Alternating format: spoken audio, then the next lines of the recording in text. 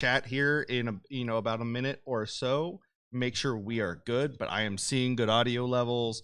We're gonna roll on over to game 2 to make sure that things are working and transitioning. So over here, we now we have a different issue. We have no score popping up around. So let's just make it up. Yeah, their secondaries are unknown right now. But we will make it up if they do not get it fixed. I'm going to get a note to that table boss. We're just going to go through technical difficulties right now, one after another. And then stream 3 is down for the night, I believe. Looks like it.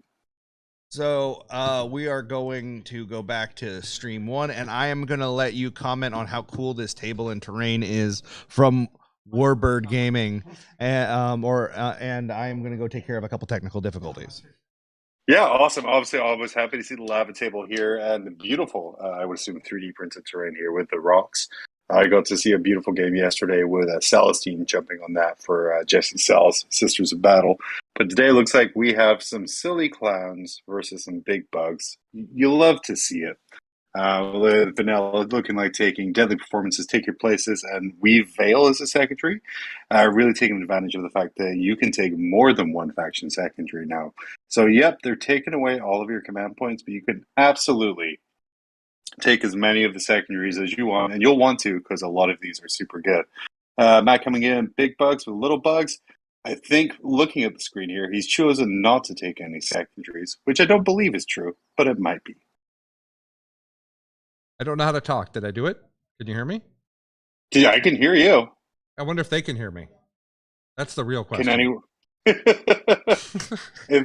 if no one else can hear, I'm trying to take over for Mitch, but no one's taught me how to do the things. So, so there's that. So the question for chat is John talking to himself? That's the question for chat. Always. Because I don't know if it's actually. It looks like it has me. So Beautiful. I thought I would stop in and say hi. How you doing, dude? So it could be better. Could be down there with you guys. So a little bummed out about that, but that's okay. Happy to help out in any way I can here. Excited to see some great games going on so far. Now, my question is, when you're commentating with Chris Irvine next, is your accent Sure. gonna come out? Maybe. It depends what area of Scotland is Chris from. If it's like the south, probably not. They're a little posher down there. If it's the north, who knows? Okay, so I was being an ignorant American and not acknowledging that there's multiple Scottish accents. Which I think is reasonable because we've established that our country doesn't teach us anything. So I think that's fair. That's fair. Yeah. A whole ton of dialects going on there, but quite possibly it'll happen. Which part of the country is going to sound the most like William Wallace? That's really the question. That depends. Hank says, "Do you really just mean Mel Gibson?" Which I think is a fantastic question.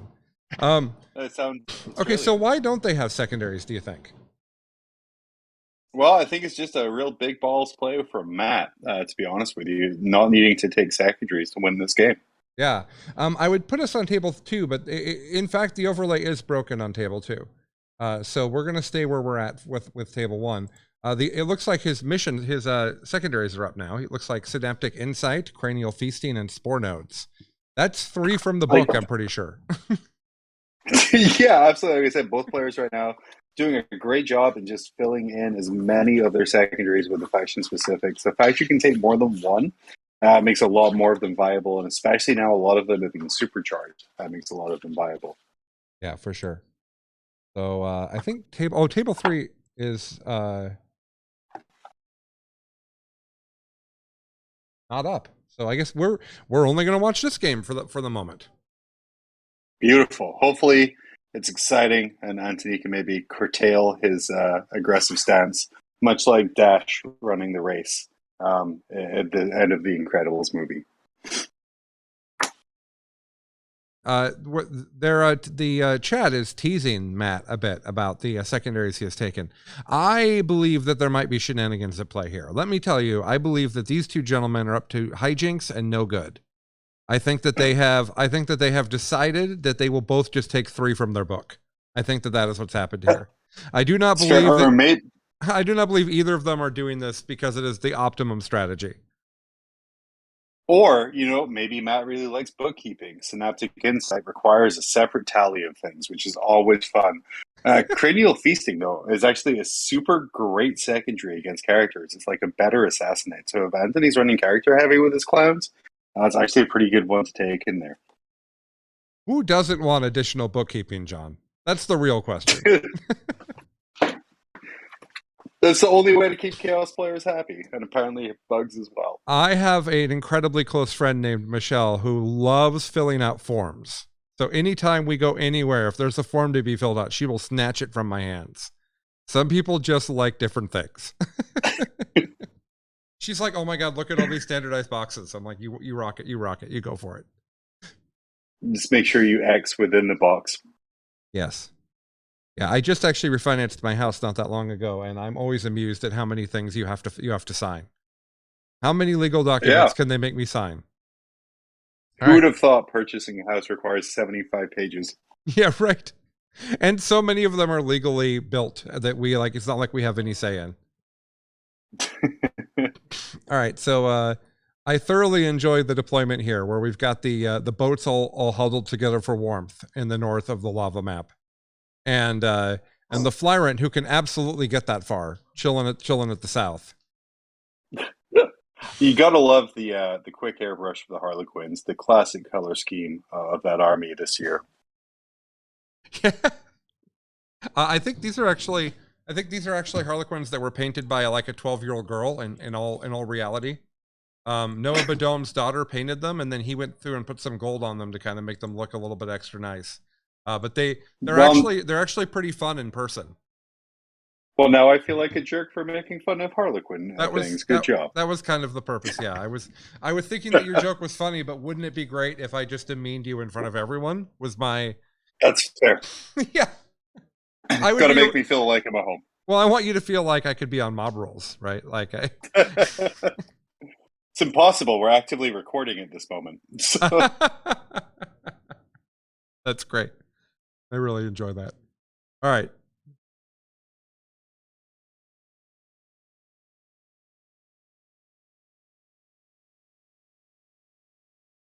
I'm just seeing if we have any update about their game so far.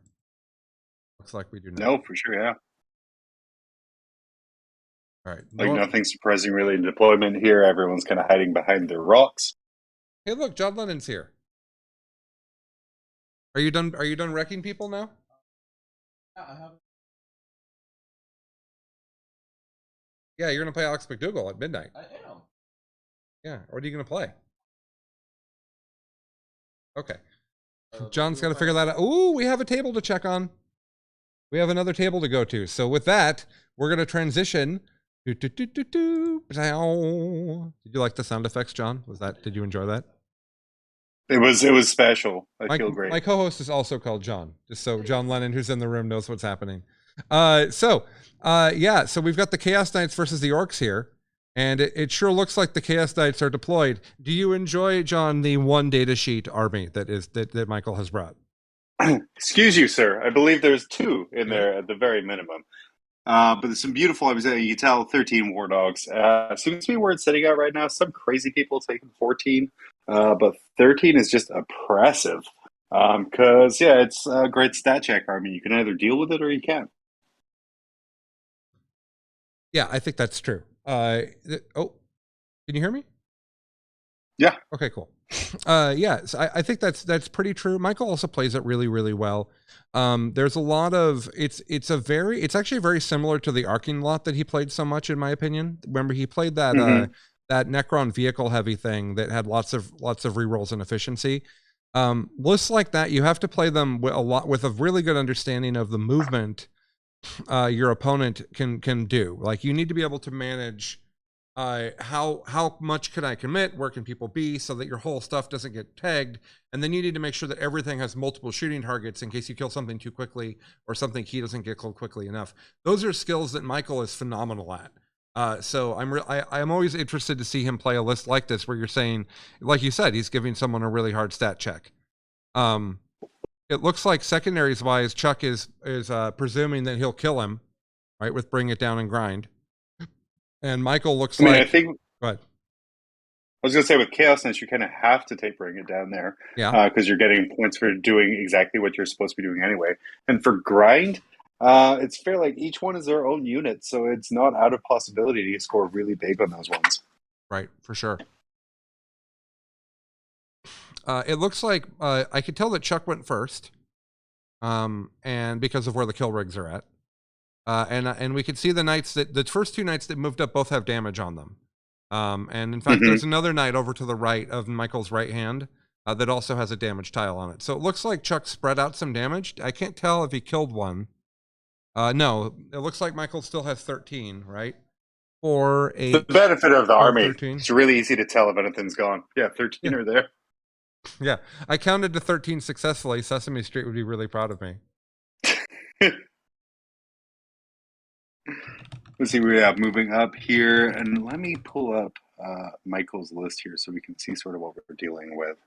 Well, you see, it's 13 of the same data sheet, and 3 of them have a claw instead of double gun, I believe is the list. But feel free to look it up. I'm not a Chaos Knight expert by any means. No, you probably for sure. know more about him than I do.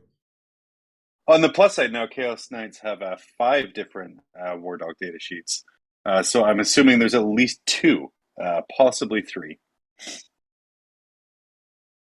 Oh, well, fair enough. It looks like over on table 2, where Steve is playing Leviathan into Deathwatch, it looks like I can't tell if they're either deploying or Fred's redeploying. I don't know if Deathwatch have a redeploy. So once they get rolling in a minute, we can go check in on them. But it looks like over here, Awesome. it looks like over here, Michael has rushed forward just 2 war dogs up to those objectives. I would imagine he thinks he's going to shoot that kill rig off, and then that one front war dog will be on that objective. That would be my guess is what his plan is here. But yeah, there's a lot of shooting happening, that's for sure.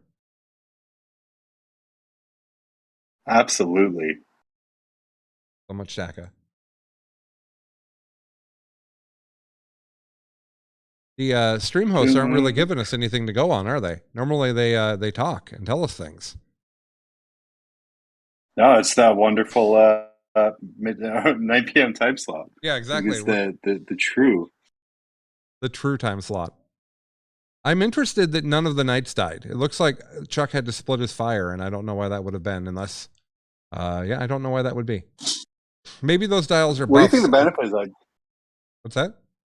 What do you think the benefit is to splitting fire between them? I don't think there is. Some of them down, maybe, or yeah, I don't know. It's a strange thing. It's not normal that for Chuck to be like that, unless he just couldn't get angles for multiple things on one.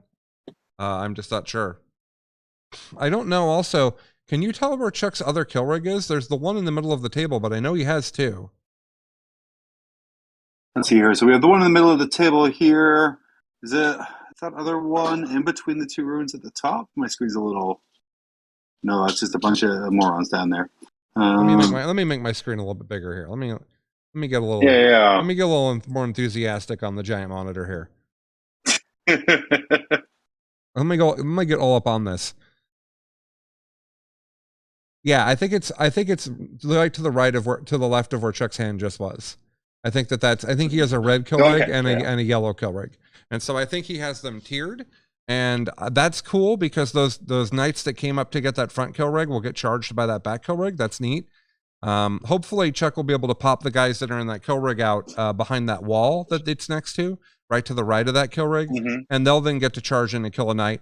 The problem, Chuck has to basically, everything in Chuck's army kind of needs to kill a knight, right? Because he's got 13 knights, and Chuck has like 13 things.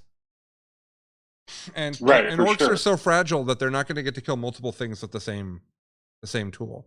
So he kind of has to trade like crazy while hopefully getting more points than Michael, which is a little rough. Sorry, just trying to find the lists here so we can kind of go through this, because the arming of the war dogs are going to really tell what Michael's doing.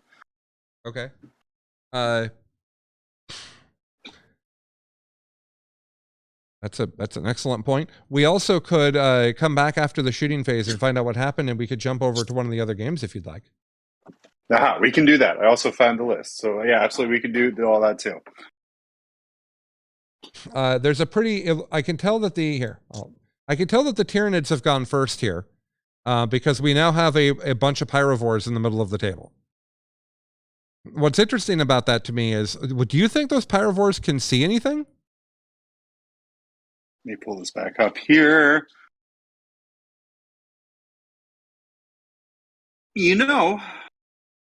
I possibly the one on the far right there has an angle in the top middle based on where the wings might be, or how they're ruling the basing of that terrain.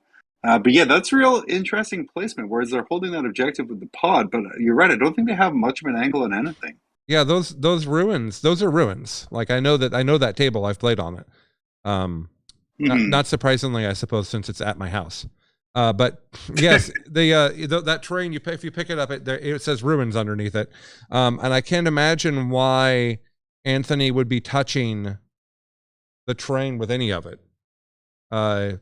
I don't know why that would be. It's very interesting. Maybe the stream hosts will tell us once they get up online, or I go over there and tell them to put things in. Are you ready to take back over?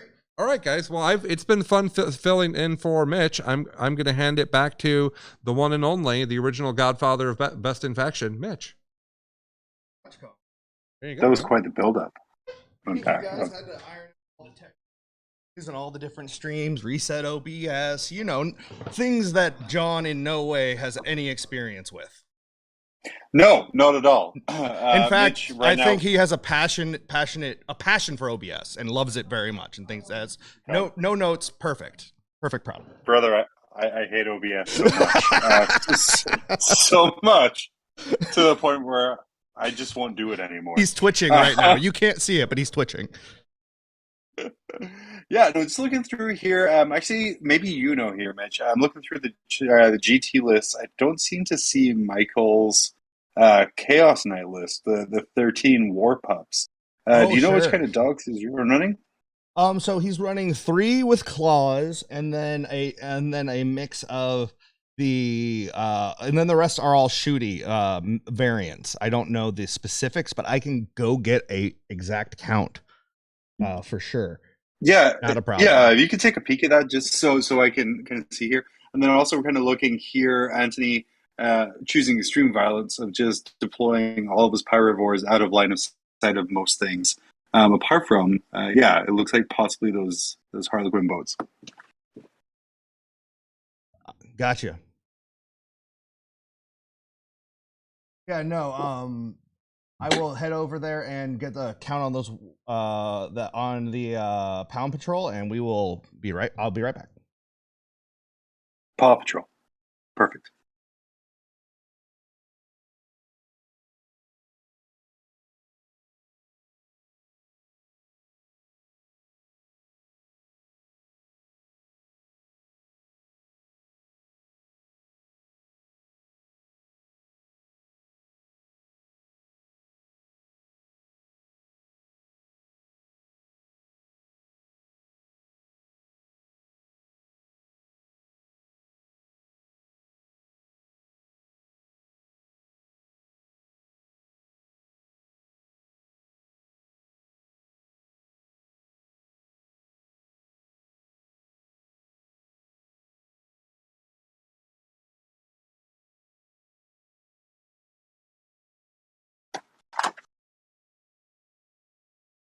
And then going through Twitch chat, Swamp Mist, I believe those fake objective markers are part of one of the faction-specific secondaries here, which I'm trying to pull up here to take a look at for you.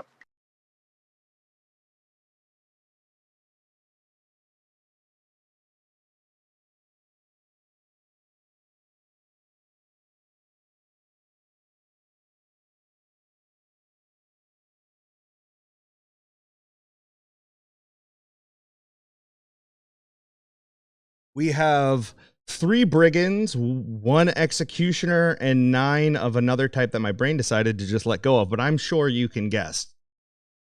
Was it stalkers? Yes. No. Yeah, okay.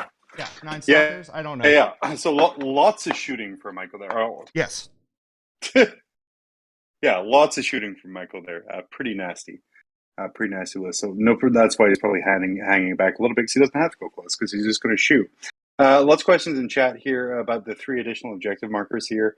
The only thing I can really imagine is Anthony took take your places, which adds additional objective markers, which are the 3 that we're seeing on the table. Anthony scores 2 points if you control 2 of your take your place objective markers, and he scores 4 points if he controls all of them. So that's what the black objective markers in the center are for. Yeah.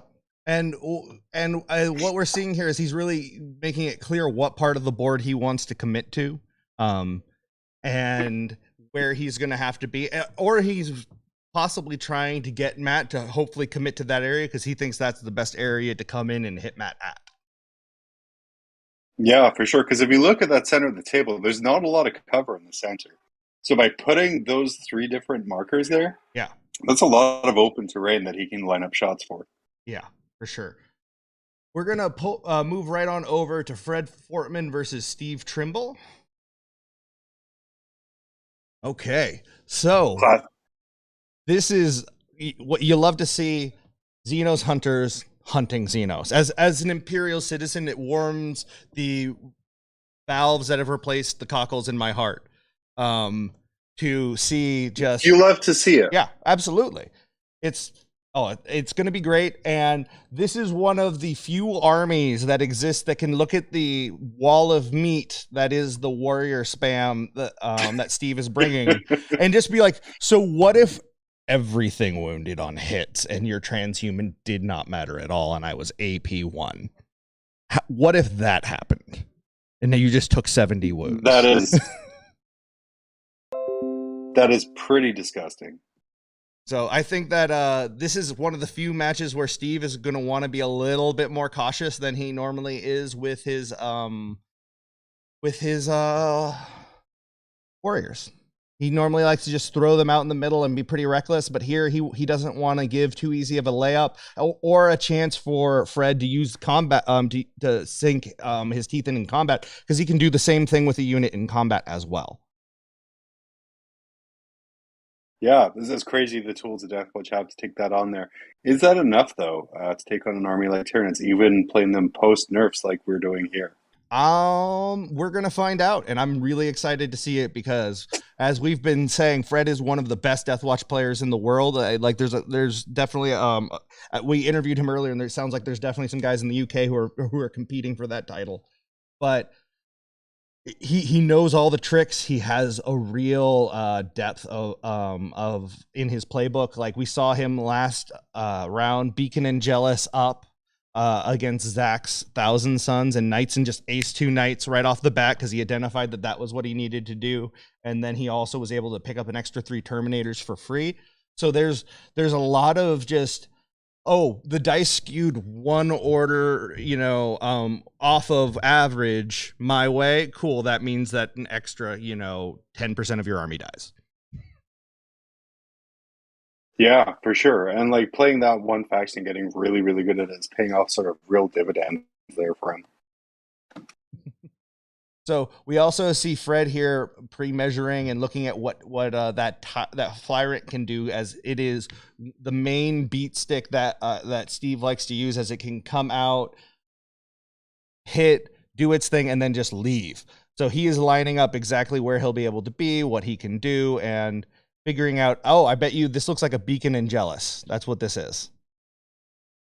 We are seeing a Beacon and Jealous is probably is what he's looking at what he can do. Mitch, what do you take of their secondaries there? Steve taking no prisoners, banners engaged, none of the Tyranid specific ones at all. Fred going in with shock tactics, banners, and no prisoners. Is this a good fit for this? So Steve's makes perfect sense. No prisoners is something that Fred gives up, although it's really kind of a win more, but it's going to be proportional to what's going on. So in a close game, it could be enough.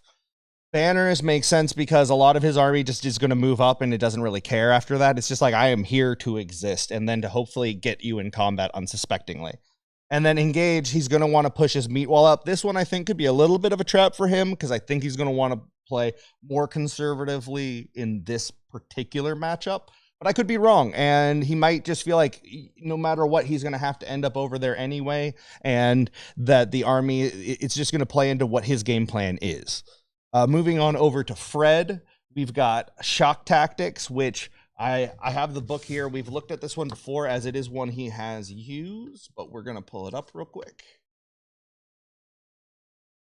So nice to have books provided by Dark Tower Gaming. Just making our life way, way easier. Shock Tactics, I think, is just a traditional, yeah, there it is, Space Marines.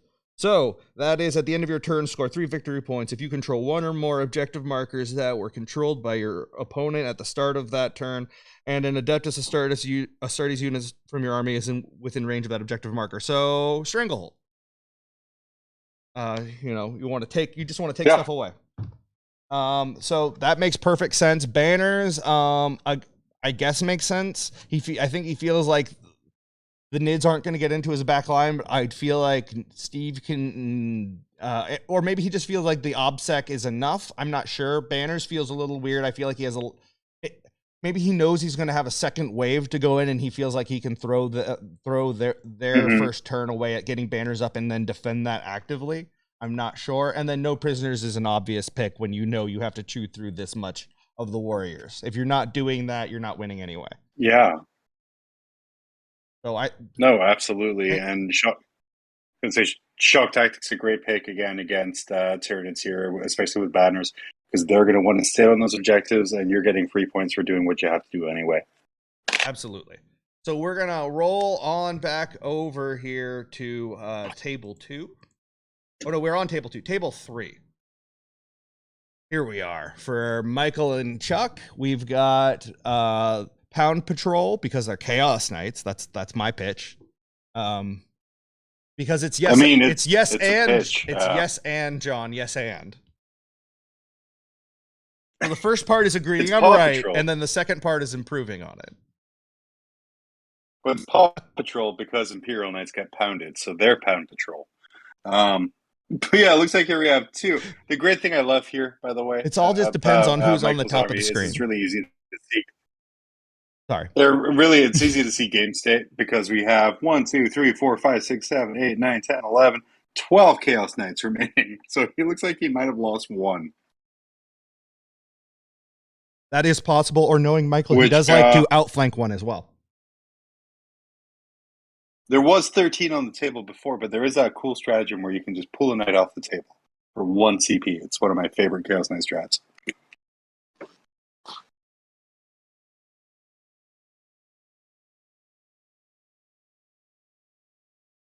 So what does Chuck have to do here to really beat this beat stick of an army, just this little stat check? Because it's an army that's inviting him into combat. I don't know if Chuck kind of wants to go in there for it.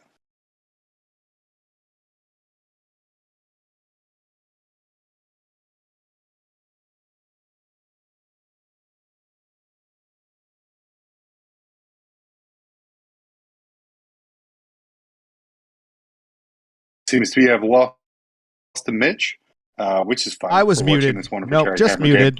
Michael's Chaos Knights. Oh, wonderful. I had so many thoughts. Yeah. No, we can see Michael applying pressure in different spots. And when you're running this sort of mono sheet list, you're looking for what flank cracks, and then you're going to just apply pressure there. Mm-hmm. For sure, Chaos Knights, the War Dog build, super popular right now. Looks like we have 3 of the double gun guys at the back with a really dangerous line of fire, because those are some melta-guns there, and the chain cannons, which are super, super effective as well. And then just threats everywhere. Those War Dogs have an insane amount of movement to really kind of encircle around Chuck.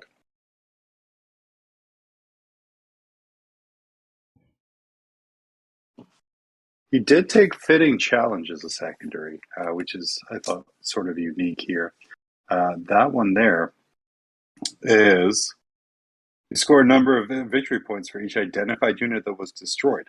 Oh, that's right. So before the battle, you pick the 3 units that have the highest points total, It's like a reverse to the last that you get less victory points for as the game progresses. So, what 3 units of chucks would be those targets? It would be my question here. Ooh, let's see here. It's Let me gonna pull up that be list. kill rigs.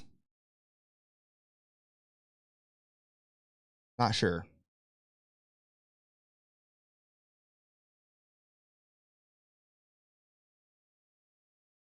Oh, I am. Man, this keeps switching to the not multi-stream chat, so I'm only seeing Twitch. It's annoying me.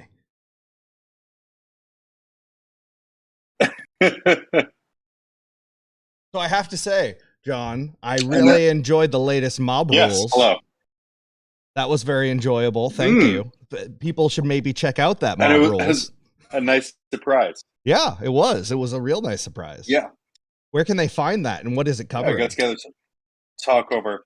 Just wherever bad podcasts are found, which, in 2022 is literally everywhere nowadays. But yeah, Danny McDevitt and I took some time to talk over the main 5 winners of the recent points updates when combined with Nephilim a little bit, as well as what we're taking to an RTT, because it's been forever since we've been to an RTT, so we have a couple fun little lists we're taking. But mainly want to talk the big winners from the points update. Games Workshop kind enough to provide us an advanced copy of the points, give us some time to go over. I will say the 5th biggest winner is everyone who doesn't play Tyranids, because, man, those point changes were brutally needed. Yeah, it's nice to see Nids are now like. It's also really cool because you see like Alex McDougall and Tyler Bortel, and they're running around with bushy tails and like hope in their eyes because they get to create new lists and find out new jank that are gonna frustrate all of us. And it's wonderful when Nids are good. Life like when Nids are good and they're not, and it's not because of broken undercosted data sheets. Life is good. We get to see really cool technical play. That's just a blast. Let's talk to Innes Wilson as well, who's I believe number 4 in the world now with Tyranids, kind of going over the fact that his list that he just won the Newcastle GT with went up about 220 points. And when the player that you tell that to responds with good, it should. That tells you a lot about this army pre-point adjustment. Yeah. No, when people are like, when everyone was like, "Oh, good, I'm happy with that." Malanthrope or the Maliceptor deserved it. I think the most interesting thing I took away from as I told you, his army list went up 1 Maliceptor. But I think the most interesting thing to take away from the balance update and the points update is we got a lot of buffs for some units. Space Marines didn't quite get those. So Chaos, we're seeing from the leagues getting a toughness 9 Land Raider. Marines don't have that yet, which leads me to believe fall time we'll hopefully probably see a new Marine book based on the lack of support they received. Fingers crossed. Or they'll just come out with PDFs for the Land Raiders once the new ones are out. Brother, you can't sell a PDF. But you know what you can sell? A lot of Land Raiders. And you know what I guarantee you Games Workshop has from the last 20 years? A lot of Land Raiders. A lot of Land Raiders. Gotta make room for those Proteuses. Absolutely. We gotta sell the old hotness so that make room for the new hotness. WB Jeep guy over on the FLG stream is letting us know. He's asking, just woke up, were there any Death Guard games today? I don't think there's any Death Guard at Charity Hammer this year. Is that right? Nothing for the tournament that I know of. I have not seen any Death Guard, no. Unfortunately. It's crazy. We had people because there were the big winners coming up. Yeah, we would have had people who would have played it, but they are not here, or they did not bring that army. Because who would have thought Death Guard would suddenly get real good? Or Necrons. Necrons, quite ridiculous. Waiting for the clarifying FAQ to come out very soon to let us know all of the silly jank cannot happen. Because if I see a single Silent King on the table between now and that, then I will just instantly concede the game. As with current wording, a Technomancer can revive the Menhirs, which gives so much durability to that big stupid model. Absolutely. So we're gonna roll on to table 1 for Matt versus Anthony. Here, we're gonna get an update there. As we are now starting to see some clowns get stuck in, some violence be enacted. I'm assuming like that sort of goes with the territory. Yeah, and definitely looks like I was questioning before why Matt would put all of his pyrovores in the center like that. But if you look at the deadly perform or the take your places marker in the center of the table, he put those pyrovores there defensively to really stop Anthony from coming in without exacting a heavy toll and grabbing those special markers. Sure. So let's see here. I'm trying to just decipher everything. So we've got some bikes on the middle right objective there, along with the pyrovores from the pyropod, and then a big old squad of warriors on the other side of those bikes. Man, that doesn't look good. And yeah, no, this is a lot of things going on. We're gonna see if Anthony can dig himself out, as it does look like it is his round 1. Yeah, for sure. And like I said, those pyrovores cutting off a ton of the table, Flaret hanging back and being a threat. We even have that Harpy top left. A lot of threats on the table, but Harlequins, famous clowns, able to deal with a lot of high toughness targets from short range. This is true. They just have to make sure that the flyer in is there when they want to shoot him, and he doesn't leave. So, John, what do you think of the secondaries that we've got for these players here? Well, I talked about this with Colin a little bit while you were sitting swearing at OBS. It looks like both players just took all of the faction secondaries they could, maybe to try it out. I think it's a really unique thing to have. But a couple of things. Cranial Feasting. Love that secondary for Tyranids, especially in our CP drought world that we live in. The ability to it's essentially assassinate with extra CP that you can generate too. So I love that for that, especially because it's assassinate with extra steps. But those extra steps are sometimes they're good, CP, yeah. Which again, which into an army like Harlequins or Gene Silver Colonel, things like that, it's a really great secondary to take. Because you're going to see generally a lot of characters there. The other ones, like, take your places. That's a cute one there. We'll see how it plays out. But it looks like, to me, there was some kind of gentleman's agreement to just take faction secondaries to see how it went. Absolutely. So, yeah, I think that's going to be interesting. What I find funny is since they both did that, it's the kind of thing where, like, the data that they get from the game is kind of, like, mixed. Because it's like, well, I was playing against someone who was basically doing the same thing as me. I don't know if I'm ever going to play against that again. But no, still a great game. For sure. I think the Warriors are going to be a real problem for Anthony, but we'll see if he's going to be able to chew through them, because they are taking that mid-table quickly. Yeah, for sure. And like Tyranid's filling up the mid-table super, super quick with enough threats hanging back that if a couple of those things go away, it's not like the Tyranid Matt's going to be at the end of the world here. Speed Bugs being the name of the list and the way it's played as well.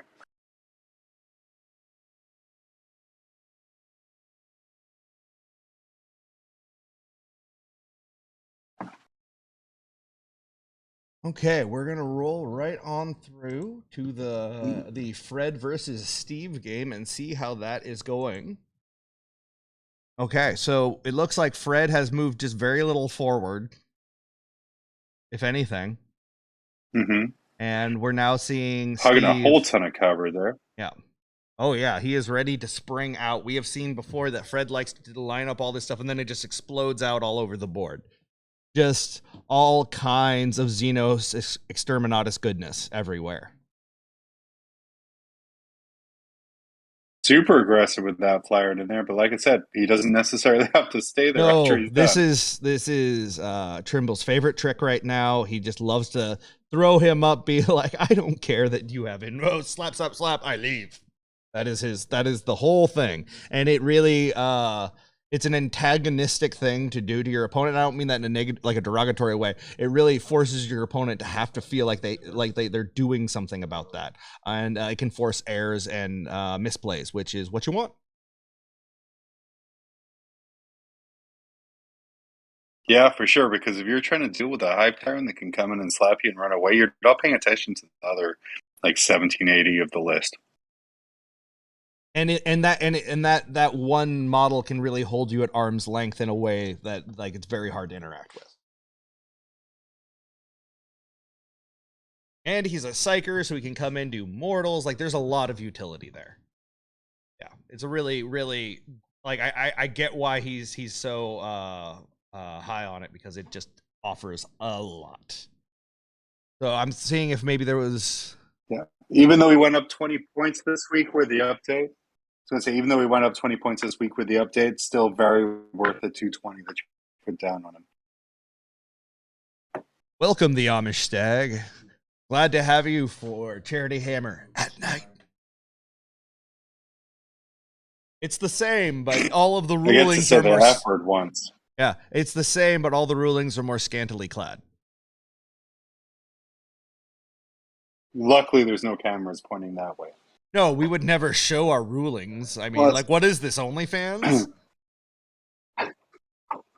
And then, well, here's a question. In the in-between stream, when you were talking to Colin, why is it so many Warhammer players don't wear socks? Oh, just And another step. is that too hot for Twitch? Just another step. They're min-maxing. They're min-maxing their footwear. They're min-maxing clothing. The next station, competitive 40K, you don't want to be around for.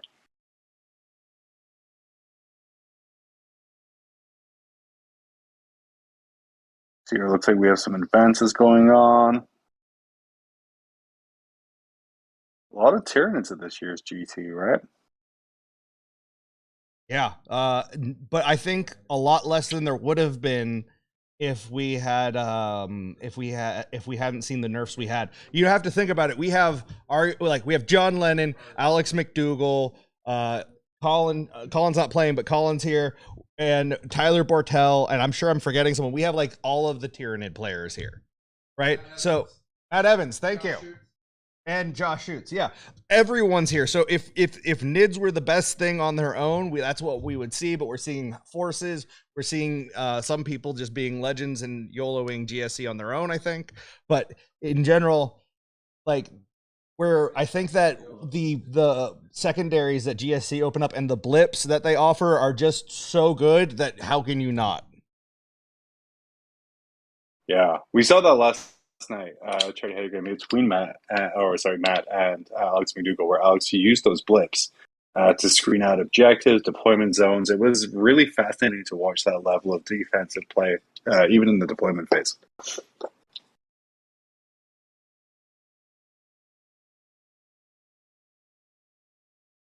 Okay, so we're going to move on to the next table here, back to Michael and Chuck. And Paw Patrol! Pound Town. I'm just going to keep changing it more and more. It's going to keep adding things here. Yeah. 1, 2, 3, 4. It's going to be a Custodes name. Okay, let's keep counting War Dogs, children. We have 1, 2, 3, 4, 5, 6, 7.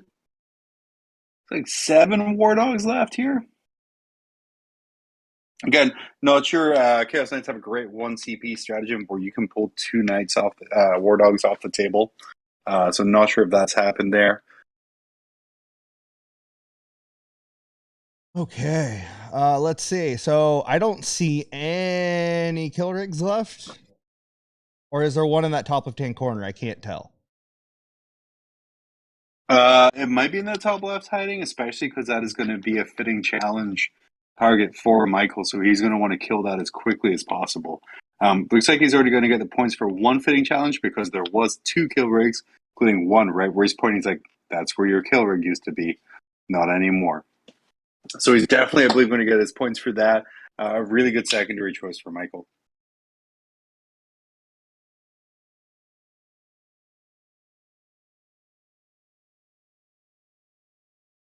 And fitting challenge, actually, just a really great secondary in a world where we don't have to worry about to the last anymore. People taking smaller units. Having a secondary where you're encouraged to kill expensive things really hurts some armies.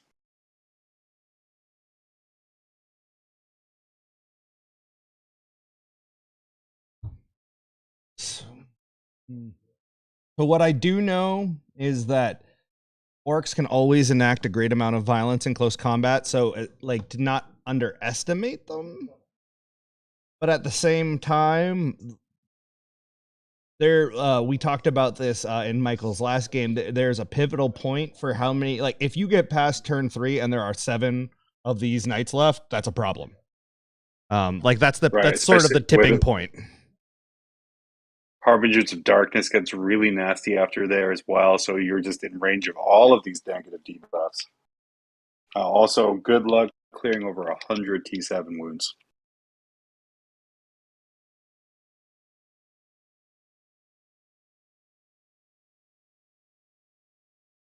Yeah, it's just so hard to do. I think it's important to note that we see Michael in the dominant standing position, Chuck maintaining a submissive sitting position during this turn. Don't know if that's a talk of how the game state is going.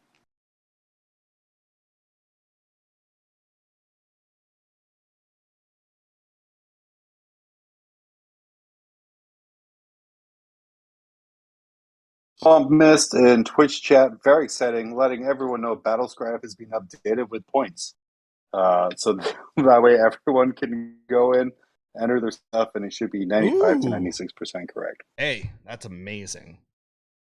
It's better than an Excel spreadsheet. A shout out to all of those volunteers making Battlescribe still work, like with the duct tape and like I don't know, like super glue that you guys are like keeping that thing chugging along. Good job. We appreciate you.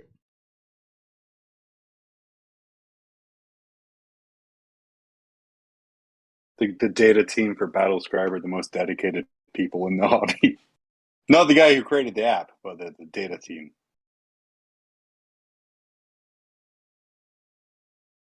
All right, so checking out the chat here. Let me see. Looks like Fred on the other table is army-wide Space Wolf Tactical Doctrine. Chuck, why don't you... Oh, sorry. Mitch, why don't you tell us what that is there? Sure. That is going to give him a +1 to hit, I believe. And then he doesn't get the super doctrine, so I believe it's just mainly the +1 to hit and maybe access. No, he doesn't get access to the stratagem for heroic intervention with his units.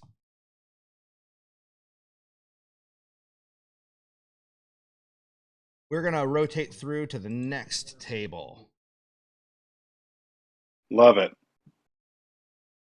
Back here. It's a very silly clown game. Oh, man. This is looking better for clowns than it was. There's a lot less stuff. There is a distinct lack of warriors. There's a lot less stuff on the right-hand side of the table and on the left-hand side of the table.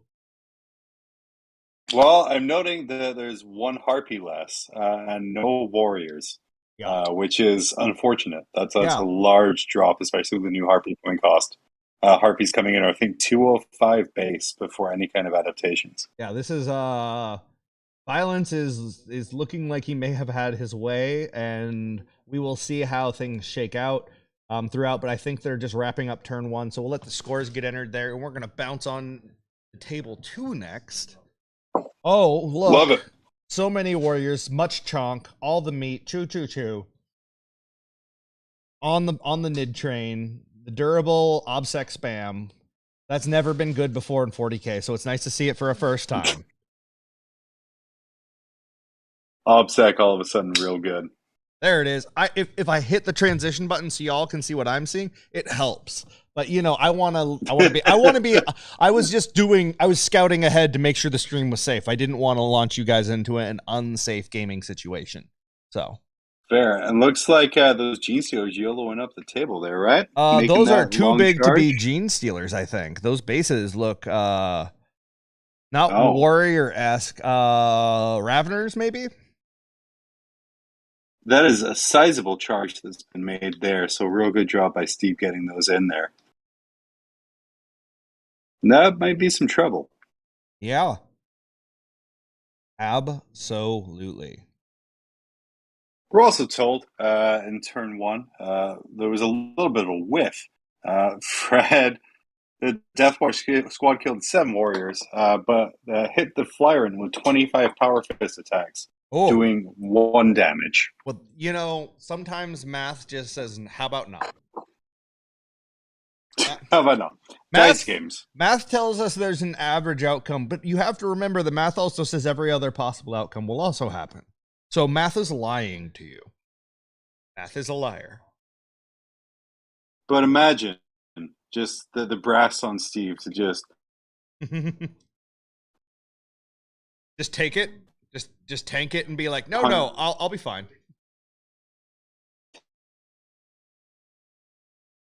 That is impressive. How is our audio sounding for the streams? I'm getting a little bit of putting here and there, but that could just be background stuff. So if it's sounding good for the audience, we will soldier on. We're going to roll on to table 3 while we wait for them to let us know how we sound. I mean, I know you sound wonderful, John, but I want them to tell you. Because Perfect. you need positive affirmation from other people. At least that's what the couples therapist said. I always do. I always do. Gamma Ray Gaming let us know that Battlescribe is actually an advanced AI run off a battery made out of a potato, which Name makes Tyler? it you could run you could run Doom off of Battlescribe, is what that tells me, with enough Battlescribe lists. Oh man. Well, now we have to now while All right, what are we seeing here? Okay, fine. We're not going to talk about the game that looks like Quake/Doom for 40K. Nope. Oh, Bolt gun looks Yeah. quite amazing. Yeah. No, we'll save that for when we need to vamp later. So in this game right now, what we're seeing is a total of 7 war dogs still alive.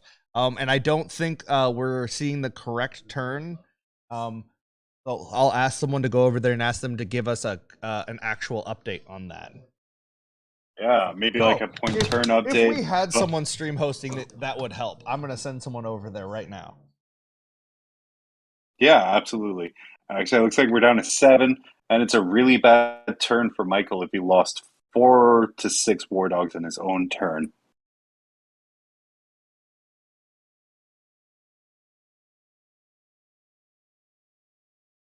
That war dogs are doing work. That orc army is getting less and less every time we go back. Yeah. Problem being, every unit Michael loses hurts a little bit more than every unit Chuck loses. Yeah, it is. The attrition exchange is not equal. But we do have someone heading over there to get us updated scores so we can know what's actually going on for this table. We're going to hang out here for a little bit, and now we can talk about bolt gun. Now we can talk about bolt gun. Let me tell you, do a little show on the Monday nights. I'll just be streaming bolt gun the week that comes out, and that'll be it. Maybe some royalty-free classical music to go in the back of it. But that is all that's going to happen. I am excited too. It looks great. Yeah. So good for Gamma Gaming let us know. So good feeling thought. That feeling when you're painting your squad and they all are coming together and you don't have to ask what now, what next. That's pretty fantastic because somebody's just batch painted 14 war dogs. When I had the Frodo meme at the end of that army painting experience, but like it's over, it's done. But then I looked over at the pile of weapons I'd magnetized and not actually painted. Oh, you did that to yourself. I did. So slowly working through some melting guns now. What we call an own goal, I believe. It's just like, oh, so proud of my big pile of Paw Patrol pups. And then I just saw all the melting guns that I'd have to do when I eventually get bored and decide to make them all shooty, as Michael is down here. So we are down to 6 little knights in Pound Town, and they are certainly living up to the name of the list. Mitch, I'm going to ask you never to say 6 nights in Pound Town sequentially again. Oh, no, I think that's going to be clipped and it's going to be said a lot. Yeah, or just 14 nights in Pound Town is the name of the list. Actually, I think that's a Christmas carol.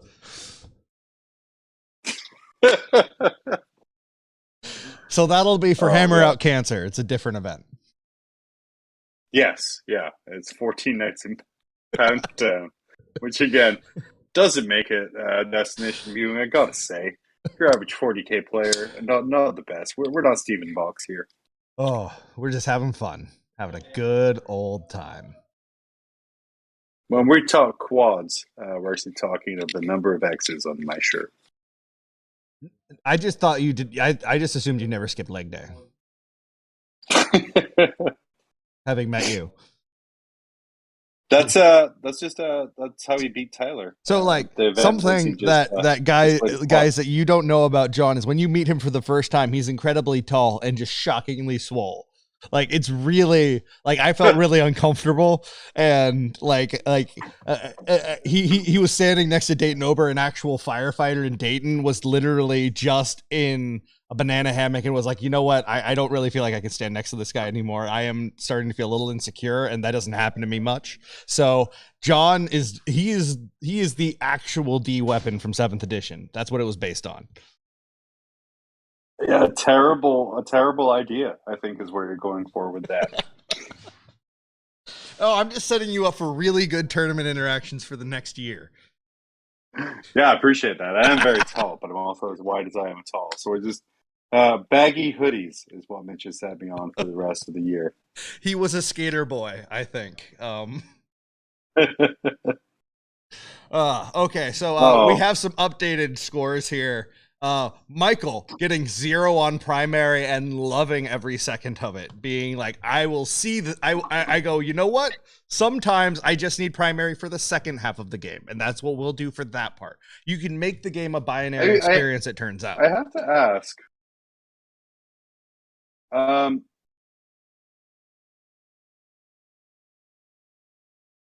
Yes. How's Michael at 35 points per secondary? So let me explain to you how Abhor the Witch and Assassinate and Fitting the Challenge all stack with kill rigs. Oh, that's a terrible combo. Chuck, what are you doing, sir? So, yeah. So, oh, God. I like that. All I had to say is just say it out loud for John, and he's like, oh, I got it. I forgot kill rigs for psychers. Man, that is terrible combo. So Michael literally said, you know what? I don't have to play the primary game until turn 3. That is fine. Let me just kill everything I can. If anyone could provide me with a photo of Chuck's face when Michael announced his secondaries. As that realization dawned. He was Shaco from Disenchanted. Oh. Oh man, Chuck though, really good turn for primary. Looks like we got some bring it down points coming in there. Not sure about Warp Ritual, especially seeing as most of his psychers died. How do you feel about him taking Warp Ritual? Where I'm assuming the 2 kill rigs and maybe a weird board. So I think that I think his idea there was, hey, I have to go in the middle anyway and do this thing. So I'll just my psychic powers aren't going to be super great into these vehicles. I'll just get the psychic action and still be able to charge and do the things. But I don't think that worked out. I just think that what we're seeing here, and it happened to Tyler Bortel last round, is we're seeing games where the list, like, people are figuring out the limitations of the list, and they're like, oh, this ran out of gas, or oh, this stacked differently, or just operated differently than they expected. Everyone is having to readjust to this new meta churn, and that's what we want. That's what makes 40K exciting. It's a new problem to solve. It's all back on the table, boys. Everything's on the menu. Bust out all the models you love, try them out, throw most of them back in the drawer, and then enjoy the ones that you love or that are good, depending on how competitive. Yeah, what you're seeing here, guys, is some of the best 40K players in the world getting 2 days' notice of new points, about a week's notice of new missions, and less notice of balance updates, throwing as much poo in the wall as they can and coming out with some great kind of weird lists we wouldn't say before. Michael with his 13 nights, Chuck with the kill rigs. The guys are trying to figure out what works best in this new environment. Yep, and I think it's really important to see that even veterans of this game of 20 years like Chuck are trying new things, and they might be like, oh, you know what, that did not work, and noted, data collected, moving on. Losing is learning. Don't get discouraged. The point of experimenting is you will find things you succeed at, and you will find things that you knew you were going to succeed at, and then you will find things that you were surprised you were going to succeed at. And it's that last category that actually lets you be able to build your own tech and depth of strategy into the game and add your own flavor to the army, because you came up with it and it's your part. And even if someone else is doing something similar, this one is yours. Yeah, absolutely. We can't speak highly enough about, again, throwing poo on the wall and seeing what sticks rather than grabbing someone else's. I disagree. Someone is going to have to mop this. It's been sunny. It's starting to cake. People are passing out. It is not okay. There have been multiple people aren't wearing health code violations. Who put the food table next to this? People are not wearing shoes there, and there's all of that poo on the And there's ground. not even a Mark Perry.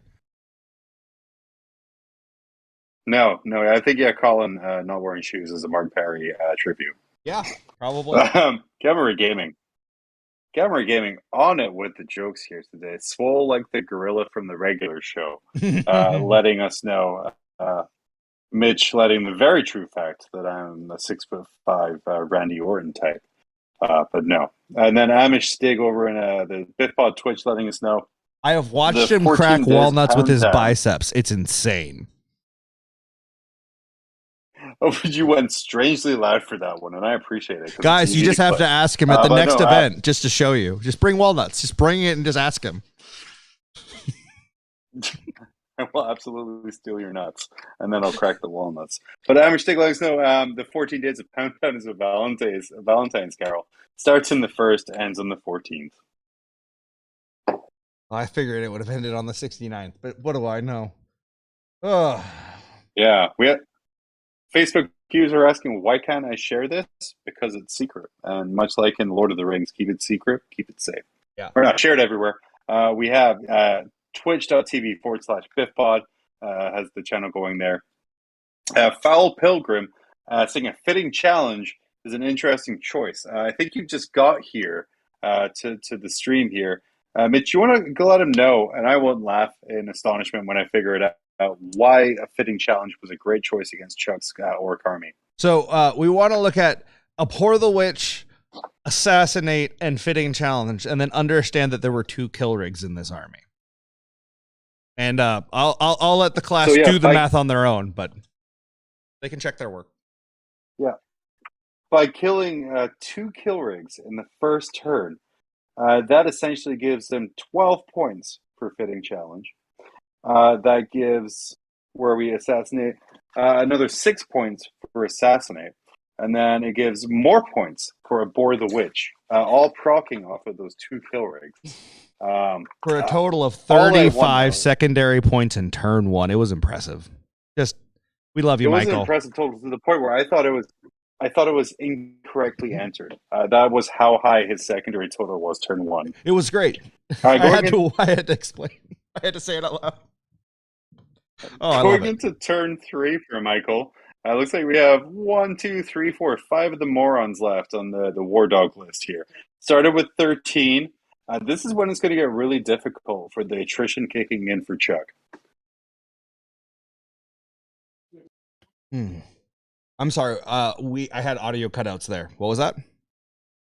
Yeah, I was going to say, going into turn 3 for Michael, still having 5 of the idiots left from the 14 Days of Pound Town Paw Patrol night list. It's going to get pretty difficult here for Chuck because the encroaching the dread range, we have now a bunch of buffs going. We have at least 3 different buffs going for Chuck's, or debuffs going for Michael into Chuck's army.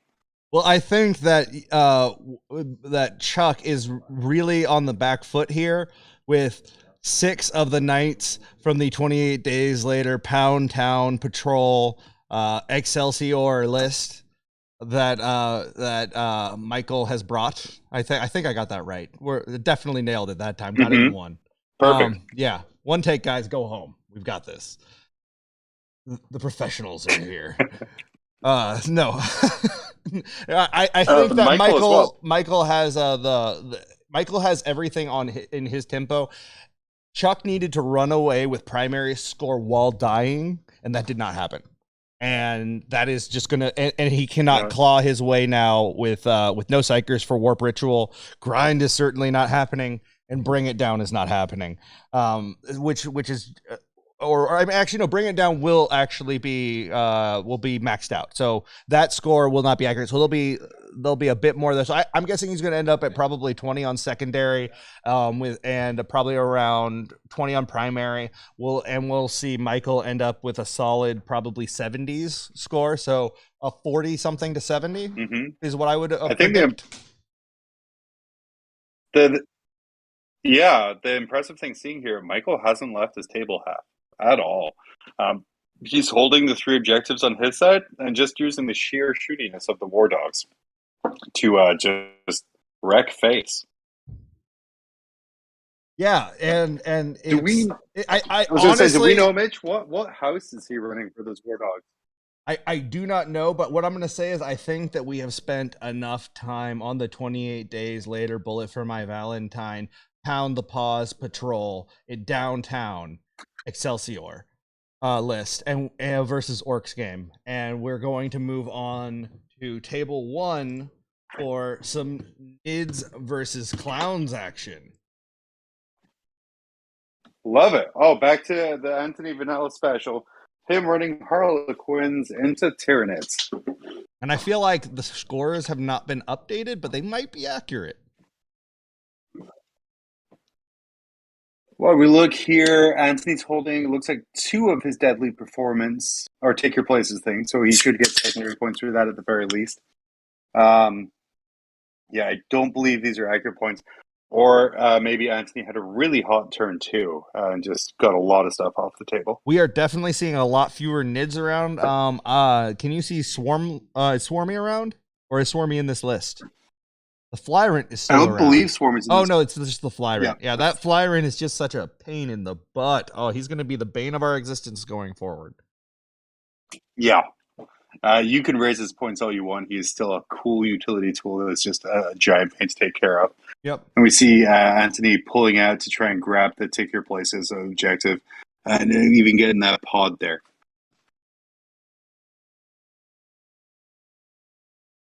Absolutely. Okay.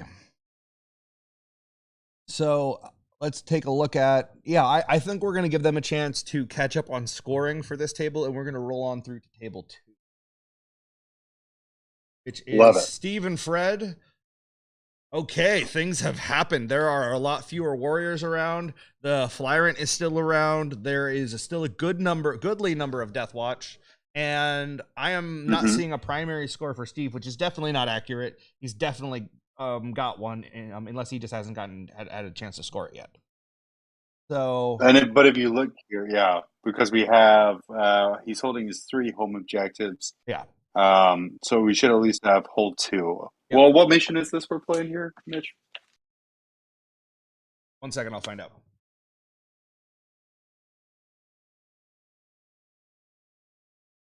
Tide of Convictions, John. Tide of Conviction. So you know what? We're gonna take a minute here while there is some movement going on. Looks like some charges are getting set up for the Deathwatch, or maybe they're just gonna shotgun those warriors. And yes, I do mean drink them, but we are here for a charity. It's a really great charity. What charity is that, John? I'm testing you. Man, we're here for Child's Play. We're here for Child's Play. Let me tell you, Child's Play is an amazing charity that helps sick kids in the hospital make their time there as good as it possibly can be, providing them entertainment, mainly through things like video games, and not just the games themselves, but people who can go in there and help set up and really make what is usually a terrible time in their lives as enjoyable as possible for them.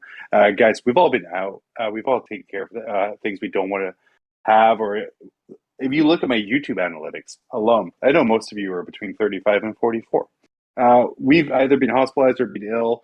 Video games or other kinds of entertainment have really helped us through, and Child's Play does an amazing job of making sure kids in need get those things. And every penny you donate to Charity Hammer goes right to Child's Play to make sure that we are giving the most bang for the buck. Fred, you're seeing here. Steve, you're seeing here. they're not being paid. They came in their own dime to support this cause and make sure that we get the message out that these kids need this entertainment, and it's something that Child's Play does really, really well.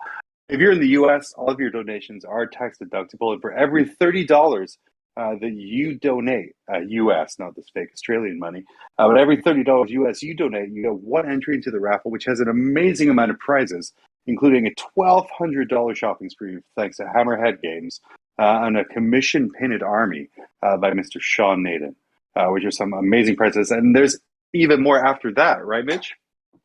Oh man, there is so much stuff. We have crazy models. We still got the Catachan Sergeant, the limited edition one that's like $200 to $400 depending on what time of year it is. We've got another limited edition guard character, a bunch of other crazy stuff, just so much. We actually still have people showing up and adding donations to the pile as they show up for their games. It's a great way for people to kind of look at stuff and be like, you know what, I've owned that model for 3 years. I'm not going to build it. Let's make sure someone else gets some use out of it, and we get some money for children and raise it for a good cause, and we get some amazing games of 40K going. So we're going to go back to the games, but donate. We'll be doing another give out at midnight. I don't know what it'll be yet, but it's going to be something good. We've already today given out a Baneblade, Kilty Moctarius box, Morning Ball, a bunch of sisters, tanks, Bellacore, the new Mephiston, just all kinds of cool stuff. Get those $30 donations in.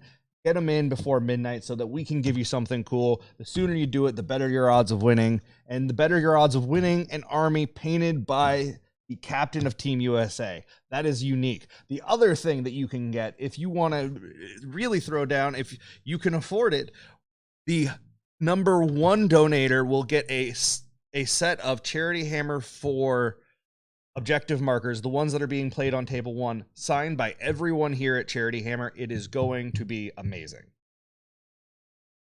Yeah, for sure. Couple of things we're going to jump into in chat. Send your Tepic. Dollar reduce absolutely can. Just not to the U.S. government's IRS department. And then Foul Pilgrim letting us know that Fitting Challenge maxes at 6 victory points per turn. I believe the table did know that, but we're having some delays in updating round numbers.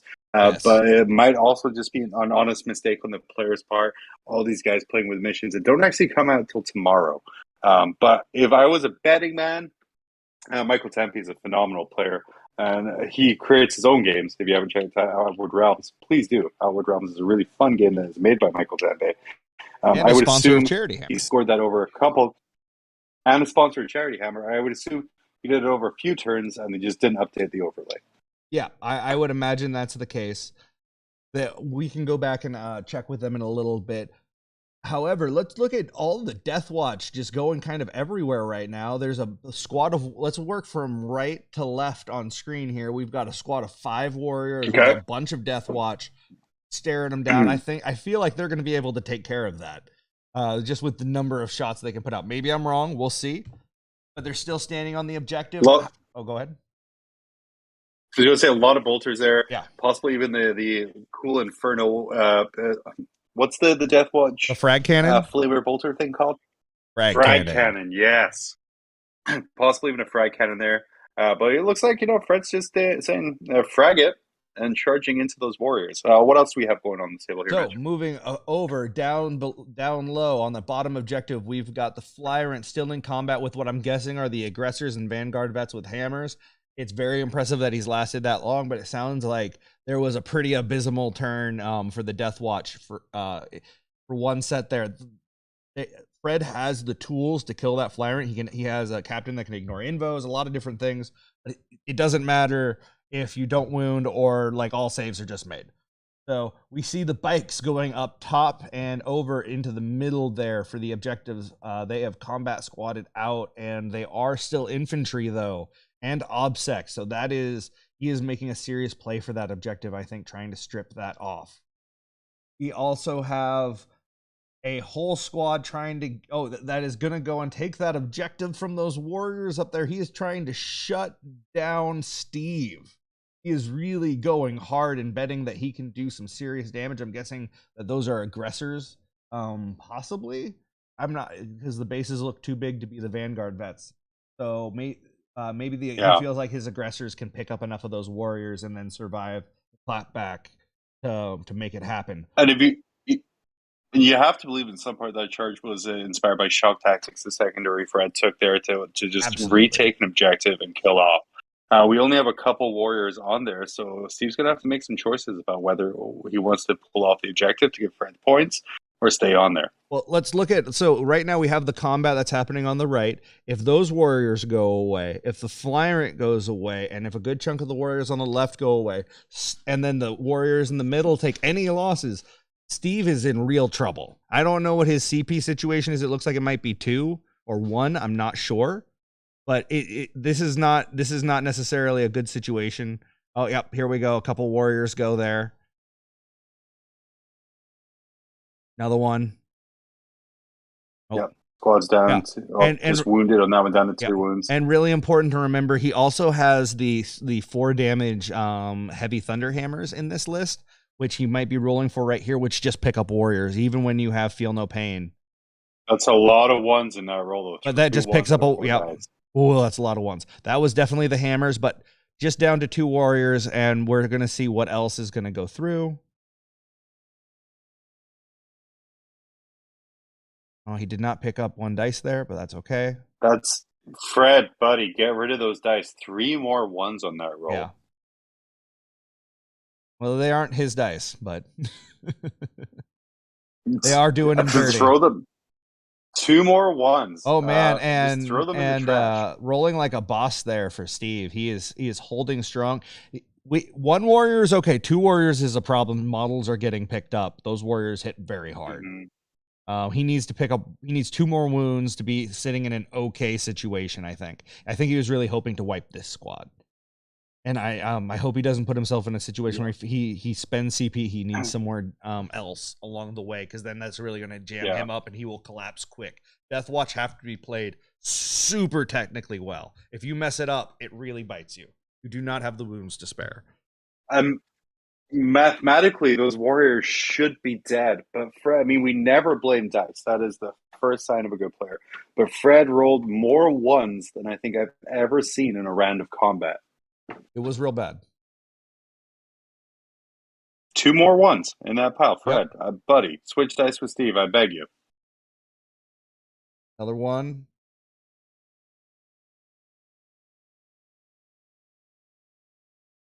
Nothing. Nothing on that. Fred.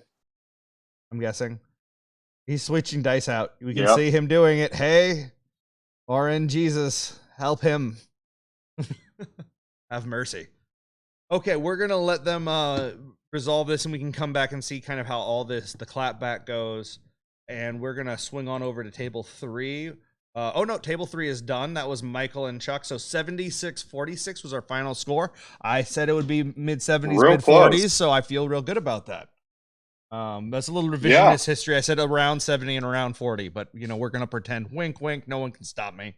It's not like anyone's recording this.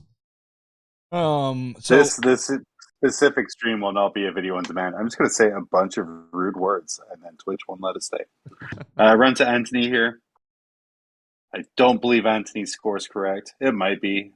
John, could you go over there and ask table 1 to update Anthony's score, because it doesn't seem correct. It's 18-0? Okay. I'm getting feedback from the other Mitchell that that score is probably correct, because it's just a very tight, like none of the secondaries are going the way they want. Yeah. I want to remind everyone, Anthony did ask Crowdsource what he should bring to Charity Hammer. The popular vote was Blood Angels, but he took the meta vote. They got nerfed into the ground. Oh, wait. They got better. So I think we're seeing kind of just karma play right here. Yeah, I think that we are seeing the Ghost of Sanguinius hook up with Segarak and be like, yeah, so I've got a really funny play for these guys. Bro, it's just a prank. It's going to be a tragedy. Imagine this prank. Yeah. We're just going to not score. Yeah.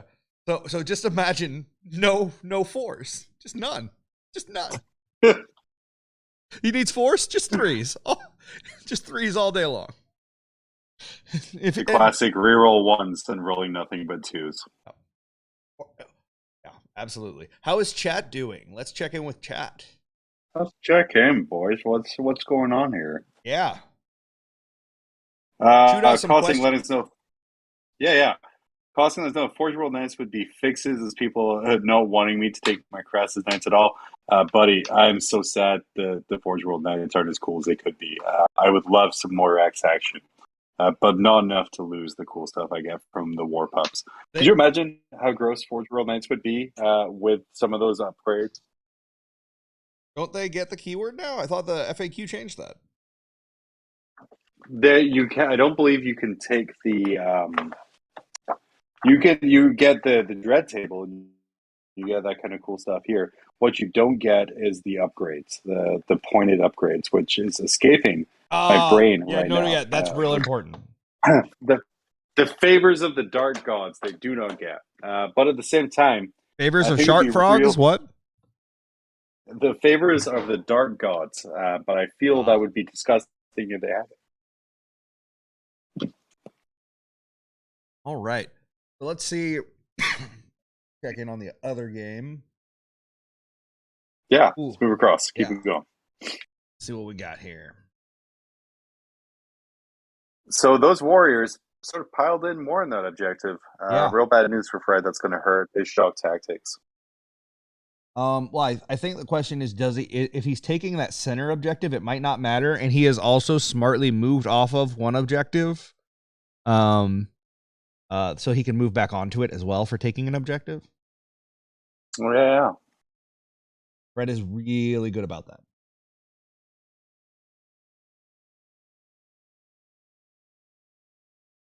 Looks like that Flyron is no more, though.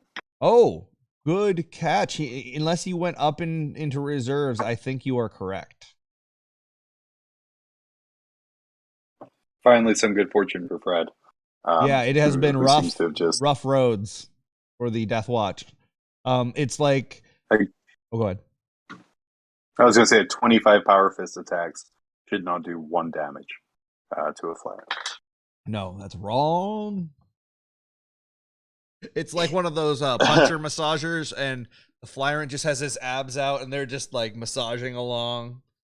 Guys, I'm getting notes here from the stream. The Hive Tyrant died to 2 chain swords, which is, if that's not a great Warhammer story, what is? Absolutely.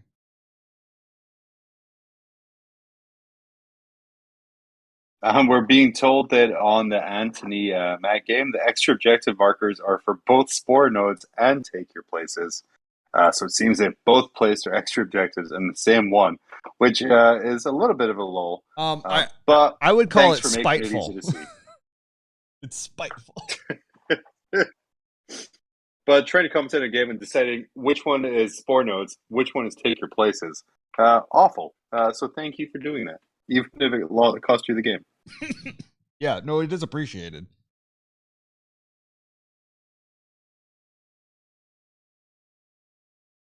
Fred looks like he's rolling some saves here.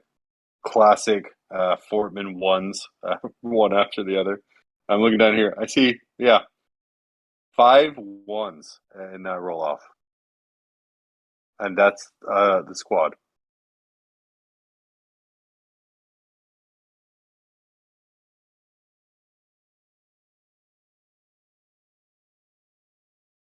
That is very disappointing. Fred had that unit wiped out there. Statistically, probably shouldn't have, but when, again, you dice games, man, sometimes you just fail saves. Yeah, I mean, that's just the way it goes. And I think that we are seeing that is sort of what the difference between Steve's list and Fred's list here is that Fred's list counts on averages of damage output, whereas Steve's list counts on reverting to the mean for durability. And one of those two things is much more consistent than the other. Yeah, for sure. And again, not taking anything away from Fred. He's a phenomenal Deathwatch player. Amazing. Steve, multiple GT winner. Mm-hmm. Gamma Ray Gaming, let us know. Sometimes you're the butt, sometimes you're the stud.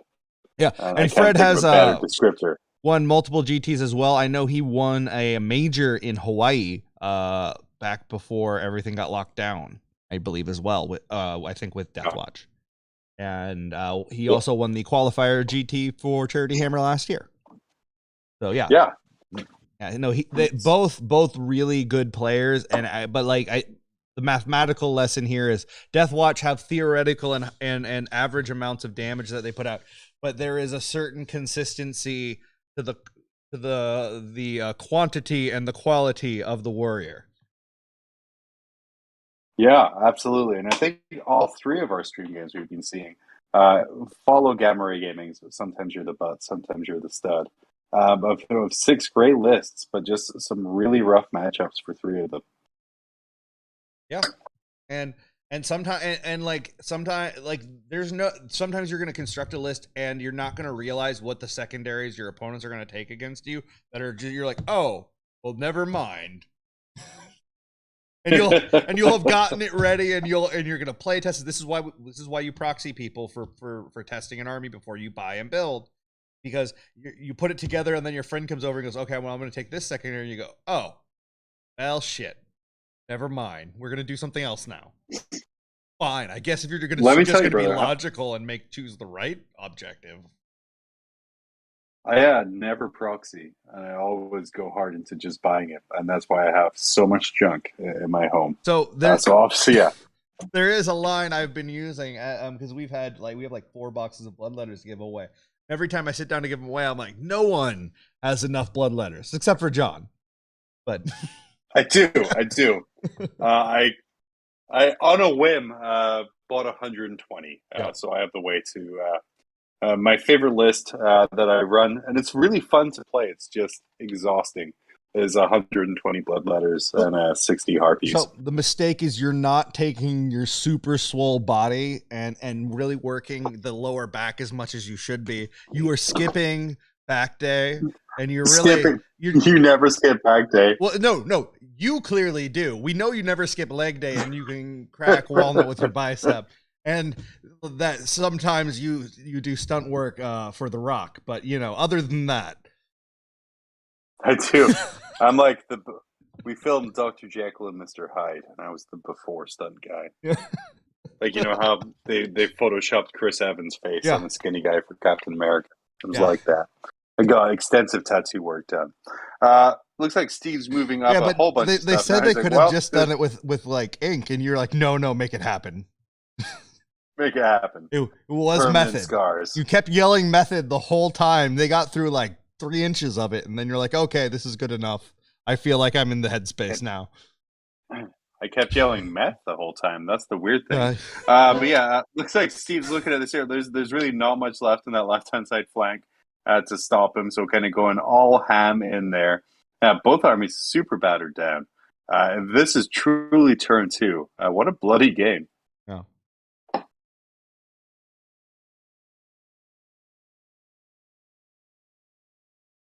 Yeah, he got the tattoo to get into the headspace to break down the dichotomy of the Dickensian Jekyll and Hyde, like he said.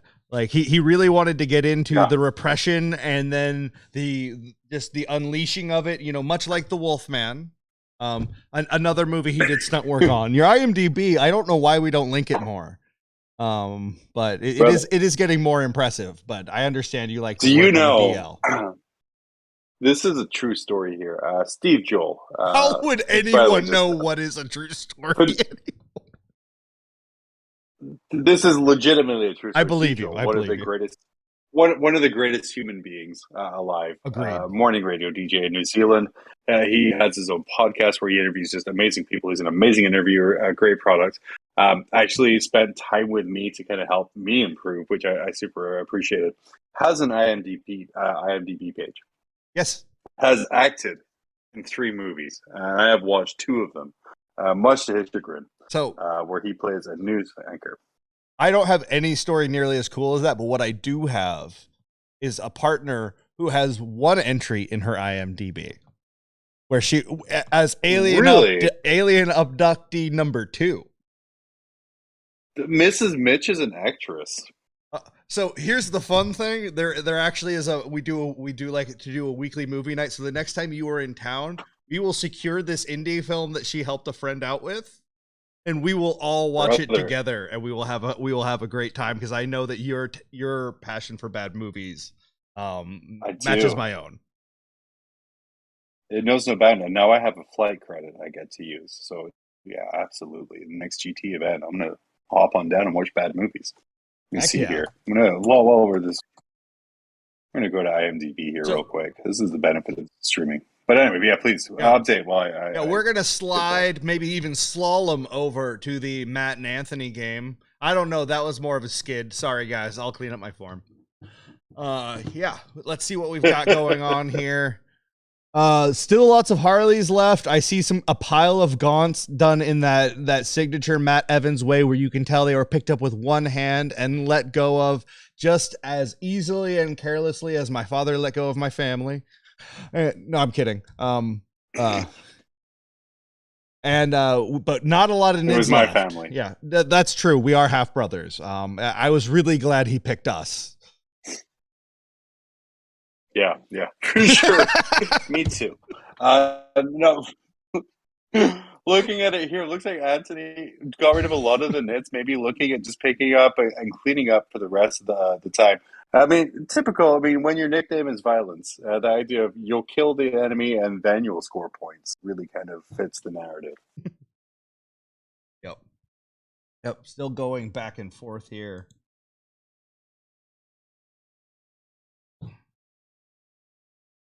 So yeah, let's just jump in on here real quick. Yeah. Steve Joel was in a TV movie from 2008 called Aftershock, where he plays Alex Smith, who is a news anchor reporting on terrible earthquakes in New Zealand. Amazing. He was in the What Now? 2001, he was in the What Now 20th birthday special, What Now, for Kiwis, when I was probably a popular New Zealand show. He played himself and also a character called Manly Jack.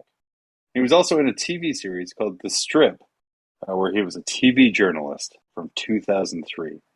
That is Steve Joel's acting credits. Amazing. And he will now never talk to me, as I've publicized his many works. But that's okay, because as he pushes you away, it'll only verify everything that you know deep down inside yourself to be true. And in that, there will be sort of a hardening of or calcification of what is left of your spirit, and that's okay. That's just you'll be that much more of an adult. Yeah, absolutely. Sorry, was that? Well, you know, I went too dark. No, that was true. And referencing my heart issues that I'm bound to have. But Mitch, well, you're Scottish. I just took a shot in the dark. It was just going with statistics. That's real statistically appropriate there, yeah. The American Mitch, telling the Scottish person, "Oh, I'm going to make cholesterol jokes." Oh, I'm sorry. I need a minute. Should eat healthier. Yeah. Oh man, deep fryer meat, deep fat pressure fryer. The best one was a deep fried banana. I think it's the greatest thing I've ever had. I refuse to have anything healthy for me. Honestly, if you did that with some deep fried ice cream, that sounds probably pretty great. Like just doing a whole deep fried sundae, I think that's going to be great. Yep. Cover it in batter, throw it in a fryer, you're all good to go. Gamma Ray Gaming, Mystery Science Theater, 3,000 fans. I'm not a huge fan of that show, but I do tend to look at the movies they watch as I want to add my own bad commentary, as you guys can tell from watching this. Oh, yeah. No, it's excellent commentary. It's just that our jokes are terrible. Let's be clear. The commentary I feel like we're doing is some grade A nutshelling for the audience here. And you good people, again, charityhammer.com, donate to help those sick children. Otherwise, you're probably a bad person. I mean, I think that's how that would work. If you don't help children and you can, right? Like that's Yeah. got. I feel like that's a moral imperative. I will guilt you. It's gotta be. And hey, actually, just be selfish. Don't even do it for that. Just donate to get into the raffle to win some amazing prizes. do it. They joke about having blood ladders, but man, you can even get good units. There's a ton of great units, a bunch of local supporters and sponsors, a bunch of international supporters and sponsors too. All of the prizes are for you for donating just $30 for one entry. And you too could bankrupt Hammerhead Games by buying $1,200 of War Dogs, which is approximately 37. We also have the chance for you to win a whole 2,000 point army custom painted by Captain WTC America himself, Sean Naden, and a whole litany of other prizes, some supplied by Art of War, all kinds of different things. Like it's just crazy. There's so much stuff. Donate. You don't want to be a bad person. We've already been over this. What are some cool things? What we have? What are some cool things you guys given away so far? We've given away a Kill Team Octarius box, a Bellacore, Mornin Vol, Celestine, Fistin, a bunch of Admech stuff, a bunch of Demon stuff. We've already given away a Baneblade, 2 Knight Moirax from Forge World with Lightning Lock, still doing box. And we've got more and more. We've got a pile of shame. I'm not allowed to tell you what we're going to be doing next anymore because apparently there's a spreadsheet I'm fucking up, and that's on me. So I can just tell you there will be more things, and it's entirely possible that our friend Luna might come out now that we can dial down the lights and they aren't so bright for her. Be adjusting that shortly, so she might come out and make sure that and be our Vanna White for the giveaways. So. Can't beat that. Yeah. I think the important thing to remember is screw Excel and mess up spreadsheets as much as possible. You know, I only try to do that in my work life. I live by that philosophy. I just choose violence. I choose encrypt and then generate password, and then I walk away. And speaking of violence here, Anthony coming back a little bit. Again, Tyranids looking less and less like they have pieces to trade off here. Anthony being very smart with his boats. I'm assuming those aren't rocks at the top, but actually stealth clown boats. They are. They're green. So a lot of fast-moving pieces on the table for Anthony to either grab objectives. For some reason, we have 8 objectives on this table. I think some of those are maybe some spore nodes.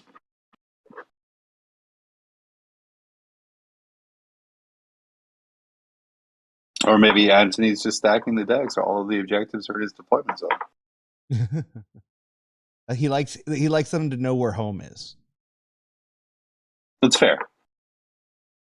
And you know where home is for dice? Where the pips are. Where the pips are. Preferably the one is at the bottom. You don't tell them where to wear their one. Here. They will wear it wherever they want. They are random number generators, sir. You will not dictate. Man, can you imagine how terrible? Come in here assuming numerical privilege. Man. If you just press the button instead of rolling dice. You're like, oh, it's a number generator. I'm just going to press this button. Oh, it looks like I hit 5 times. I would legitimately just quit life. It's not the same thing. Our brains need the illusion in between that one degree of separation. We have to have it. It's one of the reasons I hate the dice apps so much, guys. I know it's not a popular opinion, but man, I hate it. Right now, the Deathwatch are an army-wide tactical doctrine. Okay, we're gonna swing on over there. Yep, and the Flyron from that game the Flyron looks like from the vanilla game failed onslaught and dies. So that is a real unfortunate fail. Yeah, that's a big deal. Matt is running out of gas. For sure. Sadly, Anthony, all gas, no brakes. And in this economy, can't do that forever. But yeah, so it looks like Fred's all in tactical doctrine now. What's that going to do for him with the current setup? All in tactical doctrine means that he's gonna have +1 AP. I think he has that unlocks the potential for some extra reroll shenanigans depending on how much CP he has. Yeah, I don't know. I think that right now he's trying to gear up to kill these warriors that are right in front of his bottom objective, and he is not. And then he's gonna have to try and shoot the ones off the bottom right quadrant, and then try and charge into the top right. And if he can make all of those things happen, that's actually really great. He's probably not sitting in a bad place, but if he doesn't make all those things happen, he probably just loses. But I could be wrong. Oh man, let me chase out Gamma Ray Gaming. Keep on showing up on Monday nights as well, man. You just put me off script every time. But he's saying, "Oh God, playing Warhammer with the big bobble roller from Sorry, where you just kind of pop it down. That would be the most depressing game." I'm okay with it But as maybe long as I get to stream, put people's especially minis in there. So, well, you have to mic up the popper, so every time you roll a dice, chat just gets just flinches Blasted. every time. I'm all for that. Is this an updated score for this table here with the 2018? Because this is an exceptionally close game. It looks really tight. Like I said, if this turn goes, this is the pivotal turn. Fred needs these things to go his way. Let's see if the saves do or don't. A lot of what Fred is able to do is just chunking through, but it's if he has enough. If he doesn't, he's going to have to charge in, and the hammer has to pick them up. Has to. And I can see there's a hammer in there, but if it doesn't and things go poorly, then that's a swing that probably guarantees Steve the game. Yeah, absolutely. Here, and it looks like Steve is putting his eggs in that basket there. Fred needs a lot of stuff to go his way. When for the last hour and a half, dice have just legitimately bent Fred over a table. I mean, and the Tyranids doing the same thing with the other end of him wasn't nice. Like, I didn't know you could bend someone 2 ways like that. The dice are Eiffel Towering Fred, I believe is the expression that I want to put out there in the world. Ah, yes, the good old Eiffel Tower. But were the lights on in the Eiffel Tower? That's the real question. The Dicel Tower, that is when you roll poorly and your opponent rolls great. We're just going to invent terms for the next hour here. Oh man, that I could have gone somewhere entirely different with it. I'm really glad you saved it. We probably are still on Twitch. So far, fingers crossed. Yeah. Okay, guys, we have one more hour until the. What was that? I was Gamma Ray Gaming coming in with Hand of Manos being a great movie, and Torgo is good as well. They're okay. Those are solid okays. Mm-hmm.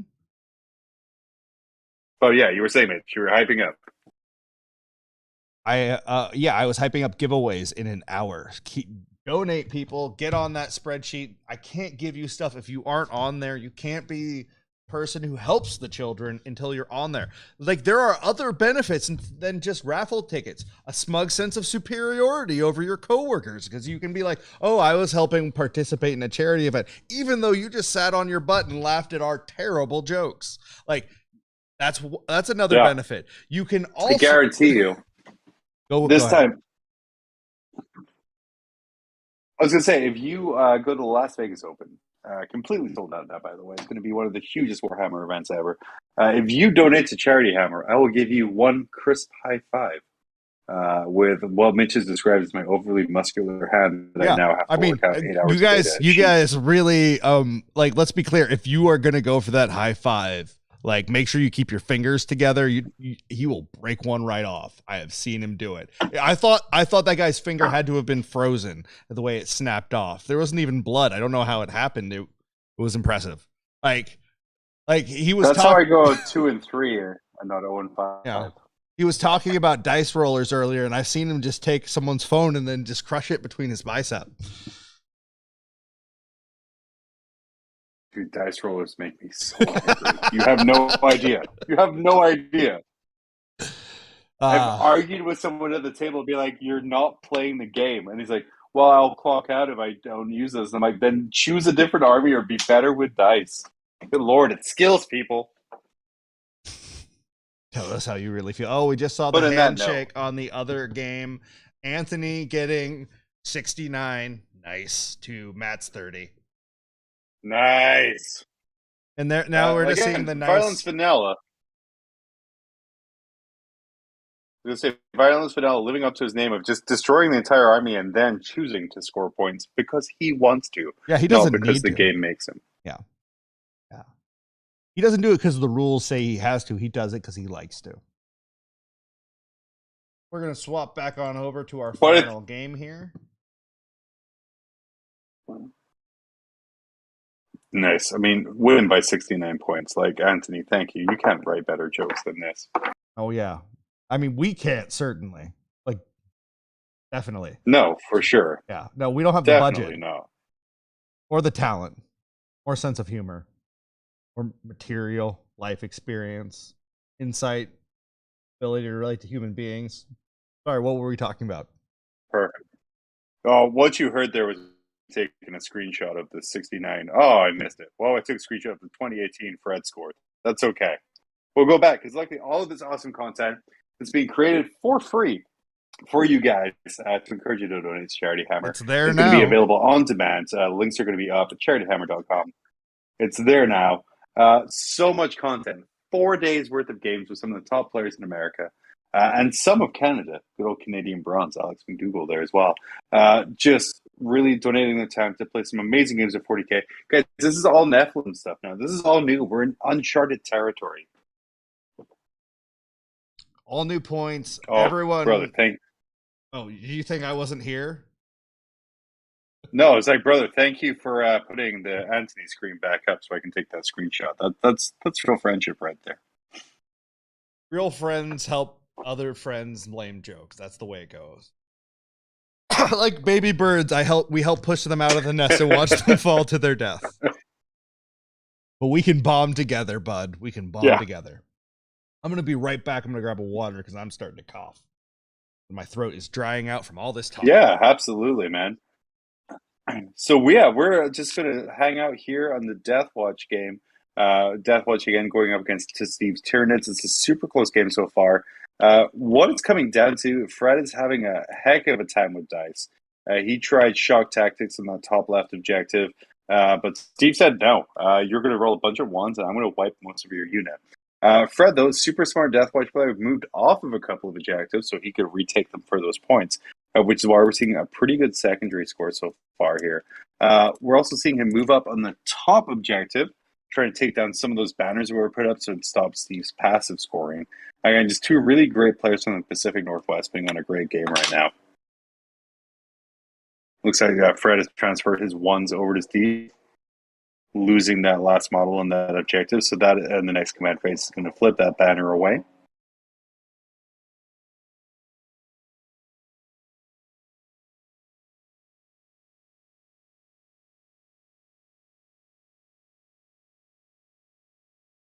And not much assets left on either side, but definitely enough to score here for Fred's round 3. Doing some major work in close combat to get rid of some of these Tyranids here. You gotta love some animated shaking and pointing, though, so I appreciate Fred for doing that, really getting into this game. And guys, why am I here rambling to myself about a Deathwatch army for now versus Steve's Tyranids army list? Because of Child's Play. That's why everyone's here. That's why Colin's opened up his home to all of these players from across America that's come and create these games 24 hours a day for 4 days, nonstop. There's streams going all weekend. Check it out. For every $30 you donate to Child's Play, you're going to get one entry into a raffle. We're going to be doing a drawing at midnight, which is at midnight. You're all over the world. In about an hour's time, it's going to be another drawing. Get your names in through donating $30 to Child's Play. If you go to charityhammer.com, all of the links are there. There's some amazing prizes. Did you want $1,200 for a random army? You can win that. It's the top prize here for Charity Hammer, provided by our sponsors at Hammerhead Games.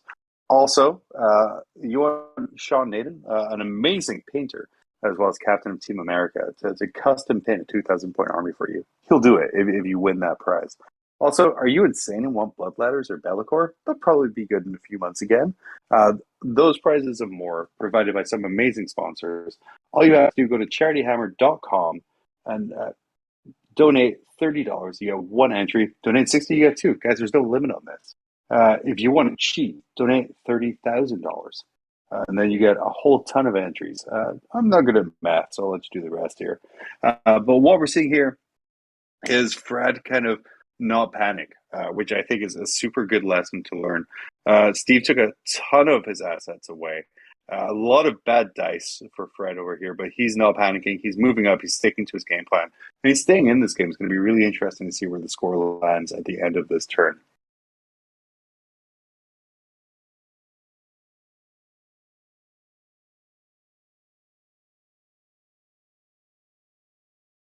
And guys in chat, go ahead, answer any question or ask any questions you want. We're going to be open books here. If you want to ask about Steve Yule's movie career, I'm here to talk about it. I'm for it. Want to talk about bad movies? I'm here. I'm for it. Want to talk about Fred's cool, calm composure as he slowly removes banners, which I'm assuming are covered in goo from objectives? I'm for it.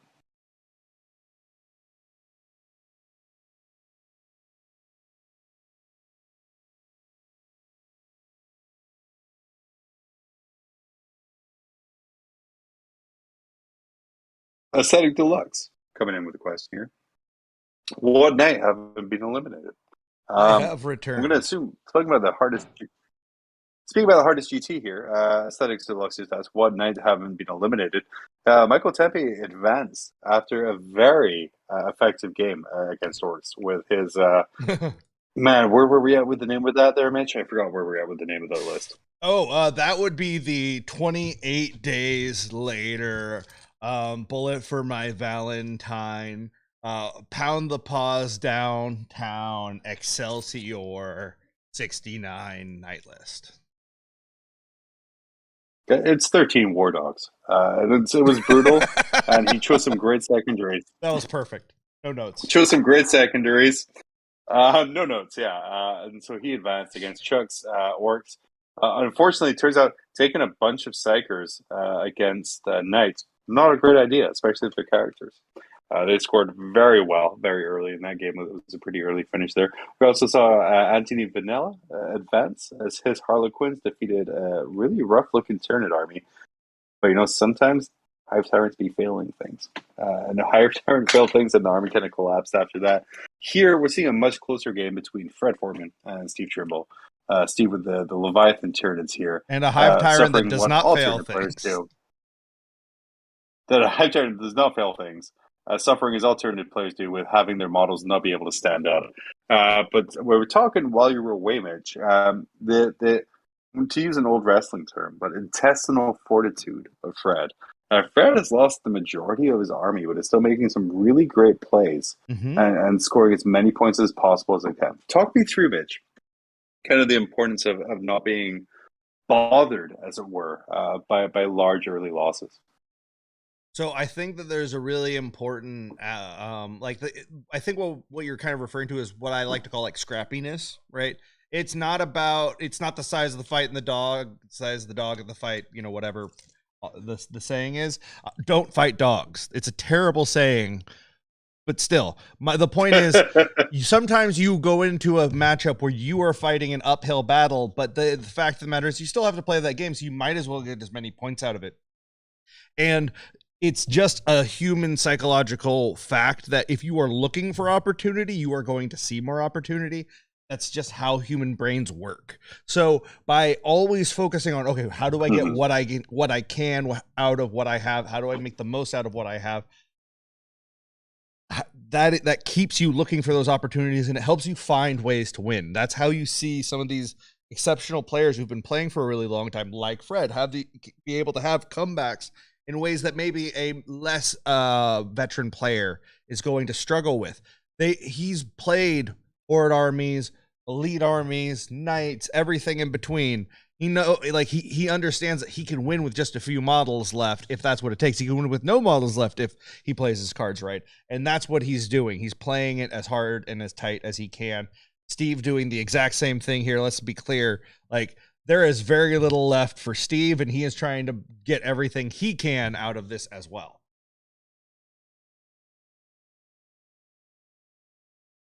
Yeah, absolutely.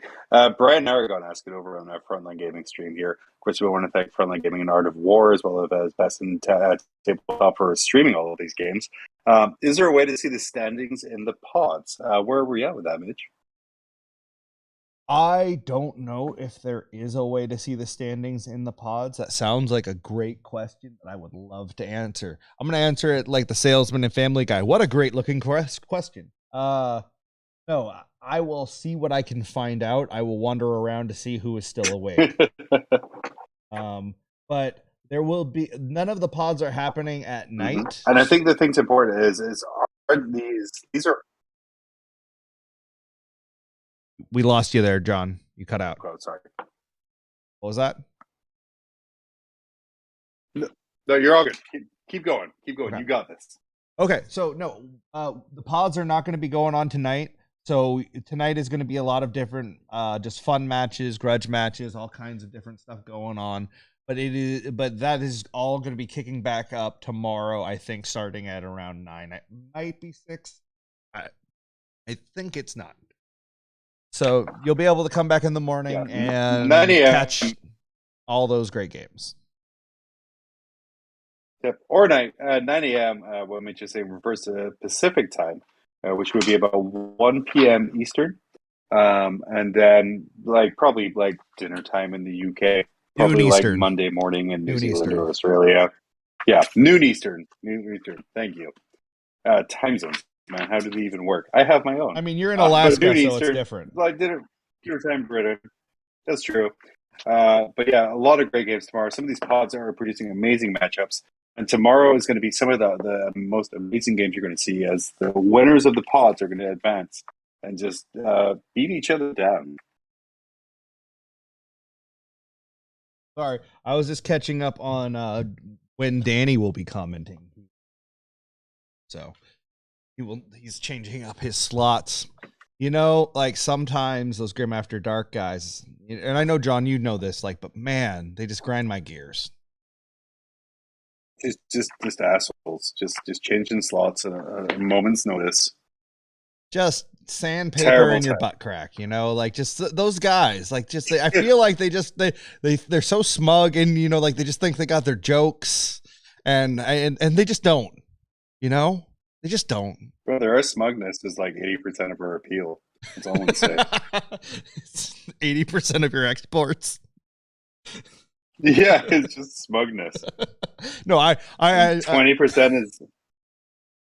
I say 20% is Danny winning things because I certainly don't. Well, no. 10% is Danny winning things. 10% is Danny's chuckle. Yes. Yeah, God. You got to remember that chuckle. That chuckle is a cast member. I heard it got its own dressing room, and it's bigger than yours, which I feel like has had to have been some sort of dominance move on Danny's part. Law school's changed him. You got pretty used to it, but my favorite part of Grim After Dark, our show on Monday night on the Front Line Network, is I do a crap load of work for that. The writing, the condensing everything all together. Whenever we go to events, it's always people go up to Danny and be like, "Hey, man, I really enjoy that show you're on. Thank you." And then walk away, and I'm just over here, my 6'8", 400 pounds of muscle. You're really intimidating, if I'm being honest, John. You're just over there cracking walnuts and dice apps alternatively, and eating the dice apps as you crack the walnuts. If people would stop taking nuts, then I would stop cracking them. But you've now invited what else are we show up? I know that you're not going to be able to do your special trick. I know how much you get out of that. I know how much you like just putting it in there. Yes, there was that one time that it shot out. You were sweaty. I get it. Sweat. Sure, that's what that was. But brother, what are we even talking about now? What are we still cracking walnuts?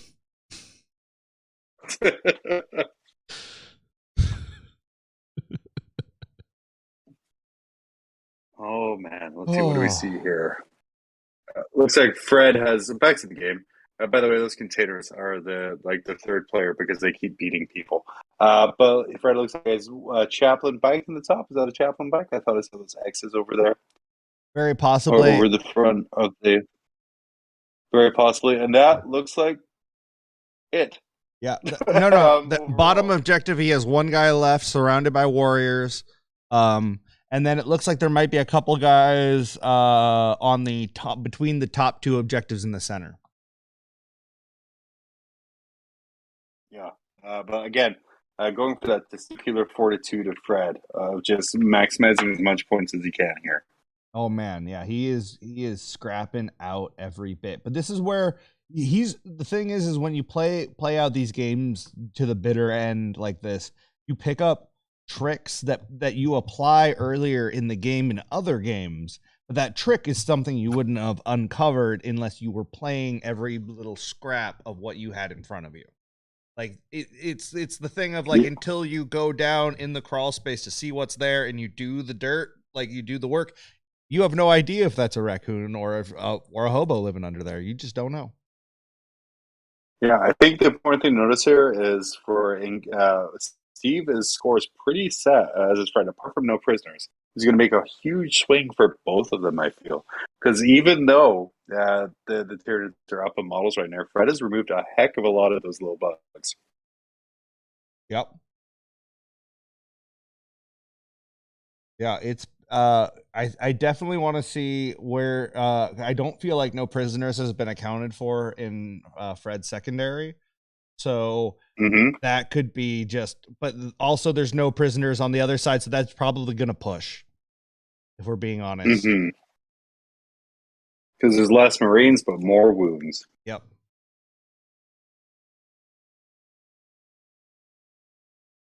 But we shall see.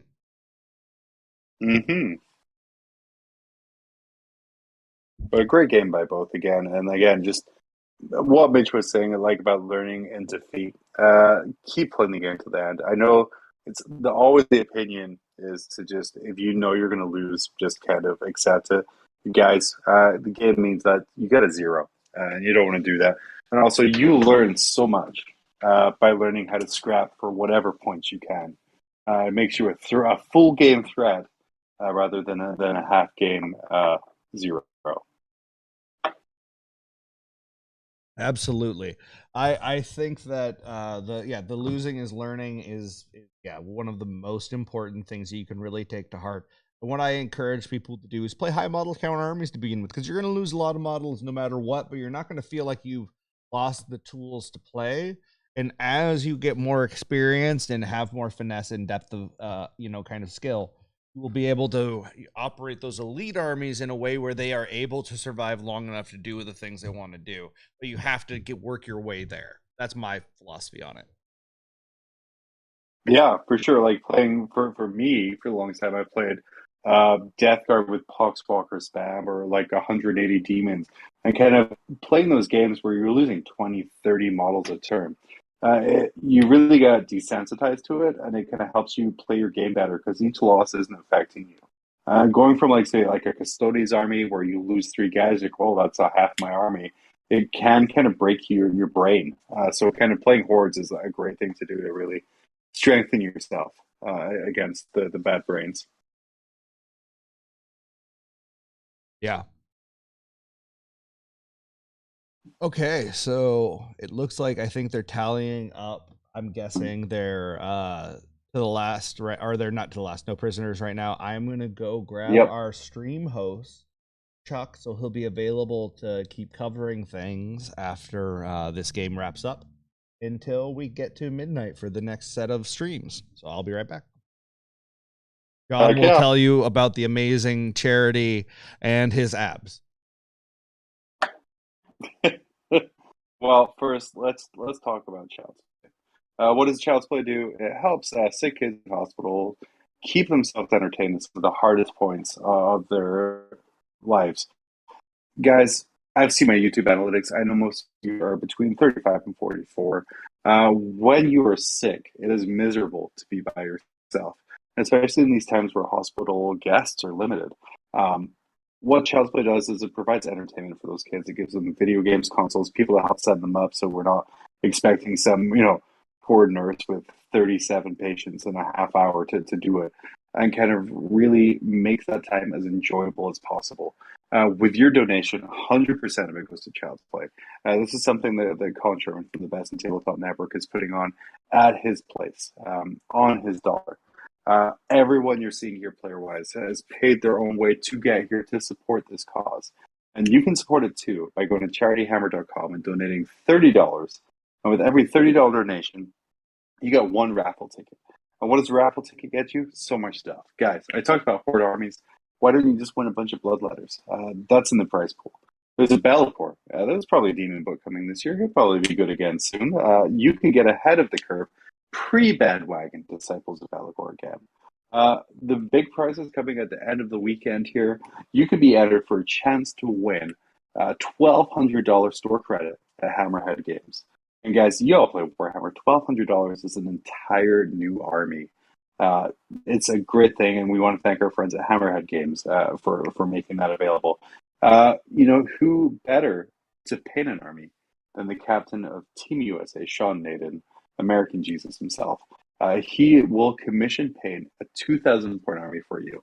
And if you have seen commission prices, a lot of them are reasonable, but for 2,000 point army, that's a heck of a lot of money you're saving to have a beautiful army commission painted by Sean Nathan, which in itself is a boastful point. So go to charityhammer.com. You can find the full schedule there. You can learn how to donate. We want to thank everyone who has donated and everyone who continues to donate and support this every year to make this just the most fun event we possibly can for 40K.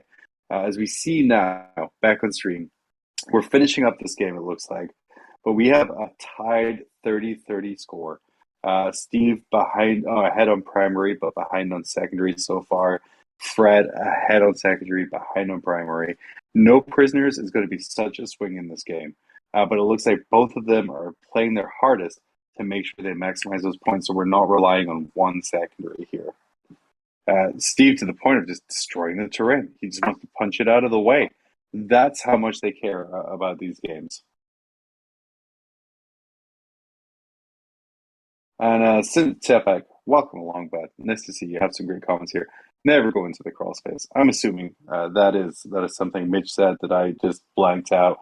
But it's also for someone who just finished a horror fiction class. Just good advice in general. And then Amish Stig on the Deathwatch Twitch channel letting us know. Yeah, absolutely. As long as it's not genuinely over, fight the uphill battle and hope our Jesus has a sense of humor. Absolutely. Again, you never lost. You just have more to learn. And man, do I learn a lot. We're flipping through some pages here. We're looking at the mission. We're playing Tide of Conviction as the mission.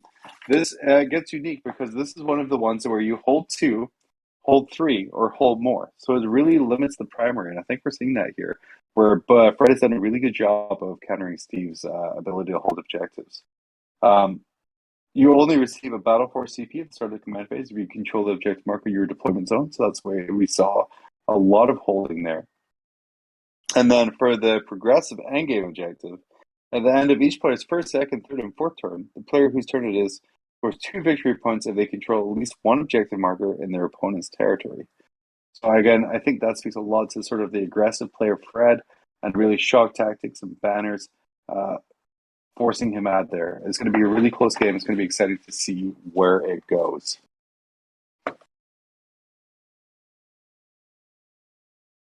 Appreciate all this aggressive pointing from Steve, pointing out what he has. Guys, if you want to make a narrative, I don't have player mics, so maybe Steve's yelling. Maybe he's writing a note about how much he hates Fred based on his measurement and movement. This is a very aggressive model movement for Steve. Like, honestly, I want to know what's going on here. We're just rolling dice and throwing stuff around. Guys, you have like 38 minutes left. This isn't down to the wire. Something we're noticing from this Nephilim book is these games are ending quickly. And I think some of that comes from the fact that these guys are trying out new lists. These games are played with Nephilim rules, new points, and the new balance data slate. So these are some of the best players in the world. GT winners at the very minimum, creating new lists to try to maximize these secondaries that we have here.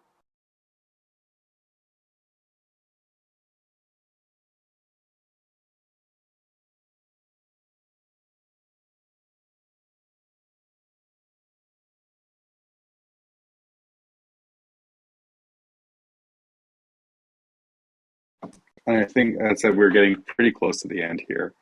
Steve moving up, so he holds a lot of the objectives. Fred kind of falling back onto the objective here, but it's very, very close at this point. The no prisoners going to come down to it, looking at the kills, I'm thinking Steve has a few more points for no prisoners.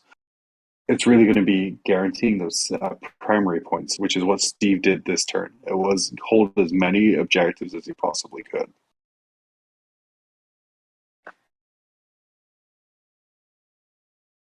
I think this book looking up for the mission is seeing what the progressive objective is for this mission.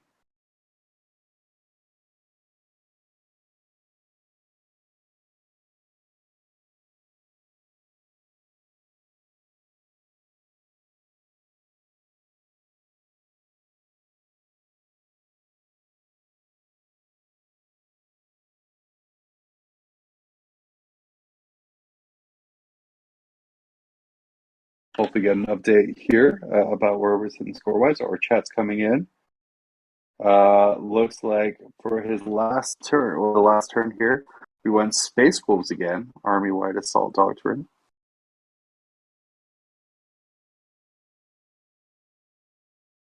I have returned. You have returned. What information do you bring? Do we have a tie? So far 30-30. We're still, I believe, waiting for those no prisoner points. Oh, they got to count which no is going to prisoners. Yeah. Yeah, and then also Steve aggressively just moving miles away. But I think looking at it, Steve is holding a lot more of the objectives. So I think that primary swing might get him nice turn, depending on what we're doing here. Fred looks like he's sadly putting models away. I can't look at his face, so I don't know. Yep. But just looks like this is game, just kind of waiting for that final score to come in. Yeah, but looks like they're working on it right now. And then, Fred, buddy, what's your screen on stream? That's how memes start. Oh, man. I haven't thought about that in a long time. Oh, I haven't heard that name in a long time. I won't say the name because that's not what we're about here. Yeah. Hello there. Oh, we got a final score Hello here. 72-38. Jesus. So please update your score more. Yeah. We thought this was a tight game, guys. It was not. No, it was not. Fred had a couple whiffs and was never able to climb back out of it, I think. And we just see again, it's the averages and spikes versus going back or like reverting to the mean. It's like it's just the meat wall continues. Yeah, absolutely. So Steve advances, looks like here. Absolutely. From what was not a close game at all. Really utilizing his flyer really well, utilizing his warrior movement. Fred, real unlucky with a couple of assault phases, but again, in dice games, you have to minimize the need for dice, which is a weird thing. Steve did a great job of that. Fred saw what happened when you rely on heavy thunder hammers. Yeah, they can just bite you. Okay, well, we our MC went to bed a little early because he's tired, I'm guessing. So, John, do you want to just chat with me for the next half hour? Heck yeah, bud. Let's do it. What do you want to talk about? Well, I think that we're effectively just going to be doing our own little podcast for the next half hour. So why don't we let the chat pick the topic for that podcast? Yeah, guys, what do you want to know? Donate within the realm of within 40K. Within the realm of stuff we can actually talk about. Because bear in mind, okay, so not 40K. Oh, so yeah, we got Never Going to CrossFit. Good morning, good game. It was a great game. Like I said, just really well played by Steve. Just kind of utilizes all his pieces really well. Guys, can't say this enough. Try and make armies that don't need dice, which is a weird thing to say. But it's not wrong. It's not wrong. Let's pull up here. I think a great example of that is the John Lennon game, or not John Lennon. We're getting tired. The Sean Naden game where the orcs were completely able to stuff Noah up in that corner. There were very little dice required for that. Brother, let me talk to you about a recent balance data play that happened here. Oh man! As someone who loves Imperial Guard, I do. Armor of Contempt. Yeah. Guard keep getting buffs and keep getting buffs. The buffs will continue until morale improves. Yeah. Yeah, or the win rate goes above 30. Uh, But what's your take on this? Armor of Contempt on, were you expecting to wake up on a Wednesday or Thursday morning to be like, well, I guess a Baneblade has a 2-up save now? I mean, I that would have been great if it was the problem, but it's not the problem.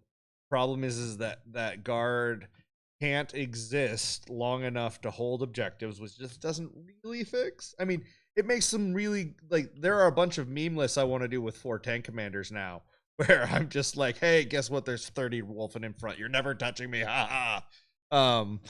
There's a bunch of stuff like that, but the problem I feel like is the tanks are now a bit better. Cool, our tank commanders were already the best thing we had. The super heavies can't hide, and they're still in a world where they can just be shot off the table pretty much on a whim for a lot of armies.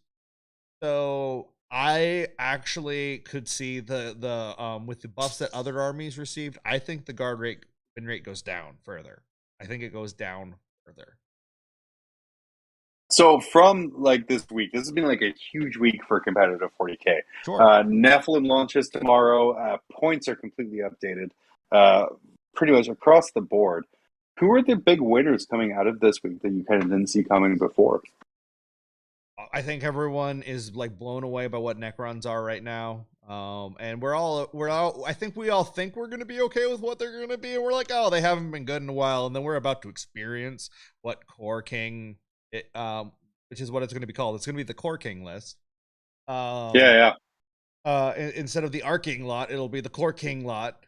But it's where we're gonna see what it is, and I think it might be a little too much. But that's the great thing is like if it's too much for a quarter of a year, and then they ease off the gas on them a little bit, that's fine. Like I like the hope cycle being 3 months. I actually think it should be every 4 months we get a balance change. I think we're going a little too fast up with some of our slower hobbying people and that want to play competitively, and then people who maybe take a little longer to learn and absorb rules. I feel like every 3 months is a bit fast. It feels like Armor of Contempt just happened and now new factions are getting it.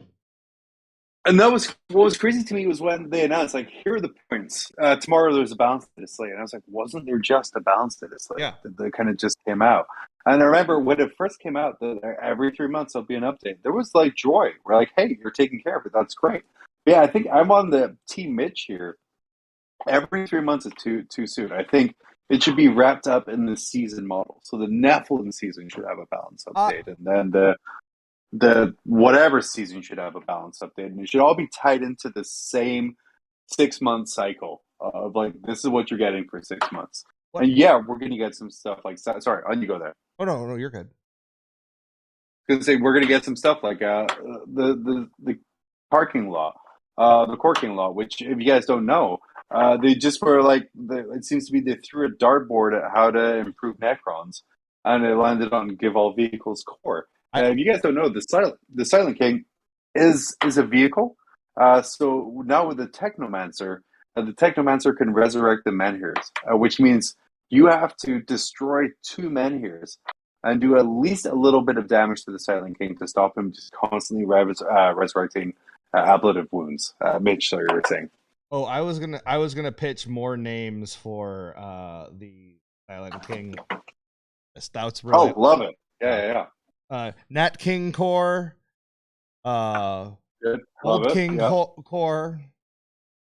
Let's see. Oops All Core, I still think is great because it's just like, Oops All Core is legitimately like, yeah, that is the Necron. That's the codex now. Guys, and the Silent King, he got cheaper. He's now a flat 400 points. So you have this almost unkillable unit unless you devote your entire army towards getting him down. And when you do that, there's still 1,600 points of other Necron crap out there that's going to run down there. I think those guys are going to be very powerful. I absolutely agree. Let's see. Winners and losers. Let's see. Who do you think lost that shouldn't have? Who got unnecessarily punished? Because we like Tyranids and Eldar like deserve it. They know what they did. Sure. It's the old whipping boy, guys. It's the meme. Chaos players always complain. Chaos demons, kind of got very left behind in a way that makes me think their book is going to come really soon. Or they're just Because perfectly balanced. No notes. no notes. It's absolutely perfect. We can pull Paul Winters on to ask what he thinks about perfectly balanced chaos demons. He might explode. He might somewhere his ears have perked up and being like, wait, someone's defending this shit. But no, outside of the Forge World characters, 0 points drops, no adjustments whatsoever. With the new Nephilim changes to CP, Exalted Demons are in a worse place. I would have at least expected a change or balance update to change the Exalting to a points cost rather than a CP. Because, man, that's a CP hungry army in a war zone that does not want you to have CP. Yeah. Absolutely. No, I think demons is like, all joking aside, I think that's a super fair criticism. Like why? Like, even if it's coming out soon, cool. Just it's a PDF. Make them good for 2 weeks. I don't care how long it is. Just like the intern is working. Like, have him just bash out some demon numbers that are made, like, literally just make it a random number generator, just and be like, hey, the warp got weird for the first 2 weeks before the demon codex. Like, bloodthirsters are a point, but you can only take 3 of them. Brother, the demon, I believe the rules writer for demons, actually, his roommate plays demons and he cannot beat him. And that's the punishment that's being suffered because of that. They're just, it's just like, yeah, he's just like, no, not until you apologize for what you did to me. Like, no, I'm not releasing the book. It's not coming out. No, you say sorry. That was not okay. What happened in 3.5 was not okay. Well, there is starting to be rumblings through the grapevine about a demon book coming and a lot of cool things. So hopefully this is a temporary phase. Also, I don't think these changes did Space Marines any favors. We're seeing kind of again a lot of other buffs and things. There's huge buffs for their points. All of their flyers, flying ladies got cheaper.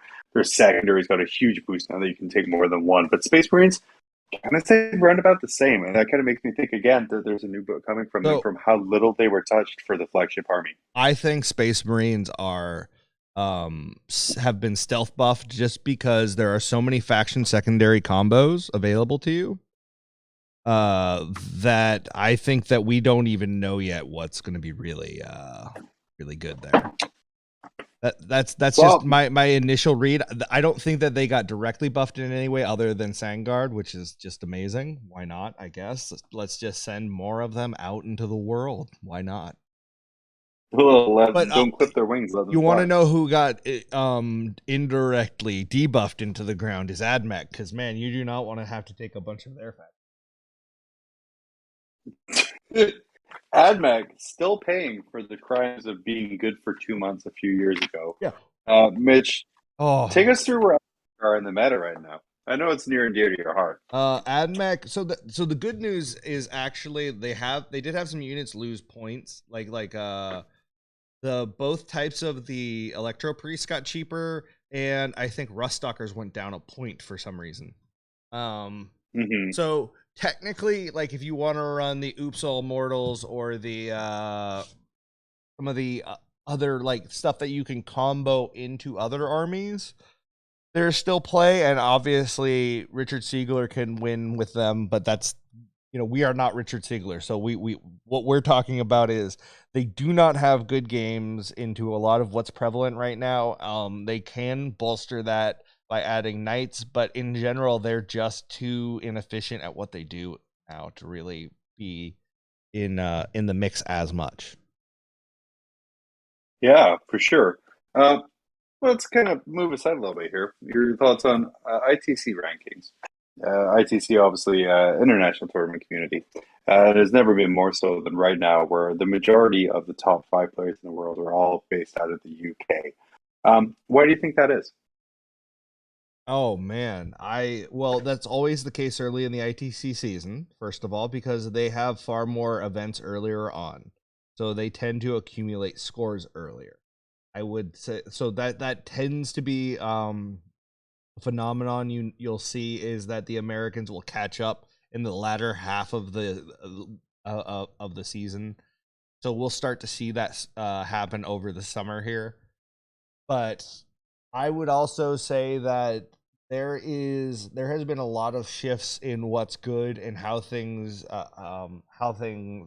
line up, and we can attribute a lot of things to all of that. But I really think that there's one fundamental reason. UK is a lot smaller, and it's a lot cheaper to get around there right now because gas is expensive and travel is expensive. And if you want to be a competitive 40K player in America right now, that is not a cheap proposition if you want to travel for it.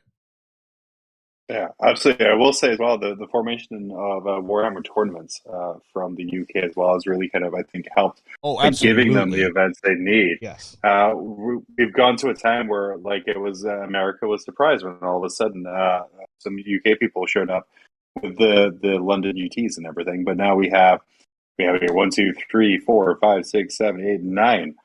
9 different events at GT level this year, attended by some of the best players. Yeah. So that has definitely helped their expanded scene. Talking about some of those UK players, Manny Chima, amazing player, known for spam 40K, what you could call it, finding a couple of really good units and kind of pushing them to the max. Do you think that's generally good for the health of the game, of just kind of finding these 1 or 2 combos that you can just infinitely abuse? I think that there is an important role in the game. So here's the thing: if the play testers don't catch it, you have to stress test it, right? Like there's always a question, and here's the thing: that's nothing to even necessarily do with the play testers. They may or may not be involved in points changes or all these different changes that are happening now. So. So when things change, you have to be like, okay, well, what happens now when I run X number of things? Like now with Armor of Contempt, well, you know, how good are my guard vehicles? Oh no, it still doesn't matter. No. But for Scions, it could. Yeah, right? Absolutely. Right. So it's this sort of thing of like how does that kind of stack up? And that tends to be how my brain just completely decided just to lose the other half of my point. So never mind. We're getting late into the night, guys. Super late in there. Yeah. That's it. Day 2. I'm surrounded. I don't know if you guys can see this here, but by little Discord symbols of different streams. We saw some really great plays between either Fred and Steve, or we had Anthony playing against Tyranids. A lot of Tyranids again here. What were some of the highlights you think of the past couple of hours? I think watching Naden just completely shut down a Knight's army with orcs was about as informative as a game can be, for sure. That was a great, like, just overall game. I thought watching the war dogs just eviscerate orcs at the same, like, basically like at the same time. So like we saw Knights get beat by orcs and Knights stuff orcs, and it really shows like what you're building and how you're doing things can really change how, you know, the outcomes. It's not just like, oh well, you're playing this army and I'm playing this army, so you're clearly going to win. There is a lot of more variety into what's going on here than that. I also thought that it was a real watching the Fred versus Steve game where we watched the volume of dice just failed to be able to iron out the wall of average meat. That was also another great example of just building a list for that consistent durability, something that Death Guard players should probably take a note from. Yeah, absolutely. And again, maybe they should get a feel no pain. You think that they'd like that? That'd be good. Man, so a lot of people were saying Death Guard, the points update, something I missed over in my first glance of them. Plague Marines, real viable right now, on what I can only assume is a misprint. Right now, Plague Marines still 21 points, which seems very expensive for what they do. But all weapon options are free, which for a 5-man squad of Plague Marines is ridiculous. Mitch, do you think that was intentional to be able to load out the squads that way? Yes, it definitely was. They've been doing a lot of this lately. just all over the place. We're seeing this. We obviously with the Chaos books, saw this with guard squads. Just a reduction in the complexity of upgrades. I like this as a TO, as it makes it much easier to tally up people's lists, and it makes it much easier for my players to be able to absorb each other's lists. That's all great. It creates sort of this situation of where people will like throw the kitchen sink in though, and they're like, well, I've got all of these things, and it's like, but you have no strategy for how to use any of them. And it can kind of, I think, create a trap for people to get, you're trying to please too many profiles, right? You're like, oh, I've got all these flamers that need to do this thing, but these things need to be here, but the flails would be great over here. And it's like, okay, well, you're going to have to pick a lane, and and so maybe it's important to be like, okay, I have all of these tools. What is the role that what are the two things I'm going to exploit this turn? Mm-hmm. And I will say, like, the want to just kind of open the candy shop and take all of the upgrades kind of really steals away from the fact that on Plague Marines, bolters are really good. So even though, yes, you can uber spec your unit to be like raiding the tactical lounge, what you want to do is probably still have some of those. There's some great bolter strats in there that turn them into plague weapons, which combine really well with some of the new secondaries. So yeah, be that kid in the candy shop, but have a little restraint. Yeah, have a plan. Like have an exit strategy for the candy shop, I guess. Yeah.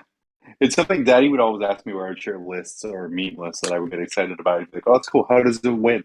And if you can't answer that, then you kind of have to go back to the start there.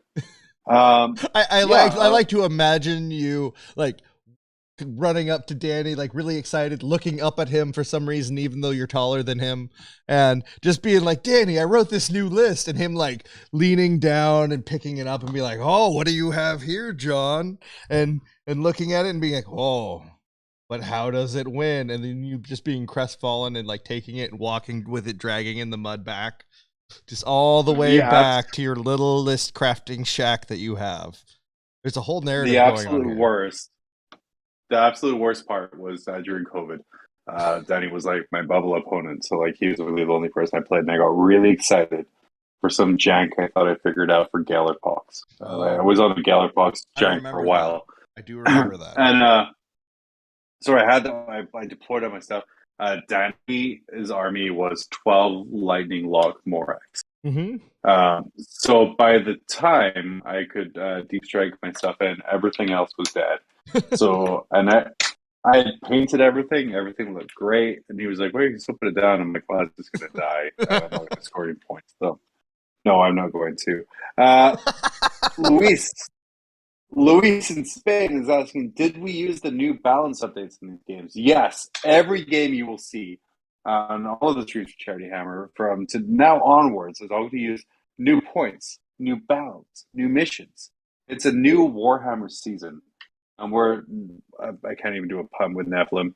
We're Nephiloving it, I guess. But yeah, it was all new points, all new secondaries, which was on display for one of the games where they chose nothing but faction secondaries for the memes. Absolutely. Don't let your memes be dreams, people. Let your memes be consequences you regret later. Yeah, like multiple war dogs. I mean, that's only a problem after they're nerfed, John, afterwards. And at that point, do you really think there's going to be a bunch of people with 13 war dogs that they're going to be selling off at the same time because they just got nerfed? I doubt it. Very unlikely. There's no way that would, like, what would even cause all those people to sell them at the same time? Like, how would they coordinate that? I don't think that list gets nerfed, though.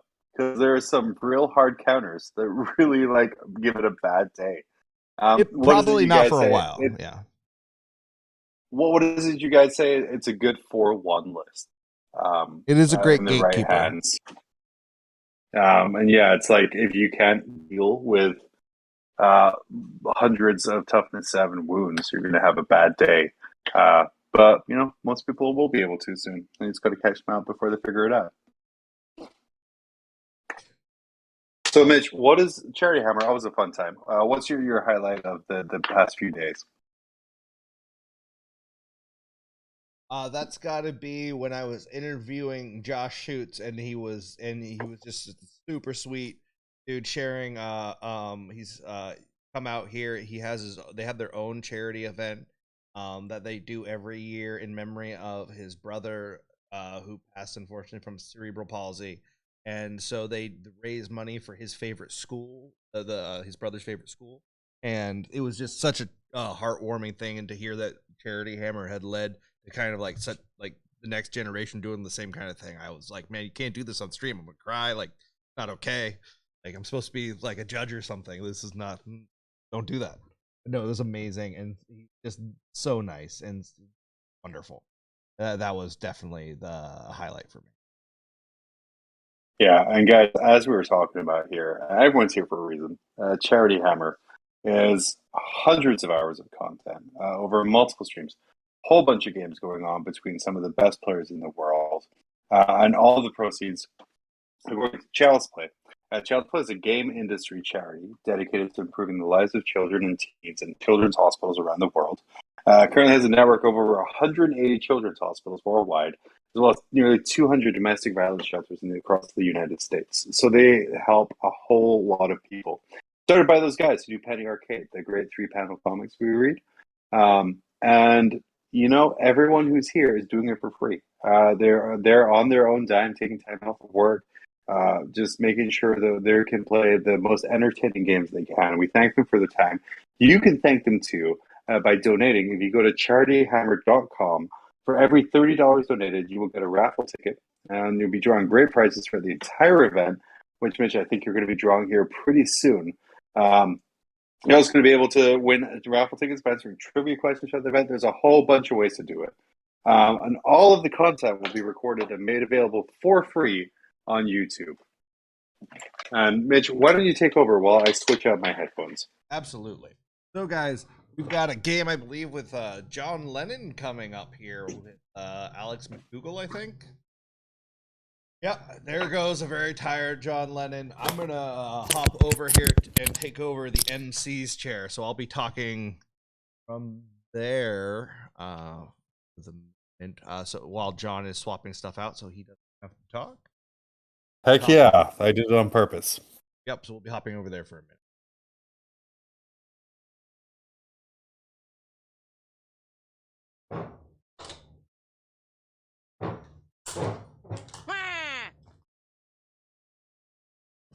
Good evening, everyone. I am Mitch, if you don't know, and it is back to Charity Hammer. Keeping it nice and chill. We have John Lennon versus Alex McDougall coming up. I do not know the other match off the top of my head, but we are going to be doing some giveaways. Sorry, guys. I'm a one-man operation at night. So, let's pull up. Oh, okay. I've got a Thunderfire cannon we're going to give away, but I have to have someone else to generate the numbers because otherwise it doesn't work.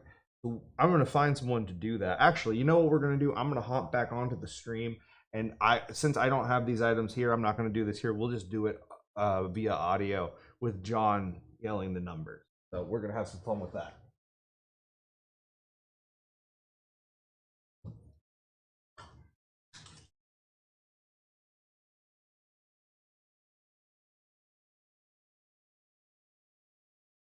Okay, hear me.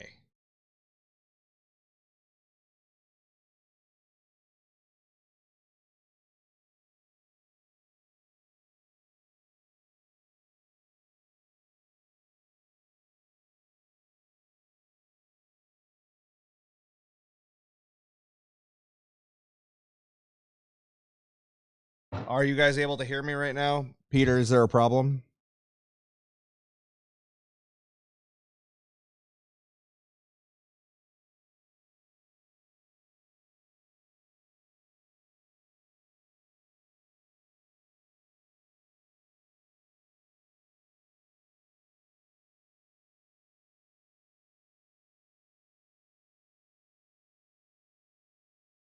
Are are you all able to hear me on the stream right now?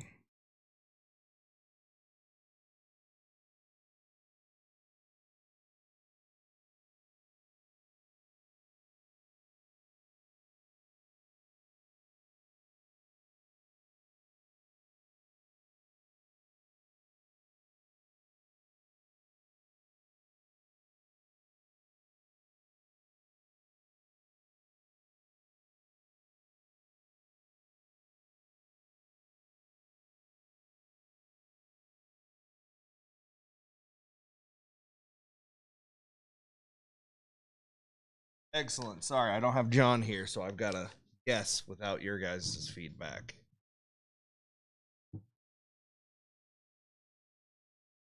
Okay. So let me pull up the oh, actually, I've got Jesse here. Jesse can give me some different RNGs. So we've got a Thunder Fire Cannon to go with first. Let me get the spreadsheet up. Make sure it is up to date. Okay, I need a number between 1 and 200 or 340. Oh, 16. Yeah, I need anything below 100 is taken.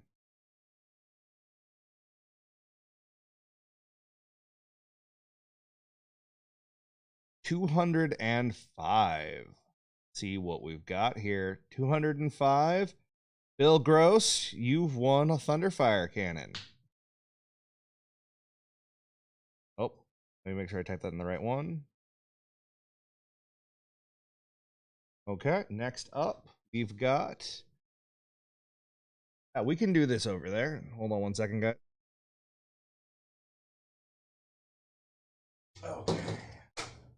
Be professional about it, I guess, if you want to. We have these lights and cameras. Somewhere to okay, feet up. So next up is going to be a Blade Guard box. I'm going to need another number. What was my max pound again? Like it was like 340. Okay. In that case, 176. Oh, that went too fast. 176 has already been done, so we'll go to the closest, which is Devon. Just straight up Devon. So you've got Blade Guard. Good box. Absolutely. So many bits. The Locust is next. Ooh. 333. Okie.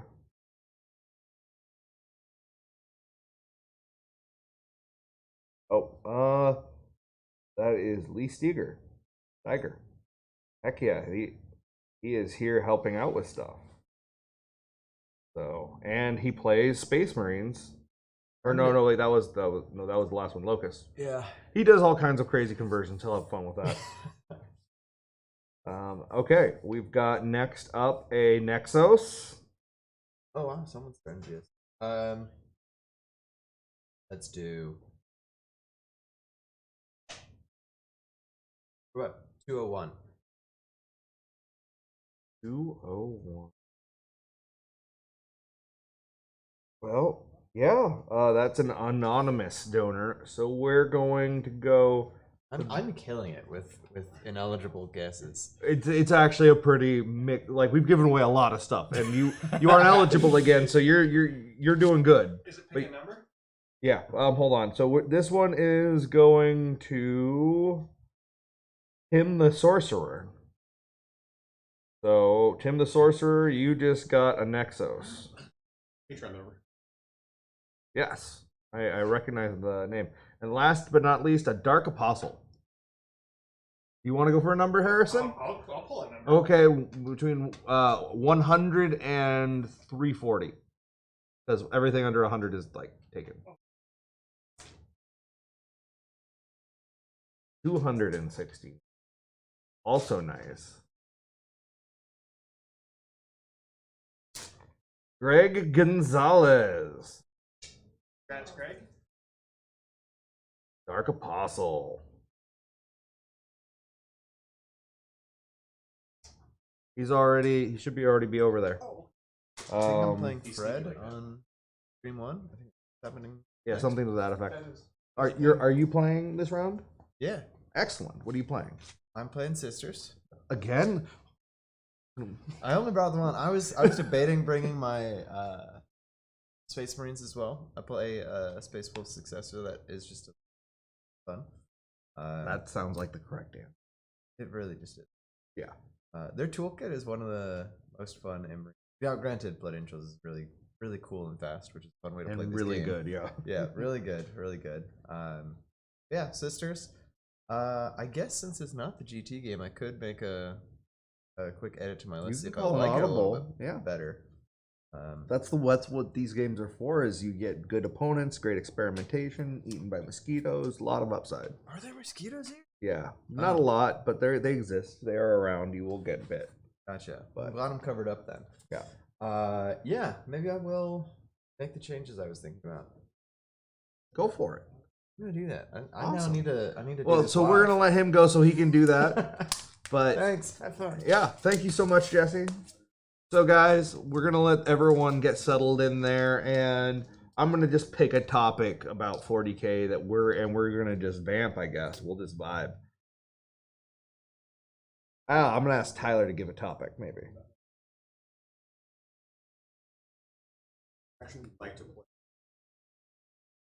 The faction I'd like to play after the data slate I was not expecting.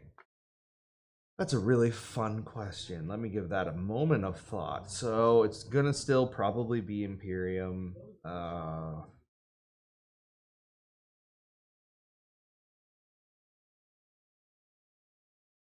I wasn't expecting, I think, is probably Deathwatch.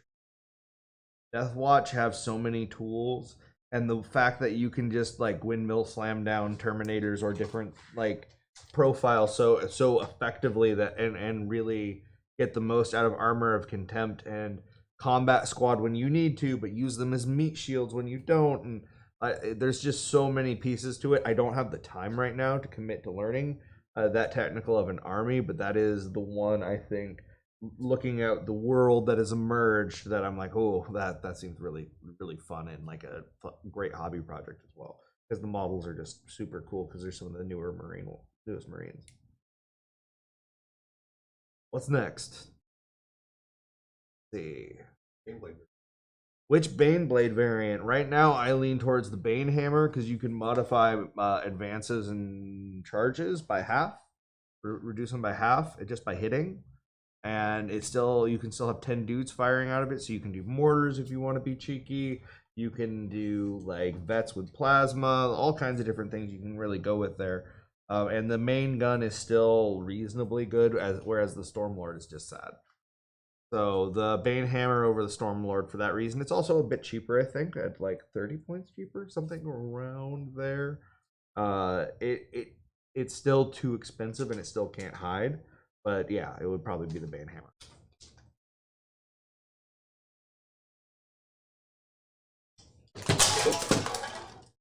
That's pretty good. Yeah, it was a solid. I'd give that a 4 out of 5.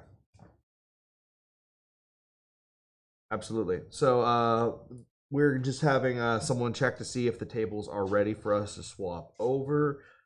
Again, we're doing all of this for Child's Play.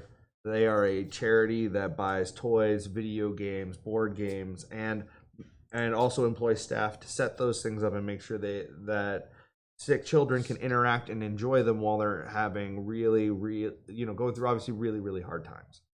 So they are an international charity. They also do the same thing in domestic abuse shelters, and they are just a phenomenal charity. Every single penny of what you donate goes directly to the charity. Everyone here is here on their own dime, doing what they can to get it done, and we are all just trying to give you guys the best show possible. So you will donate money to get those raffle prizes. Remember, that's $30 increments, gets you an entry in the raffle. The more you do, the more of a chance you'll have to get something.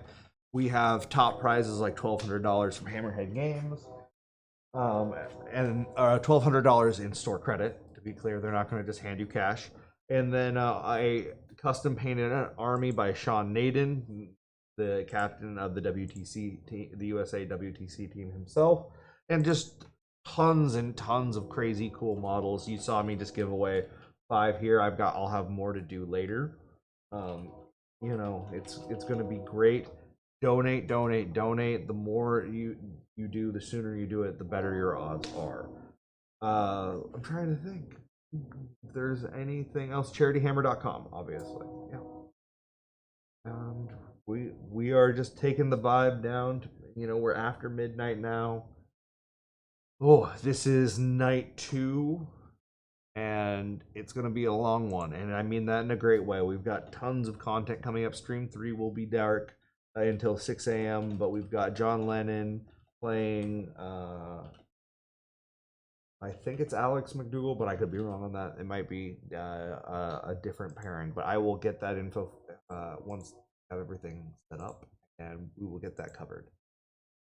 So if you guys will give us just a couple more minutes, on our way.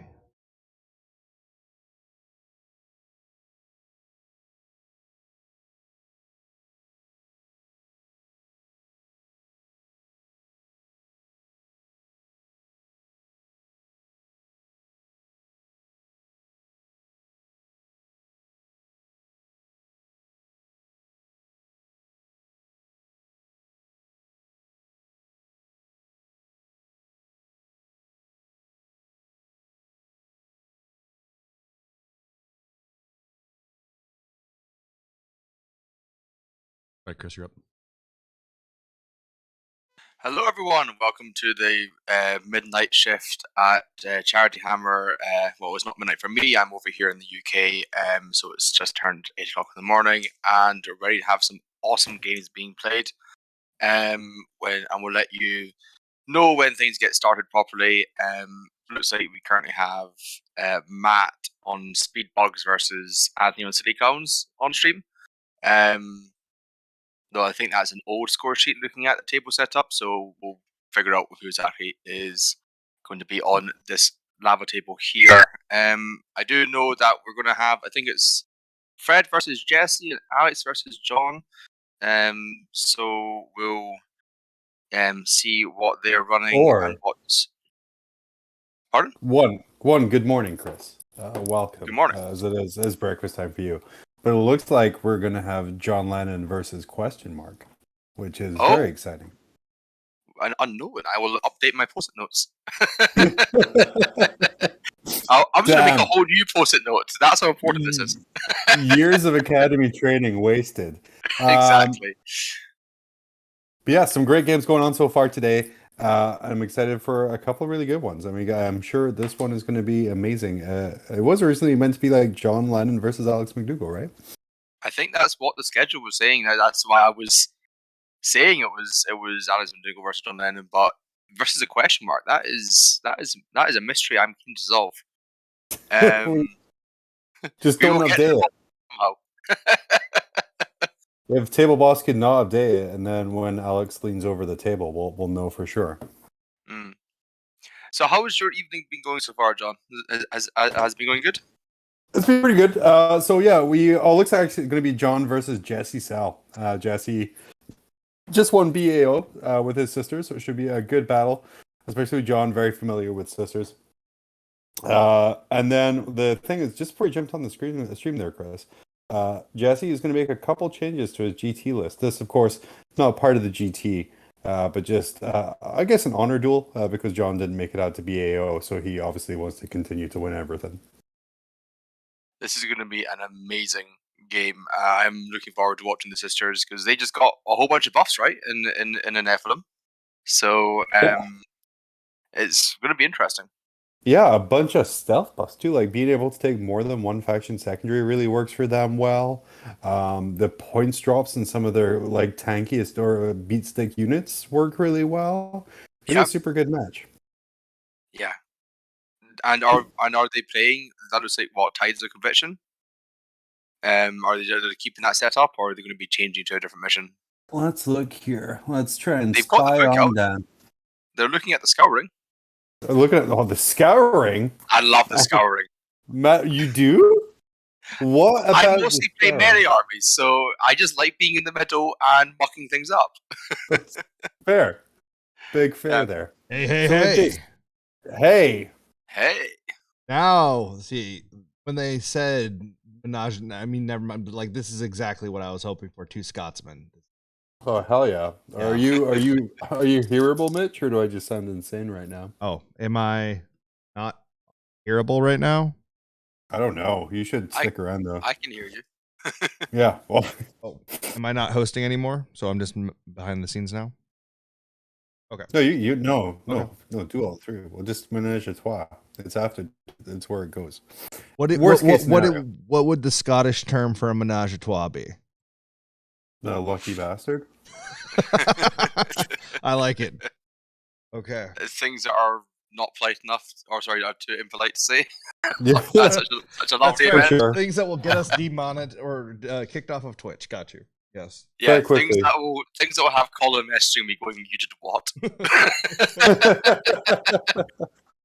That word doesn't We'll mean say the I- same thing. I did my annual piece of Scottish commerce today, buying a new football top. Then after that, it's no more money to that country, sadly. We will be contacting the winners of the giveaways. They when they donate, they have to do it with an email available, so that is how we will be reaching out. Yeah, no one's going to be missing out on these amazing prizes. So don't Just feel the you have to people who watch don't everything, just watch donate. as much. Obviously. Yeah, just donate and watch as much as you want to watch. Leave the stream on. We don't mind. I mind a little. It's fine though. I'm What just is talking to an empty void that is my office. It's fine. what is Mr. Lennon playing? Do you know, Mitch? Or is that who's playing this game? John and question mark. It looks like Fred. Okay, I but- thought that was Jesse in the bottom right.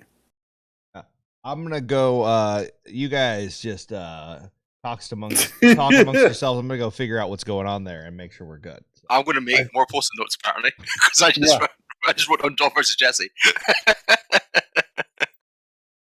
I think the important thing to remember is we're all doing this for charity. Exactly.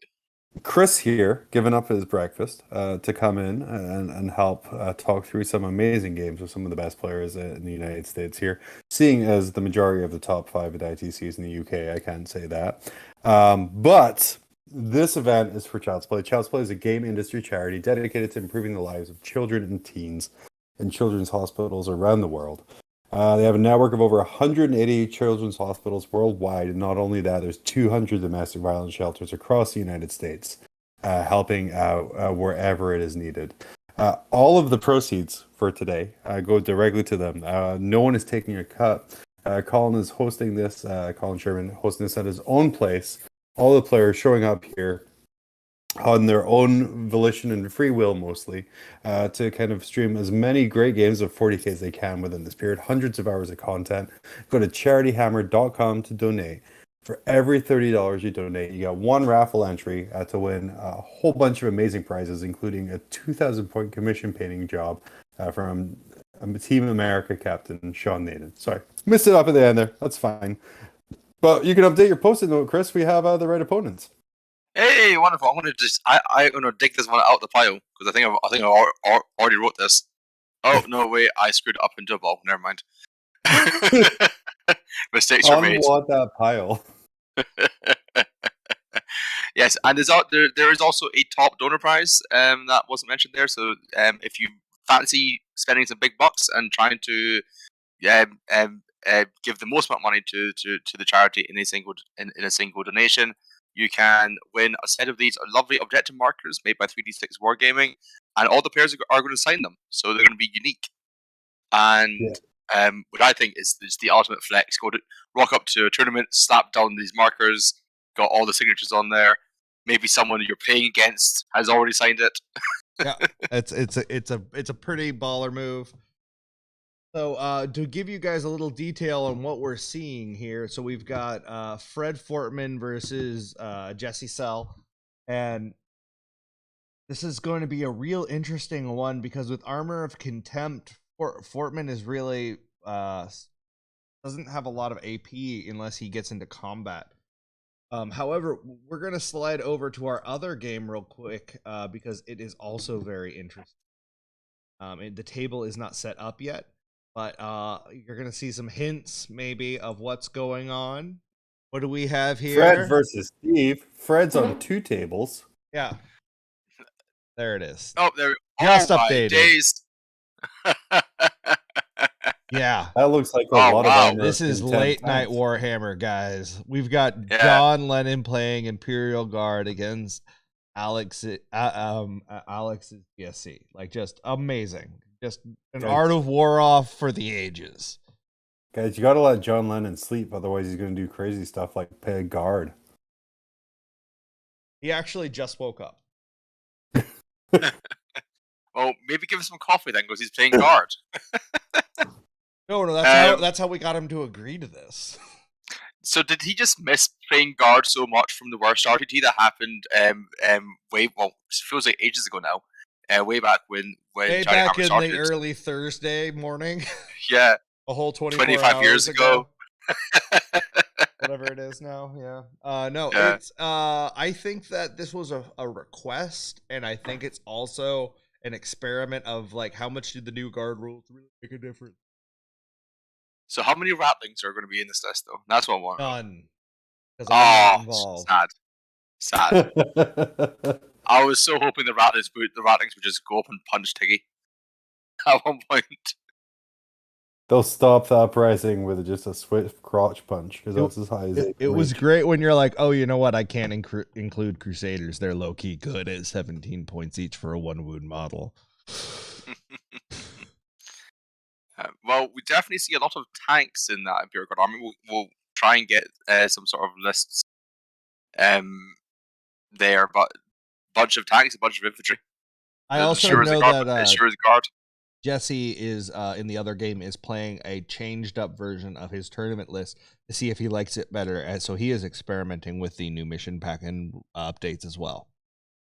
I do like that Alex keeps grabbing ruins away from John in order to place them in a way that's beneficial for him. It looks pretty even table. I don't think. I mean, it's just a plans generations in the making. It's hey, move this building over here. My grandfather built this building. Like, that's my building for this one purpose. Hiding from a Lehman Russ battle tank. Looks like they're playing Recover the Relics based Yes. on the layout here. Just testing, is my audio coming through? Your audio is coming through okay, not brilliant, but okay. Okay, thank you. Hey man, even better. Yeah. So yeah, we have And do we Go know ahead, what kind of Chris, GSC we'll be seeing John running into? Is it fighty GSC? Is it more of a shooty GSC? I think it's the kind that comes in from deep strikes. Oh, what? That's That's literally the the best level kind. of detail I've been given so far. Fair enough. we're gonna see. I a mean, we're bunch of still in tanks Steve's versus a turn bunch of 1, so tokens. Steve coming in with a steel chair. This GSC is mixed from deep strike and shooting. Told it's a mixed GSC from Deep Strike and shooting. We saw this actually last night in the last game we commentated there, where Alex does an amazing job of screening out objectives with those stupid markers. So hopefully we'll see this here too. Yeah. And there's certainly loads of lovely guard infantry to screen out all the GSC shenanigans with the deep strike. So the GSC have got a fair few units to shoot through before they can maybe get some nice crossfire going onto those even battle tanks. Because otherwise, I don't see how they're going to go down. Now that they're tough to save with armor contempt and a 2 armor save. It's a nasty profile. Yeah, even though they're wearing t-shirts, how do you guys feel about the 6's wound on the little flashlights on all those guys there? So I had the pleasure of playing against a guard horde when that first dropped, and unfortunately I was running Salamander Terminators, so it was kind of okay for me. But the number of dice I had to roll was actually low-key scary at points, where I was like, I might just lose 3 guys now, randomly, because he got all the orders off and everything, and it was like Katie and Conscript horde. Yeah, you're just like, hey, so you're gonna take 60 wounds. 60 wounds. No, there's not. There's not AP to this. What do I look like? Like a real faction? No. I just get to roll a lot of dice and watch you make a lot of 2s. I was more impressed that the guy played within the round time when we were doing 2.5 hour rounds in that event. Yeah. So we had an hour 15 on the clock, and he was able to do it. He didn't skip out on any shooting of any units at any point. He was like, I'm going to do everything I can. And I was helping him by picking up models for him. A man after John's heart, not using a dice roller. Yeah. Say, Oh, is yeah, if you play horde armies, learn how to play a horde army. It's not hard when you practice. I think I'm seeing him tomorrow at an RTT, which that's gonna be fun if we get paired into each other. We've had some good games. While they're deploying here, Chris, well, what are you taking to that RTT? I'm intrigued now. So I'm currently thinking about White Scars actually. So I've been on the Blood Angels kick for a while, but I'm gonna try out White Scars. WGC is getting close, and I want to make sure I'm experimenting with everything that I can. So it's surprise, surprise, 30 Vanguard veterans, and then friends, White Scars. Nice. Jumping Hero, quick chat. Yes. Whoa, this is actually live. However, if you're watching it later, it is actually a replay. Just to make that as clear as possible. And there is not a legit allowed dice app because they're terrible things that shouldn't exist. Yep. Just roll your dice. Yeah, just roll it. It's part of the game. Damn it. Anyway, Chris, Yeah. you interrupted. I interrupted you. Yeah. Go ahead. Yeah, so taking White Scars, so it's Kasar Khan, Phobos troops, aggressors, Grey Guard. I'm running the Primaris Apothecary, who will be carrying Nice. Self Sealer and the Range Runner as my only two relics, and Warlord Trait. And 30 Vanguard veterans with Lightning Claw, Chainsword to be cheap and cheerful, some hammers and on the sergeants. Squad of the Assault Marines, now that they're cheaper, get free war gear on the sergeants. So that's nice. So he's carrying a Lightning Claw Thunderhammer for reasons. And then the good old Devastator Rhino coming in with all the Melta and all the Grav. Standard White Stars stuff. No Inceptors, Martine is asking. So to answer Martine's question in the YouTube chat, no Inceptors. I'm just seeing how big tanky I'm going to slap you in the face. White Scars will do. And if I don't like it, I'm just going to go back to Sanguinary Guard. Which is a pretty good fallback. Yeah, it's gonna fall back to the thing that got hugely buffed. Exactly. I mean, my list only If it doesn't work, points. I'll just fall back on my better list. It's fine. Yeah, like I only gained 42 points in my list that I took to the Newcastle GT, I think. Mm-hmm. Oh, sorry, 47 because the speeder went down by 5 points for some reason, which I did not understand how that storm speeder went down in points. Because no one's buying the kits, Chris. The points will increase when they buy the kits. The points will increase when sales improve. What part of this do you not understand? Martine, no Assault Centurions in this version of the list. I was going to run them, but then I could get my hands on enough Vanguard veterans to run the list. I think was actually going to be better. So Assault Centurions are great into a Terminator based matchup because they give you lots of damage forward. So even through Death Guard, they punch through after their damage reduction. But thinking for like WDC, we could probably just avoid Terminator matchups for my mostly damage to army if needed. So no Assault Centurions. I very much hate damage 4 as a Death Guard player. It's the bane of my existence. Yeah, well, I played into Deathwing and so Deathwing Terminators and Thousand Sun Terminator spam and Newcastle, and the Centurions had a very fun time in both those games. Taking I think a total of over 2 games of about 10 damage. But it was a Death Company who came in with the Thunderhammers, just wiping out 7 Scarping out Terminators for no reason. Yeah. Yes, we're trying. They aren't advancing. So with advanced charge, they aren't that slow. The Assault Centurions and White Scars, but I think there's just so many points you can fit a squad of Vanguard veterans and a squad of Assault Marines and have points to spare. For the price of 5 Assault Centurions. So it's all about that cost benefit analysis. But that's why we test lists. That's why we go to RTTs and test lists and do all the fun stuff before we go to World Championships for the first time and hopefully bring some points home. Well, at least no take a 0. Yeah. Yeah, it's fine. It's just Innes is going to get 0. It's fine. Just gonna set him up as a ringer. like fourth in the world about the worst on teams. Yeah, it's fine. It's fine. Yeah, we'll 7 of us we'll get 20s. Nah, it's gonna be so much fun. I'm looking forward to our pod.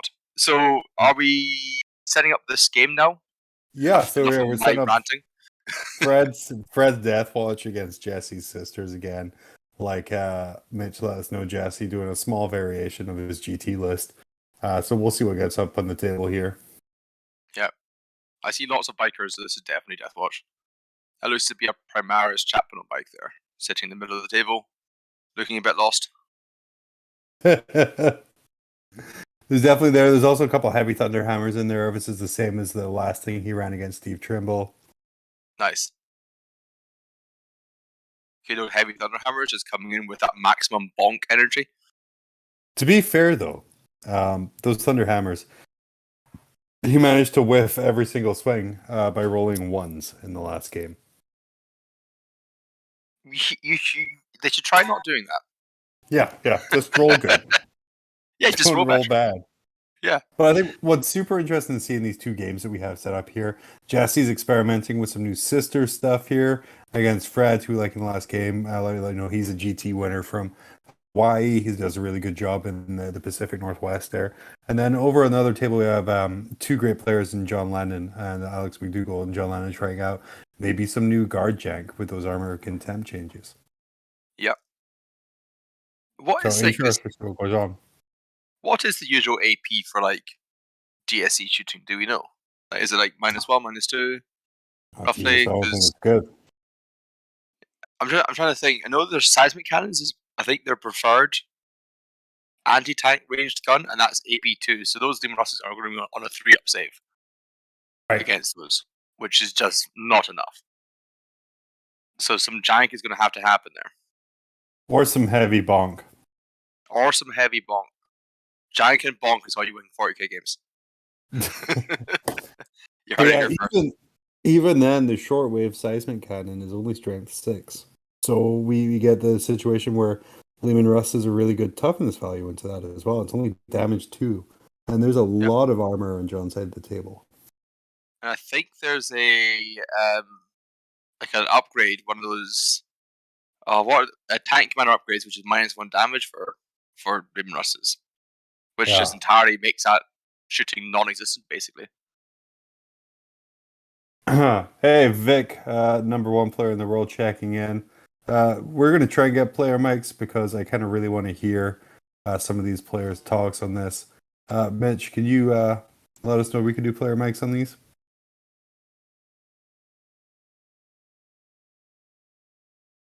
No.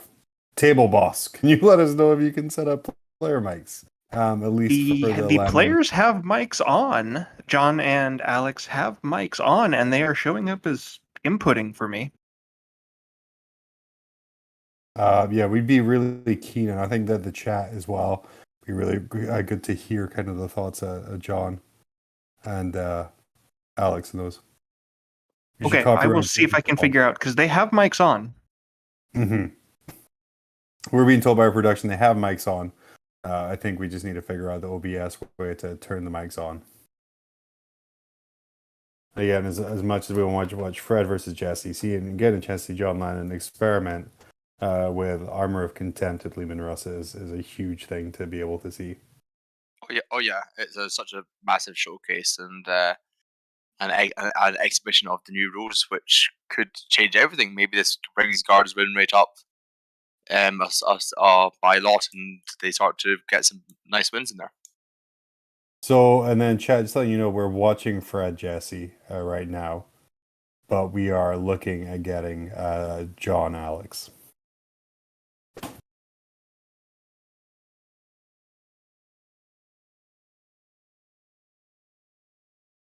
Hopefully.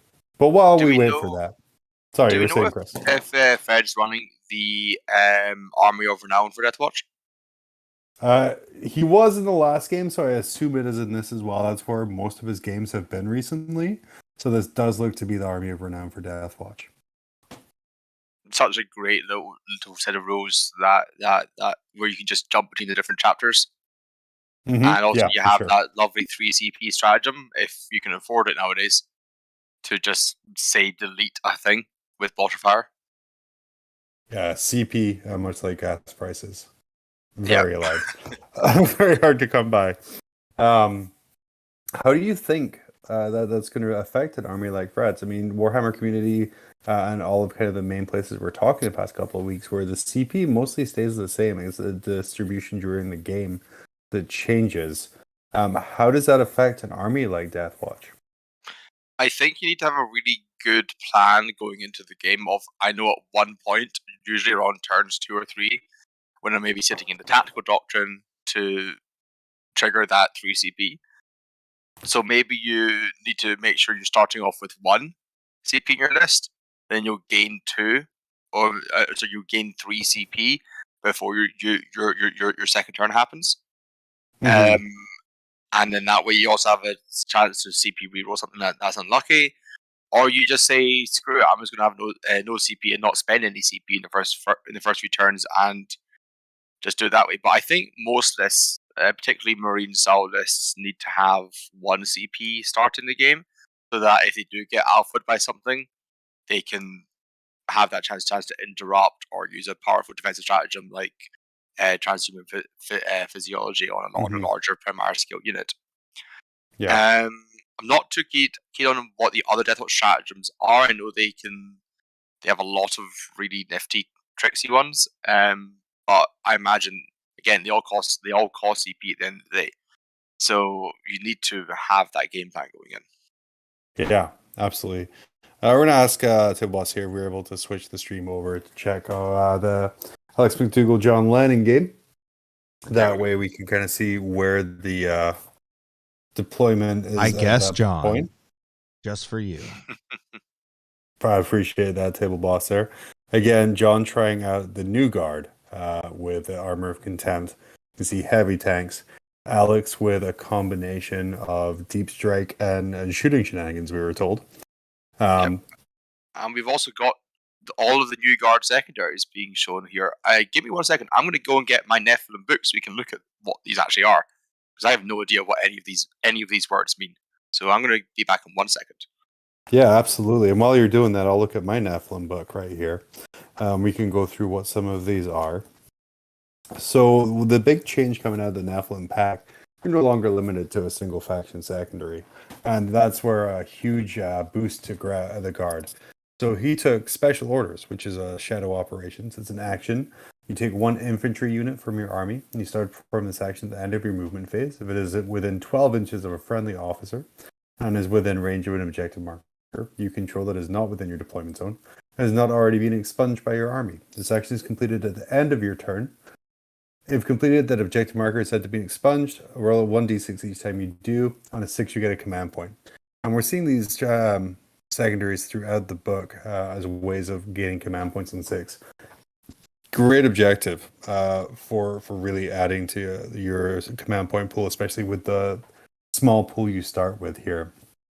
We also have Boots on the Ground, which is 1 victory point for each table quarter that has 1 or more regiment infantry unit from your army wholly within it, excluding characters, and units that are within 6 inches of the battlefield. So 1 victory point as well if 1 or more units from your army equipped with regimental standard are either wholly within 6 inches of the center of the battlefield or wholly within your deployment to deployment zone. And then he also took Inflexible Command, which is 2 victory points if every Astra Militarum infantry unit from your army is within 6 inches of an officer. 1 victory point if every Astra Militarum vehicle unit from your army is within 12 inches of a friendly vehicle officer. And 1 victory point if any enemy units were destroyed by an Astra Militarum unit from your army this turn. Well, that Astra Militarum unit was being affected by orders. Which of these are all great secondaries and a huge buff to the guard to be able to take more than 1. Oh yeah, like definitely. I was just reading through that last one there as you're going through, and it basically just, in my eyes, read play guard, score 10+ points. Yeah, because that last one, you want to be hugging your officers, and also importantly, transports. When an officer's inside the transport, they count as an officer itself, the entire vehicle. So it beautiful. allows you to have that mechanized infantry fantasy going. Absolutely. So we're seeing from Alex, and I know you have the book there as well, Chris, that he took R&D for we're still retrieving our servo skills. He took Bring It Down, which Alex, John, obviously against Imperial Guard, you're going to want to take out those tanks. What is Brood Swarm now as part of the Nashman pack? So I'm just turning to the right page now. Here we go. There's so many secondaries in this book. It is chunky. So Broodswarm is a battlefield supremacy secondary. At the end of your turn, score 1 victory point for each of the following conditions you satisfy, up to a maximum of 5 victory points. So the first one is you have more models in the battlefield than your opponent does. I think they might struggle against the guard scoring that one. You have more models within your opponent's deployment zone than your opponent does. You have more models within your deployment zone than your opponent does. You have more models in the battlefield that are within no man's land than your opponent does, and you get an extra one if all 4 of the previous points apply. So it's basically just become a brood swarm. Swarm everything. Covered the I love table. it. I love it so much. It's pretty good. Might struggle a little bit in the deployment zone.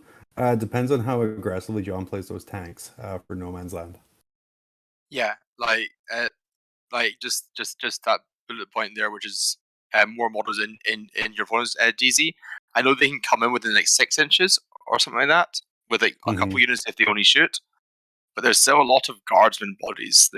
I see at least 4 squads of guardsmen, 5 squads of guardsmen down inside of John's DZ right now. You're gonna put a lot of your own units out there if you want to score that 1 bullet point, which is only worth 1 victory point. Mm-hmm. That is rough. So probably But hey, kind of looking at you don't have to score 5 points every single battle round with that. like even if you're scoring 3 points a turn, that's enough to kind of max that out there. Oh yeah. Something I noticed, Chris, that I really appreciate about Alex McDougall is the aggressive finger pointing when he's doing things, and hopefully they'll continue this game. Yeah, it really helps us out rather than having to guess what's happening. Well, I believe that Alex lives in the middle of nowhere, Canada, so I'm pretty sure you have to say that correctly, and it's what I appreciates about Sim is. Sounding like the bad guy with the bomb pen and GoldenEye right there. Absolutely. Are people looking for a Big Drip Mac? Love the name. Looking forward to the Sisters game. We're going to switch back and forth between this one and the Sisters. Again, for us, the chance to see one of the best players playing new Imperial Guard with all of the buffs and all of the secondaries is a huge opportunity. But also Fred, quality Deathwatch player, I'm assuming playing his Army of Renown against Jesse's Sisters. Jesse, of course, fresh off his BAO win. And trying out some new stuff on his list to really maximize what he can out of this Nephilim pack. Yeah. Looks like we're starting to have some units being put down here. We got a unit of Sisters up front in the cover there, ready to jump onto that objective. And I don't see anything down for the Deathwatch yet. Looks like we have maybe a squad in that backfield there. I don't think they're actually put down because they're kind of just left out to dry. I think looking at the phone screen there, they're going through the ITC battle lab, just so setting up the secondaries. Mm-hmm. Which makes sense. I wouldn't be surprised if that app hasn't got the new secondaries yet, so they're having to like proxy in a couple of them just to get the what they want. So we'll have secondary information as soon as we can for you all for this game.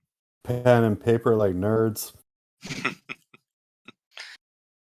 And this is going to be forcing us to use pen and paper scoring at Worlds, and I hate it already. Well, on the plus side, Battlescribe was updated tonight. His chat was wonderful to let us know. Hey, so at least we'll be able to make lists for the RTTs we have tomorrow. Yeah, good old open source software. Just having them all putting in all the new points. Absolute champions. There's some pretty nasty shooting lanes going through the middle here on this board.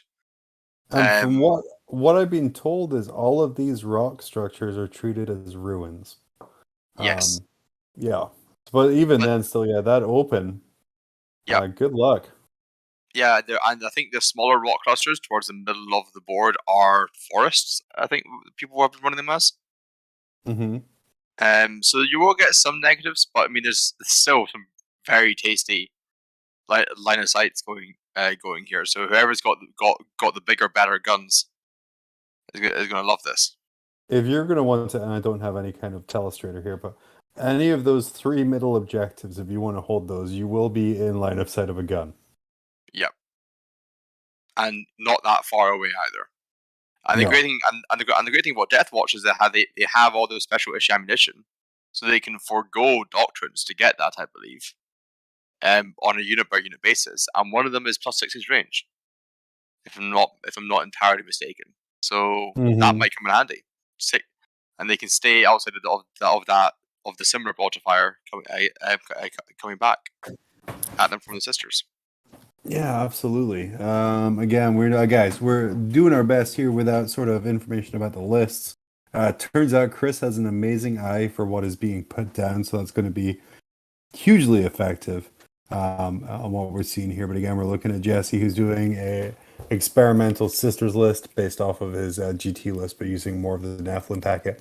And Fred's Deathwatch Army of Renown. Maybe he just has a really big screen. I do have a large monitor. That's not what I meant, but also that, sure. Yeah. And what we want to remind Fred here is the dangers of phones on screens. Make sure your notifications are turned off. Make sure that you don't have anything open that you don't want. Maybe he's watching Umbrella Academy on Netflix in his spare time, but laying phones down, stream tables, is not a pro gamer move. That is certainly a risky tactic. Actually, I would say that it's exclusively done by pro gamers. Because other ones aren't on stream. Looks like we're setting up here. Let's move back here. We have Alex versus John. Alex looks like angrily knocking the thing, but checking out some threat ranges. What do you see here in this deployment, Chris? So it's John's round 1 right now. Some secondary points have been scored already. So with the deployment, it looks like the guard are kind of trying to screen out the tanks as best they can. Although we do have one tank, which looks like a commander, because there's a guy on top, the orange one there, kind of out in the open, maybe trying to bait the GSC in a little bit. Oh no, we're into the GSC turn. So sorry for that. So we're seeing some GSC bodies running up the field, some Gene Sealers maybe trying to take out some guard and steal some objectives, try and keep John's primary score down, going further into this game. It also looks like John is primed and ready to screen out his corners as well. Just by shuffling around a couple of tanks, the entire backfield will be screened out, even off the shorter 6 inch range.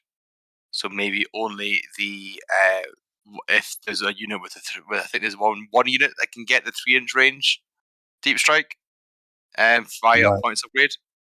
So maybe they'll be able to sneak in somewhere, but we'll have to wait and see. You have to sneak in front of a bunch of tanks. That will probably make very short work of it. Yeah, time to charge tanks and hope that they can't shoot with their heavy bolters to get out of combat. So before those blast cannons start firing. We are seeing, I think, some move blocking going on here, some early wise. If you look at that orange tank in the bottom and the way that is positioned, it's very hard to get through there. Same with the Grey Leam and Rust that Alex is measuring right now. Very hard to get through that. You'd have to assume the guard unit behind that ruin wall. I'm not sure they're playing WTC rules. It might be unchargeable too. Yeah. It's typically quite difficult to actually stand behind a wall and make it unchargeable unless you're talking about big 50 mil Centurions charging through walls when the base might actually not fit. But typically the 32s and the 25s can find a space somewhere to get a couple guys in. But less ideally than you'd want in there. Yeah, but again, that's where playing by intent comes in and saying, yeah, this is technically possible. I'm not going to spend an hour of clock time setting it up. I did ask the players; they are not using WTC rules. Okay, yeah. So absolutely trying to screen out some of those bigger, maybe, hopefully abominants. Maybe I don't know what Gene Stealers are going to have there to throw in. Obviously the Gene Stealers themselves. Yeah, I think we're seeing 2 5-man units of Gene Stealers currently right up in the guard face, and one model kind of hanging back. Don't know if that's a character or something. You would hope so. Oh, that might be the Calamorph or Sanctus sniper guy who can't be shot if you're outside of 12 inches. Yeah, there's some shooting and some scooting here.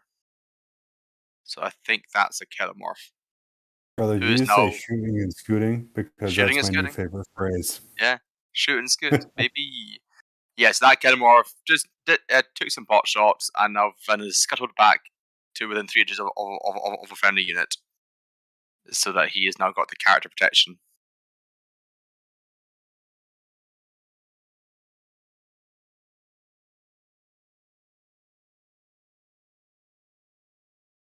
Let's see here.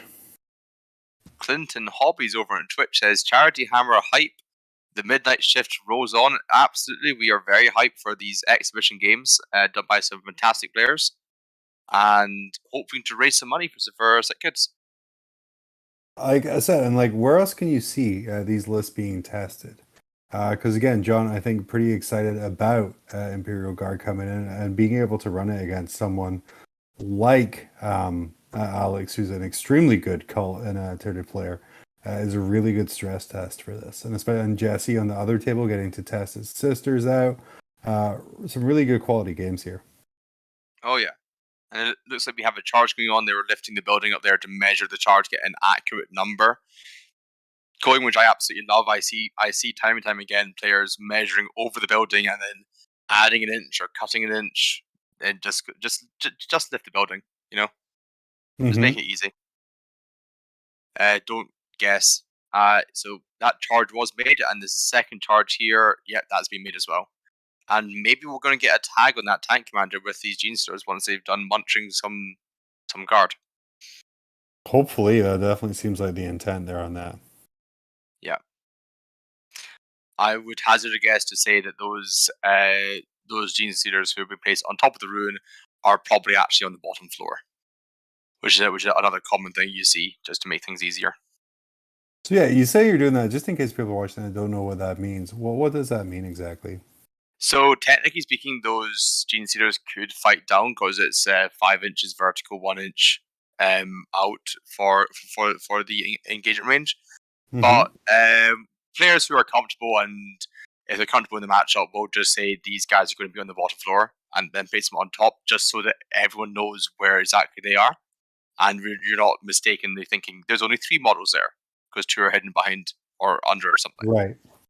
So players who have been around it will typically do behavior like that, and they will measure from the bottom floor directly down underneath the model for all purposes of movement and whatnot. But yeah, so I reckon we're going to see a tank commander and some guard being tied up by these Gene Stealers, because Gene Stealers should make short work of guard. Yeah, so especially like you're right. I think those Gene Stealers are going to wipe out that guard squad. Hopefully, unless there's a lot of whiffs, with the idea that you can hopefully move forward enough to tag that tank commander to stop his shooting effectiveness. Yeah, because the tank commander will be able to shoot. It looks like some heavy border sponsors, but we're not sure what level of WYSIWYG we're going to be having here, because the players brought models with them, not knowing what they were playing, because they hadn't written this yet. So if that tank commander's got, let's say, 3 heavy bolters or even some heavy flamers, would probably be better. Those guns can still shoot, and if John's able to clear out those 5 Gene Stealers, that battle cannon can then come down to bear on a different target. The How Gene Stealers important rolled is- 9 ones. To wound? Yes. 9 So ones we to just- wound. Yeah, we just got told that Gene Stealers rolled 9 ones to wound. Not ideal. It's All right, boys, fix bayonets. Let's go.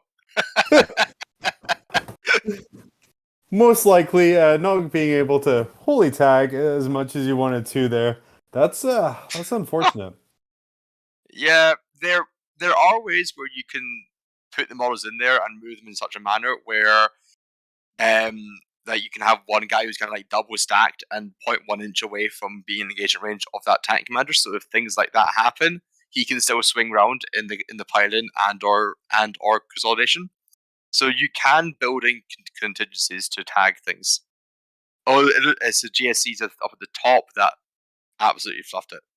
Yeah. There we go. But yes, you can build in contingencies into your shenanigans, so that if you do roll 9-1s, which can happen, as we just saw. Very sad times. I mean, that's I think the second game on this table that we've seen tonight, where the dice just absolutely red, and So it's just this table then. This table is cursed. yeah, it's pumped by ones. This is all that's going on in this table. See, well, the issue is that the mat isn't filled with lava, so the dice can't get hot. So the dice are currently cold. That's right. It's because you can recognize the models in this one. Yeah. We're gonna probably finish up this combat phase here with Alex's attempt to remove some of these screens, make some space for his deep strikers, and hopefully check out Jesse and Fred's game or deployment phase, maybe.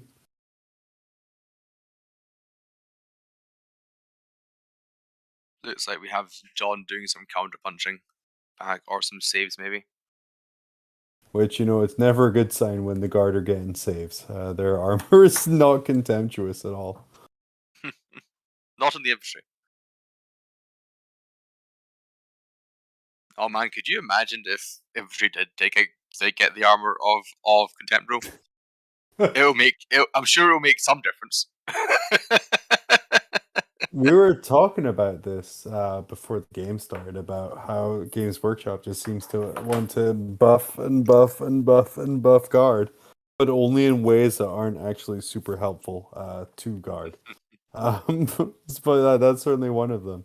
Over here, yeah, it looks like we're deploying some stuff. What do your eagle eyes see here, Chris? Models. I see models. Beautiful. So it looks like you got a whole bunch of Death Company kill teams, and I think I see the chaplain on bike in the middle of that central castle there. And up at the top, we see more of Death Company just kind of saying, I don't want to deal with any of this. And making sure that they're far away from the Sisters of Battle. This battle will probably rocking in some heavy bolters or multi-melters somewhere in the list. Maybe there's some of the retributors, the girls with the heavy weapons running around, and that could do some damage if it's multi-melters. Meanwhile, for the sisters, we have lots of hugging cover, but also they're not really hiding. Although Jesse is using the mid-board line of sight blocking terrain to their advantage to kind of mitigate some of the line of sight issues. Yeah, that might be had. Just checking with the table boss here. Some requests from chat here. We have a bunch of really cool lists going on here. Would it be possible to figure out what Jesse's updated sisters list is? I will have him send it to me. I'm on it right now. Perfect. All right.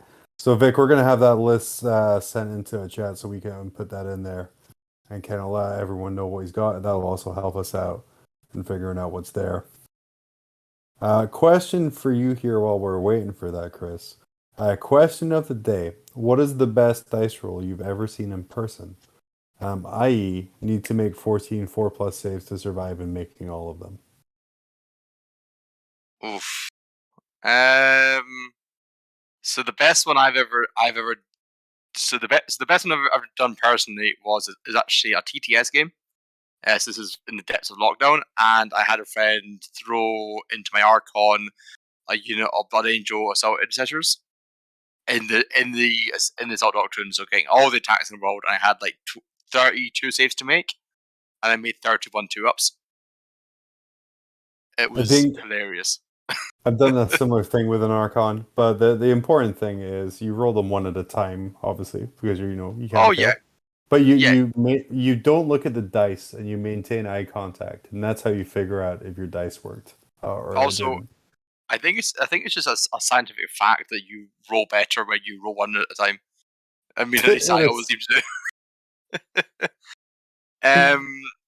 Although I did also once had so again on Drakari, I had a succubus who failed a charge because of the Tanglefoot grenade stratagem from Custodes.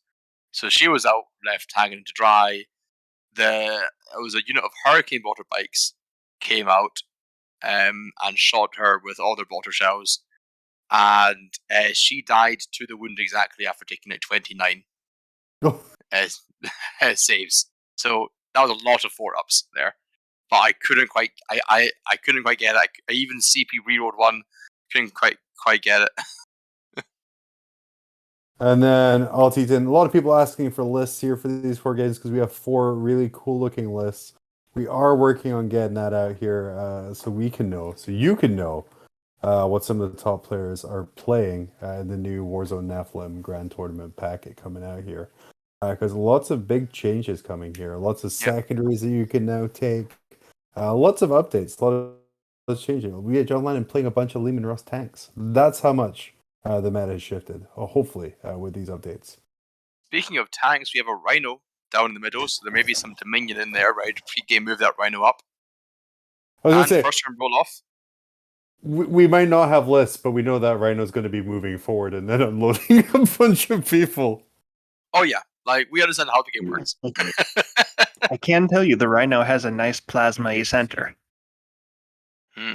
We're told, that the Rhino has a chewy plasma center. That's my favorite kind of center, particularly when it overcharges. Just don't roll once. That's how it works. Yeah, just don't roll 9 once. Poor Alex did. Yeah, so it looks like the Deathwatch have won the roll off and are going first in this game. What's your thoughts on that? Do you think Deathwatch wanted to go first here, or would they rather have gone second? I honestly think, the Deathwatch and the way it's set up wants to go second. Especially kind of the way the table is set up here. He wants to have those sisters get up and get into position. As we mentioned before, those objectives, and we're playing the Scouring here, guys. Those objectives real exposed, so they want to get those firing lanes that their doctrines and their special ammo can really take advantage of. What was your thoughts on that, Chris? Well, I think the Deathwatch were definitely vying for that for going second. Obviously, they have very little control over when they actually go first or second. The thing is though that with the Army of Renown, again working on the assumption that this is the Army of Renown, they can just go into White Scars and suddenly be in sisters' faces so freaking fast. Mm-hmm. So what I reckon we're going to see is we're going to see some cautious movements up the board, kind of getting within ranges where they can start to cover the central point of some of these objectives with a comfortable White Scars turn to charge going on, and just being ready to hit that switch. So definitely going to see some moving up of the Deathwatch here, but cautiously so, respecting threat ranges of any multi-meltas or non-damage shooting or anything of that kind of ilk. Yeah, and then Chris, I don't know if you want to check the general chat area here.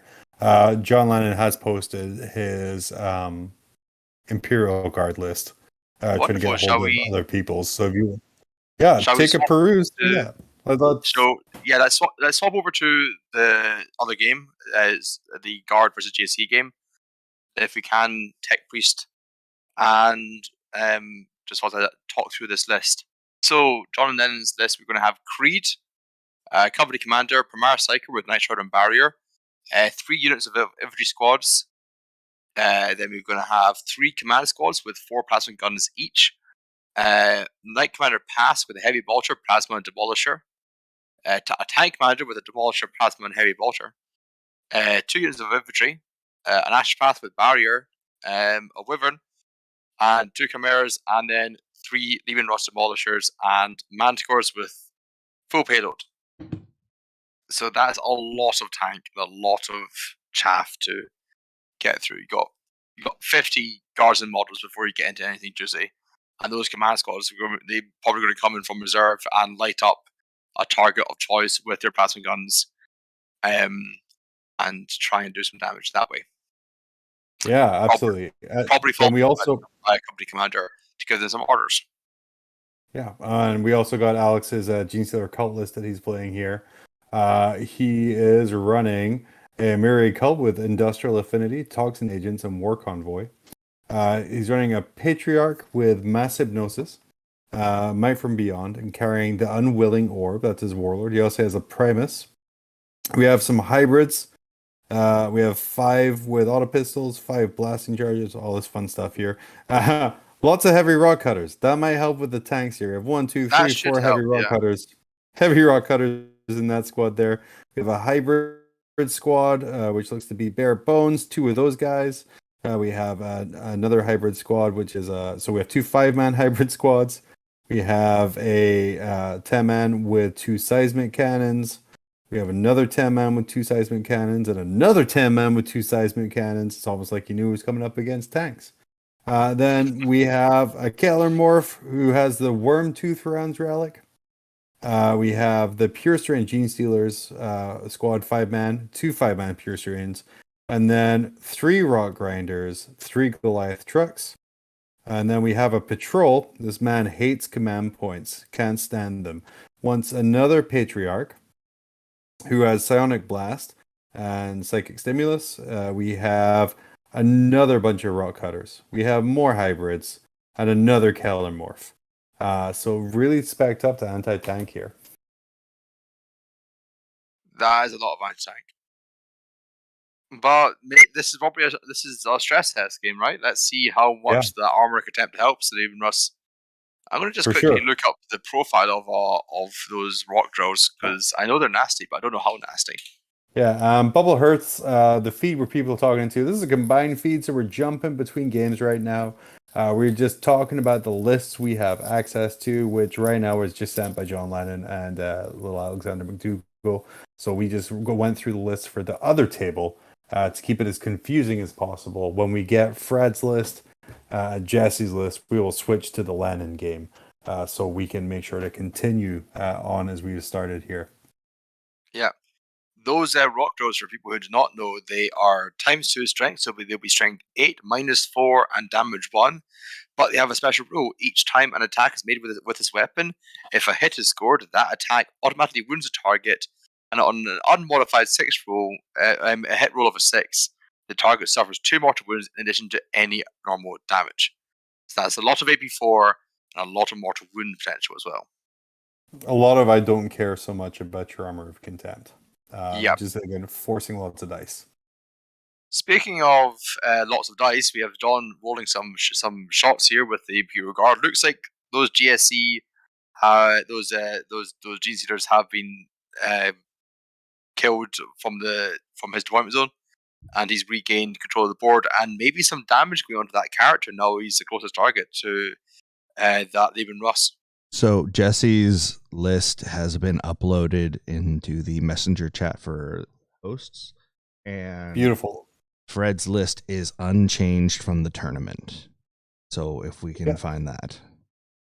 Yeah, so we just found out Fred is running his GT list, getting as many games as possible with a very good list.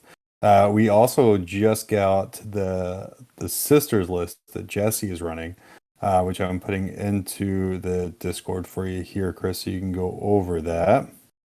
Unless you can find it in the other one. I'm not in that messenger chat, so that's what I figured. So yeah, we're gonna throw it in the other one here. We had 2 seconds. Discord, you're wonderful, but you're very unorganized. Wonderful. Just threw that list in. We finally kind of figure out, and as promised, talking about the list for the wrong table, just to continue the confusion. Absolutely. So we're running Bloody Rose Sisters. We have I'm going to mispronounce a lot of these names. Hospital, the Healy person, Canoness, who's got the a Blessed Blade Inferno Pistol, Chaplet of Sacrifice, and Blazing Ire with Word of the Emperor. Those sure are terms I do not understand. Celestine and Gemini Superior, and Morven Val. So I had to have Anti Val in there, who's a warlord. Then we've got 1, 2, 3, 4 Battle Sister squads with chainswords on the sergeants. A Dogmata with the Chorus of Spiritual Fortitude. 3 Paragon Warsuits with Stormbolters, Multi-Melta, and Warblades. Then we've got a unit of 5 Repentia, a unit of 9 Repentia, unit of 5 Sephirim, so that's the girls with the pistols, and they got the flamers. They can drop in and shoot and clear for people to drop in further past them. Then they got some Zephyrim with the pendants, with his Zephyrim penance, which I think rerolls charges or something like that. Then you got unit of modifiers in there, just 2 of them, and a unit of Retributions with Multi-Melta and a Cherub, and they're probably sitting quite happily in the Rhino. So lots of fighting in this list for Bloody Rose. That's gonna bring some damage. Yeah, if that unit of 9 Repentia make contact with something, it's gonna hurt the Deathwatch. Like, it will no longer be a thing. You will feel it in the morning, and then you'll feel it in the next morning after that. Looking at the table right now, John's moved Lehman Russ up to hold that top objective. Looks like Gene Stealer is after whiffing. We have John holding that bottom objective as well there, as well as his home one. What's Alex got to do here to kind of take some of those away, apart from obviously just destroying tanks? Well, obviously he needs to destroy some tanks. I think the GSEs really need to play cagey here. It doesn't look like there's a lot of OBSEC on the 2 forward objectives for John's side of things. So again, just keep leveraging the fact that you have cheap OBSEC units and just keep on trucking. It's that kind of game where you're going to throw units into the meat grinder that is the Imperial Guard army, and they'll probably last about as long as an average guardsman. Gonna send wave after wave of his own men against him. Yes, we have casualties in the millions. What a successful victory! I think there's a Black Library book which is just the life of an average guardsman in like 20 minutes, and I need to, or like 20 hours, and I need to read that book. That's on my list. It sounds absolutely incredible. Very good. I believe it's called 8 hours or 16 hours or something like that. Bubblehearts, it is streaming on 4 channels right now. It is all the same stream going across them. So no separate games. We're having small tech issues. So rather than variety, you get us. But yeah, got to hit that kill in it for the Gene Stealer call. They don't ascend until they've killed enough. 14 hours, Torn Mag. Thank you, chat. There we go. Letting us know that's the best book. Yeah, I'm going to have to get that and listen to it whilst I paint models or something like that. Crazy. An insane man. No one has done that before. Before we kind of move on here, guys, the reason we're here is we're raising money for a charity called Child's Play. Child's Play is a game industry charity dedicated to improving the lives of children and teens in children's hospitals around the world. They have 180 different children's hospitals worldwide, as well as nearly 200 domestic violence shelters across the United States. What Child's Play does is they use the money raised to purchase games, video game consoles, and other entertainment to really help make some people's worst times even like a little bit better. Every penny you donate to Child's Play at charityhammer.com goes directly to the cause. No money is taken by any of the players you're watching, commentators you're listening to, or even hosts Colin of the Best in Table Tech Network, who's hosting this. Everything goes right to charity, goes right to Child's Play even, to make sure that the kids are getting as much entertainment as possible in difficult times. For every $30 donated, you get a raffle ticket, which will be drawn throughout the event. There's a ton of great prizes. You don't like painting? Just win a commission painted army from Sean Naden, Captain of Team America. You don't want to buy an army? Well, you can win $1,200 of store credit with Hammerhead Games. As of tomorrow, you will be able to make your pick'em predictions for the top 8 bracket of the hardest GAT.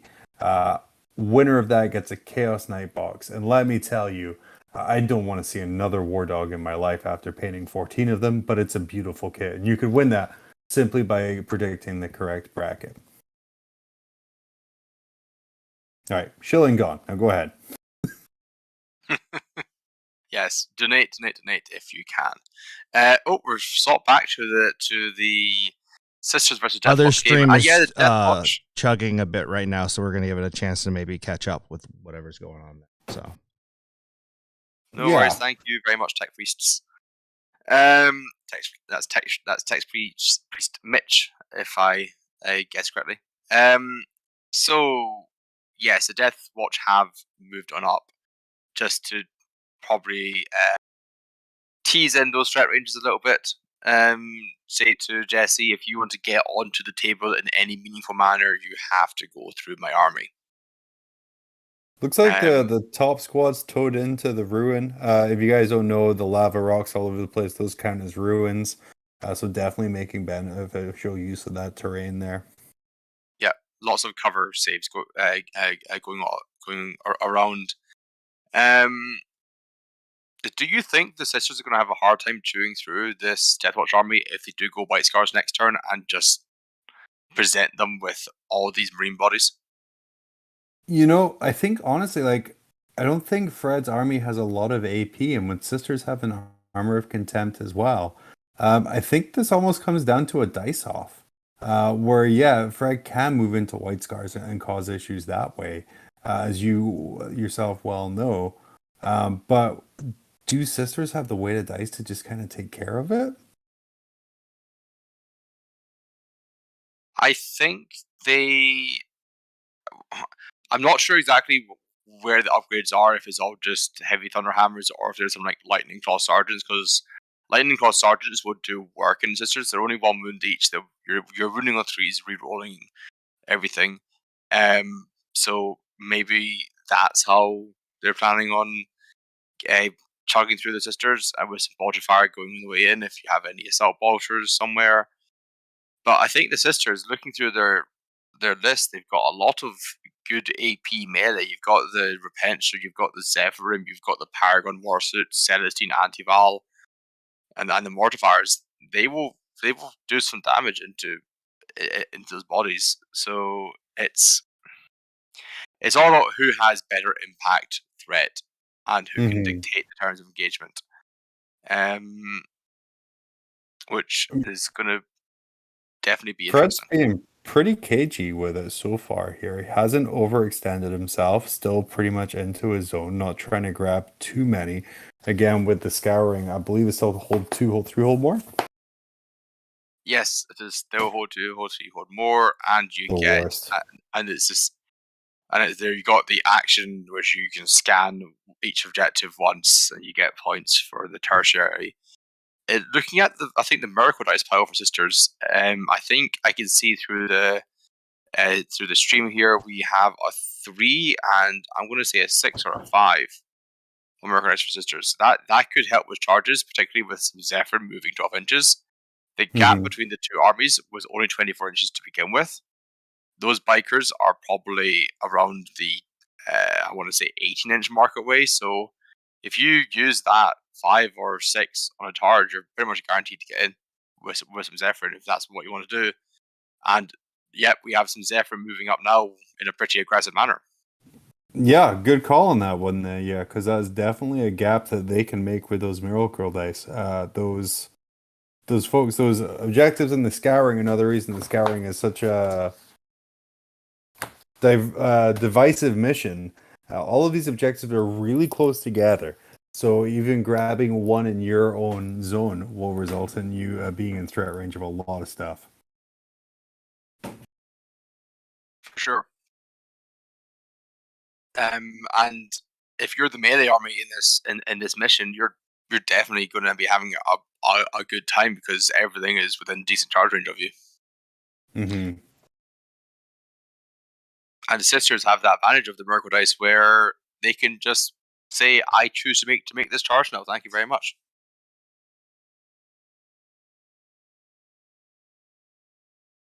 I think we have a character moving up there as well. Nope, this is some more Zephyrim, or no, that's Celestine actually. So you got Celestine moving up as well to meet the Deathwatch bikers here. Which you kind of have to, because if you look at the way Fred's spread out here, a lot of his threat is in that bottom left-hand corner. And the sisters that are moving out are huge threats to that area. Yeah. And you're going to have Anti-Val and her Paragon Warsuits moving on up as well to probably pressure more towards the center. And those Paragon Warsuits are tough to kill. Yeah. Jesse just pointing out things that he wants dead, I would assume. Yeah. I know that one. Yeah, that one guy there. That one guy there. Yeah, the guy with the heavy thunder hammer. Yeah. We didn't have face cams for this, but during Fred was on the last slot here, he whiffed 80% of the wound rolls for his heavy thunder hammer into Tyranid warriors. And I would assume his face went as white as Jesse's shirt there, which is a bold choice. It was Leviathan Tyranid warriors, wasn't it? To be fair, so still winning. To be on fair, fours. Yeah. But yeah, winning on fours is a rough one for Thunderhammered.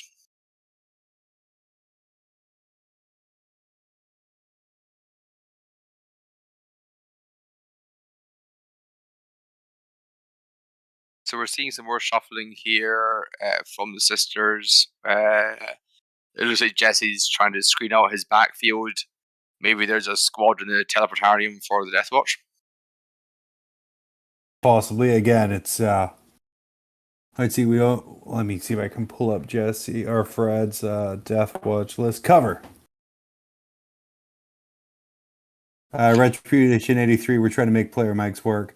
Might not be a thing. You might just have to put up with our dulcet tones trying to figure out what's going on here. Yeah.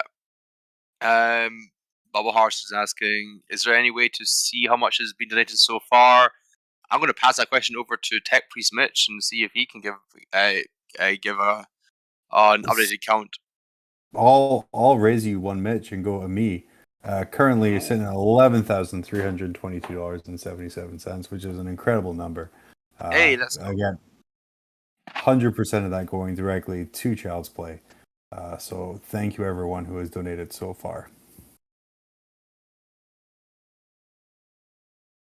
So the Mortifiers and some sisters have moved up to take control of that objective in the top right corner. The Rhino still hasn't moved up on yet.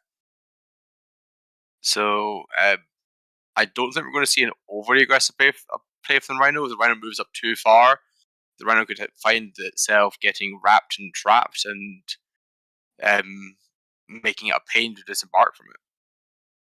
Yeah, absolutely. Both of these guys playing pretty cagey, not wanting to get involved in the meat grinder in the center there. Yeah. Speaking of meat grinders, table boss, how's Mr. Lennon versus Mr. McDougal going?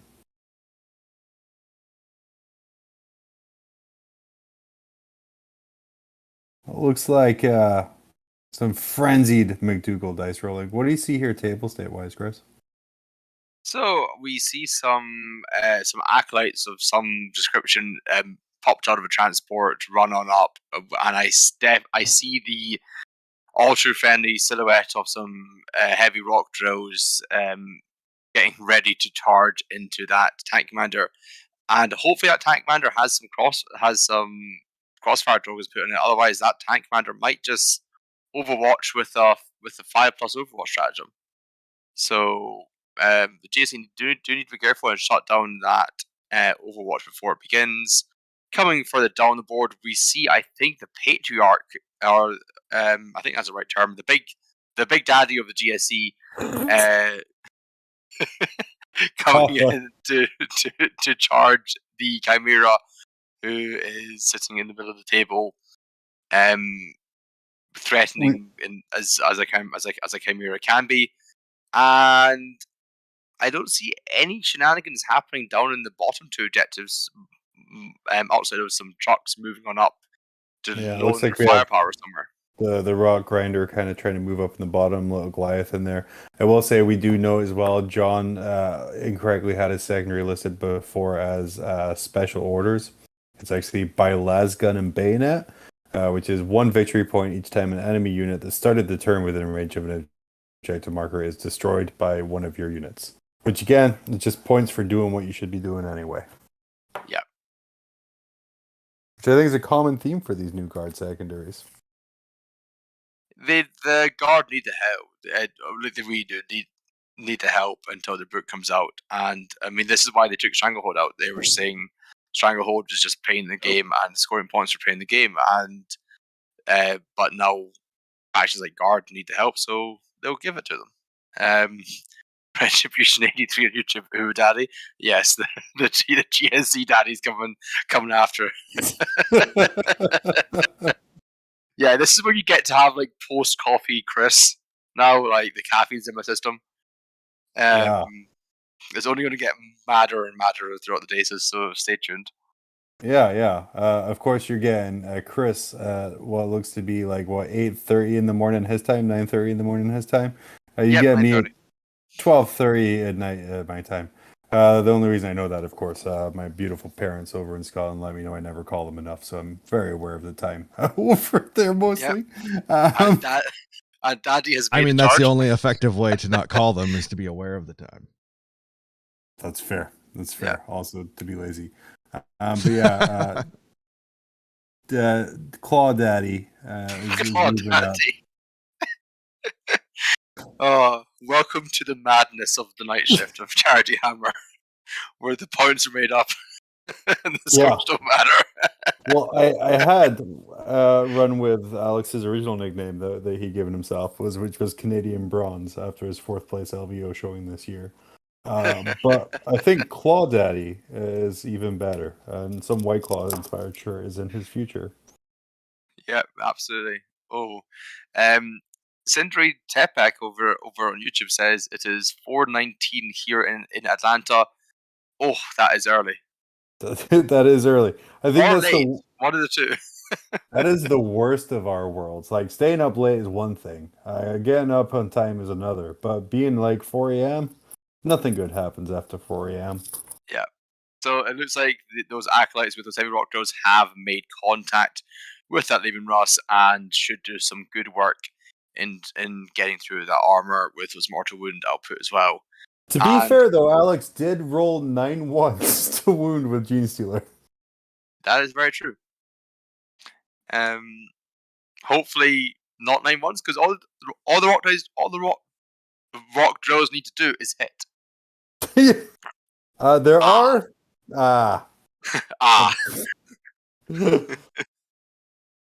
Oh no, I see some wind rolling going on here, so that is that is the rock drills. Lots of damage there in that Leaving Russ. Looks like the Russ is down to 10 wounds as is. Oh, now down to 4. Yep. Down to 4. Armor of Contempt, useless against rock drills. It looks like we're going again. As DJ Khaled famously says, another one. Or is this is just a slub test? He's just slapping the tank now. So here's a theory for you. With these guard secondaries, and with the new armor contempt warrant to Leaving Russes, do you reckon that the guard full tank army is now a thing? Do you reckon we're going to see, like, here's a Bane Blade and a bunch of Leaving Russes, and maybe some Scout Sendos, where all the Leaving Russes become OPSEC? I mean, it's the same thing we're seeing with the Ward Dog list, right? Where we're taking like 12 to 14 Ward Dogs, where it's a great meme. It's going to catch people out the first month or so. But ultimately, it would be like a gatekeeper kind of stat checklist of, can you take care of a bunch of heavy armor? No, you're probably going to lose. Yes, you're probably going to win. Armor of Contempt is great on these tanks, and it does a lot for it, especially with the 2-up saves that they have. But it doesn't kind of take away a lot of the existing problems Guard have. I think what we're going to see is we're going to be shifting to a vehicle or high toughness meta, especially with Chaos Knights, Imperial Knights, the guard changes. So we're going to see everyone else adapt around that and expect to see those things. So maybe for the next couple of weeks after that, it's going to stabilize to being just good old guard. Oh yeah, I had a friend at a GT run. That pure list, that the big tank and the little tanks and everything. I'm blanking on the names, and they had a horrible day one. But then on where they only got one win. But on day 2, they ran into 3 Chaos players in a row. That Vengeance Vercadia stratagem did work. Those on day 2, so they were loving it and finished 4-2 with full tank guard. But this before all the buffs came out. So it looks like that Demon Ross is going to be alive on 2 wounds, but there are troops in that objective for the GSE again. Cutting into John's primary here. But I don't think it's going to make that much of a difference because John's still going to hold 2 objectives, and this is hold 1, hold 2, if I'm not mistaken. Yeah, they're doing the first mission from the new pack here, which is hold 1, hold 2, hold more. I think it will allow Alex to hold more, so maybe denying 4 points for John. But if he's just steadily scoring 8 points a turn, I think he's laughing. I don't imagine the GSE who are currently on that objective in combat with the Leaving Russ are long for this world. So I don't think it's actually going to be that much of a swing. I think that play was more to try and take out that Leaving Russ. And as is on 2 health, it won't be that effective. But Guard do have a 1 CP stratagem to heal 1 wound back. Does that do anything? Does that get them over a wound bracket? Not No, at it 2, doesn't. I don't think. No, No, it doesn't. You need to get into 4, so probably not worthwhile using that stratagem there. Maybe just the falling back progressive and shooting. the progressive objective in this mission, Breaking Body and Soul, is you get 1 victory point to a maximum of 3 for each enemy unit that was destroyed at the battle round. So not being able to finish off that Lehman Russ hurts Alex a Or lot that in this one. Chimera. Yeah. Alex and Dice, mortal enemies today.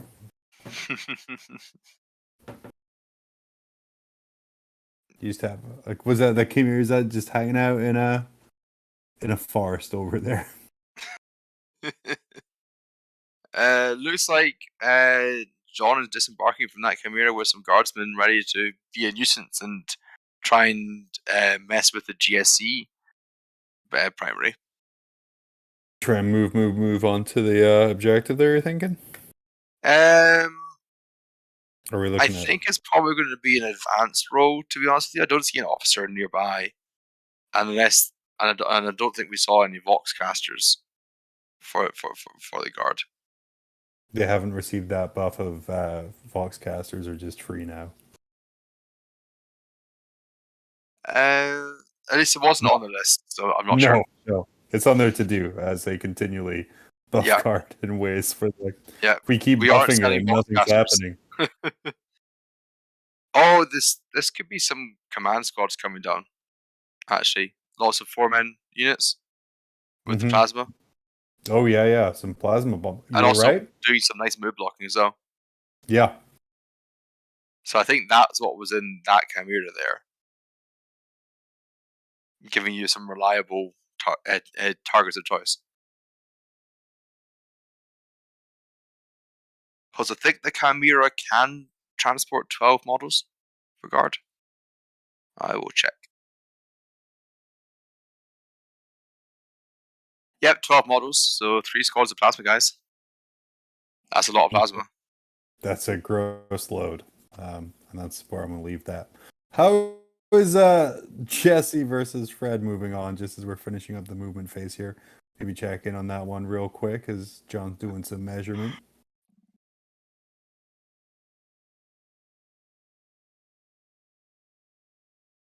We'll have to wait till our Cerberus skull flies over that table.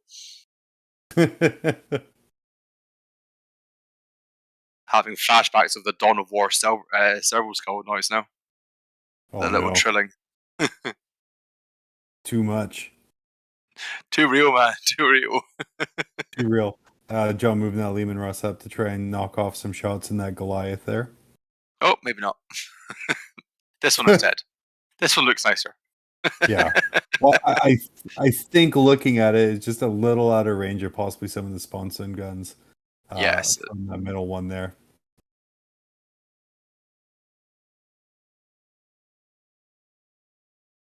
and I'm sure the Wyverns, I think John's running. I'll just double check. Mm-hmm. The Wyverns. Yep, he has one Wyvern. We'll make short work of the infantry that is standing right in front of the Wyvern very helpfully. So no needing to go through outlines head shooting nonsense. No. And that Lehman Rust is probably putting the reverse light on and beeping out of there so it can just shoot it. And also helpfully providing a little bit of screening for the two Lehman Rusts behind it. Mm-hmm. John being very protective of his home objective and his own deployment zone. Of course, recover the relics. You only get your Battleforge CP if you hold your own objective or one or more objective in your opponent's territory. So being very cagey around making sure that he gets that source of CP. Which is why it looks like John's tanks in the top right, like someone's trying to leave a Metallica concert.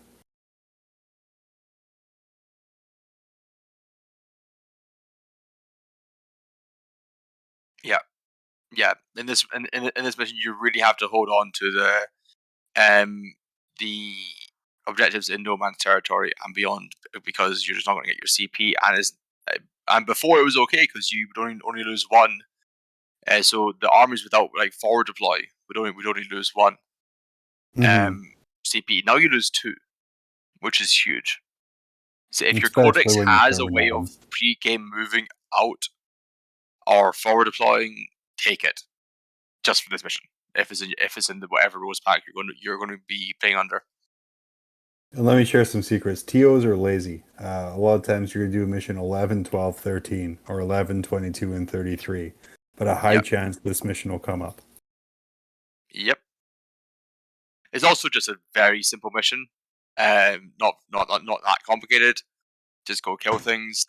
So it's a TO's favorite to do kind of as kind of a round 3 mission, or the start of it, or the start of the event, or maybe even to finish. When people are Relic of Lost Cadia has been used. Woo! Time to re-roll. Of course, just in case you can't hear there, Relic of Lost Cadia has been used. Rerolls coming your way. John wanted to make sure that the things die. Yep, this is the guard go turn. The underpants of some lost commander on Cadia has been unveiled, and everyone's feeling very good about that. Well, if you're looking at the new guard model range, it's just a shitty coat was saved from Cadia, and everyone's really happy about it, inspiring them to reroll everything. But it'll be super helpful for John to pop some of these transports and get rid of some of this infantry. I'm just imagining some guardian running out I've got a jar of dirt. And everyone, that's awesome. Good work. Keep just a command squad with this plasma gun that keeps overheating. It's like, but the dirt's near. Yeah, but the dirt says hit better. Just images of that scene in the Avengers when he was like, those trading cards weren't in his pocket, they were in his locker. And he was like, they don't need to know that. The dirt is in Cadia. Yeah. Yeah, there's a very suspect hole behind the company commander who's holding it up. He's holding an urn and a shovel. Oh, but he did a month of Death Corps of Krieg, so it's fine. He carries a shovel with him everywhere. Man. If I ever play guard, I need to 3D print that a guy holding a jar out now. Just have some way of doing it. Just use the texture paint to dig a little hole in the base. Oh man! Exactly. Yeah. That's your company commander right there. Yeah. So this guy's a Relic of Lost Cadia. Someone get the Elegoo going on that. Yeah, maybe there's a wee lost and found box behind him. I think we're moving on to Alex's roll a lot of sixes phase. Yeah. Good. We're gonna swap on over to the other game. Yeah, awesome. Well, John is rolling all of his dice and re-rolling all of his dice. We're gonna move over to Jesse versus Fred, see where we're at there. What are we seeing here, Chris? I'm trying to see if there's any less Deathwatch run, and I think there's definitely a few less Deathwatch. Not as But many as we sisters thought. have made it into combat though. So there's about Zephyr and to be. Celestine. There's about to be a lot less Deathwatch down there, but into the Yeah. bikes. Yeah. I'm not sure if Fred is running the relic of the Invan aura that they have. Mhm. So that might help keep those bikers alive if the chaining back is possible to wherever that guy might be. But yeah, it's still going to hurt either way. Yeah. So I think she does mortals, doesn't she? I believe so. Let me try and pull up. Here we go. Charity Hammer GT list, because Fred is just running his GT list in this friendly game. Yeah, the Ardent Blade for Celestine. So she'll get 6 attacks, hitting on 2s at strength, 7 AP 4, damage 2. But if it's a 6 to hit, that dice does 2 mortal wounds and the sequence ends, which will be nasty for the Deathwatch. For sure. And Deathwatch, starting with 3 CP, it's the Army of Renown. We have the Primaris Chaplain on bike, who's a wise orator. He has the Beacon and Angelus, Recitation of Focus, Litany of Hate, and Canticle of Hate. We have a Captain with a jump pack. He has the Xenophase Blade and a Mastercrafted Bolt Gun. We have 5 Heavy Intercessors, 5 Hellstorm, 5 Aggressors with Bolt Storm and the Aquila. We have 5 Infiltrators. We have 5 Vets with Bolt Guns and Chainswords, 4 Bikes, 4 Power Swords, 1 Vanguard Vet Jump Pack, a Dominus. And we have 5 Vets with Bolt Gun and Chainsword, 5 Vanguard Vet Jump Packs, 3 Lightning Claws and Storm Shields, 2 Heavy Thunder Hammers in the Dominus. We have 5 Vets, Sarge with a Heavy Thunder Hammer, 3 Storm Shields and Bolt Guns, 1 Chainsword and Bolt Gun, Black Shield, Thunder Hammer, Chainsword, 1 Terminator, 2 Lightning Claw, 2 Vanguard Vets with Jump Packs and Heavy Thunder Hammers, and a Bike Champion. We have 5 Vets, Sergeant with a Heavy Thunder Hammer, 3 Storm Shields, 1 Chainsword, a Black Shield with a Thunder Hammer, and a Chainsword. I'm sorry, I'm trying to guess through Fred's shorthand here on 2 in the morning. 1 Terminator with 2 Lightning Claws, 2 Vanguard Vets with Jump Packs and Heavy Thunder Hammers, and a Bike Champion. This list seems to be Heavy Thunder Hammer the list. If he rolls 4s, it's going to go great. If he doesn't, it might not be fantastic. Speaking of rolling 4s and things not going great, a bunch of bikers have just died because, as we heard in that list read through, there is no relic Storm Shield to give out the Invan, so Celestine happily cutting through some Space Marines here. Yeah. We're seeing here Jesse taking all of the sisters secondaries, which is one of the things out of Nephilim, which makes sisters great. Fred, Shock Tactics, popular one for him. Cripple Stronghold, and Assassinate.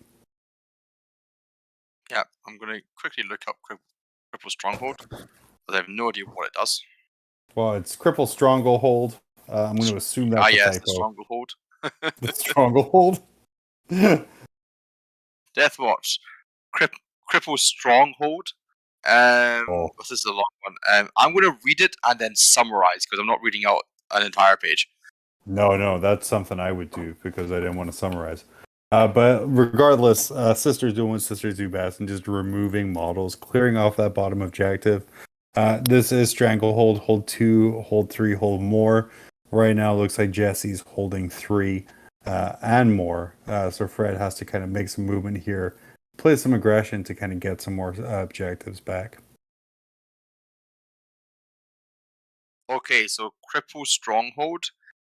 Basically, you need to tell your opponent to pick one of the objectives that is not in their deployment zone, and that becomes their stronghold for the game. And when your Deathwatch infantry units are on that stronghold, you can attempt an action which starts at the end of your movement phase if you're within range of the stronghold objective marker, and you hold it, and it will finish at the end of your turn. Each time you finish that action, you score 4 victory points, and then you roll 1d6. On a 6, your opponent loses 1 command point. So you can mess with their command points here, which is quite nice to see. That's but a real interesting on one this to take mission- on Stranglehold. On Oh, this mission- Stranglehold then. Yeah. Yeah, it's just Because if I'm Jesse, I mean, I'm going to take. You want to take a guess at which one Jesse took as the one I'm gonna say bottom top right or bottom right? I'm gonna say bottom right. But yeah, definitely in the scouring, there aren't any objectives in your deployment zone, so that gives your opponent basically the ability to dictate where the army is. Yeah, Looking at how Fred deployed and how Jesse is kind of circled around that bottom right objective, Chris, I think you're right in saying that is the Stranglehold one. That might be a Yeah. mistake into this. I do not like that secondary at all. I think the only missions that could really kind of work would be maybe a mission like Death and Zeal or Priority Targets. Mm-hmm. Vital Intelligence, it would be horrible because typically you commit to a flank. Right, for sure. Not Data Scry Salvage, not Vital Intelligence. I'm talking old seasons here. Yeah, that is not a good secondary choice. I do not like that at all. Especially But maybe Fred's just trying it situations. because these things just came out. Again, these are all friendly games. These are not GT games, but this is Jesse trying to kind of a slightly different list now that he can pick freely from the secondaries. Fred getting some more practice in with his GT list here. Checking out maybe some of those secondaries that he wouldn't take before. And again, these games are all being played for a specific reason. That reason would be charity. Everyone's coming together here to raise money. It's called Charity Hammer. Not a beat list hammer. Though sometimes those two things are not mutually exclusive. Guys, we're trying to raise money here for Child's Play. Child's Play partners with over 180 children's hospitals worldwide, as well as nearly 200 domestic violence shelters across the United States, in order to provide entertainment and games to help kids and others through some of the most difficult times in their lives. It started when Mike and Jerry from Penny Arcade saw how video games were portrayed negatively by the media and challenged their fans to help support Seattle Children's Hospital. They set up an Amazon wish list, and within a month, they raised over $250,000 in cash and toys for that hospital, so they just kind of kept it going. Guys, 100% of what is donated to Child's Play over this weekend goes directly to Child's Play, and as a thank you, for every $30 that you donate, you get a raffle ticket for the ability to win one of a lot of amazing prizes. We have $1,200 of store credit with Hammerhead Games. We have a fully commission painting job for a 2,000-point army from Sean Naden, who is an amazing painter. Model sets. And if you are the biggest single donor to the event over this weekend, you win a set of objective markers signed by every single player who is attending this weekend. What better way to say beat a John Lennon at a tournament than beat him with his own objective markers that he signed, signing his own death warrant or failure warrant here. Oh yeah, that is the ultimate flex play. Ultimate I heard that the signed set of markers make you roll better, so you never roll 9 ones to wound. Yeah, also you can guilt him and being like, look, I donated a lot to get these. The least you can do is just lay down for the first 2 rounds. Yeah, that might work once. But the great thing is, you own those markers. You get to be that once. You get to pick when that once is. Absolutely. Alex picking up command squads here from the looks of things. That plasma squad is no more. And now he has a squad jumping out of that Goliath. Speaking of things that are no more, I think a couple of GSE vehicles up at the top are no more, and also I think the patriarch, the Claw Daddy himself, is no more. Claw Daddy gone. Suffering from the rerolls. Yeah, suffering from the rerolls of the Jar Dirt, known as the Relic of Loscadia. Yeah, Relic of Loscadia found an awful lot of bodies by the fact that top left corner of Alex's almost bereft of models entirely. And I think that's leading Alex has to be a little bit more aggressive here and focus on his game plan. We see him piling out that vehicle, really trying to shore up that home objective so he can keep generating CP, keep generating points. Do you think the GSC have enough left in the tank to make another good assault onto the guard lines, or is it kind of just a bit too little too late?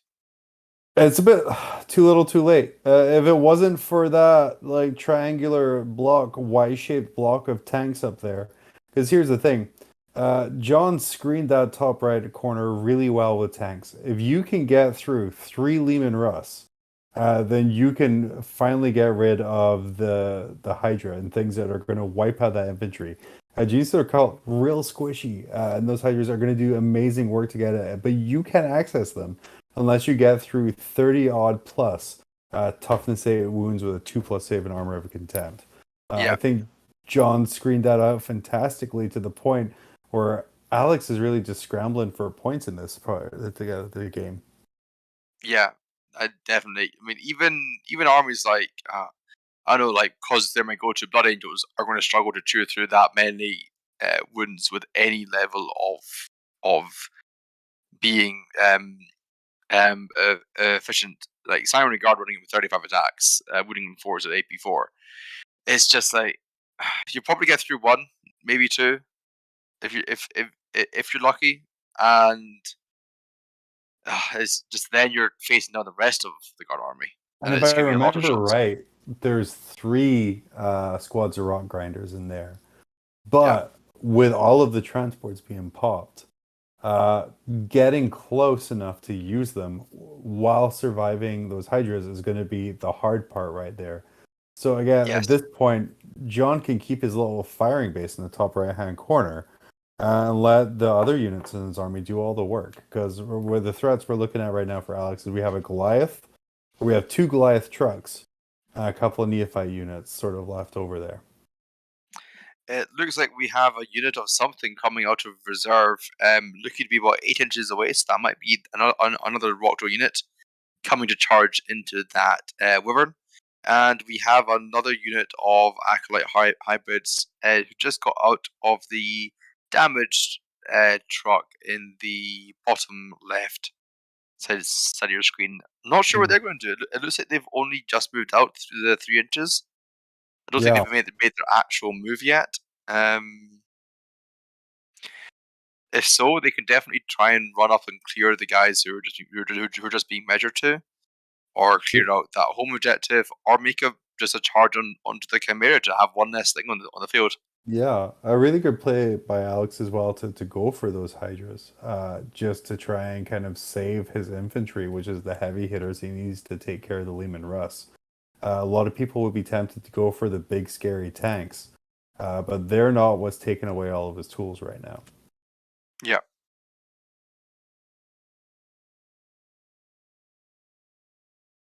Yeah, maybe these tanks for the GSC, they're just a bit like Gilliman was back at the start of 8th, where you just kind of ignored him and went for all of his friends instead. Right, absolutely. How the Silent King is now in Nephilim. Yeah. Is it? Oh no, I'm down to 1 meth for it somehow. Oh well, time to bring back the Silent King. Oh no, you've destroyed your 37th minier this game. God, I hope that gets fixed so quickly. We have Necrons coming to the RTT tomorrow as well. You will have Silent King coming to RTT tomorrow, right? Yes, a friend of mine was literally rebasing Flayed Ones when the points came out. Sorry, when the set came out, and I said, "Are you stopping that and then getting your vehicles out?" We have, I think, our RTT tomorrow. We're going to be full of Chaos Knights. That seems to be the flavor of the month up here right now. So that'll be real interesting. Hopefully, I don't see a Silent King because I don't want to.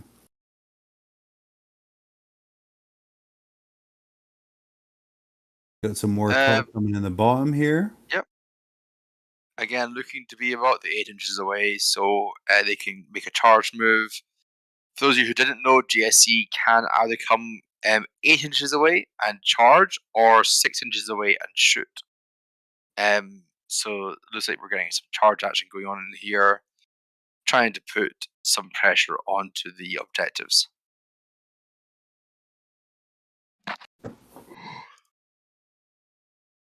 And if they do manage to kill whatever they touch, they can then just go back into reserve for a command point. For sure, and you have to Because they're imagine he's going to tricksy. do something like that for his rock grinders. Try and keep them safe, to keep them as a threat. There's certainly more in the tank than I thought there was, given the amount of deep strikes. Mm-hmm. So maybe Alex Mudigo can take himself out of the trenches a little bit. The guard have dug for him.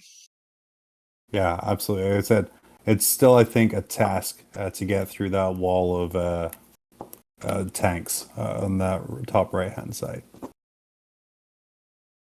For sure, for sure. But do you think we're going to see some slowdown from John's secondary game?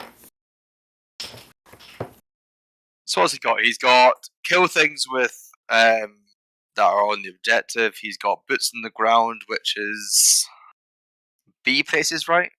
If I remember that correctly. Right.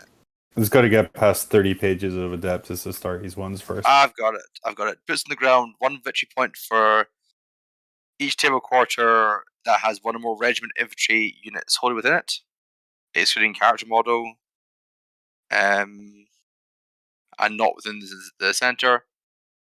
Add 1 victory point if you have 1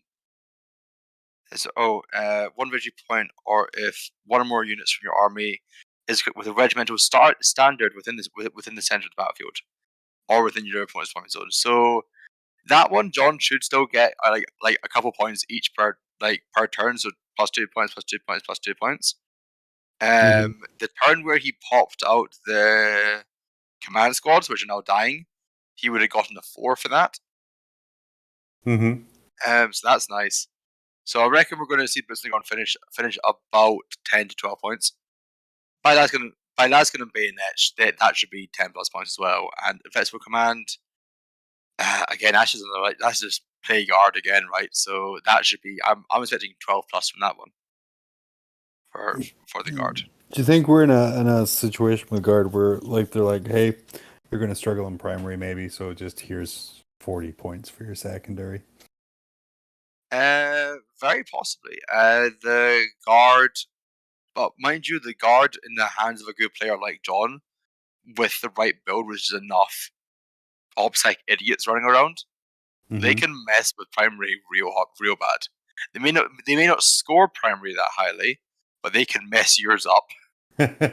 Just because guardsmen move advancing, that's what, like, average of 18 inches. Mm-hmm. That's a fast OPSEC unit right there. Oh, that's yeah, faster absolutely. than that's faster than witches. Yeah. Unless you're getting a charge in as well. Well, Alex is moving some stuff here. Let's check in on Fred and Jesse to see how the Deathwatch are holding up against those sisters.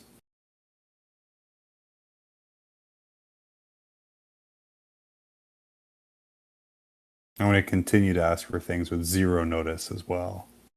You're not praising the Omniscient enough. No, I'm obviously not. No. Have you got the incense burning? I have not. Oh, well, that's your mistake. I gotta go light it first. You need to go get incense first. No, incense store open for miles. Yeah, incense store open at 2 o'clock in the morning. Where? Oh, I like the order incense. Oh, so yeah, not a lot of Deathwatch left here. No, the Deathwatch. I think they're trying to. I don't know. Like it looks like they've got 1 OBSEC model on that objective where Celestine's currently hanging out. Maybe it is outside of 3 inches. I imagine it is, but there's definitely more space for it to kind of reverse to hang around on the edge. Meanwhile, they're coming up to claim the central objective. I'm not sure where they're going to get their shot tactics from, to be honest, because the sisters never. Oh, they did clear them off that objective entirely. So yeah, so that shock tactics scored nice and easily for the Deathwatch. Mm-hmm. And Fred's real good about pulling models in a way that encourages shock tactics. Yeah, I reckon you're going to see a lot of Space Marinists actively not running Rights of War to make shot tactics an easier secondary to have. Mm-hmm. Just encourage those OBSEC idiots to run up in range and go, aha, thank you for the 3 points. Norgo Matthew over on YouTube saying, we'll check that one out, referring to the incense stores. Peak sales hours. Several states now have legalized incense in America. Oh boy.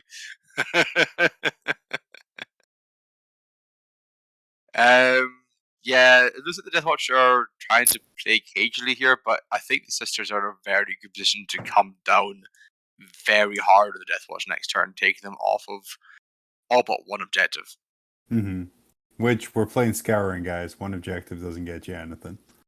Yeah. Yeah, the sisters have a lot of high AP melee in here, which will just do work into the Deathwatch. And if that wasn't enough, they do have a squad of multi-military retributors floating about somewhere. Maybe in that Rhino. Because I believe they still have a unit in that Rhino, or is that blob of things to the side of right hand side of it, the unit that was in it? They still have I think they still have 2 units in the Rhino. I think I see 2 models on top of the Rhino, signifying maybe the 5-man Retributor squad and the 5-man Repentia squad. Sorry, girl. Squad. Yeah, 5-person squad. 5-person squad. Yes, there we go. The coffee's wearing off now, so forgive me. No problem.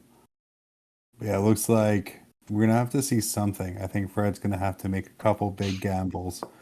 We still have some Deathwatch that top left-hand corner, I believe, behind the rock in the back. But it's a bad time to be pinned into your own deployment zone by sisters in the scouring. Yeah, it's exactly where you did not want to be. You want to be the one doing the pinning. Do you think maybe Fred was a bit too cautious here? Do you think if the Deathwatch just went, here's my entire army, deal with it, and then at least that way, the Deathwatch would be in range to smack back the following turn?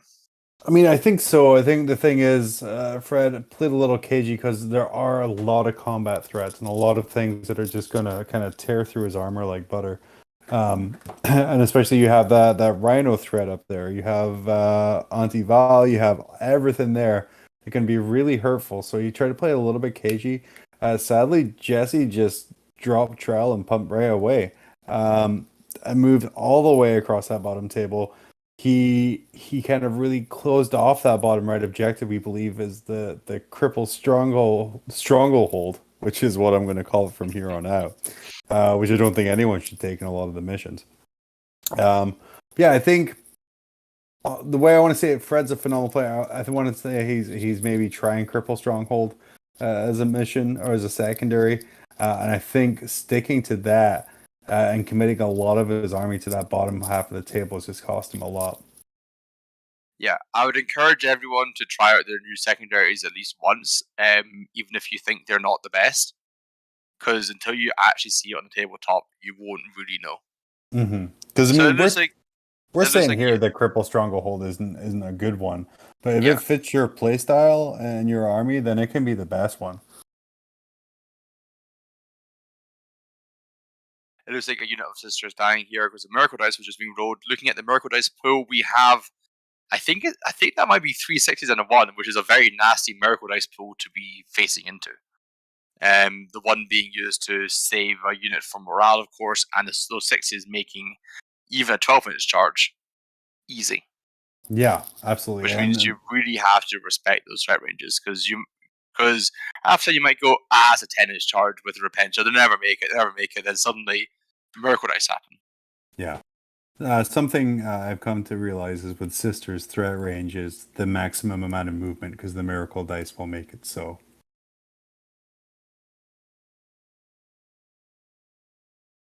Some saves coming in, looks like, or possibly some attacks. Looks like Fred's doing some work. Are we maybe having a charge from the 1 biker? Oh, I think the biker might have some friends. Yeah, the biker's charging in. He cannot decide where he's going to go though. I believe is that Celestine there? Or who's That he might be charging? Celestine. So maybe Celestine has died in the shooting phase, and this is the squad trying to finish her off. Yeah, hopefully they do. And Fred's dice got a little bit better from earlier because so I think he just put it a little too close to the chest. Stayed in his deployment zone.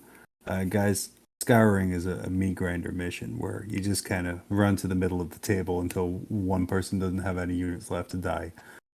Really, Jesse went aggressive. Fred went defensive, and let him get just utter table board control. At any point, that Rhino can pop out, kind of take care of that top left.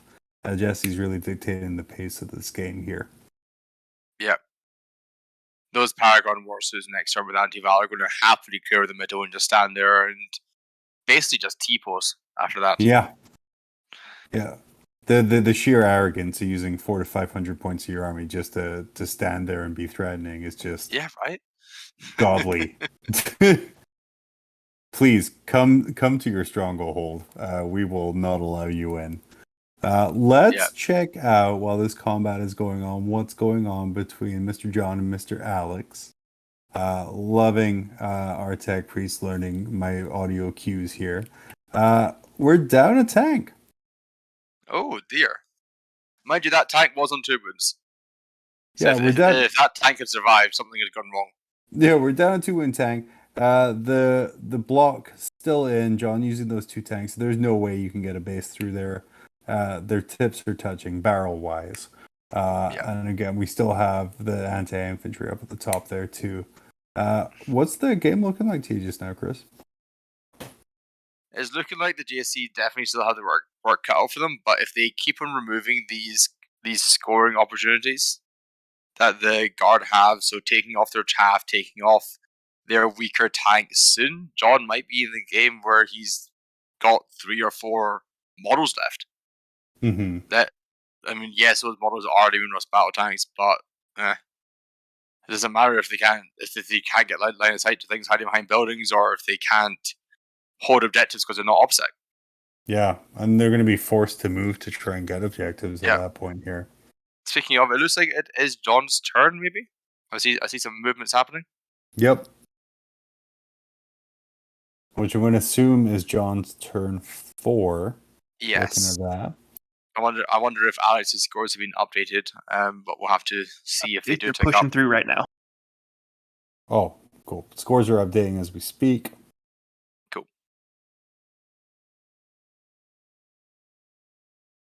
But yeah, it looks like also we have a couple of tanks that are tied up at the top there, and maybe that white tank is on 3 wounds, I think. Mm-hmm. If I can see the dice. The middle Chimera looks to be on 7 wounds left. Yes, that was Claw Daddy's work. Yeah, scratch the paintwork. Poor Claw Daddy. He tried so hard. R.I.P. King. Rest in power, Claw Daddy. I would never call a patriarch anything but Claw Daddy ever. No. I'm going to ask to see people's lists and be like, oh, you brought a Claw Daddy, huh? And they're going to be like, excuse me? Don't worry about it. It's like the South Park crab people. If you ever saw that show. Yeah, Claw Daddy, Claw Daddy. Oh, man. Midnight Shift at Charity Hammer. You get the top quality commentary right here.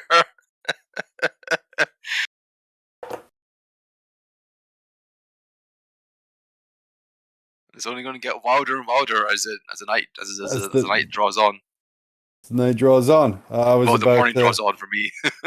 I was about to have a little heart attack here. Treat myself to a little football kit. Thought they'd taken my 2 stars away, but instead they'd moved them to the sleeve. So that's all good here. John aggressively measuring and counting here. It looks like we might have some first rank fire, second rank fire. I'm going to roll 6s action. Yeah, I think that's again the best plan is if you just roll 6s and don't not roll 6s. Yeah, I mean it's just Innes Wilson's plan to winning 40k. It's on a shirt, you know. It's here. And there's some 6s. So 7 wounds so far. We actually found there's a website who are unironically selling that shirt as a product. Like, no joke. Oh, You there can is. get, but it's off center, so it's like a rip off, which I think makes it even better. I was gonna use my Cricut and just make my own, but let me look this up here. Hey, keep commenting while I If you just Google Innes Wilson, I think shirt, I think it comes up. We found it as Team Scotland the other day. It looks like the guard have picked up a squad of infantry here, and maybe a command squad have popped out. So the first, yeah, say the first thing that pops up when you Google Innes Wilson. Did you know what that is? maybe his Twitter. No, it's a Twitter, but it's the Innes Wilson, who is a singer. He's the frontman for Freightliner and Part-Time Cool from Ontario, Canada.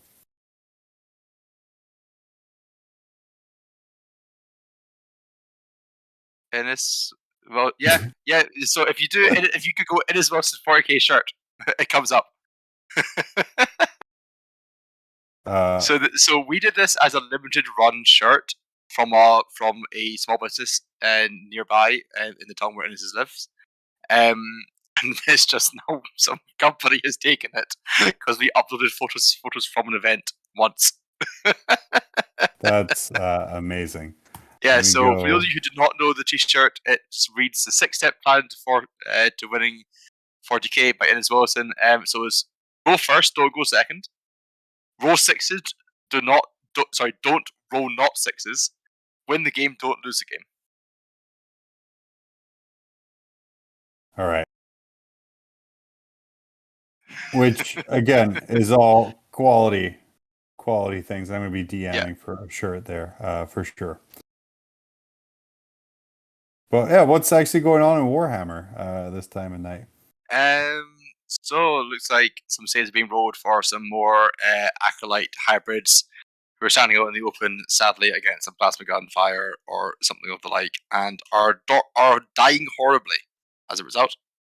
No need to overcharge your plasma guns here. They've only got 1 wound, and their toughness 3 or something like that, toughness 4, so they will die horrible.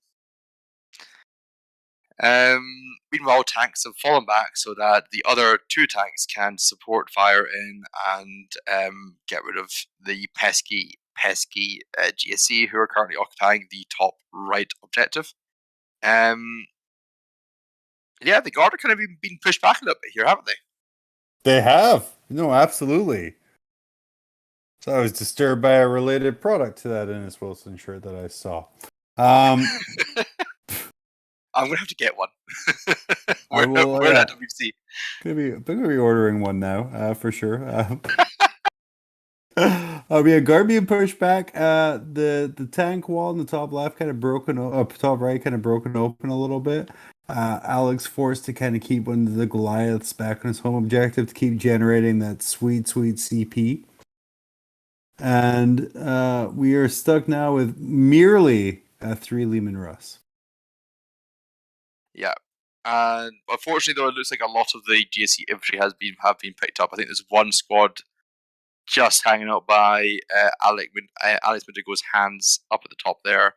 Not sure if anything else can see them to shoot, but maybe they will survive and get some more charges off in the following turns. But yeah, it looks like you would hope. Looks like both players kind of only holding 2 objectives right now. Yeah, nothing on the top right one there. Nothing on the top right left for anyone. No, on the top side of the board. Yes, and you only get the CP for holding no man's objectives and beyond in this mission. So very important to hold on to one of those as much as you can.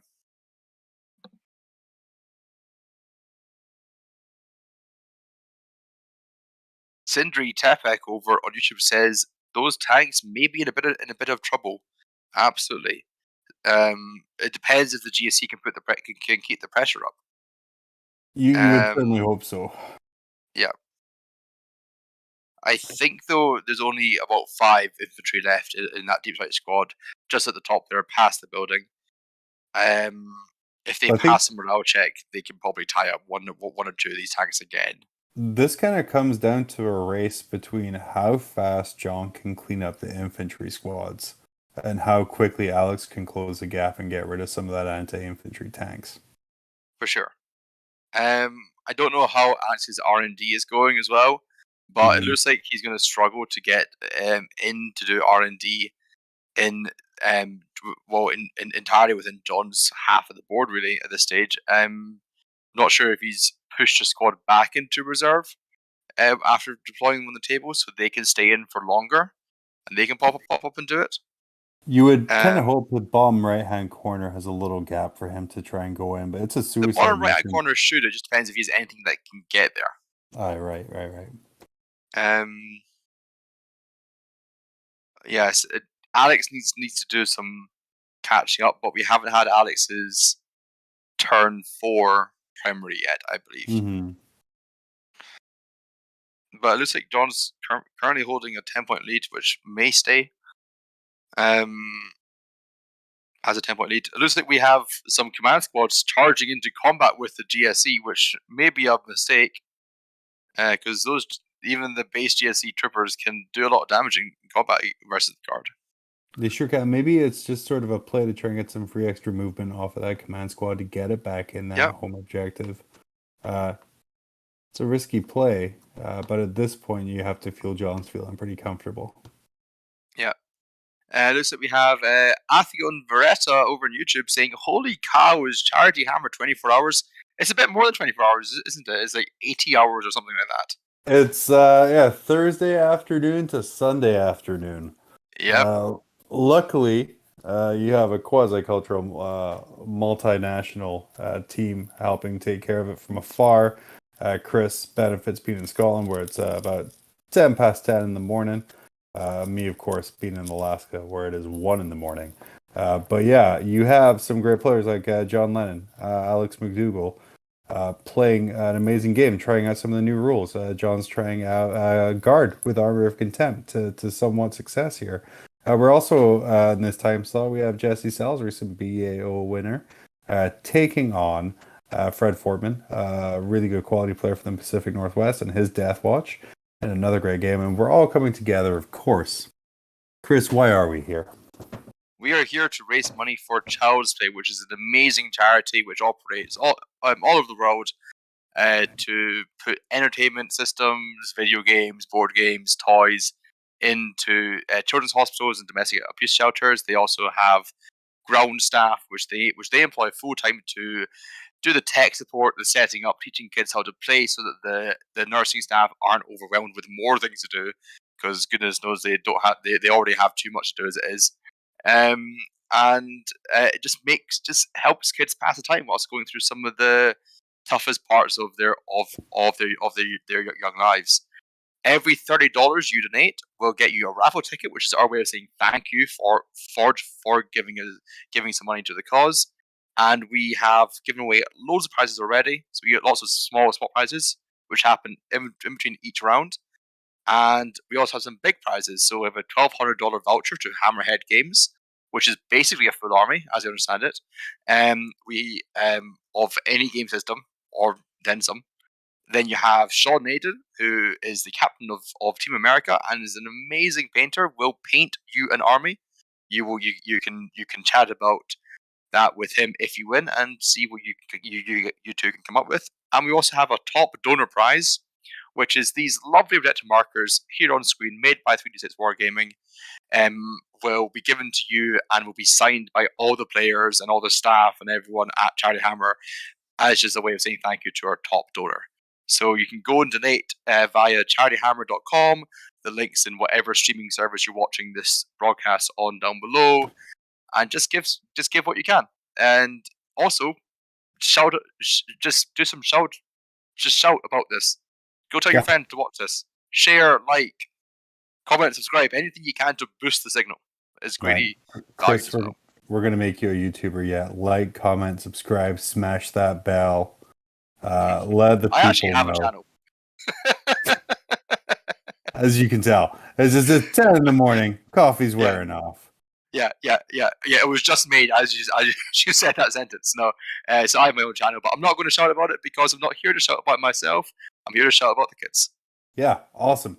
Part of Charity Hammer, as always, is one of the hardest GTs. This year it's a slightly different format. I'm just going to spoil some stuff. We're going to go.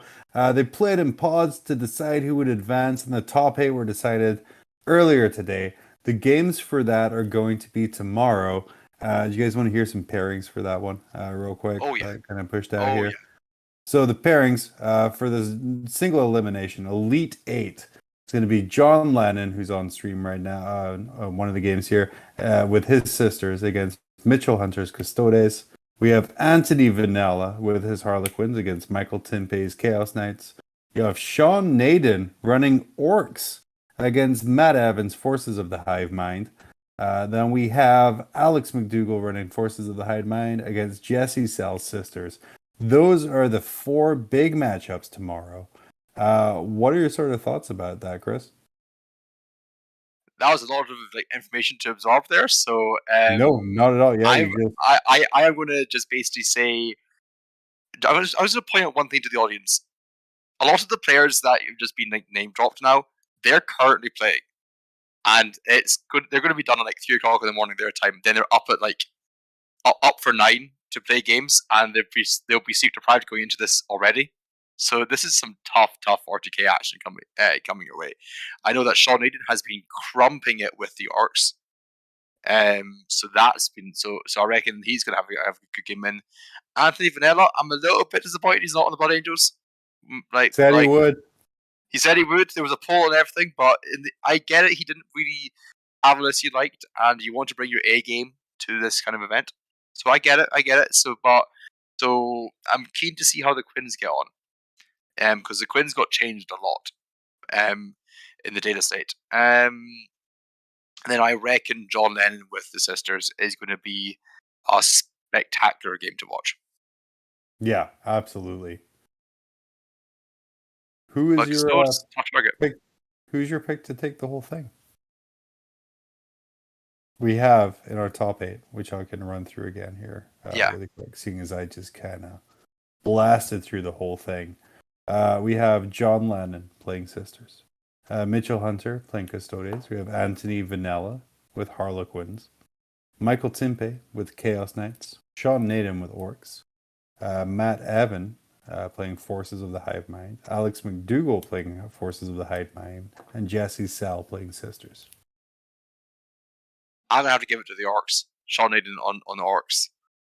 They've been doing so well so far, and it's just crumping time. That's all I can say.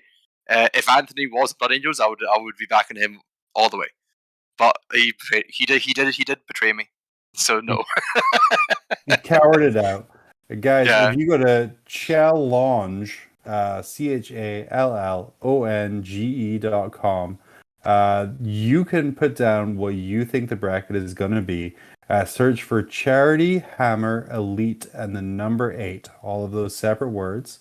You can put your predictions in. Whoever gets the entire bracket correct is put into a draw to win one of the new Chaos Knight boxes, which is a fantastic value, honestly. I love those Knight kits. I put together 14 of those stupid War Dogs. Again, go to challonge.com, search for Charity Hammer Elite 8. Put your predictions in for prizes, and also just bragging rights to let you know that you know more than someone who's talking on a stream. Yeah, and you're probably going to know more than me. It's not that hard. So yeah, go and make your predictions and just become part of it. Yeah, we're gonna see if we can get a signed Ennis Wilson Freightliner T-shirt as part of the prize pool. So I am seeing him on Sunday. I will do my best. I'll have to order that shirt first, but perfect. 64-40 to John over Alex right now. They're coming into the end of turn 5. I think this game should be fairly wrapping up here soon by the fact that if we look at the table, Alex has a Goliath truck. Goliath truck and some infantry. Yep. Well, Oof, out. well, Bye. just some infantry. Let's see what's going on with Jesse and Hank on table Jesse and 2, Fred. I guess. Jesse and Frank, that's right. On the lava table where the lava dice table. are hot and the So- players are hotter. Yep, allegedly. We can't see faces, but they must be to be I on know such a the tops of the head, lava man. table. Yeah. So eventually, when the servo skull pivots his way over to the lava table, over to Mustafar, we may see Vader's castle somewhere. Or, hear me out. It is 2:30 in the morning there. Mitch might have succumbed to the full brown sleep. Oh no, it's just when you make fun of him. Never He mind. comes right back Servo up. skull, Mitch, coming through for us once again. Merely question his loyalty, and yeah, it's done. Okay, noted. I'm make a whole post-it of that question, Mitch's loyalty. So what do you see here, John? Sisters spread out a little bit more, grabbing the necessary objectives. This guy's mission, they're playing Stranglehold. No, Stranglehold, sorry. Gosh, Scouring. Why am I getting that confused every time they're playing Scouring? Because you're seeing Stranglehold on the side. By choice, they're playing Scouring, which fair play to them. Fred's Deathwatch up against Jesse's sisters. Looks like Jesse has spread out to pretty much control the table. We have Fort Fred in the red lava bubble on the left-hand side. The problem is that's not really giving him secondary. If we could maybe get a score update or something on this game here. I want to say, just looking at the secondary choices in table state right now, Jesse should be quite up on this one here. Yeah, it looks like Celestine has survived, but she is in combat, so maybe she can clear herself out. I'm not sure how the action works to bring Gemini back, if you can do that in combat, but if she can do that, that would be lovely, just to get some more wounds in that into that unit. It looks like the Rhino has emptied itself. Maybe there's one unit left in there, but definitely one unit has jumped out. A lot of Deathwatch being picked up. Yep, from the forest in the middle of the board there, and also I think Fred just said, give me that model, it's fine. So you don't have to roll out Celestine's 6 attacks, hitting on 2s, winning on 3s, AP4 damage 2. Anival and the Second Sense up there in the center objective.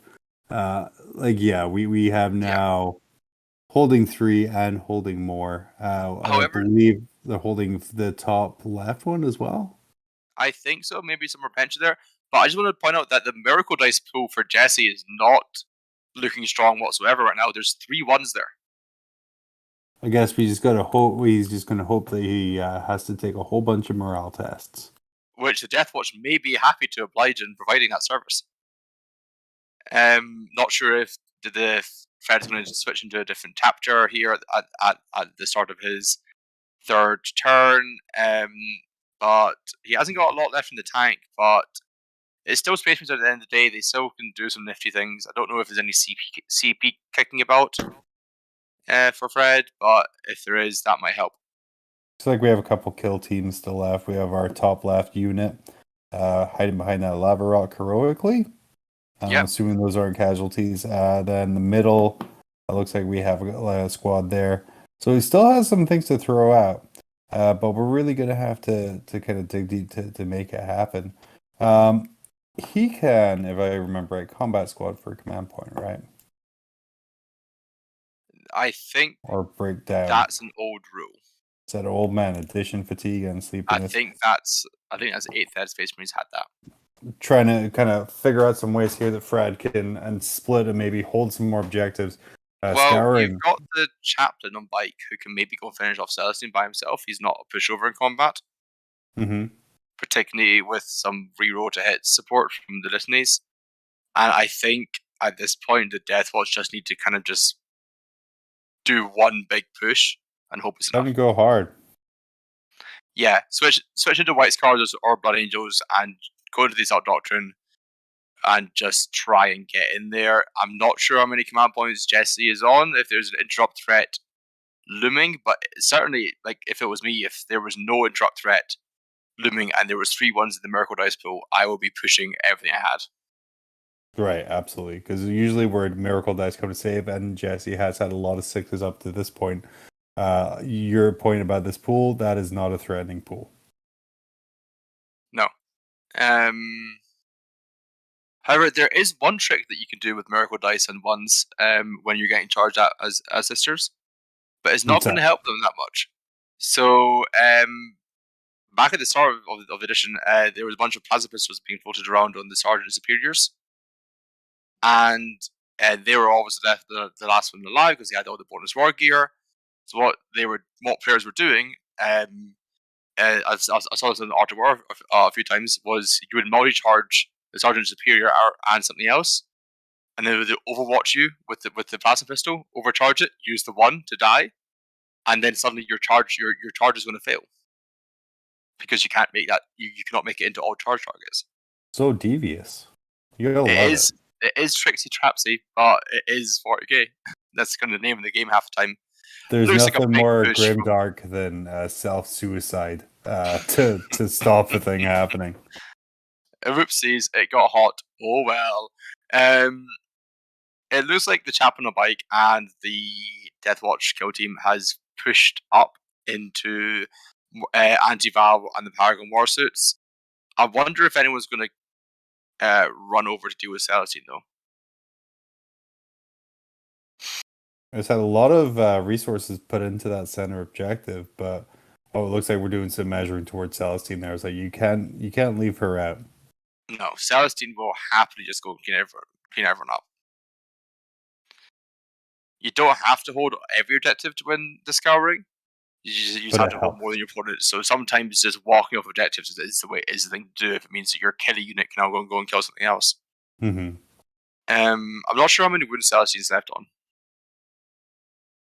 It looks like a 4. Which I'm sure that kill team can take care of. Yeah, should do. She is only toughness 3 at the end of the day.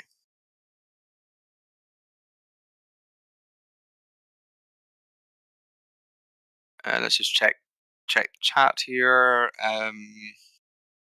It looks like finished up the John Lennon versus Alex McDougall game. Looks like it went to John 75 to 53, so 85-63 after paint. Really a good outing for the new guard. Yeah. Two highly skilled players going into each other. I would have thought the GSE would have had the edge there because of the power of the new codex compared to the old codex. Yeah. But, if you just run at tanks. Yeah. Sunny Cal John on YouTube asked, what does forces mean? Forces means forces of the hive mind. So that means a combination of Tyranids and G0 Celt.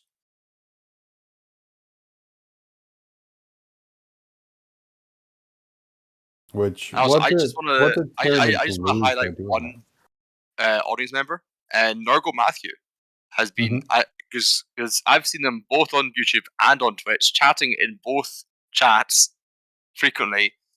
Every single time I poked my head into the Jared Hammer streams, so they've been here.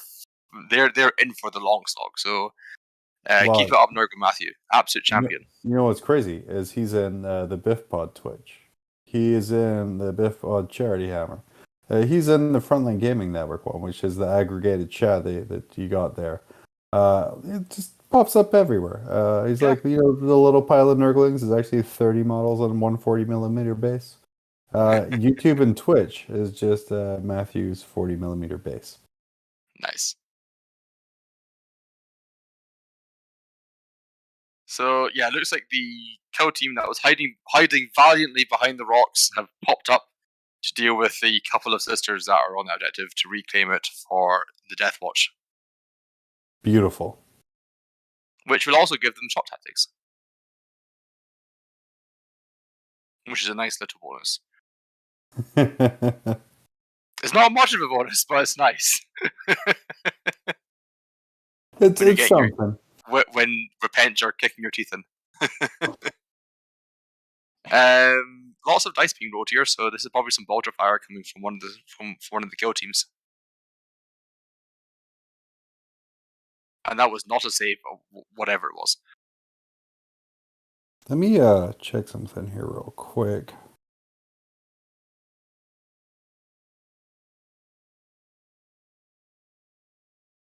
Yeah, it looks like it was a Deathwatch kill team shooting at the mortifiers who are sitting out in the open. There's now 1 down to 4 wounds remaining. You would say it was after 10 a.m. Saturday, June 25th UK time, right? It is definitely after that, yeah. Beautiful. What's your take on the new Chaos Space Marine book?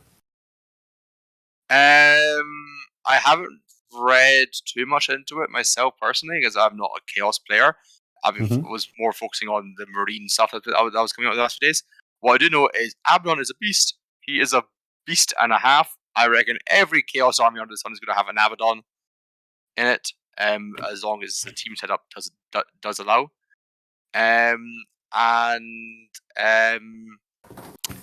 They are also.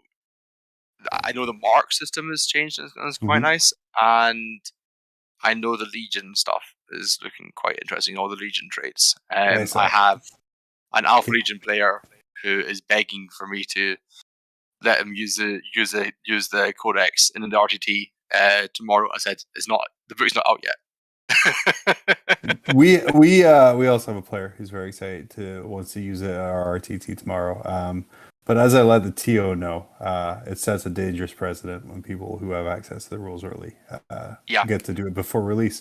But Abaddon is a man. I've wanted to say this for a few weeks now, and now legally I'm allowed to. Abaddon will be in every single Chaos list for the next month for 300 points.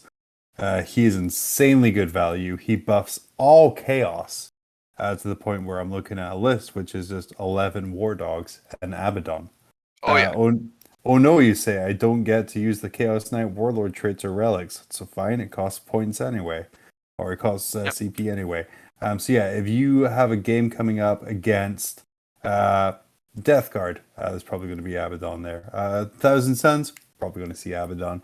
You want to make a quick buck on eBay, so you can donate more to Charity Hammer. Buy an Abaddon, hold on to it for like a week and a half, and then sell it on eBay for a profit, as he will be out of stock pretty much everywhere pretty soon. Yeah, he is disgusting. The person running the stream had not hit submit, so that was the issue. Beautiful. No worries. We do have some points to talk about, so let's run through that quickly. So yeah, Deathwatch are definitely suffering a little bit here. 11 points total, 8 on primary, 3 on secondary. And the Sisters, 29 total, 11 primary, 18 secondary. So it looks like the Sisters are having a very good game so far.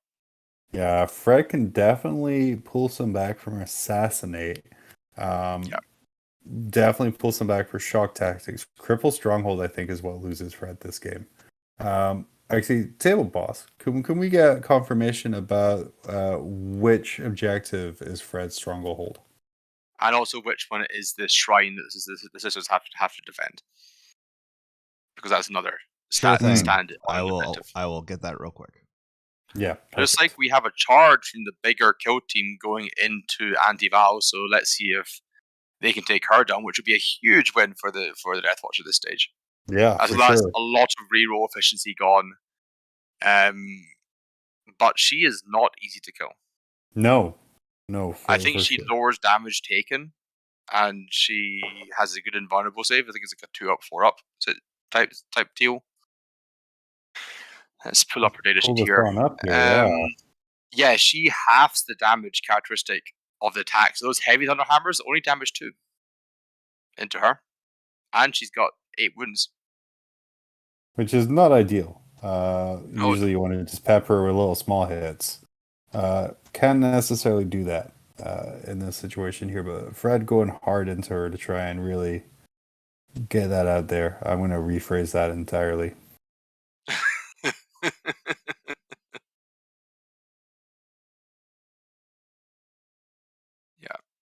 Yeah, those Deathwatch really need to make sure that they get the kill into Anti-Val there.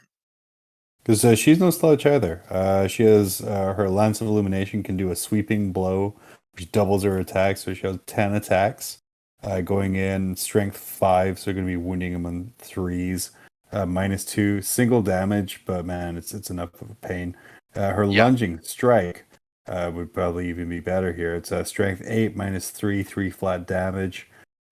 Each time an attack is made with this weapon, a wound roll of 6 is 1 mortal wound in addition, which can cause a lot of hurt to those guys and take care of some of those nastier parts of the kill team.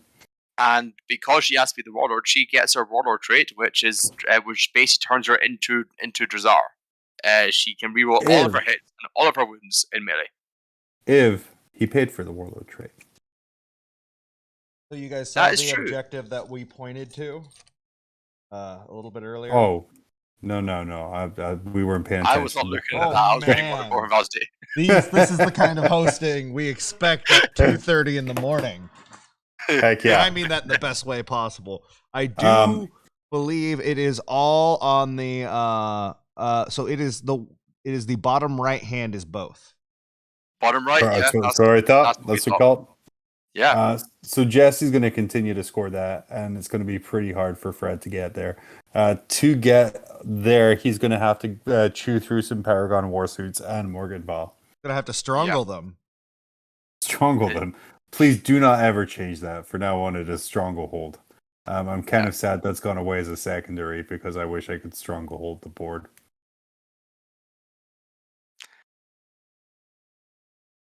It looks like Marvin Val has survived. There's a damage dice going down next to her.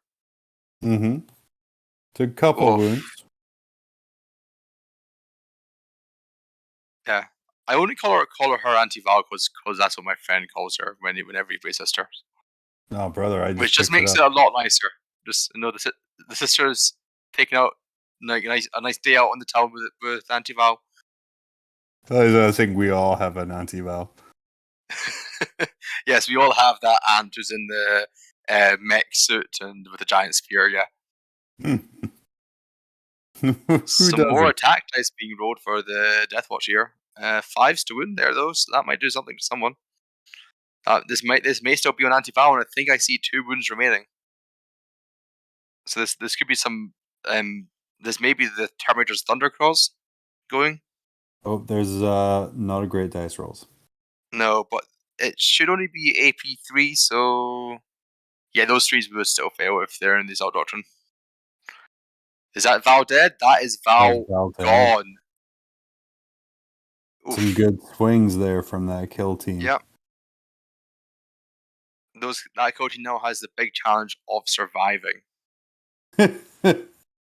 against an undam. If it does, it opens the option to go to the Stranglehold in that bottom corner and start denying the sacred grounds. Oh yeah, which will be a huge swing in this game. Let's just look up the Paragon Warsuits. What are they? They got the Warblades, I believe. Yep. So each model will, so that unit, so 3 of them will have 4, 8, 13 attacks, hitting on 3s, wounding on 3s at AP 3 and damage 2. It's kind of the perfect Marine killer there. Of course, becoming AP 2 with Armor of Contempt, so saving on 5s for that Deathwatch kill team. Mm-hmm. And don't forget, they're also blocking some multi-melters, so that's 6 melter shots coming at them beforehand, as well as the I think they have like a little grenade launcher as well, as a little sidearm. Here's a fun question coming in from chat here as this combat's resolving. Are any of the commentators getting into Horus Heresy, or the Horus Heresy? If so, what legion have you all picked? Chris, you're a 30k person? I am not a 30k person, currently. That's because I've recently got into Star Wars Legion, and I don't want to have another hobby. Two tabletop hobbies can't afford. He cannot afford to have another hobby. I'm not making any comment on his income. I'm just saying, his life cannot afford that third hobby's impact on the social, everything. You just don't have the time. Not possible. Yeah, just to clarify, I'm a student. I'm a PhD student. Okay. I do not. But he cannot afford. I cannot afford every sense of the word. Whereas I have around 4,000 points of painted Imperial fists. Awesome. But I am an undergraduate student at an old age with a job and a family, so I can't afford the time to play 30k. But I will always remember the wonderful memories of just dumping deep striking Imperial fists onto the table, blinding people with a brilliance, and then just boltering them to death. Great game system, apart from invisibility, which can, we can drop one of them. I just can get fucked. No invisibility. I have no intention of playing it, but I plan on buying a really pretty World Eaters army when eventually people get bored and sell theirs off. Oh yeah, in about 6 months there'll be some great deals. Yeah, I will have a 30k army, but it'll just look at and be like, oh man, that is just the best classic like paint scheme. I will, like, if I was to get into it, I would go to my Blood Angels because I've already got that deep collection of them. My paint scheme is not orthodox Blood Angels though; it's a custom color scheme. So hopefully people won't mind that too much. When I use my Sanguine card that are painted black. Oh man! The 30k community famously tolerant. You will receive so many strongly worded letters. That's fine. They don't know my address. Oh no, they'll be hand delivered, and then they will be recited to you. But you will receive them. But they look cool. Their wings are red, and they got black armor. They look like Death Company. Well, sir, that didn't exist then. Yeah, I'm sorry. Exactly. There's nothing to be confused with. Yeah. But no, like purely because it's the only way I'll ever get to play with Sanguinius is if I go into the heresy. Wait, if they're all Death Company, technically aren't they all Sanguinius? Where they're like, hey, that guy kind of looks like Horus. That's the meme, right? That Land Raider that looks like Horus is over there. Oh, you just imagine like this horrible rap job done on the tank with Horus's grinning face. Guys, there's some really talented artists out there, and I really want to see now a Land Raider that has a wrap that's just Horus's face. There you go, painting challenge for someone. Paint a Land Raider to look like Horus's head. I will pay you $5 Canadian for that paint job. I will pay you in potato scones. Oh, damn, that's actually pretty tempting. Those are good. I'm not saying how much potato scones you're going to get. You might get one. You might get 10. Say one thing I miss the most is Greg's. Greg's? I wasn't there for the Nando's time, but the Greg's. God, I miss Greg's. It's fine. It's fine. I would be £800 if I did. No comment.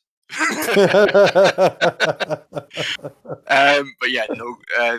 We're definitely spoiled for lovely baked goods and peri peri chicken options in the UK.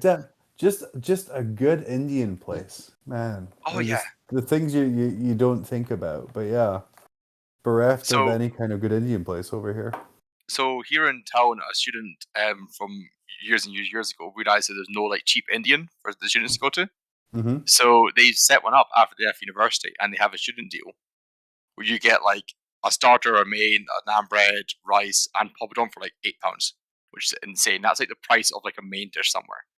Yeah, and you get so much food. It's like I cannot finish the amount of food you get for like about £10, and it's everyone goes to that one place to get their Indian takeout, and it's good stuff. It's good quality stuff too. So it looks like the combats have finished up for the Deathwatch here. Although I mean, maybe into the sisters' turn, as I do see on the bottom left objective some sisters appearing, standing there menacingly. Like, girl, we are in Jesse's turn 3 movement phase now. And the sisters are meeting the Deathwatch push with full force. As they sort of have to react that way with the aggressive movement from Fred here. Like, Jesse's built himself up a nice kind of point cushion or a point pillow even. But he has to react, otherwise those Thunderhammer Deathwatch have the ability to just overrun him. Yeah. Whilst Jesse does his Moonface here, we do have an interesting question from chat, John. So Love it. let you answer this. Okay. Sunny Cal John on YouTube asks, if I'm interested in my first ever 40k tournament, what type of tournament would be a good place to start? Bay Area Open, Las Vegas Open, Adepticon, or are those going to crush my will entirely?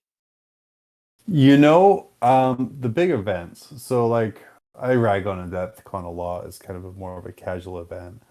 But I will say there's a couple things. Bay Area Open is pretty good. SoCal, which is in Southern California, is a really great event. It's in this giant, what can be described as an aircraft hangar. But it's also right next to a fairground. So even if you get like the rope round one and you just you pound it in, go ride a Ferris wheel, go ride a roller coaster, calm down, go back for round two. It's a great way to go. I will say though, the pure spectacle of the Las Vegas Open is something that can only be seen to be believed. The hall is ginormous. We're at our new home at the Rio, which is one of the casinos off Strip in Vegas, but the hall is huge. There's giant screen showing the top tables games being streamed. Even if you take a weird Black Templar meme list like I did and end up on the bottom tables, I did not have a single bad game because you're all there to have fun. If you don't want to play in the 40k championships, there's other events too. There's a friendly, there's the Long War Devils team tournament, which is always a whole bunch of fun. There's usually Games Workshop previews. Duncan's going to be there this year. But yeah, lots of cool stuff. You really can't go wrong with any of those. They all serve a whole bunch of purposes. And really, if you have a bad time, it's time we start calling people out for being dicks at tournaments. I mean, Chris, I know this is a hot take. I think we've shielded assholes too long. It's time for a more inclusive Warhammer environment all around. I couldn't agree more with that sentiment. I've had my fair share of uncomfortable situations with players who are at the top of their game and at the bottom. It can happen to anyone, no matter how experienced that person may be. So what you need to do, something called John, honestly, is go with some friends, no matter which tournament you go to. Personally, I always recommend RTTs as your first couple of events because they're much more chill, much more relaxed type environments. But like I've been to LGT here in the UK, which is which this year is going to be over 1,000 people, hopefully.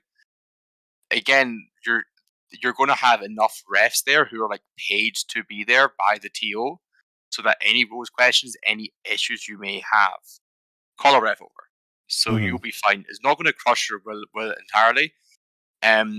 But personally, I would start small and work your way up. My first event was like a 40-man GT, but I went with like 6 friends, and we had a great weekend out. And I knew if I had any issues, they had my back. Yeah. There's also something to be said for the endurance factor that you have to build up to be able to play like 5 games of 40k in a weekend that are actually challenging. That's not something you can just automatically do. Yeah. No, yeah, absolutely. And I will say the most important thing to do that a lot of new players don't do, go with realistic expectations. Yeah. So even if you're going to your first 8-man tournament, which is like a little RTT, probably not going to win the whole thing, and that's okay. Go with the goal of just meeting a bunch of cool people and being able to get 3 games of 40k in one day. He's asking, is there a website to look for local GT or RTTs? I know for Frontline Gaming event, frontlinegaming.org. Got to push that. That has all of the GT Plus events in there. You can also look at Best Coast Pairings, which is a pairing app that a lot of the major tournaments do. You can search your local events, but really the best thing you can do, go to your friendly local hobby store, introduce yourself, ask when their events are being run. I almost guarantee a store in your area is going to be running what we call like a little RTT 8-16-man 3-round tournament. Chris going to one tomorrow in his hometown. I am running one tomorrow. You're running one tomorrow in his hometown? Yeah, I am a TO nowadays as well. So I run a monthly RTT and I run 3 GTs and 1 team event every year. and they're dead easy to run. Yep. I'm going to an RTT tomorrow just at the local store. And if there isn't one in your area, buddy, just run them. And if you want The them, app does everything. BCP does everything for you. Seriously. BCP does everything for you. And now the GW is helping out with the international tournament circuit. It's really easy to get your event ranked, to get people along and play for something. So check out your local store or run your own. We all start somewhere. And have fun. Just have fun. Yeah, that's the important thing. Moving games. We're playing. Yes, the sisters have moved on up, and I see the modifiers and non-dam suits moving up to threaten the top left objective, while some Repentia, that looks like the 9-person Repentia have moved in to take out the unit in the center of the field.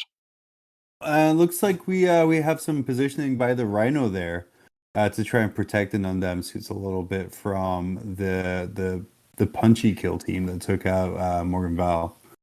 I would be surprised if that kill team is still alive with after the Repentia charge in. Because the Repentia on the edge of that objective there. Oh, I see him now. Yeah. I don't see any Miracle Dice for the sisters, actually, right now. They used all their ones. They used all their ones. I don't know what they used them all on, but they were used somewhere.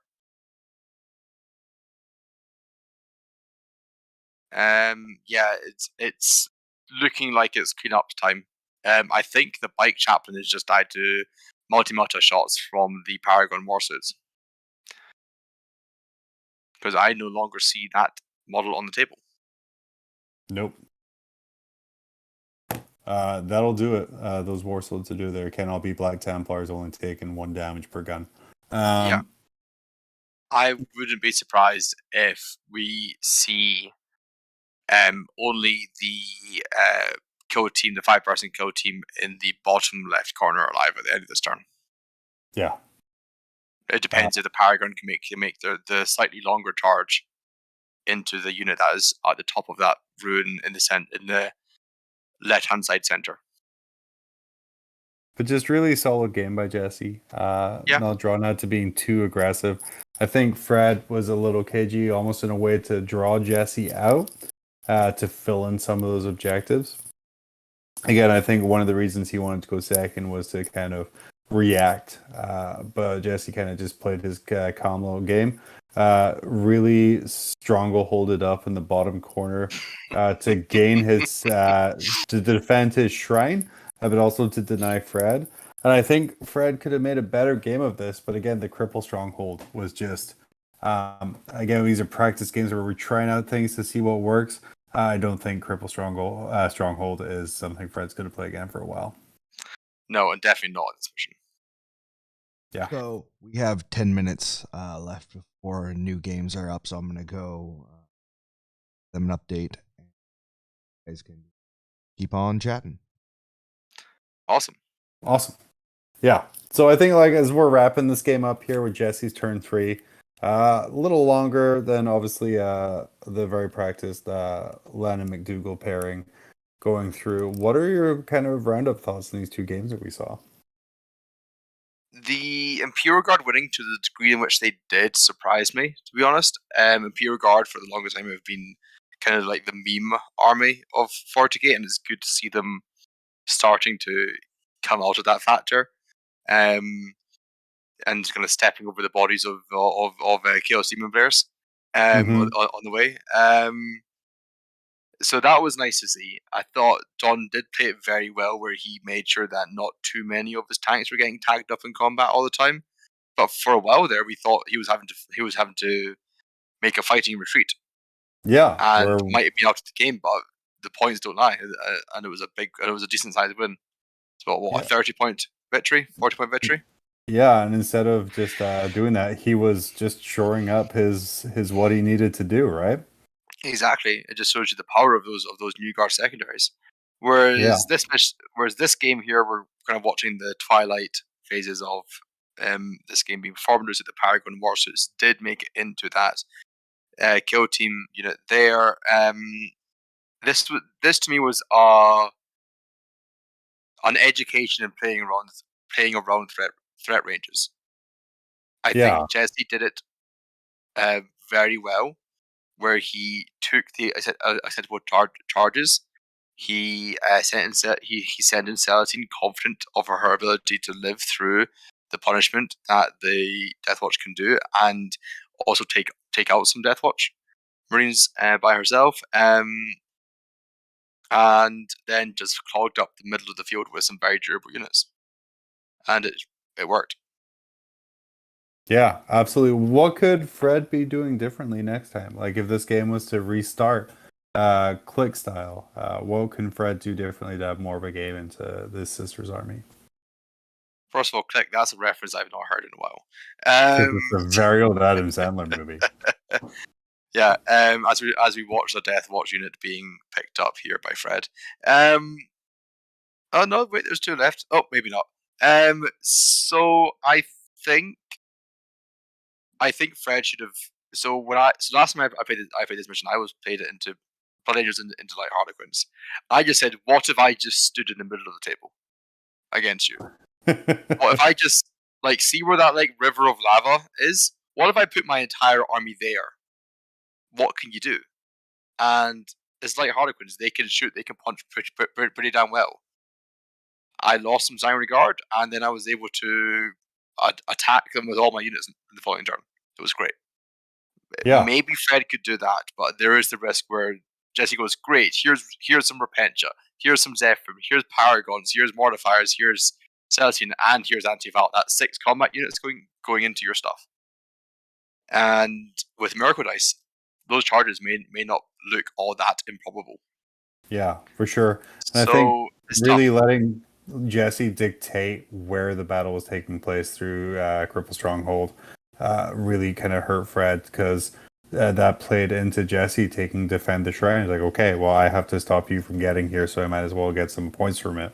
And being able to choose objectives so far away in a mission like the Skyrig really hurt. Maybe Fred. So Cripple Stronghold is a shadow actions secondary. Mhm. Maybe they could have. Oh, there's a handshake there. We get the final points for you in a brief second. Maybe Fred could have gone for Raise of Banners High and just paid to hold on those 2, the 2 further back objectives, Right. instead, and just keep trading into the middle every turn. Yeah, absolutely. Definitely some things you can do. Again, this is why you play. The best thing you do is play as many practice games as possible with your list to get it mastered. Fred, an amazing Deathwatch player, still trying to get the hang of this brand new Nephilim packet, which isn't actually out in the United States until today, 8 hours from now, or whenever game stores open in the US. So yeah. Yeah, Awesome. I drove up to Dundee to my local game store, about half an hour away from me, to go and pick up my copy. Last night, I kindly asked the owner, "Hey, I'm accommodating. Can I get the copy early to look up stuff?" You're like, and hello, he sir. He obliged. You're like, I run events and bring business to your store. Can I have a copy 11 hours early? Thank you. He was more than fine with it. Yeah. Yeah. One of the biggest upsets I can get into any hobby is be friends with your friendly local game store. Yeah. It makes a huge difference. Yeah, for sure. And again, any event is a great event to go to for your first event if you go with friends and the right attitude. And heck, even just go with the right attitude. I met my co-host Danny at a local event I went to with one other person. So just get out there, play the games. This is a great 2-player game. We're all here to have fun, and specifically, I'll do one final plug here. Guys, we're here at Charity Hammer to promote Child's Play, which is an amazing charity across the world. They have 180 different partner hospitals where they work to get sick kids some entertainment for some of the hardest times. It was started in 2003, and now they've expanded to include 200 domestic violence shelters across the United States. Again, just helping kids in some of the worst times of their lives have a little bit of light. Every single penny you donate to Charity Hammer goes straight to Child's Play. It really is an amazing cause. At this point, $11,000 so far. You guys have donated, which we really, really appreciate. Every $30 you donate goes into a raffle to win one of a lot of prizes, dozens, hundreds probably, of great raffle prizes as a thank you for supporting Charity Hammer. Charity Hammer 4 here. This event has raised over $100,000 now for Child's Play, thanks to all of your guys' support. We couldn't do it without you. Yes, so if you haven't done so, please do donate and do so as much as you can. And if you can't, if you already have, just share the stream, shout about it, signal boost in whatever way you can. Get more eyes on this amazing charitable venture. Yeah, absolutely. Chris, excited for your RTT tomorrow. Who you think's going to take it? Well, there's a certain Scotsman who we were talking about earlier on who has a nice T-shirt named after him, who is coming with some Tyranids. So that's gonna probably take it. Always good when the fourth best player in the world goes to your local RTT with one of the best armies in the game. Honestly, it is, because you will learn so much. Yeah. Seriously, you only learn and get better by playing better people who are better than you. And what better than learn from the current number 4th in route? Probably the number 3 or the number 2, possibly the number 1. But yeah, absolutely. When you raise the caliber of your opponent, you raise the caliber of your game. You're not going to learn anything just beating your friend in the garage or even a Warhammer. Yeah. The first game I played in Scotland, so I was living in England previously, and that's when I got back into 40k, was against Innis at our local club. And we were playing open war, because I didn't know anything else. And I got through my movement phase and my psychic phase before he stopped me and said, "Can I teach you how to charge?" And that honestly changed everything for me, seeing how much jank you can do in the charge phase. And cut to, what is it now, 3 years later, I'm now part of Team Scotland. Yeah, absolutely. Just by hanging out with Innis. And you guys, just while we're waiting for the stream to reset here, excited for WTC to be back? Oh yeah, this is going to be my first year. I am the hype. I am the hype incarnate for WTC. We have a very tough pod going in as Team Scotland. We've got Norway, Germany, and Spain, who are 3 amazing teams. So we're going to have to play our Scottish hearts out. But by the power of kilts, we shall make it through in a good standing. Amazing. Kilts and Spartans, right, Chris? Kilts and Spartans, yeah. No, is that right? Spartan? The pouch thing. It's a Spartan. Spartan. I thought you said Spartans, so I disagreed with you. Oh, no, I did say Spartans. I meant Sporan. It's nice, right? No. If anything, it's going to be the ski and do, which is like the ceremonial dagger you wear in your sock. You know, Ski and Do, the name of the number 1 bar near the Aberdeen airport a long time ago. Fun times. Well, Chris, come back with your sparring or on it, I guess, while we're making metaphors. It's been a pleasure. I'm going to hand off here. Been a pleasure, John. Alex is going to take over from here. Guys, thank you so much for letting me waffle through a couple of amazing games of 40k. Peace. Yeah, John Quinnell, everyone. Thank you very much. And hello, Alex Tounce. How are you doing, buddy? Hello, Chris. Oh, I am doing just fine. I've been making some use of my Saturday, and now I'm back ready to commentate until Sunday. Heck yeah. Yeah. This is like pretty much our usual like hangout hour anyway. Yeah, I was gonna say this looks pretty familiar. Yeah. So are we live at the moment, Chris, or is this stream going on right now? You are live. Hello. All of the career-ending things you've said have just gone out into the world. Hello, all the wonderful viewers of this fine charity hammer. I don't know if you hear Mitch talking about all the career-ending things. I definitely didn't say. They apparently can. So, yeah, I definitely know what's up. He did not. No, I don't. This is. I mean, if anyone's gonna do that, that would be me. Definitely. And by that I mean say something dumb on stream accidentally. Like I'm pretty sure I've cursed the most so far. It's so often.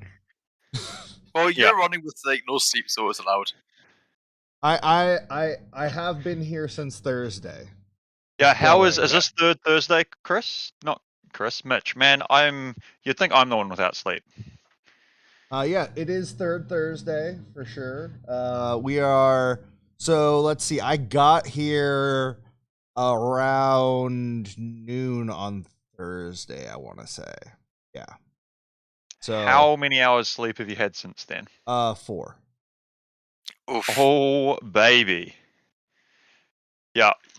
So you're feeling real trippy right about now, yeah? Oh, I'm fine. Oh, not doing hard enough then. Yeah, that seems maybe concerning, Mitch. Have you had practice with this? I don't think you meant to have practice at running with this low sleep. I just rolled an 18 on my con score. Hey. Okay, fair enough. Fair enough. Yeah, no, lots of experience in like search and rescue situations and stuff, going without sleep for very long periods of time. So this is easy. I get to sit, so this is great. Well, man, that is a horrible situation to be in, having to do a search and rescue. Oh, usually it's actually a happy ending, but yes. It can be scary. Fingers crossed for many more. Yeah. Anyway, no, that's not what I do anymore. What I do nowadays is just raise money for children in children's hospitals. Take it away, guys. Yeah. Chris, do you want to start the Child's Play spiel? I will resume the Child's Play spiel. It never ended, baby. Oh yeah.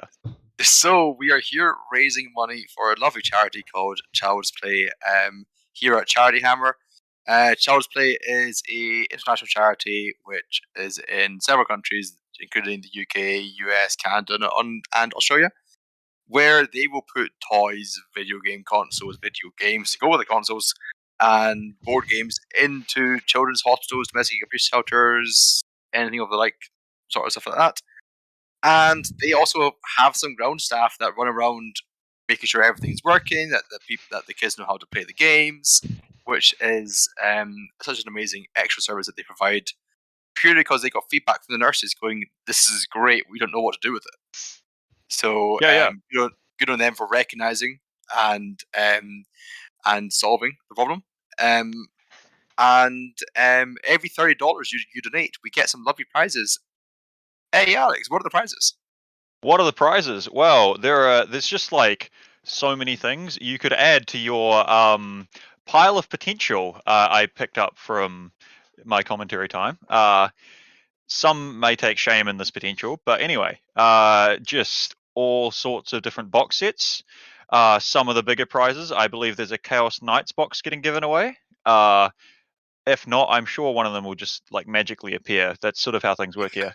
And then the 2 top prizes, I do know. The nominal overall prize is a $1,200 US gift voucher to Hammerhead Games from Sacramento, California.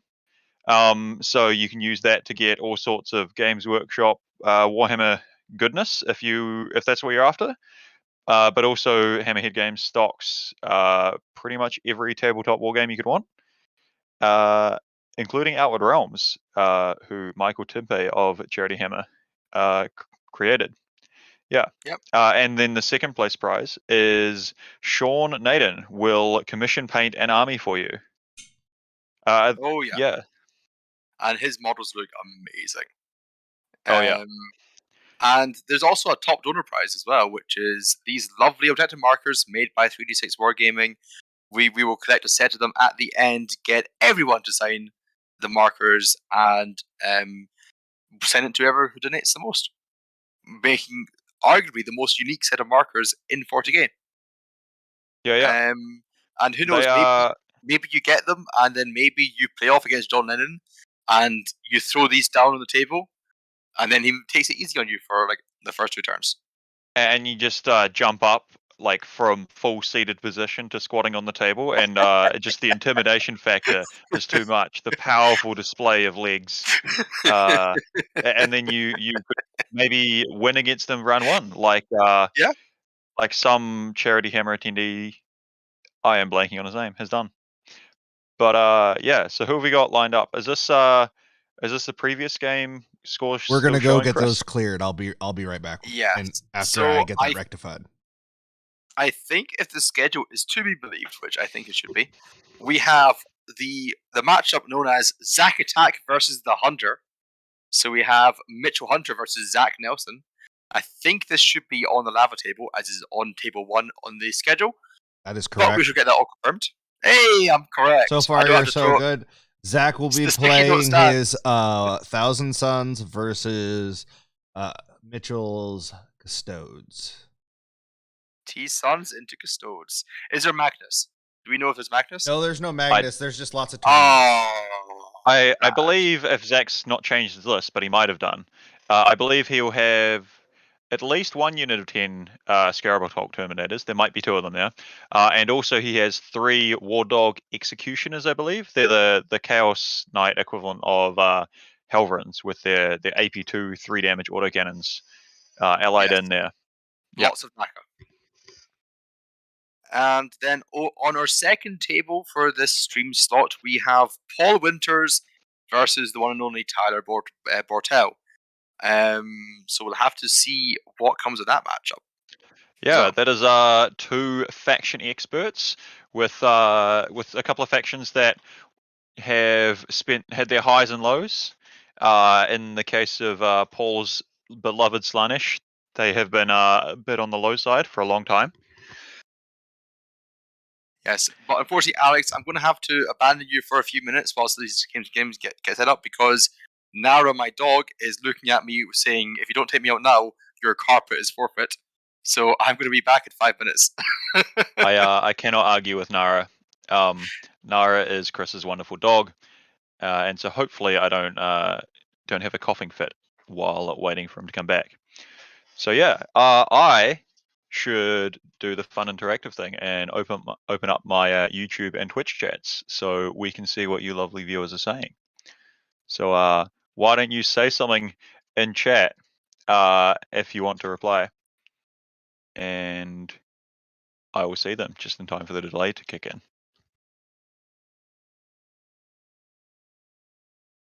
I see we've got Nurgle Matthew in YouTube chat as always. I don't quite know how you do it, but boy, do I appreciate it, sir.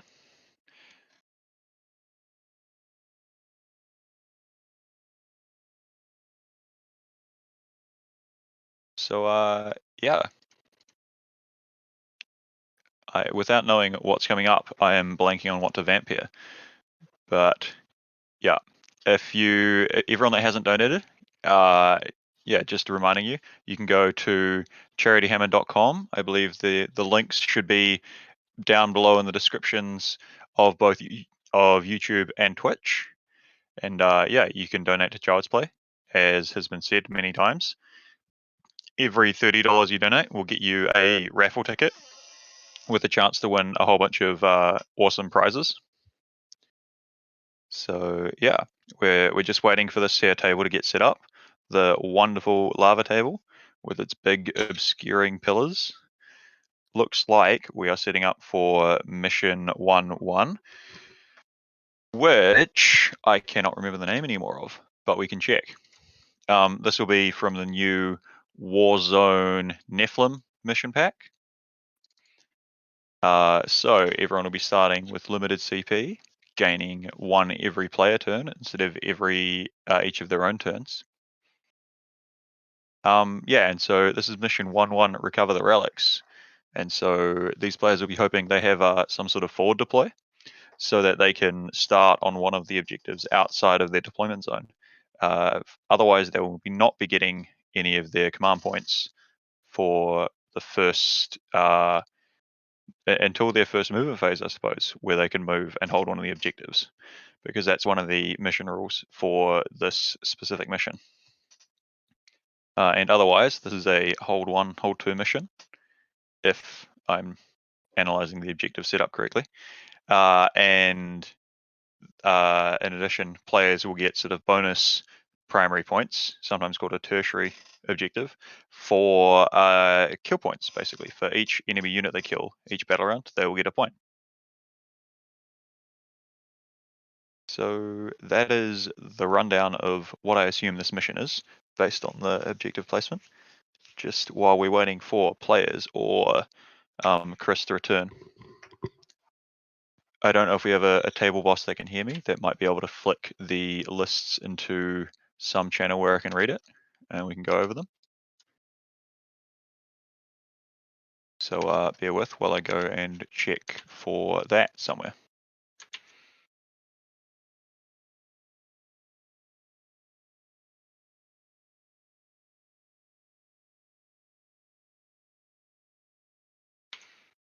In the meantime, I'll do another quick check of Twitch and YouTube chat, see what you guys are up to.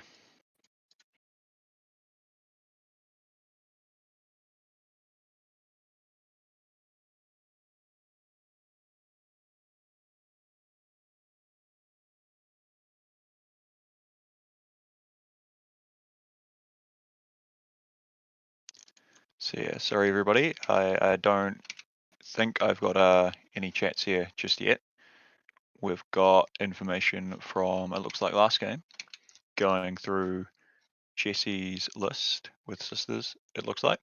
But that's not useful anymore. He's just finished playing.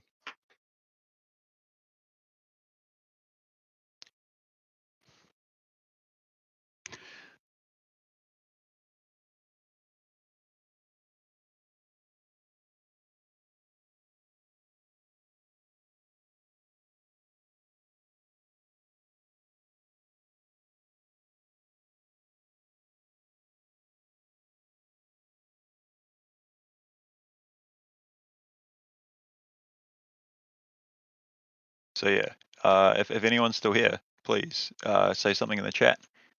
Let us know. Apparently, Nigel Matthew was saying there was a Google Doc with lists earlier, and unsure if it's the master. That yeah, there really might be. I'm trying to keep track with Discord to stream a live feed of the table where there are still not some players yet. I think people are a bit dozy. I believe it's about 3 a.m. in where Charity Hammer is based. So this is the true graveyard shift for the players from 3 a.m. until 6 a.m. And yeah. So that might be why they're taking a minute to get set up.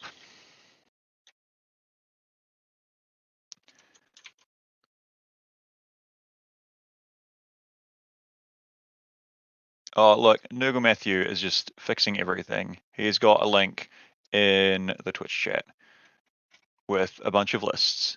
That would be so helpful if I were better at remembering who was playing. I will go through names and go see. There were meant to be some Custodes played, I believe, by Mitchell Hunter. So yeah, we've got Mitchell Hunter's list here. Which I will read out and assume is correct. And we have a Chris back. Chris, you're back just in time. Nurgle Matt's come to save me a little bit. He sent a Google Drive, Google Documents list link, that one, with some lists. So we've got Mitchell Hunter playing his Custodes battalion. Is that? Have you seen Mitchell on stream yet? Does that sound right? I have not had the pleasure of seeing Mitchell on stream yet. From memory, I believe he might have a big old unit of bikes. No, okay, so Mitchell has 3 units of 3 bikes. A bike captain, 1 Trajan Valoris. I do wonder if these points are slightly off. Yeah, our stream boss Mitch hears that he's good. Oh, yeah. So this is with a mix of points. It is a 1960 point list because it includes Trajan at 160 points, but he's gone up to 200. So, yeah, he is leading the Custodes alongside... and he is his Emperor's Chosen. He's alongside a shield captain on Dorneedle jet bike, who has about 4 lines of text below his name. He has a ceremonial shiv, the Castellan's Mark to redeploy some troops, a salvo launcher to blow things up from afar. He has a 5 up Feel No Pain, I would assume. Yep. And Ork Exemplar, so he is good at clearing hordes or elite units the like. This is my go-to jet bike captain setup when I'm playing Custodes. He's got some sword and board guard. He's got some sisters. So 4 sword and board, 5 sisters, 3 units of 3 Sagittarium custodians running around with their ceremonial shivs, their bolt calivers, shooting like heavy bolters, a flag, 3 units of bikes, and some voids men at arms. Chris, have you got who is this up against? It's Zach Nelson's list. Have you got Zach? I do not have Zach's list. I've been giving nothing and just told to come and be a lovely personality. So I'm gonna call an audible here, and we're gonna swap over to the other game since I don't know how long this next game is gonna last, but I am excited for it. Oh boy! All right, so again, I don't know if you can hear the stream boss right now, but we are swapping over. We've got Tyler Bortel. What does Tyler have here, Chris? He has got a big old chunk of something. What is that model? I don't recognize that model, but he's being It's a Hierophant Biotitan, Chris. That's a he has a Biotitan. Let's look up what that does. Oh, that is a big mama. So I could go get the rules for that. It is. I have the rules for that up the screen 30 now. something wounds. 20. Yeah, I think it's in the 30s of wounds. First of all, it's 850 points. It is 850 points, but it is no more any command points with the new mission pack, I believe, because it shares the Hive Fleet keyword with, I assume, a Hive Tyrant that will be Tyler's Warlord. So yeah. Yep. This is Tyler's baby. He loves her, and so it seems like a great list to bring out in the 3 to 6 a.m. wee hours games. And I think also, just for the sake of like making this more of an interesting game, having all this power centered in this one unit will make it a bit more of an even matchup. Because Tyranid is obviously very, very strong right now. Chaos Demon is not so much. Well, we're dealing with Paul Winters here, famous for running his 4 greater demons plus Be'lakor, which I'm going to assume is what he's running here. We'll get to see very quickly. Yep. So I assume that would be 3 keepers of secrets. Is it Shalaxi Hellbane? The name. Yes, one? It is Shalaxi. And then Billy the Core. I love this.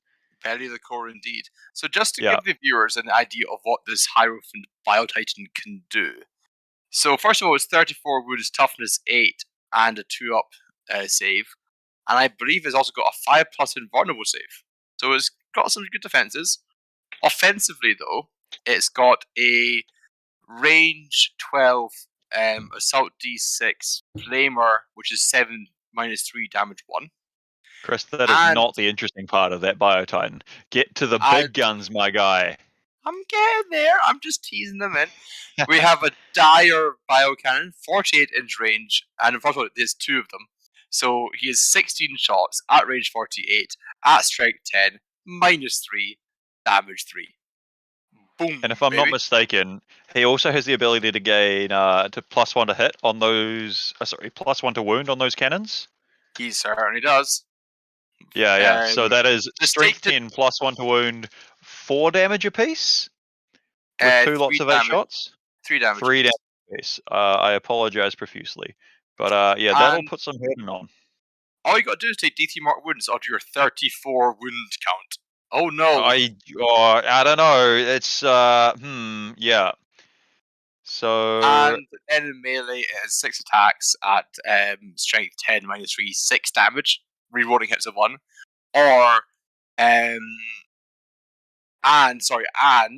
10 attacks at strength 5 -1, 1 damage. This thing has got a lot. Plus, it can transport things. I don't know where in the model the things go. It's a Biotitan inside, and it's get in my belly. Yeah, it could transport up to 20 Hive Fleet infantry models with models with more than 1 wound taking up space of 2 models. Yeah, and so I am seeing I assume that's the 3 Keepers of Secrets on the 100 mil bases. And then, is it Shalaxi on the oddball oval size? Maybe yes, it's an older keeper model. behind them as well. Yeah. Oh, daddy. Core behind. Oh boy, let's go. Oh boy, wait, we are on, gaming. There's more. Okay, hang on. So what is there? Let's see if we can work out what that oval base model is. There's a foot's going on here by the Sinesh here. So I think at the front the oval will be some other model. I don't know what. Well, could it be the mirror? The guitar contorted epitome. What's the two? Yeah, I don't know. I'm gonna go open up Games Workshop. Big ass walls there. But yes, there's a lot of large models lining up on the front of the line there for the Sinesh Demons side of things, piloted by Paul Sinesh Winters himself. Meanwhile, I think we should all be getting the bug spray out because there's a lot of gargoyles or something flappy going on the Tyranid side of things. And I also see, is that a wee Parasite and Mortrex hanging out behind the Battle Titan? Looks like it. Tyler is a big fan of the Parasite, especially with the sack, as he puts it, which is the gestation sack to poop out some ripper bases, and alien cunning is the warlord trait to move 16 plus D6 advance, or if he's playing Kraken, D3 plus 3, I would assume, and then do the action, giving up the no psychic phase, maybe the no shooting that the Parasite has. Before pooping out D3 plus 1 ripper bases. It looks like that Tyler just need to be within. Oh yeah, roll off. Who is going first? Did you see that? Tyler's going first. Oh baby, let's. Which I think is actually what Sinesh wants. Do you think so? Because he might move forward. I don't know if he's going to move forward. He might just those keepers are not hiding. The Bio Titan might just try and pick up 2 of them with guns. But just quickly to address Nicholas James in YouTube chat, the stream is running all time, non-stop, all gas, no breaks. Yeah, the only time it is going down is if Colin's house's internet cannot manage it, which kind of makes sense sometimes with how many gamers there are and trying to have 3-4 streams going. Yeah, I could just imagine Colin running around going, "Get off of Hearthstone, come on." Yeah. Stop playing Magic the Gathering on your phone. But I think we should be good in this though, because we can't have Paul Winters is playing, so he can't be live streaming the hot tub stream. Yeah. As has been joked about previously. So yeah.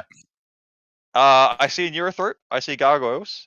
I see the big boy Biotitan, the Parasite. Is there? Can you see any other Tyranids here? I don't see any Tyranid warriors, but they could be hanging on. Oh, there we go. I think is that. I think they're Raveners coming out of the they. I'm going to wait for the YouTube thing to update because that's got a slightly higher quality image than we are streaming. But yeah, I'm making wild guesses. I think that's probably warriors at this point. That looks like 9 on 50s. That's probably warriors. So yeah, big old brick of warriors. Running out. What did you say the transport was of the Biotitan? 20. So there could be 2 more. There could be two more models maximum in there. Yeah, so that would be 20 warriors. 9 warriors that would have been inside the Biotitan. Yeah, I believe. And the warriors are running up to take that objective. Yeah. I'm not quite sure how he's getting them out there. That feels like they've got it a bit far, but I'm sure Tyler's onto it. He's probably just placing them down to get all the models nearby, or some such. Oh yeah, there we go. He's got all the models, and he's bringing them around, and then he'll be doing his movement. Tyler, get him out of the forest. What are you doing, lad? Or maybe he's taken the ignore movement and charge penalties, just baked into his list. I don't know. He is Kraken, isn't that the fast one? Kraken is the fast one. They get D3 plus 3 as their sort of default adaptive change on the fly faction trait that they can no longer change on the fly as of the balanced data slate. We have Tech Priest Mitch preempting my immediate question, which was, can we get some secondary information? And looks like we have that now. Why would we want them, Chris? That would involve us actually analyzing instead of just wildly speculating. Because I have the new Niflheim book in front of me and I want to use it. What? You've got the new book? That's cheap. I don't know if it even exists in my country right now. I asked my local game store owner, "Hey, I'm commentating. Can I have it a day early?" And he was like, "Sure, why not?" What an absolute champion. Oh, All right, so Tyler is. Oh boy, Tyler is gaming. These warriors are going to turn 1 charge. Oh yeah, baby. Oh baby.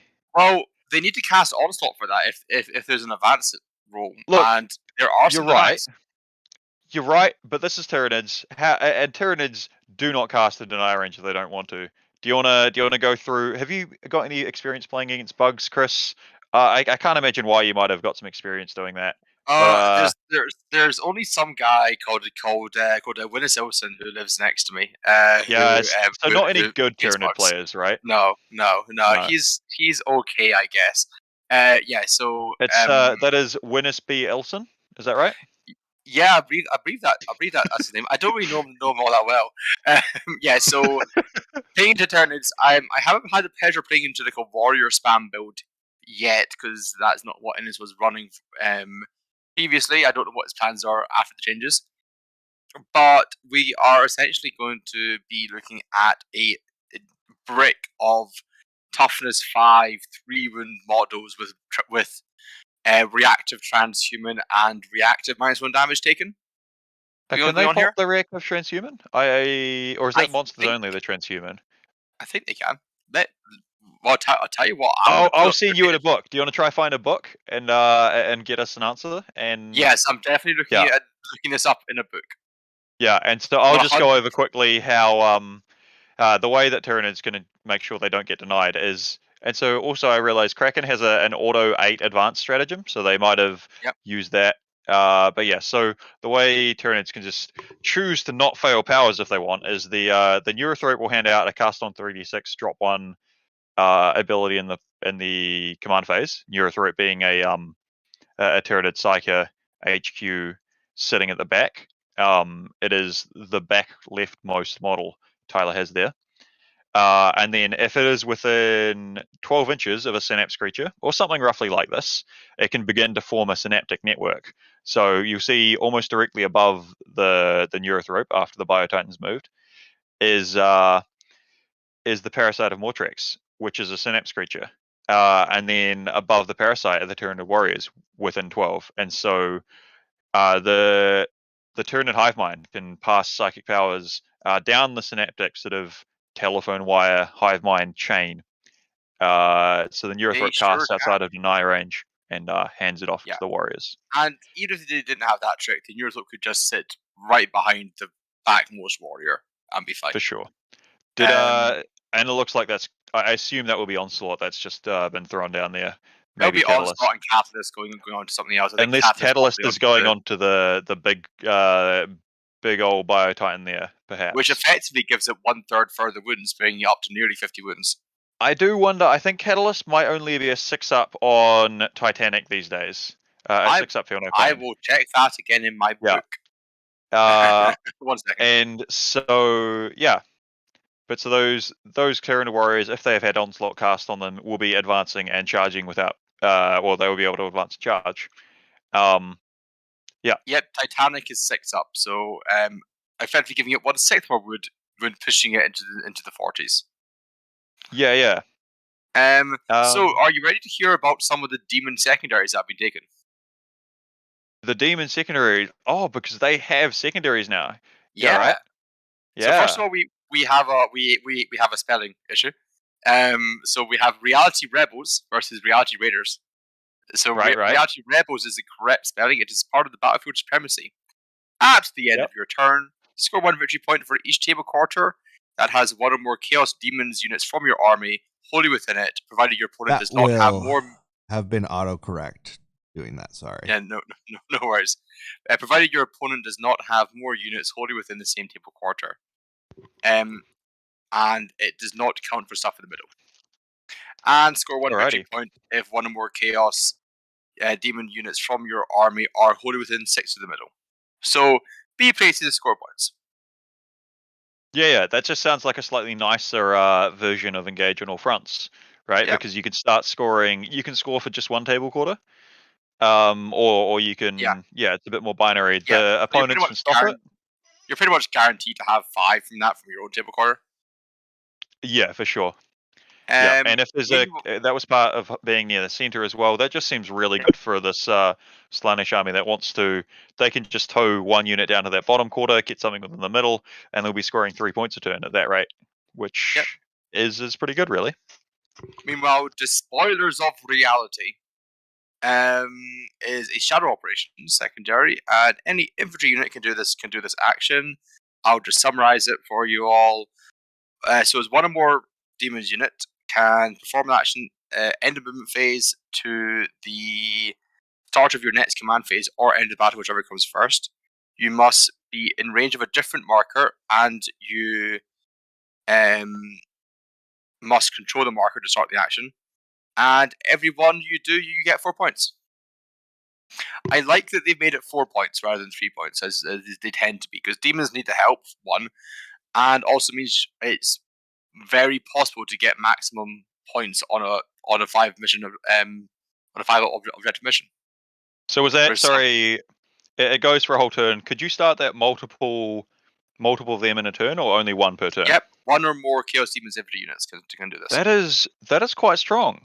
So this list, which is all the big boys, will struggle because there are a lot of monsters.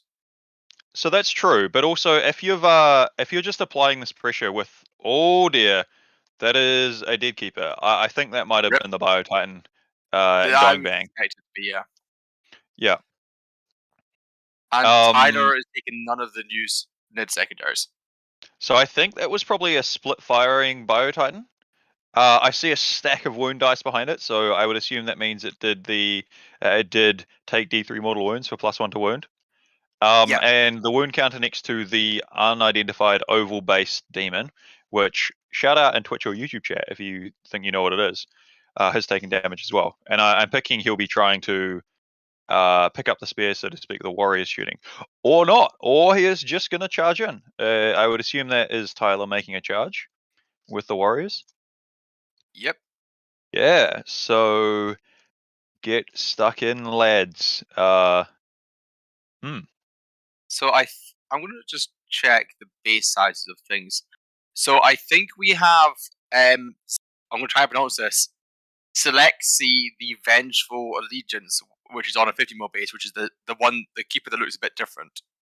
Right, so that's a named keeper, which gives a reroll once to hit for all / demons, which is nice. Which I'm not sure if a regular Keeper Secrets does. Yeah. So Tyler, and Tyler then charging in here and just making sure he's outside of Harlequin intervention range there. Sorry, continue, Chris. Yeah, and then I think the oval one is indeed the dual one, whichever one that is. The Contorted Epitome, the mirror, or my book is misbehaving. Oh dear. I'm trying to figure out. It might just be a keeper based on a novel, because there is definitely a named keeper named Chalaxi, and also you can take 3 of the regular ones. That doesn't get us to 5 though, because 1 keeper has died, and there's still 4 Keeper Secrets looking-ish models on the table. Yes, but what it is that it's Chalaxi, it's Selesky, and then there's 3 keepers. So there's 2 named. Okay. There are 2 named things, both with an S. That makes sense. So. Yeah. Working from top-down angles makes it harder to identify things sometimes. And also us not being as familiar as we might like with some armies. So yeah, bear with us, chat. Let's claim it's early in the morning, even though it's probably not. Yeah, it's definitely 11:30, and it's early in the morning for me. Yeah. So it looks like Paul was basically said. Sorry, Tyler said to Paul, "I don't care about objectives here. I'm just going to kill you." Yeah, maybe. He might be trying to pile onto that central objective with the with those warriors. I'm not sure what mission we're playing here. Maybe. I think we're playing Death and Zeal, which is all about the middle. Because if it was priority targets, it'd be the same setup, but objectives would have moved. Priority targets isn't the other table quarters one. I believe it is it. It's not a. It's conversion. I believe is the other table quarters one like this. Oh yes, I keep forgetting conversion is a thing. Yeah. Yeah. So those warriors have dispatched another keeper of secrets. So this is going pretty rough. What do we expect to happen in return here with the keepers? Oh, it looks like we're having an overrun play here. So Oh, that's just brutal. Is he overrunning these warriors and getting them back inside of the Hierophant? Maybe? Is that a thing you could do? That is just savage. Yeah, well, because it's making normal move, is it not? And if they can move far enough to get to the Biotitan, get wholly within 3 inches of it, which I assume he has managed. That is just those warriors have run away and hopped back in the Biotitan. Well, I was about to say Paul's going to have some very easy charges, but now he's going to have some slightly more difficult charges. Oh, those I think are still some very easy charges. I am picking that Biotitan will go down. I think it'll be charged by at least 3 of those monsters. I think Be'lakor will fly over the left, and then 2 of those demons will be advancing and charging. I honestly wouldn't be surprised to see all Be'lakor, 3. who's like D3+3 damage and ignores invulns. Yeah, I would not be surprised to see all 4 of those big monsters make combat with a Biotitan. We'll be pivoting on over to the other game. Oh, sorry. So apparently we'll be transitioning to the next game. Actually, never wouldn't mind. We're gonna stay here. I didn't realize that this is going to be over real fast. Yeah. Let's just stay here. Mitch, can the stream hear you right now? Yes. Okay, cool. Yeah. So we are staying here. Yeah, so look at that movement. So these keepers are advancing and charging because they are Slaanesh characters giving themselves an aura. Yeah. Yeah. I don't think there are any defensive stratagems that Tyler can put onto the Biotitan. But I think he's okay, because once that Biotitan goes down, yes, it is nearly 1,000 points of his army. But the 2 monsters, if not 3 monsters, should die in return. Yeah, I don't know. Like, I wonder if he's going to be able to wrap that Biotitan and prevent some of the warriors from getting out. So this is an advance for the keep. Well, there's a lot of big base there, right? Like, no, so only Be'lakor's at the top to get around the side. So no, it won't be wrapped. But I reckon all 3 of these. I reckon all 3 of these keeper or pure Slaanesh monsters in the middle of the table will make their charge, and Be'lakor's just pretty much guaranteed his one there as well. Yeah. No, this is. It's gonna be brutal, and it's like this is how you know your opponent's model has a lot of wound. When you see 6 dice denoting its wounds remaining. Oh yeah. Oh baby. Be'lakor's ability to be AP4 and ignoring vulnerable, forcing the Biotitan onto a 6+ armor save will be big here. Yeah, I do wonder. Do you happen to know if there's a Fights Last that Slaanesh can put onto the Biotitan? Or is the table boss able to let us know how many there's a word for it, how many command points Tyler has? If he finished his turn with 1 command point, he will be able to interrupt because he'll get 1 from Paul's turn. So that Biotitan interrupt will be no joke. So let's see. Can Be'lakor bring a Fight Last? The Disciples of Be'lakor spells, that feels like it might have a Fight Last in there. I'm not sure. It'll be pretty. Oh no, it's not a character. I was going to say if it was a character, the Forbidden Gem, but no. Yeah, but it's not a character though. Do, if I'm reading these rules correctly, Be'lakor can bring Death Hex, which turns off the invulns. Oh yeah, which could help here. Well, he ignores invulns anyway. If you said it only had a 5-up, and the keepers I don't think are above AB3, so that won't help. Yes, that's true. 2 at 5-up won't help there. I don't think Slaanesh has a Fight Last because they rely on Fight First instead. Yeah. Looks like we've got some smites coming here. That looks like a super smite. Unless the Shadow of the Warp is stopping it. I'm not sure. I think they're going away to check some distance. Oh no, that was a spell being cast. Paul will probably be kicking himself in the order that those was rolled. So yeah, we've got a psychic phase. We've got powers or smites or some such going on.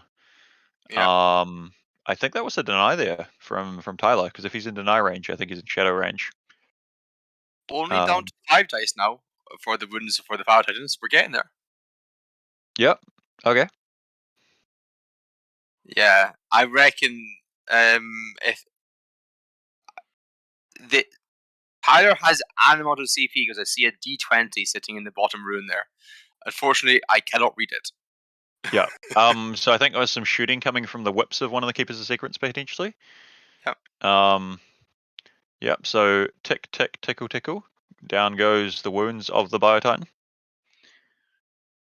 So yeah, just bear with us, chat. We are waiting for the charge phase. We're waiting for the actual phase to begin. This is just Paul Sinesh Winters tickling you right now. Yeah, it's just he's warming up, teasing you a little bit. Yeah, right? tickling you with whips, but still tickling you. Yeah.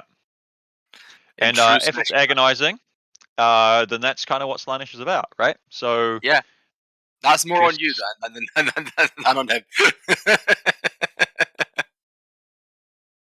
Yeah. Just going back through to YouTube chat, Nicholas James, sounds like you lost nap roulette. I can relate to this, my friend. Falling asleep at 3? No, falling asleep in the afternoon, waking up at 3 a.m. Yeah, that's fair enough.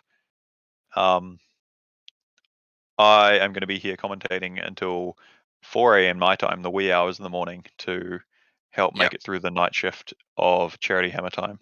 And I'll be with you all that time as well. It's you and I for a double slot. Woohoo! Yeah. So it looks like Paul has chosen here to charge. It's an interesting order, I would say. So it looks like he's leaving one keeper not in combat, choosing to keep that on the objective. I think that makes sense. Looking at the number of wounds dice that are remaining, as I can't read them, the Bellicor and 2 keepers should have this pretty comfortably. Yeah, so he rolled a charge there. So I think what he was doing is he was just giving himself if the first demon, the whatever's on the oval base, if that had gone first, maybe it would have died to Overwatch. So that could have been a reason. Or maybe it would have, if that had failed to get far enough, and all the subsequent keepers had failed to roll far enough, he could have log jammed himself and caused 2 charges to not make it. So this way, I think, was just the safest, most guaranteed way to avoid, any adverse effects. I'm a bit surprised to see that Bellicor hasn't kind of gone round the long way to then tag the Parasite to stop the Parasite from doing all the shenanigans next turn. But I suppose Bellicor's there to stop the Warriors getting out in a more threatening place. Yeah, that's true. But also, if the Parasite does, even if it gets tagged, it has, I assume, alien cunning, so it can fall back in action. So it doesn't actually stop it from doing very much. If Tyler paid for the Warlord trait. Indeed, but he loves the gestation sack and alien cunning, so I expect he will have done. I would expect the Neurothrope to have made the Warlord, and then a CP or 2 CP paid to upgrade the Parasite. Yep. So yeah, we've got some attacks coming through. We're down to 3 dice, so that Biotitan has maximum 18 wounds, but I would expect it to be slightly less. Good feel no pain roll there. That is solid. Yeah, half of his 6 up feel no pains. We are still down to 2 dice, so maximum 12 wounds. I'm picking 11 actually, because he dropped 1 down. Oh, whatever that roll was not good, but you can re-roll, thankfully. Yes. All right, so that's another 3 saves, 1 and 1 made. Yeah. So that should be another 6 damage here. Yep. So Only Keeper of passing Secrets swings. Yep. So down to 1 dice, maybe 6 wounds remaining. I think we're going to lose the Biotitan here. So this, I think, will be quite quick. We need to see how badly the the Tyranid warriors inside can clap back and avenge their beloved Biotitan. I also wouldn't be surprised if Tyler had something hiding elsewhere in reserves. This feels slightly less than 1,000 points, but maybe I'm misjudging how many points warrior bricks cost with the new update. I can give you a rough estimate if you give me 2 seconds. I'm going with the Neurothrope and Parasite will be running you a bit over 200. The Warrior Brick will probably round that to 400 to 500. Those, I believe there were 2 units of gargoyles we probably saw, would have been less than 100 each, right? And so that's still not bringing us close to 2,000. So I'm picking Tyler will have something else somewhere that we can't quite see at the moment. So I'm not sure about the new points. Actually, I can just look up the new points before I just tell you all point data. Let me just do that, because that makes a lot more sense than giving false data. Yeah, sounds good. As a good little scientist, you know. Yeah. So yeah, I don't see much more in the way of dice rolling at the moment though. So we've just picked up the dice. This is, I believe, rolling for the warriors to get out. One of the warriors, I believe, has perished inside of the belly of the Biotitan. Yep. So just for the base warriors, I don't know what war gear exactly Tyler's running them with. It's 270 points just for the chassis, before war gear and extra stuff. So I reckon you're probably looking at about 300 points once you just put on some war gear. Because like the dual bonus horses, which is what you want to run them with, is somehow free. Yep, that was a bit of a surprising change, really, on the on the all points update. But hey, it's just world that we live in. Yep. All right. So the warrior's just getting out there. Yep, getting out. Nice there was a Death Leaper inside as well. Hey, Death Leaper. that is quite funny. I do love me some Death Leaper. Yeah. He is so annoying to shift. Oh man, for example, and the reason why Death Leaper was getting out there is that when you're next to Death Leaper, you cannot use stratagems, which means you cannot do things like give your demons a better advance save. Yeah, I believe specifically this is in combat. You can't if you're in engagement range. So yeah, okay. Tyler just being carefully getting his warriors out now. So yeah, dotting his I's, crossing his T's, so to speak. Yes, whilst you're in engagement range. So maybe try to just bait Paul in there. Say, here, look, there's another little bug for you to eat. But oh yeah, and look at these two. Great sportsmanship there. So I believe Be'lakor would have swung last, and so they're just using their 2 combat gauges there to make sure Be'lakor is not within 4 inches of the warriors, so he cannot pile in and tag them and disrupt Tyler's plans. I suspect we'll see. Yep, Be'lakor going to tow that objective. Yep. I do wonder actually if that's. I will see what the primary score happens here, because if that was if we were playing Death and Zeal, we should see some primary points tick up for holding objectives that weren't controlled. And I can't quite remember what the conversion tertiary was. I'll go look that up. Conversion is holding the ones in the middle, so you get 2 points, I think, per time you take an objective or hold an objective that no one held before in the middle of the field. They're basically the same, just one's all over and one's in the middle. But yeah, do you know what something, Alex? We never named the Biotitan. We never named that beautiful model. No, I don't know. And we've missed our chance. I feel sad now. I'm sure Tyler will have a name for it. All right, so it looks like we are swapping over to have a look. So this is the Thousand Suns versus the Custodes. Is it the Custodes? Yep. Yes. So we have a whole pile of bikes down the bottom, and we have So what is going on here? It looks like maybe something. The models were being set up there, so maybe it's Zach Nelson's turn 1. So I think the Custodes have gone first. They've run on up, done some damage, and now the Thousand Suns are advancing forward to maybe try and do some move blocks or get into flamer range or something like that. Yeah, this is some really interesting positioning from Mitchell with the Custodes, actually. I quite like it. So he's got a big old brick of Sagittarium Guard up the top right there. I assume Trajan will be in there with them. I can't quite tell with the golden circles all there. But I see 10 models Trajan's probably sitting at the bottom of that pack, and so they'll be looking to, I would assume, plink some shots onto that War Dog at the top there. And then the biker gang is bottom left, pushing up. We've got a squad of 3 at the front baiting. So yeah, from seeing stream games of Mitchell's throughout the weekend, I think he likes running his bikes in these big brick packs together. I believe with one out the front to sort of be a bit of a bait. Go on, if you want to charge these guys, you will get hammered hard by the guys in behind. Yep. And as you are a Custodies player yourself, what do you think of the secondaries that Mitchell has chosen? What do I think? The Custodies Stranglehold. So that's that is an end of if he's going second, that's really solid. That's hold it's effectively Custodian. Yeah, so it's like Stranglehold, but you only need to hold more mid-board objectives than your opponent. So can hold those middle ones. It is scored at the end of the battle round, though, so a big advantage going second. And I believe it's 4 points per as well. I could be mistaken, but I'll go check my book.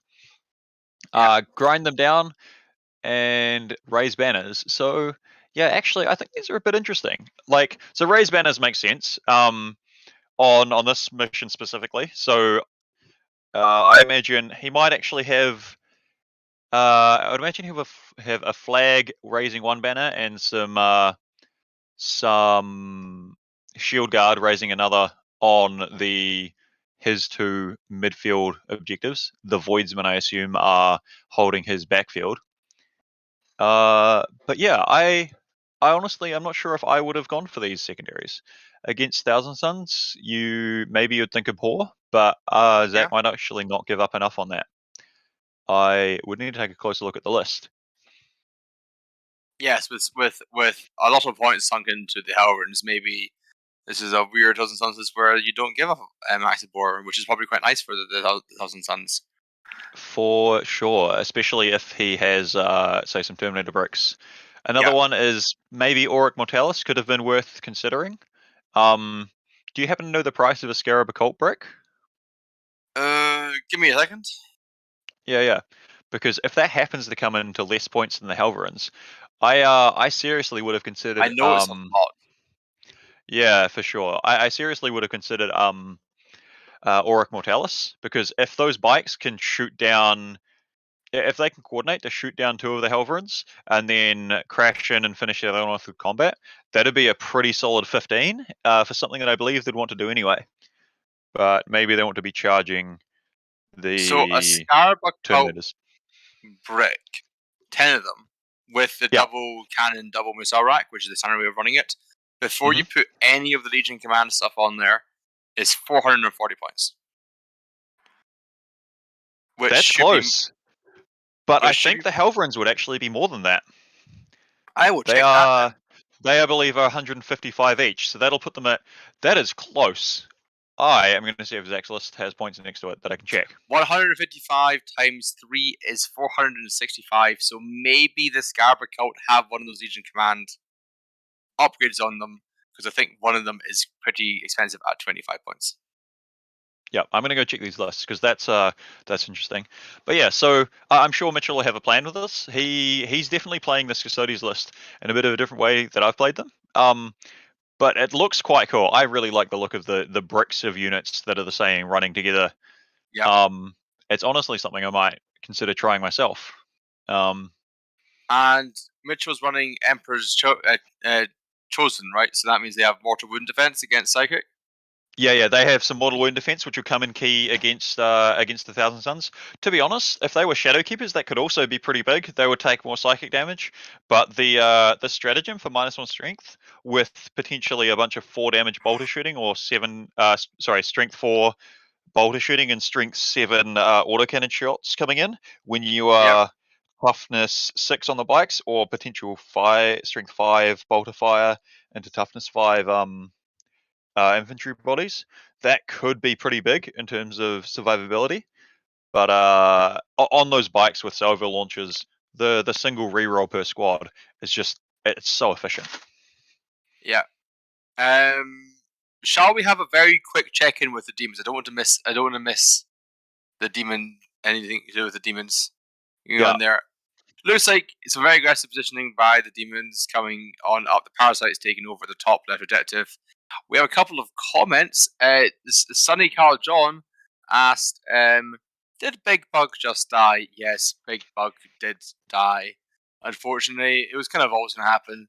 And Classic Backham says, "Demons, I thought the worst army tournament was over." Hee hee.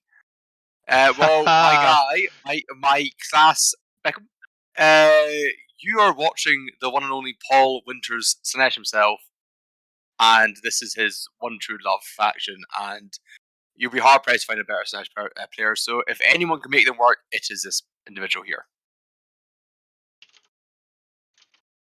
Yeah. So no, I'm not seeing Zach's list here. To be able to check points. But anyway, that is not the game we are looking at. We are seeing Tyler roll a bunch of dice. Come on, Tyler, get to the charge phase. I want to see where the Warriors go, and then I want to see how many of these big demons get picked up and go away. I also want to see Warriors kill Pellicor. I'm just going to go with yes. I think they probably do. They probably have. I would expect them, honestly, to have direct guidance from the Neurothrope. That feels like a trait that you would. Or would you take it if they're planning to live in the belly of the bug and it's command phase upgrade? I don't know. But yes, they might be only hitting on 4s and melee against Bellicor, because I think he's -1 to hit, right? He's not -1. Sorry, he is -1 to hit. You cannot reroll the attack roll. He's also -1 to wound. So he's that's the shooting, tough. I believe, right? Or maybe that's Disciples of Bellicor. I don't know demons rules. No, his ranged attack is -1 to wound, -1 to hit for all attacks, and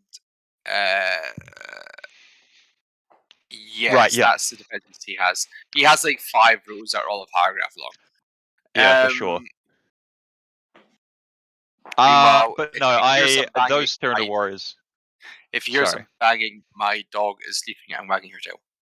Oh, that is just I am well okay with that. Stream, if you hear banging, it is good news. Yeah. She is chasing rabbits in her sleep. Yes, I think that if any troop unit in this game can kill Bellicor, it's probably a 9-brick Tyranid warriors and Kraken. Yeah, I'm sure there's probably some more that we're not thinking of, but yeah. A Deathwatch kill team can probably do it. Oh yeah, they I would definitely expect could do it. Hitting on pretty good, automatically applying wounds. Yep, that I expect could do it. There's 3 CP to kill Bellicor. Yeah, for sure. Necron warriors maybe. Yeah. They're pretty tasty. That's not where I was going to go. I was just thinking of big old Bricky Custodes, because that's cheating a little bit. A 500-point troop unit could that might do it. Yeah. You know, hitting on 3s even through his look, if we're really stacking it, right, we could be hitting on 2s with emissaries, ignoring modifiers, wounding on. We can get to wounding on 2s with strength 8 spears in the right kata into a monster on the charge, and with +1 to wound, Slayer of Nightmares. I think 2s and 2s with up to 40 attacks, doing 2 damage. Mm-hmm. I think I would do it. It's not necessarily realistic, but hey. It looks like we have some gargoyles shooting into some demonettes at the back of this middle objective here. Yeah. Just so the taking out the shaft. Yep, those that is a pretty efficient shooting target. The Flesh Brewers usually don't do very much, but conversely, it doesn't take much to knock over a demonette just chilling in the open. I think we've just made it into the charge phase. Yes, we have, and the Warriors have made a successful 6-inch charge into Bellicor. Tick-tock charge o'clock. And it looks like all of these Claw Boys and Swordy Boys are going to have a great old time making mincemeat of the Lord of Shadows. Yep. See, his name isn't edgy enough. That's the issue. He just needs to be more edge. Do you think we'll see any other charges happening here? I think Death Leaper probably goes into something. I'm a little bit surprised Death Leaper didn't move, but yeah, I expect Death Leaper and the Gargoyles would do something. I wouldn't be surprised if we see Tyler charging with the Gargoyles into the same target, perhaps also into Be'lakor, where the Warriors are going to go. And then when Be'lakor, I assume, is killed by the Warriors, he might overrun those Gargoyles to go contest an objective. If he rolls high, yep, so we've got Gargoyles moving in. Alex seeing the future here. I am seeing the future, and maybe I've also talked to Tyler and heard some of his strategy plans. So maybe not doing that. Oh, I expect what he's going to do is he's just going to line up, and he will line up here. And yeah, I wonder why Death Leaper hasn't charged anything. Maybe he failed a charge somehow. But if he's within 3, he can't fail that charge. Yeah. I am confused. Anyway, whilst this charge is finishing up. I bet I know what it is. Oh yeah? I'm sure I know what it is. Death Leaper is a character. Paul Winters will have used the Forbidden Gem. He might have stopped his charge. Death Leaper's probably sitting there being like, yep, we're going to charge 1 or 2 of these, whatever. Take his pickings, either in the movement phase or the charge phase. Paul would have used the Forbidden Gem and said, "No, sir, no, you shall not do anything. Either no moving or charging." But specifically turning off charges with where he was positioned within 3 of both of those characters, letting them heroic intervene. That would be my guess. That's pretty big, and that's why Paul is indeed Sinesh incarnate. Yeah, this is the sort of thing.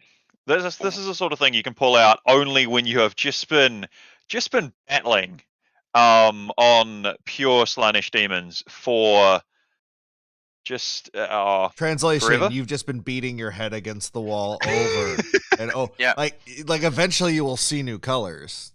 And you will have new sensations that no one else has see so much purple now.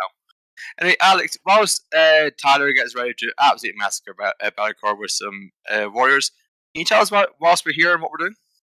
Why are we here? What are we doing? We are watching Warhammer, but we are watching Warhammer for a fantastic reason here. This is Charity Hammer, which, as its name would suggest, is about charity. Child's Play specifically is the charity we care about. Do you want me to keep going, or do you want to run down what Child's Play does? Nah, you're on a roll, man. Alrighty, so Child's Play. We're all about hospitals helping sick kids, but what Child's Play was not okay with was sick kids not having fun in hospitals. So they were like, we're going to put a stop to this. We're going to fix this. We can't make kids better magically. We'll leave that to the doctors, but we can make them happier. So they provide toys, games, video games, board games, all that sort of stuff to children in children's hospitals to make their time there as pleasant as possible. I fortunately didn't have any such experiences myself, so can't say firsthand. But a lot of the wonderful folk in the Best in Tabletop Discord have expressed how it can be really, really rough with children in hospitals at such a young age, and being bored just makes that even worse. So it's a great cause that Child's Play has done. And then, as if that wasn't enough, when they got feedback from nurses, they were told, hey, this is awesome, but we don't know how to make these games consoles run. So they hired people to go to hospitals and set them up, full-time staff to make it easier for the nurses to keep these kids happy. It's really just fantastic. Colin has been running Charity Hammer. No, I'm on a roll, Chris. I got this. Colin's been running Charity Hammer this is the 4th year now, donating Child's Play each time. Before this Charity Hammer, we were up to $100,000, right? $100,000 raised for Child's Play. And Colin wondered, is Child's Play just supporting North America? It is not. They are international. They have also branches in Australia, the United Kingdom, and other places around the world outside of North America. And even more. What's more? We don't like sick kids, but we also don't like domestic abuse. And so Child's Play is helping similarly with domestic abuse shelters.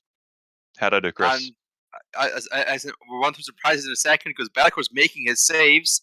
He has failed 7 of them so far. One more failed save and he dies, and that's one more failed save. I think there's a CP reroll coming in here, maybe. Yes, there is. I believe. Do you believe? I believe. I believe. Oh! That is a boxcars. Bellacore lives on 2 wounds because of the 2 damage bonus swords. Maybe if that one turn warrior right at the back there could have gotten into fight. I was watching the charge there. I do not think he had the distance to do that. No, but on a what I bigger believe charge, in now. maybe. Do you know what I believe in, Chris? In a thing called love? Yeah, sure.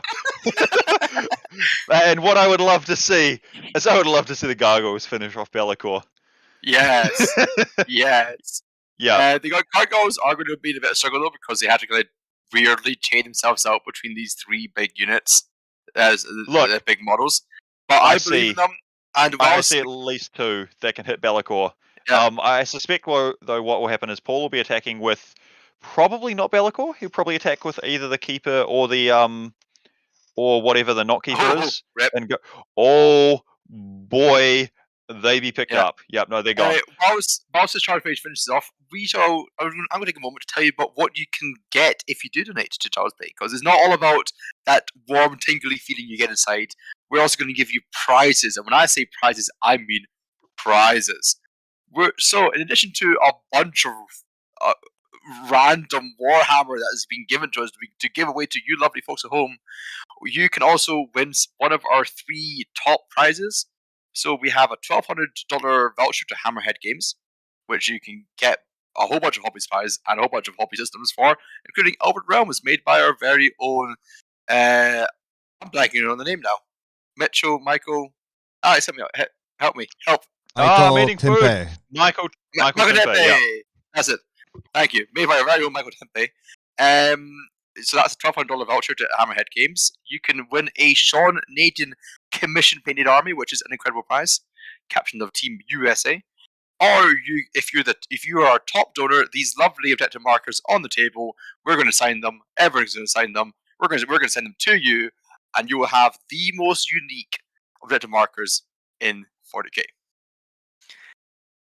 And then, meanwhile, whilst I was saying on that, Death Leaper took a beating. But he's somehow alive. Yep. Or Death Leaper gave a beating. One of the 2. There was some claw action going over there. There were some moans from Sinesh probably. Yeah, look, I'm just going to wait and I'm going to see and get excited by someone hitting something. I assume Bellacore will hit back at some point. I would expect one of those keepers or some such to hit Death Leaper, maybe. This looks like Paul rolling some more attacks. Tyler's rolling some saves, probably Death Leaper. I think he has a 4 up interval, so I think it was only 1 failed save there. Death Leaper has a wound counter on him. I think Tyler is currently in the Warrior Synaptic Imperative, which gives him extra hits on 6s. Yep. So yeah. 4++ here. Is All that right, the end Death of Leaper? phase? I don't know. To be honest, would have expected So I would have expected something if you look other than at Death Leaper, you'll see that there is a wound dice on him, and then there is Yeah. a counter on the Forge World Keeper. I believe that we are now seeing Bellacore swing back. Yes.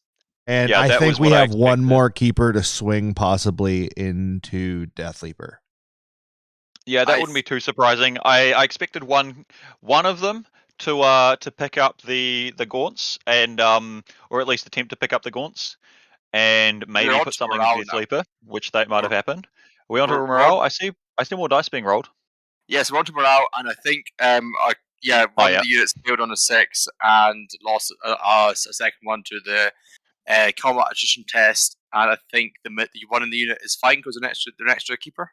So what? Yeah. So to run through what I think happened in the combat phase, and maybe Mitch can correct me. I believe so. We had I assume Death Leaper was forbidden gemmed in the charge phase. Maybe you can confirm that.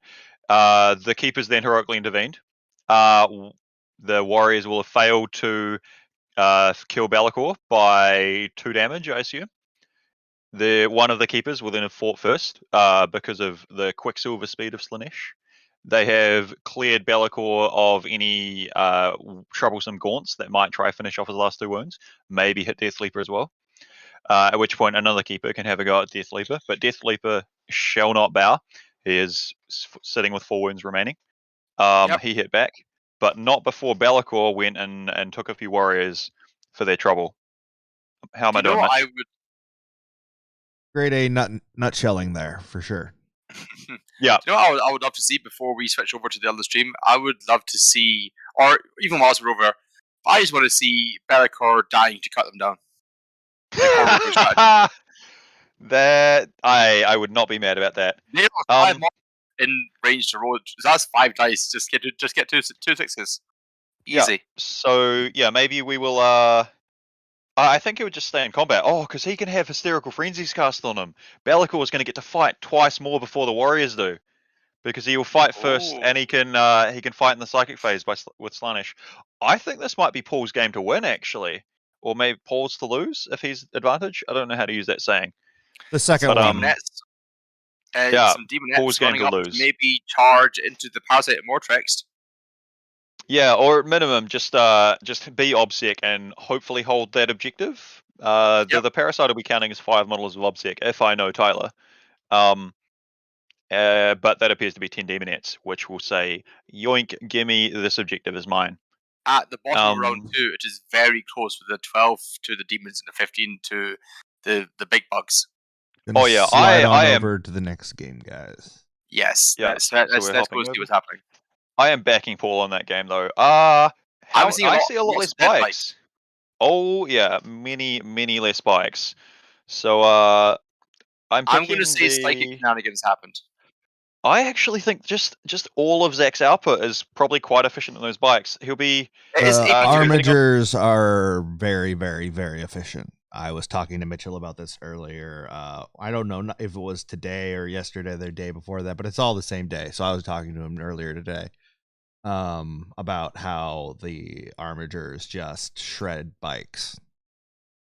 Yeah, that tracks with my experience. They are strength 7 AP2 is just that is awful for Custodes bikes at toughness 6, 2 up armor, 4 up invul. It's just the perfect strength to wound on 3s, put them to their invul. 3 damage means 2 go through, only lose 1 damage in terms of efficiency into their 5 wounds. It is a whole lot of not good for those bikes. It looks like Zach might even have still had all 3 of those armigers still around. There might be one sitting at the top left there, next to the Zach name 24 victory point token. In which case, yeah, all 3 of those armigers still being around is so bad news for the bikes. I think we just had a charge coming in from the rubrics there, and he's measuring backwards to get the reroll ones, but I think he just said it's not worth it. He wants to get the volume in there. And David Gaylord popping into the stream. Hey, David, how's it going? Hey, I'll pass on your hello, Dennis. Kiwi. David, congrats on your work. Are you top of the ITC at the moment, or is Vic yoink that back? I think Vic might just done it after Newcastle. Perhaps, but hey, I'm excited. What chat did you see that in? Because I might just be blind and not seeing it. If you scroll up to, I'm just gonna repost it. Alrighty. I'll pop a link into Discord. There you go. It kind of collects all the comments together. Yeah. Vic had a game in Manning the semi-final and just yoinked it back. But you'll get it back, David. I believe in you.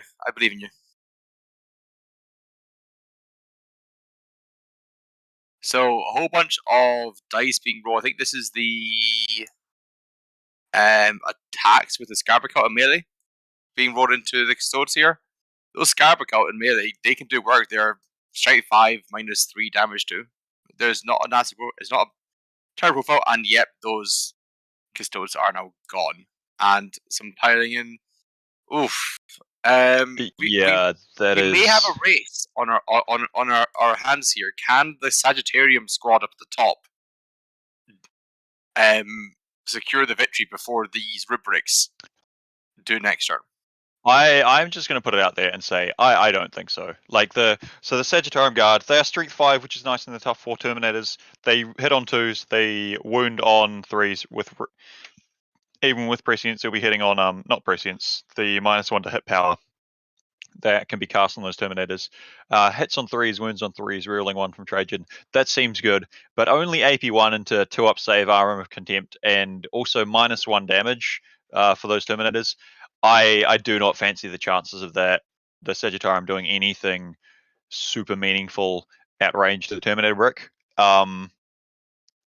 I would love for Mitchell to prove me wrong here, but I do not rate their chances to do much of anything here. This feels really, really solid for the Thousand Suns. All of those bikes just getting picked up, and those Terminators getting an aggressive mid-board positioning is just brutal. Like that Void's Men at Arms squad is not long for the world.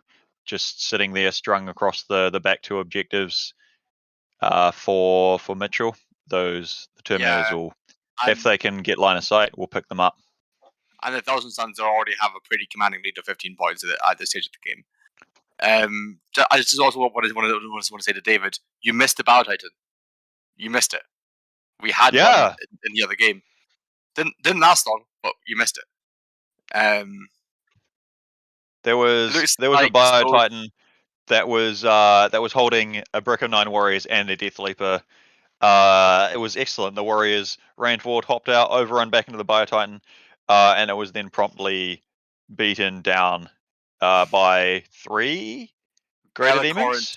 Be'lakor, Be'lakor. Or I think it might have been Be'lakor, Celeste, and a keeper. Be'lakor and Celeste. We don't know. Yeah. Be'lakor, Keepers of Secrets, or Hiders of Knowledge, something. The Keeper of Secret adjacent. It's definitely time to dust off your Battle Titan and bring it to the top tables. So it looks like the Custodes have advanced up here to get some more commanding lines of sight and threat ranges here with the Sagittarium, trying to call things back. They're shooting into the Armiger, which I think is down to 6 wounds. Sorry, the War Dog.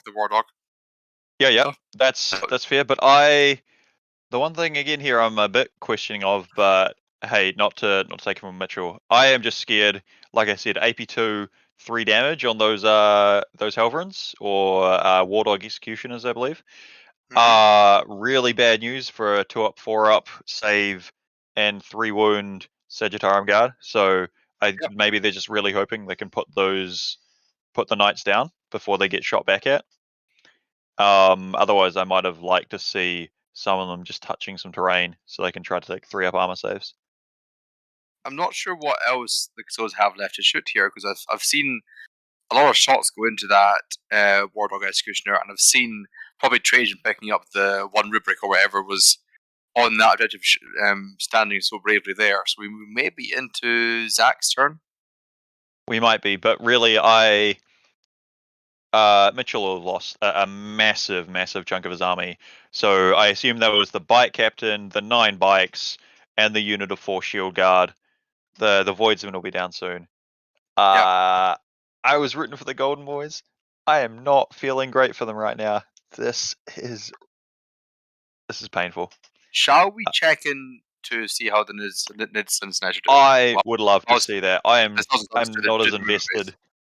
Yeah, I'm not as invested as much in either army, so I just want to see the carnage over there. Hopefully we have a table boss that can swap us. Yeah, we'll just do a brief check and then come back to this game, because we do need to give all the games equal showing. Oh yeah. Although it looks like both games are going to be over quite quickly. Yep. So we'll need to see what the people on the ground at Charity Hammer do in the meantime. I don't know if these people will play again, or if we're going to be stuck trying to fill time. Vamp. I'm sure we'll find out. Yeah. So we may have the first podcast of the Kiwi and the Scot. Oh man, I can only imagine. Sorry, the sort of comments that Ennis will have to make directed at the 2 of us. I'm sure there'll be some prime, nice, friendly, encouraging words. Yeah. Okay, it looks like this game is getting called here. Yeah, I think. yeah. Yeah, so those voidsmen are just getting scooped up. Oh, I don't see many warriors. No, well, so as we said, right, the Bellicle will get to fight in the psychic phase, I would assume. I assume they have the Slaanesh fight in the psychic phase power. I honestly wouldn't be surprised if Paul had that on every one of his keepers. And then Bellicle will also be Slaanesh, so strike first, I believe.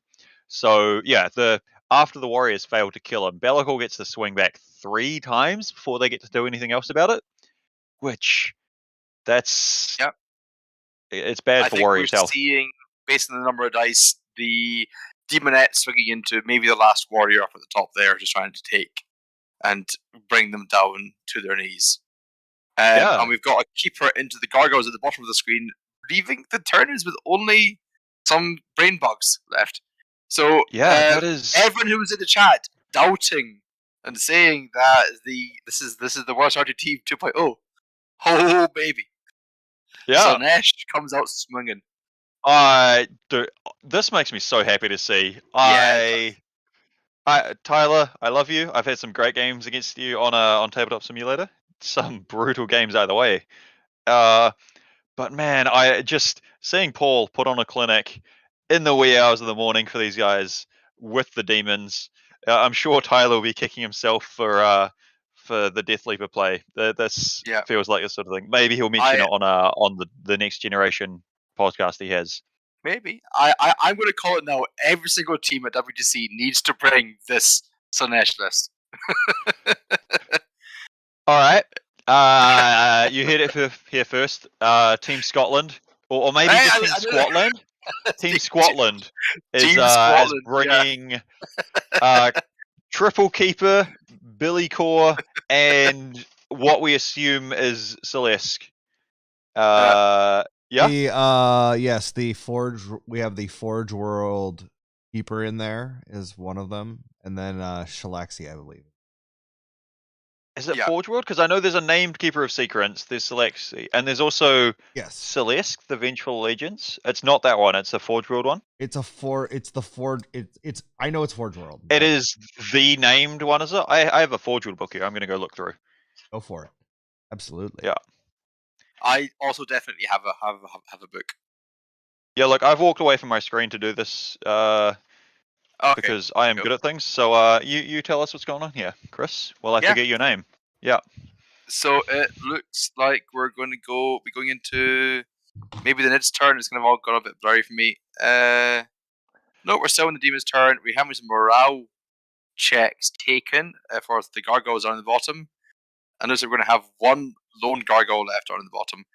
And David, yes, we had Team Scotland making its debut at an 8-person team event here in the UK, where we had about half of Team Scotland playing for it and some friends to make out the numbers. And Team Scotland will return triumphant. Maybe with squads. So I think that's it for this next turn. We've done a morale phase. We're just going to be tallying up some points. And what can the Tyranids do here? Maybe some Rippers being spawned by the Parasitic Mortrex would help out regain control of the top objective. And maybe you need to be bringing out some brain bugs to try and clear out the middle. There's only a handful of Demonettes there, so a smite and some questionable melee might get you there. Like, so the Parasite and honestly the Rippers could do some work into the Demonettes, I think. They against, toughness 3, only 5-up save models, that's the Rippers are probably still scary to that. But I don't see this going well for the Bugs Ripper overall. Storms, 4 attacks in melee at strength 3, and they've also got no, they don't have the pistol upgrade because it would just be base. So 4 attacks at strength 3. Yep. Tyler pulling some tricks here though. So just he's regened. I believe it's D3+3 gargoyles. So that'll bring him. I think. I'm pretty confident that'll bring him to controlling that objective. So that'll help him score 8 for primary, I would imagine. Mm-hmm. certainly will do. So a really cool command phase regen models trick to then score primary at the end of the command phase. Yeah, you really want to kill the entire cargo unit these days. Yeah, no, I've seen in previous games Tyler's used this. He's had a gargoyle unit down to one model, which he hid behind a crate against. This is in the battle for the winner of the Best in Tabletop Open against Steve Trimble's Bugs, I believe. And he had one lone Pyrovore, one lone Gargoyle hiding behind a crate in Steve's deployment zone, scoring behind enemy lines, before regenning them up to a big old unit and going on a tear with them. So it's exactly the sort of cute, tricksy, janky nonsense that Tyler would love. Yeah, and you can do weird things with it. So in WTC, we kind of cap you from regenerating models and stringing out with them too far out, so you can go like 1 inch coherency beyond where your original model is, so you can get like one person further forward. But in non-WTC events, you can just string out to your heart's content. So you can get a lot of extra distance on like a cargo unit. And I think it's also command feasibility, so you can do it for your primary scoring too. Yeah, for sure. So just some wonderful gesturing by Tyler here. I don't know what he's doing. I believe He's there's saying somewhere that this stream. thing's going to go there, and that thing's going to go where? Yeah, unless he's saying I'm going to move block these here, and then they're not going to go there. But yeah, I'm sure these guys' actions will soon speak for their words that we cannot hear. Yeah, we did see that the Parasite of Mortrex did wiggle its way towards Be'lakor, maybe looking to finish Be'lakor off, but I think it's a bit too little, too late. Yeah, no, this... Maybe Tyler's going just for some pride points here to try bring down Be'lakor. I believe... he didn't actually bring it down. Oh, he took Assassinate, which makes sense. So Be'lakor... I imagine this list is constructed with Be'lakor as a Supreme Commander, 2 patrols, so 10 demon nets in each. Maybe there's a battalion in there and a patrol to get a few more demon nets. And then, yeah, the rest being the HQs. Yep. Or maybe it would be a patrol battalion. Regardless, it's yeah.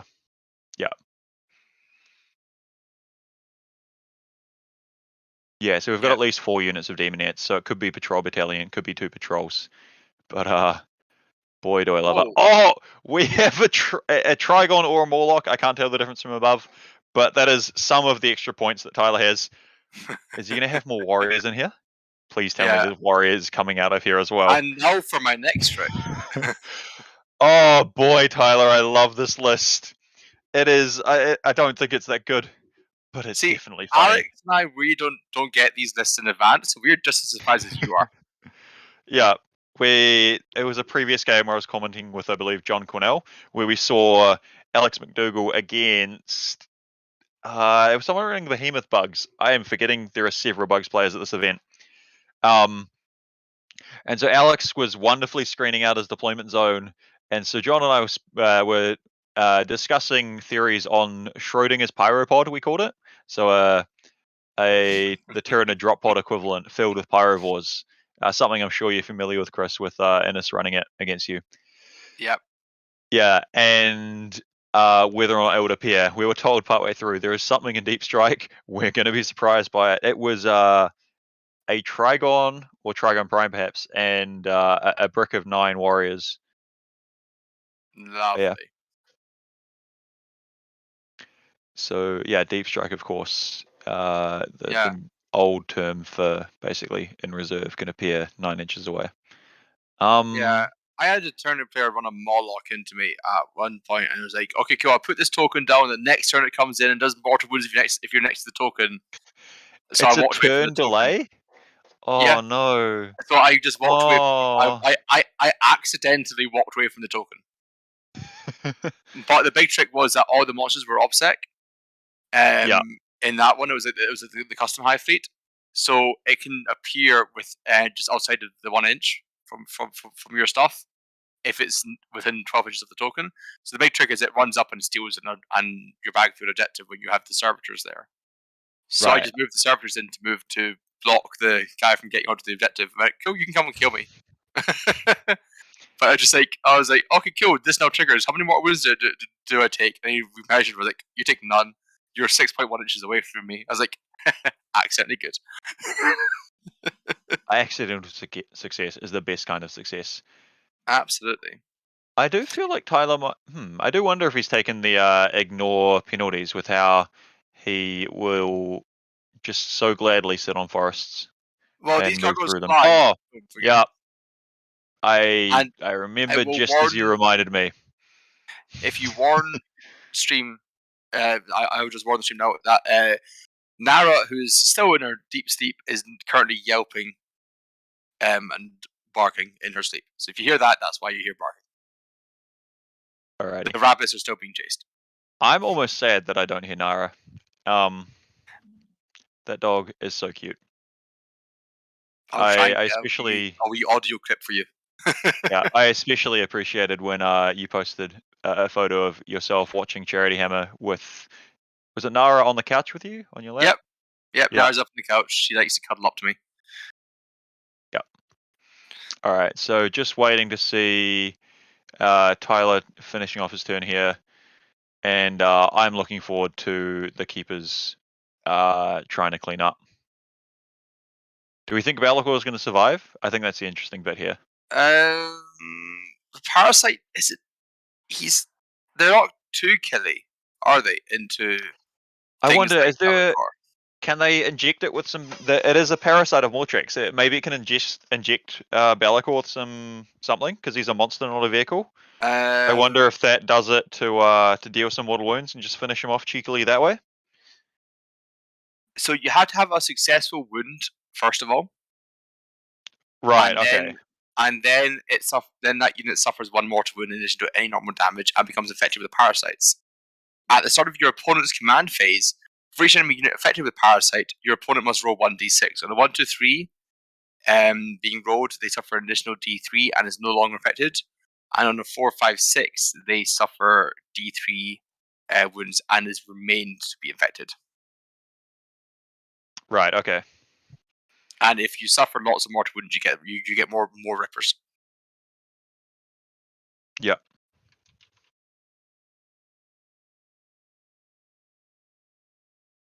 I'm just trying to look up the what might be the Forge World Keeper of Secrets, because that might answer the question, but I believe it has just died. Yes, I think we have seen whatever came in from reserve, or maybe some brain bug smiting. I'm thinking it's going to be the brain bug smiting. Yeah, those brain bugs do a lot of damage with smites. Yep. So is it 4 Zoes and 1 Neurotrope down there, or is it 3 Zoes and Neurotrope and then something else? I'm picking it'll be something else. Maybe that's a Biovore? That feels like some Tyler tech that he would put in there. A single Biovore chilling in the backfield. Yeah, just the one guy. Yeah. Yeah, because they have an action to spore mines, don't they? That they do. Oh yeah. So yeah, no, I believe that will have been the Forge World Keeper of Secrets. I don't know if this has specific rules or not, but yeah. So we have the parasite charging in here, and Tyler's trying to get outside of intervention range of the additional Keeper of Secrets. Makes sense. Yeah, that's just good play there. Just why get hit by more things when you don't have to? Yeah, it's just not about that life. And we have the gargoyles charging backwards into the demonettes. Wait, go back. They say, I wonder if they moved up there to shoot the demonettes on Paul's home objective and then make their way back to. Yeah, they could have absolutely left things. They could have left it. Yep. Yeah. So, do we think the Trigon makes a charge somewhere? Is it going to try roll a 9? That might be what we're looking at rolling now. Tyler's clearing the bike. I think we're going the dice to be charging the middle objective here with that.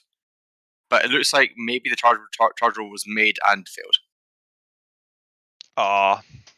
Oh, no, I think this is the roll happening now, right? No, that's more than the charge roll. This is Death Leaper.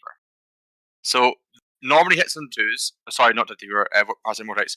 Normally hits on 2s. There is a successful wound there which fails. Is that enough to kill him? Is it only 1 damage? Does it do some mortals? AP1. Does Be'lakor have armor contempt? No, I Be'lakor's got don't 6 believe on- Be'lakor. Be'lakor doesn't have armor, my guy. Yeah. So Yeah. that should kill it? Question mark? Don't JPEG? I don't know. We're waiting to see. This might be a command point reroll for the save here. Is it a 4? Is it a 4? It's a 3. I think that's Be'lakor down. Oh, maybe it's discussing the damage done. It might be D3 damage or something. No, the parasite is and then there was 1 a damage. 1. Well, look, I'm guessing here, okay? You are cheating with your rules in front of you. I'm cheating by being quote unquote prepared. Yeah, JPEG? that one. Ugh.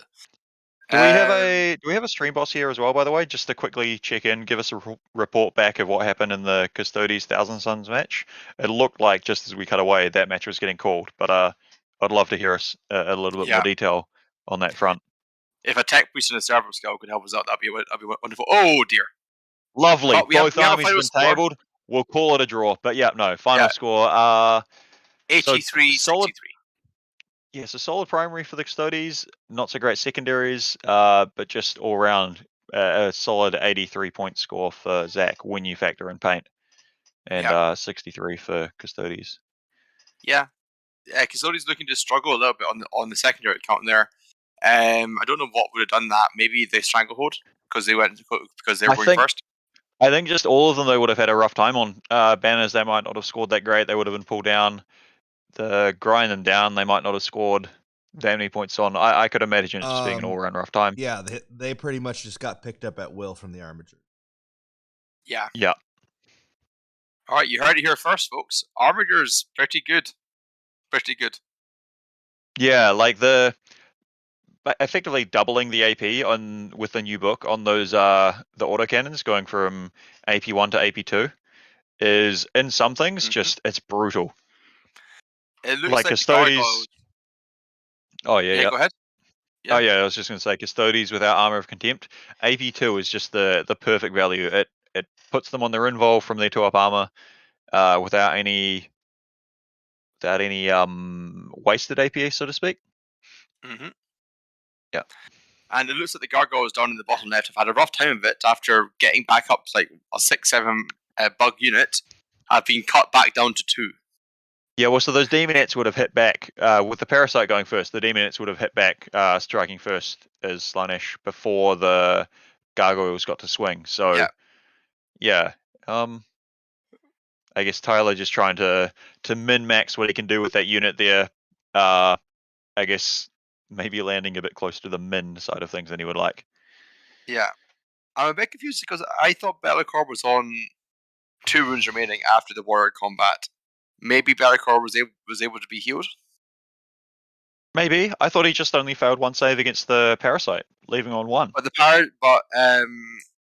parasitic infection, after you do a successful wound to an enemy unit, that unit suffers 1 mortal wound in addition to all the extra damage. Well, look, I don't know. Yeah, he probably healed then. And I feel like Tyler, given he adores a parasite Mortrix, should know these things? Question mark? Maybe. Unless he had Delightful Agonies. He maybe had a Fiona Pain and just rolled a 6 on one of the 2. It is like 4 o'clock in the morning there. So we can forgive. Fair. Look, I believe Be'lakor is alive and kicking on 1 HP in a dream. Yep. Yeah, he's living his best life. He is. So are these Keepers of Secrets. They Do you think Paul just leaves those demonettes to finish off the gargoyles? I think he probably does, right? Has the keeper go and just 2 keepers have their way with a Trigon? Maybe one of them goes and hits the Trigon, the other one wanders over to see what the brain bugs are up to. I think we have Be'lakor sit pretty, stay where he is, probably move to the back of the objective. The demonettes rush forward into the middle to help out with that. The keeper go and take over the Trigon, and then the other keeper go and start messing with brain bugs. You know what, actually? I think Be'lakor goes to mess with brain bugs. He'll advance and charge over there. He ignores invols and does D3+3. against 4 wound Zoanthropes with an invul and bad armor. What's Bellicor's move right now? Assuming he's a bottom bracket. No, he's got this. He roll a 6 for his advance. Yeah. You're the one with the books, my guy. I definitely have quote unquote books. Yeah. He moves 6. He moves 6, so he's going to go 12 with a 6-inch advance. He lives 3-inch pile in from the rest of this combat, and he's got this. And thankfully he flies, so forests care not. Yeah, no, I believe in him. He's got this. Yeah. I believe in the Neurothrope with its amazing combat. Kidding, Bellicor. Yeah, Paul also believes in this keeper's ability to then go and if Bellicor doesn't make the charge, do the job. So yeah, he's leaving those Demonettes to do the job. The champion 3 Demonettes on the central objective.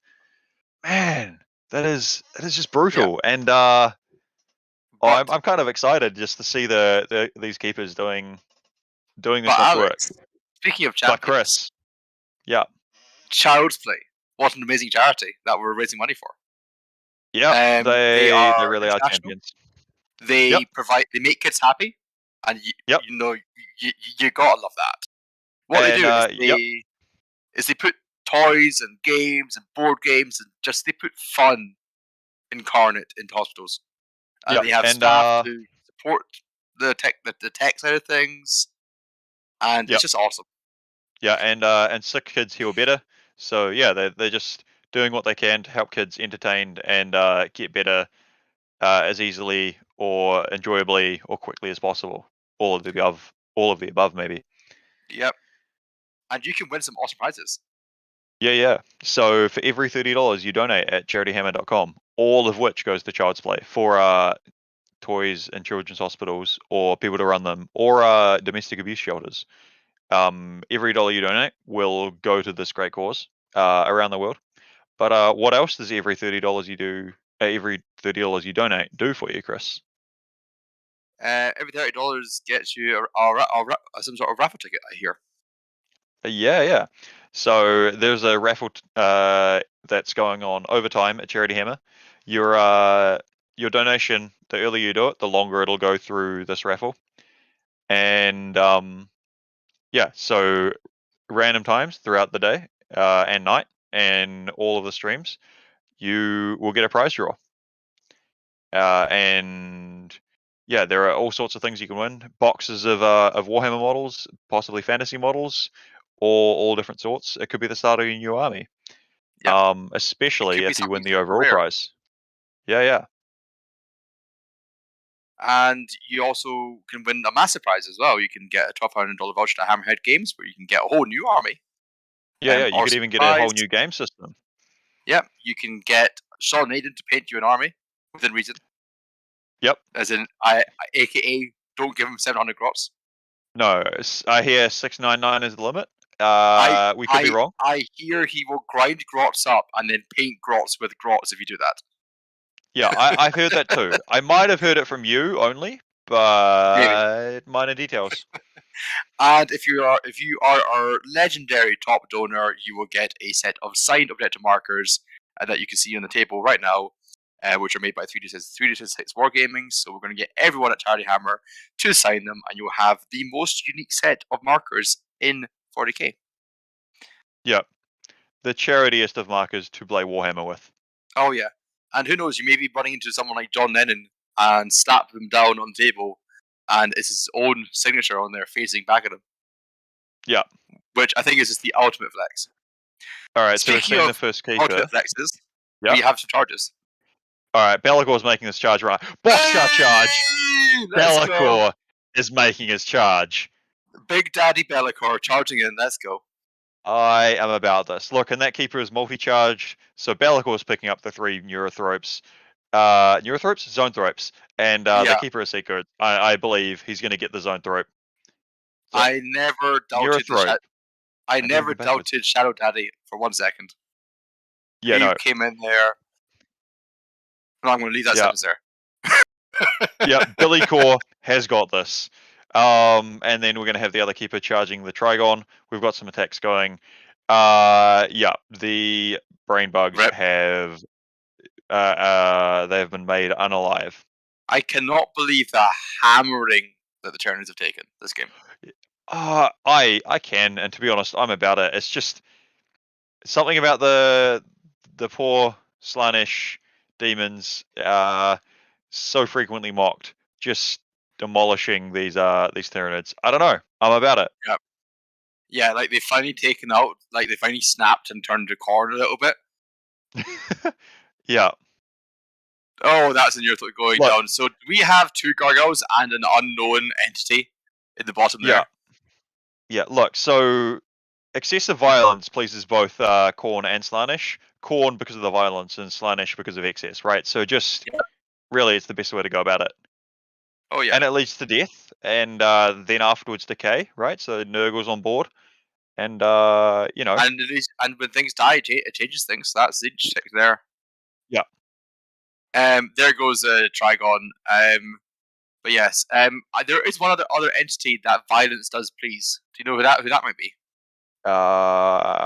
One Anthony Vanilla Violence.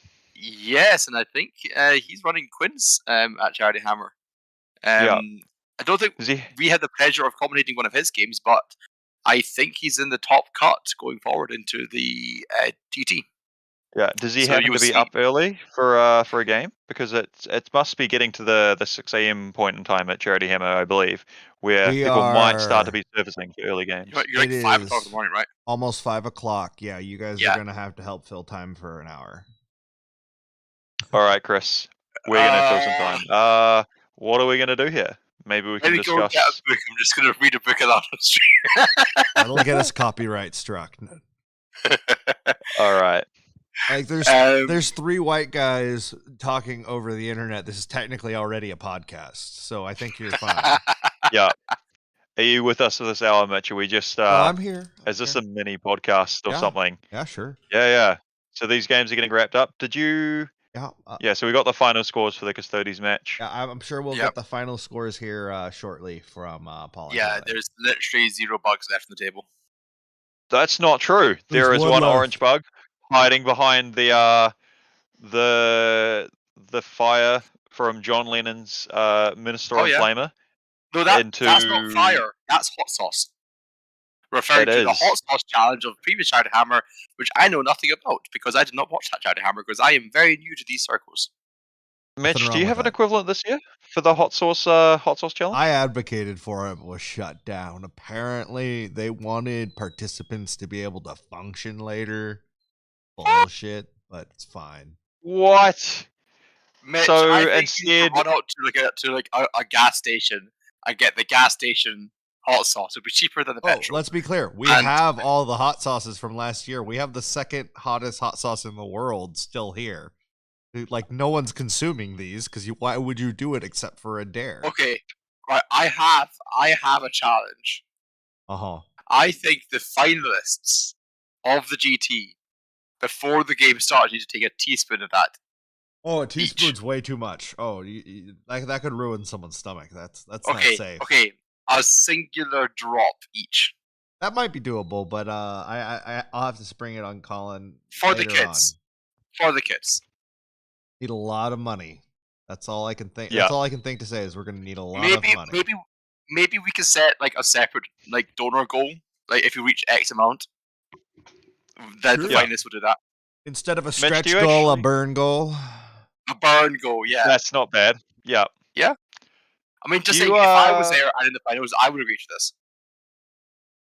Yeah. For the kids. Mitch, do we have an update on the actual donation total? Do you have access to that, or I is that don't a have Colin access to that this late in the night. I don't know what the exact number is, but I think we're probably at hovering right around 12,000 right now. Would be my guess. Yeah. Alrighty. Sindri Tepek over YouTube says, "F them, do the challenge." So there you go. We have one voice. Yeah. Like if you all just donate enough, it will happen. I think the movement of money. Through money, to all this great cause. self-inflicted bodily harm is possible. Yeah. Do you know which stream Adam is commenting on? Says Cougar AU on Twitch. I don't. We don't have an Adam coming in right now. If you're talking about Adam Camilleri, then I believe he. Oh man, I'm blanking. He will be commentating later. I could work it out. I know in Adam is about a day commentating I'm Sunday. commentating with Adam. Oh, we have a Yep. handshake and a final score, so that might be going up soon. Excellent. I can try work out when Adam's going to commentate next. I But, am looking at the not offhand. schedule, and I can tell you. All right. Well, So why don't you do that? Adam Camilleri is commentating the 12 a.m. to 6 a.m. Sunday, 26th of June, Pacific Standard Time slot. And you, Alex Towers, is joining him for the 3 a.m. to 6 a.m. slot. And currently, Adam's all alone, so maybe I'll get up early on Sunday. You know, if my RTT timings allow. For sure. And invade the Discord chat. Because commentating is much better when you have a person to bounce off of. Absolutely. It also helps cover when you try and munch on a snack. So bear with. Or take your dog out to pee so that she doesn't pee on the carpet. Yeah, these all seem like reasons. Speaking of, she's currently curled up in her bed in a little bowl.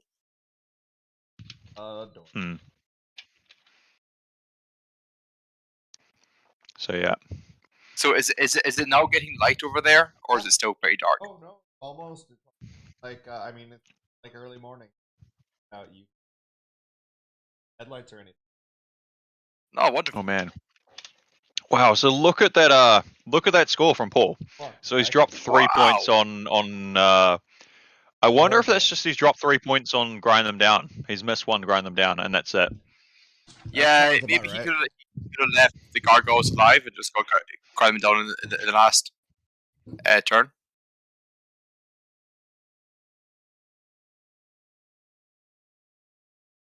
So that gives you an idea of how light it is outside.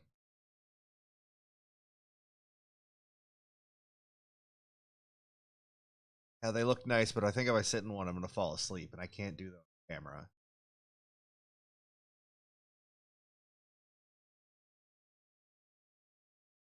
That's good. I don't need to be verbally humiliated right now, but later.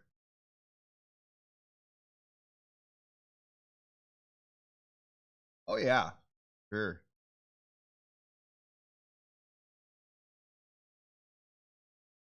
Why don't we just play dodgeball with all of the people here?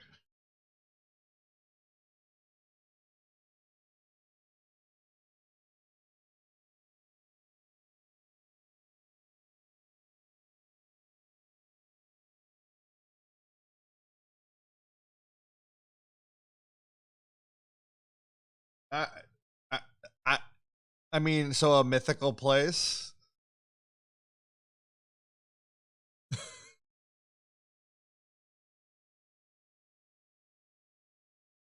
Mentioning this mythical place. No, I'm kidding. No, he's great. I'm just having he would like to project a certain amount of heartlessness for sure at times, but that's just to be the captain of Team Scotland, I'm sure.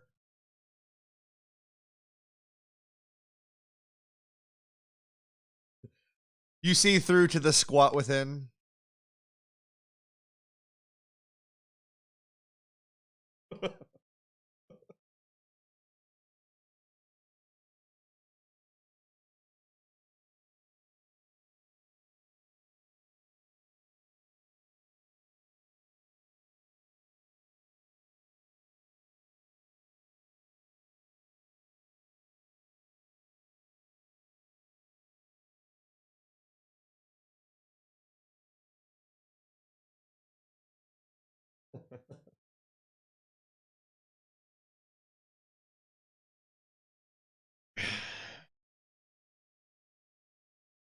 It does give you something to do.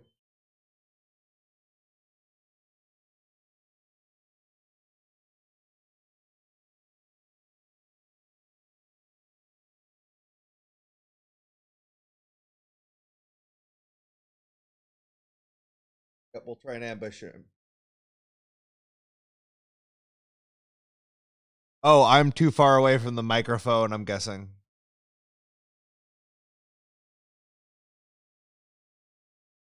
Yep, I'll be right back.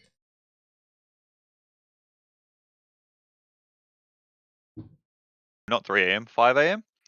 Yeah, it's wonderful. Yeah. So, what do you think of the new Nephilim rules, as we are literally going to be riffing for an hour? What do I think? Oh, look, so I unfortunately haven't yet had a chance to have a look through some of the secondary changes. One of the few that I know is one of the Custodes, Auric Mortalis one, has been updated and improved, which that's pretty cool because I took that sort of power gaming secondary, where you basically go, I'm going to take your most expensive toy and kill it, and it's not going to kill me, and it's not going to get close to me. And yeah, they've just made it better. That's pretty cool. Just changing them around a bit, toning down some that need to be toned down. Do you happen to know? Did Heard the Prey for Drukari get changed? For example. Yes, it did. I'm going to read it out now. It's a pretty big change actually. So Drukari Heard the Prey. At the end of your turn, score 1 victory point for each table quarter that does not have any enemy units, excluding aircraft units, wholly within it. So you can now score it every single turn, but it's 1 per. So it's kind of like it's definitely a nerf, but it's kind of like a slightly downward diagonal nerf. It's not like straight down. Yeah, no, that's you score it first turn. That seems pretty reasonable because it seems like it'd be difficult to change that much. Like it could have been score. Maybe they could have had a table or something for like if there's only 1 quarter clear, you get 1 point, and then 3 or something, and 5. I don't know, but yeah, that feels reasonable.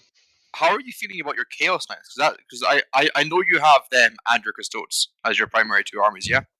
Kind of. I have Knights, which I have a wonderful ambiguous purple scheme. I've got some Chaos Knights now to flesh out and share around to make them look evil for the Oops or Dogs build. Yeah, so they used to just always, they've had a better Stranglehold that you would never take in Nakmund, because you would always want to take one of their other secondaries. So now that you can take multiple from their book, they've basically, while everyone else has lost Stranglehold, they just now have a better Stranglehold. So that's actually got better for them. They've got a pretty reasonable action secondary, and I haven't paid a whole lot of attention to their other category ones. Right. Yeah. So their No Mercy, No Respite category 1 is you score 1 point for each of the following, at least in the book that you achieve. 1 or more units was destroyed by a Chaos Knight wholly within your own deployment zone. The same for a Chaos Knight unit wholly within your opponent's deployment zone. And then more than 3 inches from either player's deployment zone. So effectively, it's unchanged. Yeah. So you want to kill things all around the table. So to me, that doesn't seem. I'm not sure how great that is. I suppose because to max that, you're going to need to get 15 unit kills, including something in your opponent's deployment zone turn 1, wholly within. Score 3 per turn. So that's the rough part. Is some turns you will kill 4 or 5 units as nice.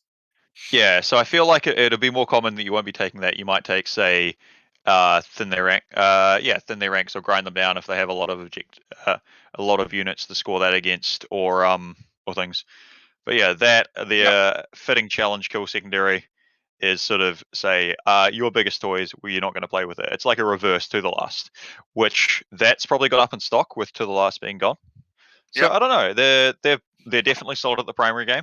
They've got at least a couple of pretty good secondaries to go for, and then I expect them to go for whatever is best. And how about you with you've been playing Space Marines, right? Yes, I've had lots to look at because I've got a whole host of secondaries. So I do prefer my melee armies. So I've been the fight phase. I was just going to say the fight phase really is fun. You can do so much jank in the fight phase, like seriously. I mean, like Paul showed us in this game, right? Like with his Forbidden Gem heroic intervention trick. I assume that's what happened to Deathleaper. it's just so good. Yeah, and like you just get a lot of free movement as well as part of the phase if you do it properly, and not a lot of players understand how to do it properly because it is pretty complicated. Yeah. And like you can do things like when I was on Drukari, which is my army before Marines, back when they came out. I'm glad you've moved on to a better place. Thank you. At LGT, I was using the court to go and tie up multiple units. And one of them was like one of the dog sniper units for AdMech. So I charged other units nearby, and I just swung one guy out to go and tag them after piling in and consolidating. So I was able to tag X units to stop on. I think I stopped 4 units worth of shooting, which is huge in that matchup. So you can do a lot of things to protect yourself in the fight phase if you know what you're doing. So for me, the Marines I've been looking at is White Scars, Space Wolves, not so much Black Templars, and as well Blood Angels is kind of my primary focus.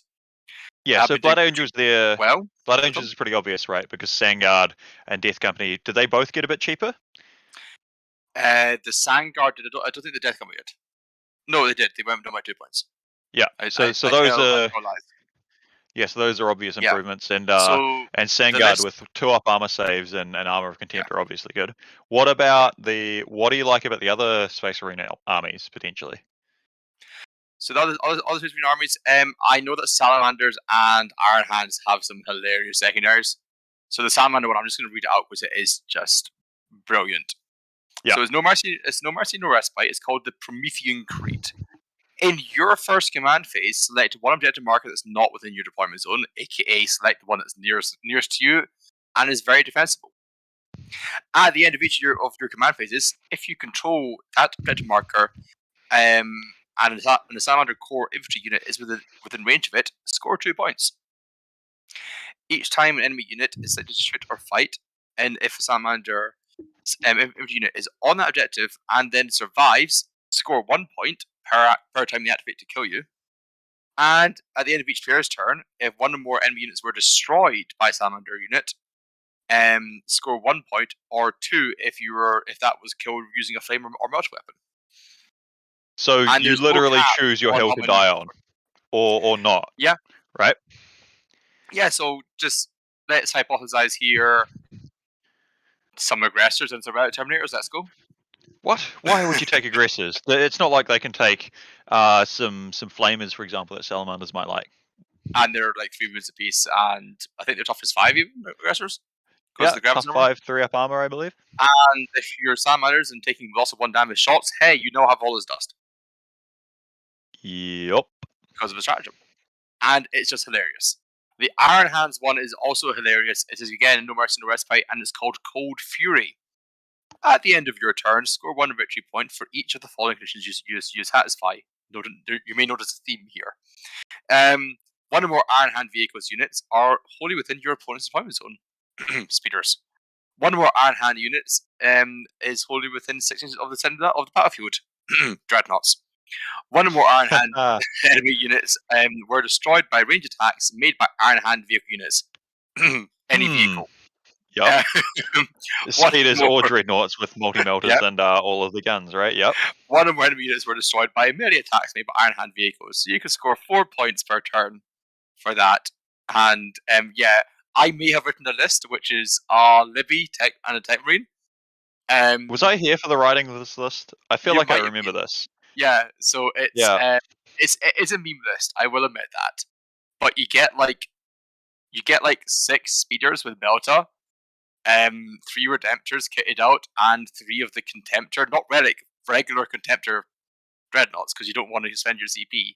You run it as a vanguard, and you just fill it, and you just fill points with random speeders. And oh man, it's just hilarious because you're just going to set up. It is terrible. It is built around maxing out 1 secondary, whilst I think you even give up. No, you do give up what bring it down full. Well, you have the Contemptors will be 3 total. The Redemptors will be another 6, so that's up to 9. You've got 6 speeders, that's 15 on the nose. Yep. So yes, you're trading secondaries. Hey, that's assuming they kill your dreadnoughts. Your dreadnoughts are killing them. It's a cunning ploy, a bait, right? Yeah. I don't think any other of the main chapters have stood out to me that much. I know Dark Angels kind of had a rough time of it with Stubborn Defiance not being in your deployment zone anymore. Right, yeah.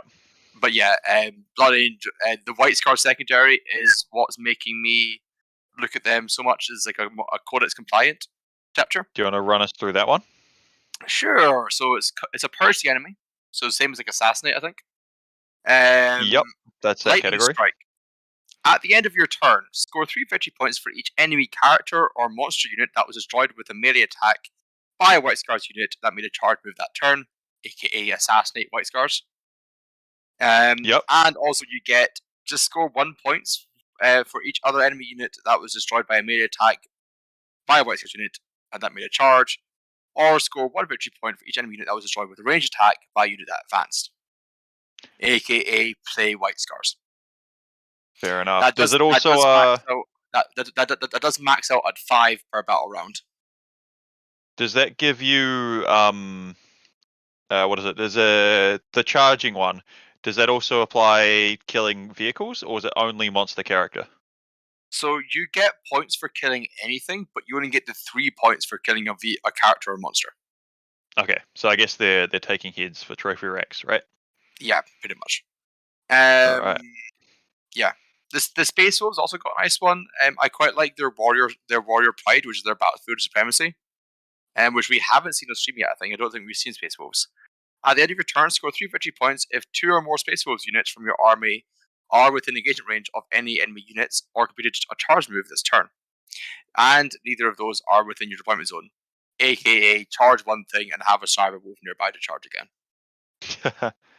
Yeah. And you just get 3 points. It's ridiculously easy. Fair enough. And I got to correct you there. We've got Space Wolves on every stream. We've got Jaime Paris hiding behind the shelf on the objective markers. That we do.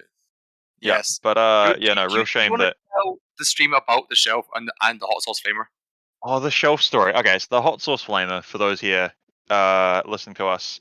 First of all, thank you. Second of all, there's nothing to watch. So why don't you, while you're listening to us, fill time basically, because we have just under an hour until the next stream starts, or the next stream game, I should say, starts.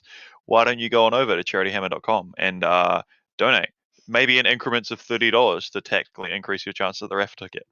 But yeah, so the hot sauce challenge and the shelf.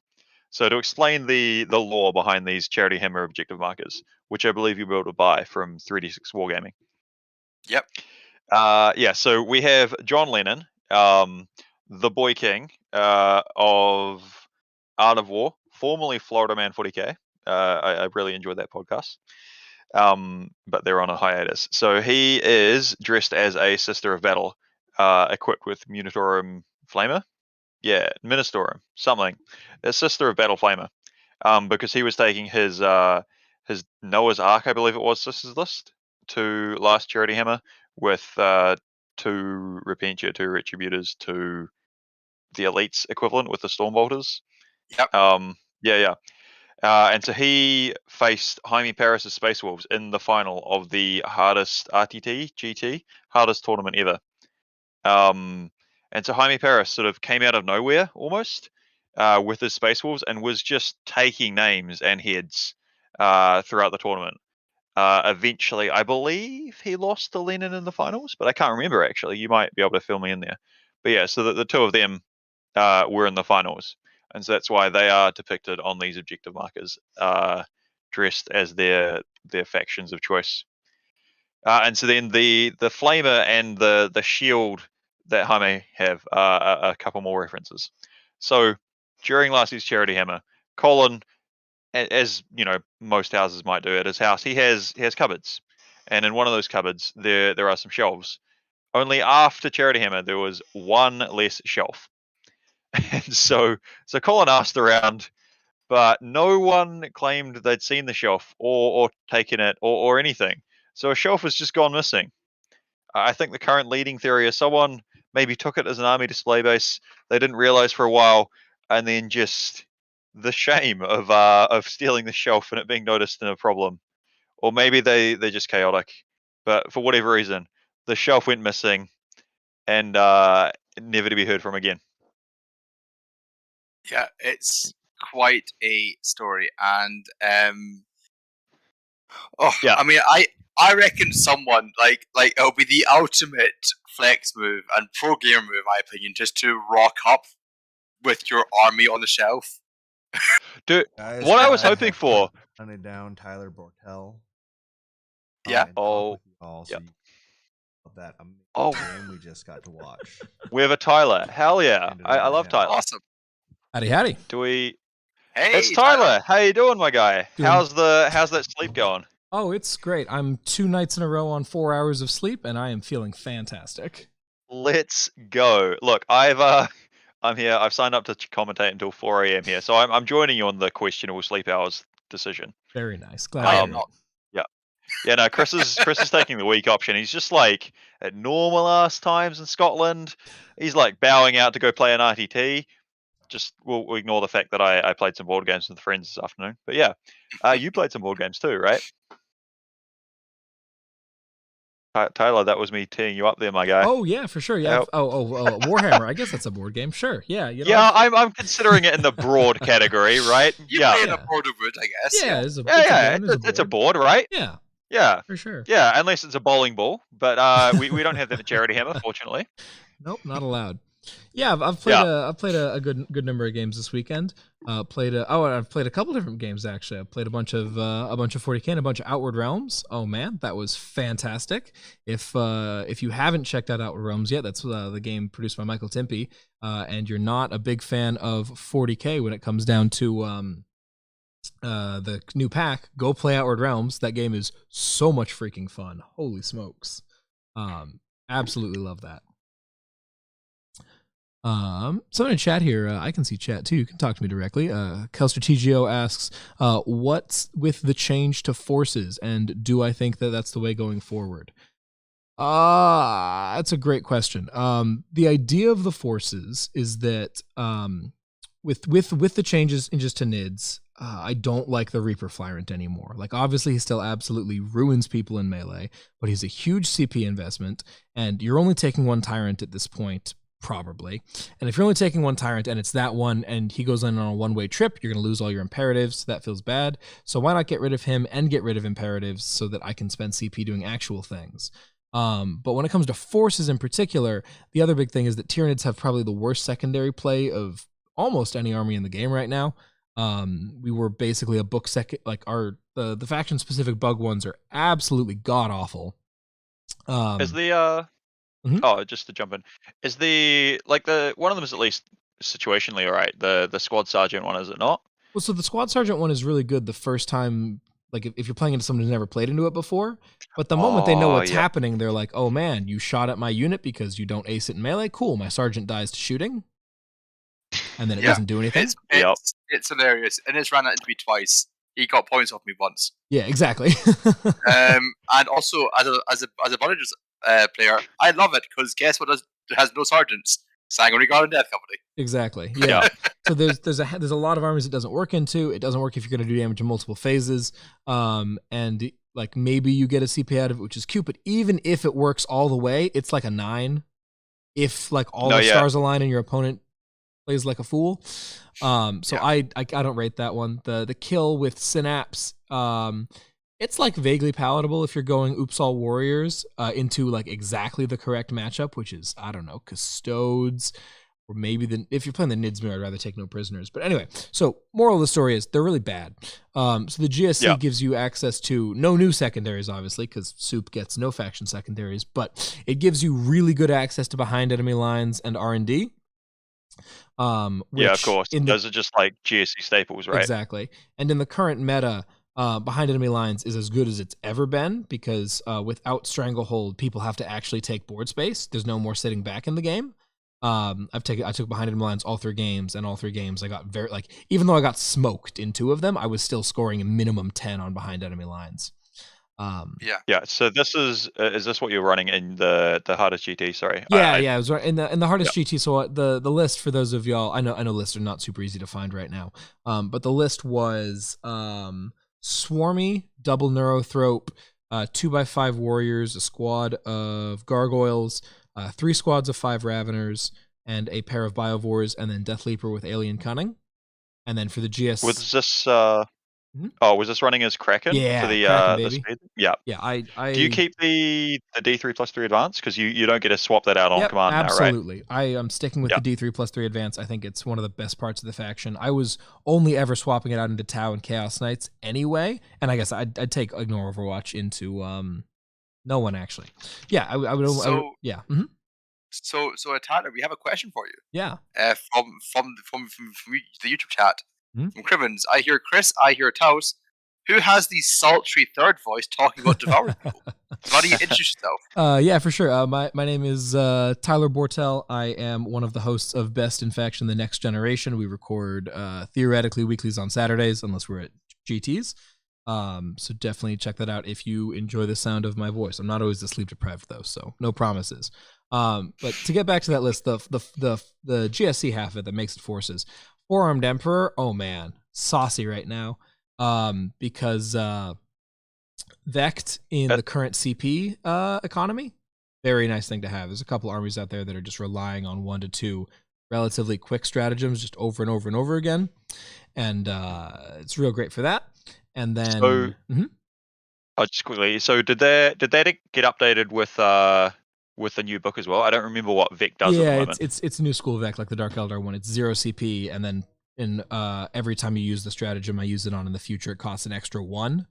It's great for things like, hey, Space Marines, you don't get free models anymore. Exactly. It's real good in the Space Marine matchup. And it's honestly pretty solid in the Tyranid matchup as well. Doing that to overrun just really messes with a Nid's player's head. But the units for the GSC, I did a Magus.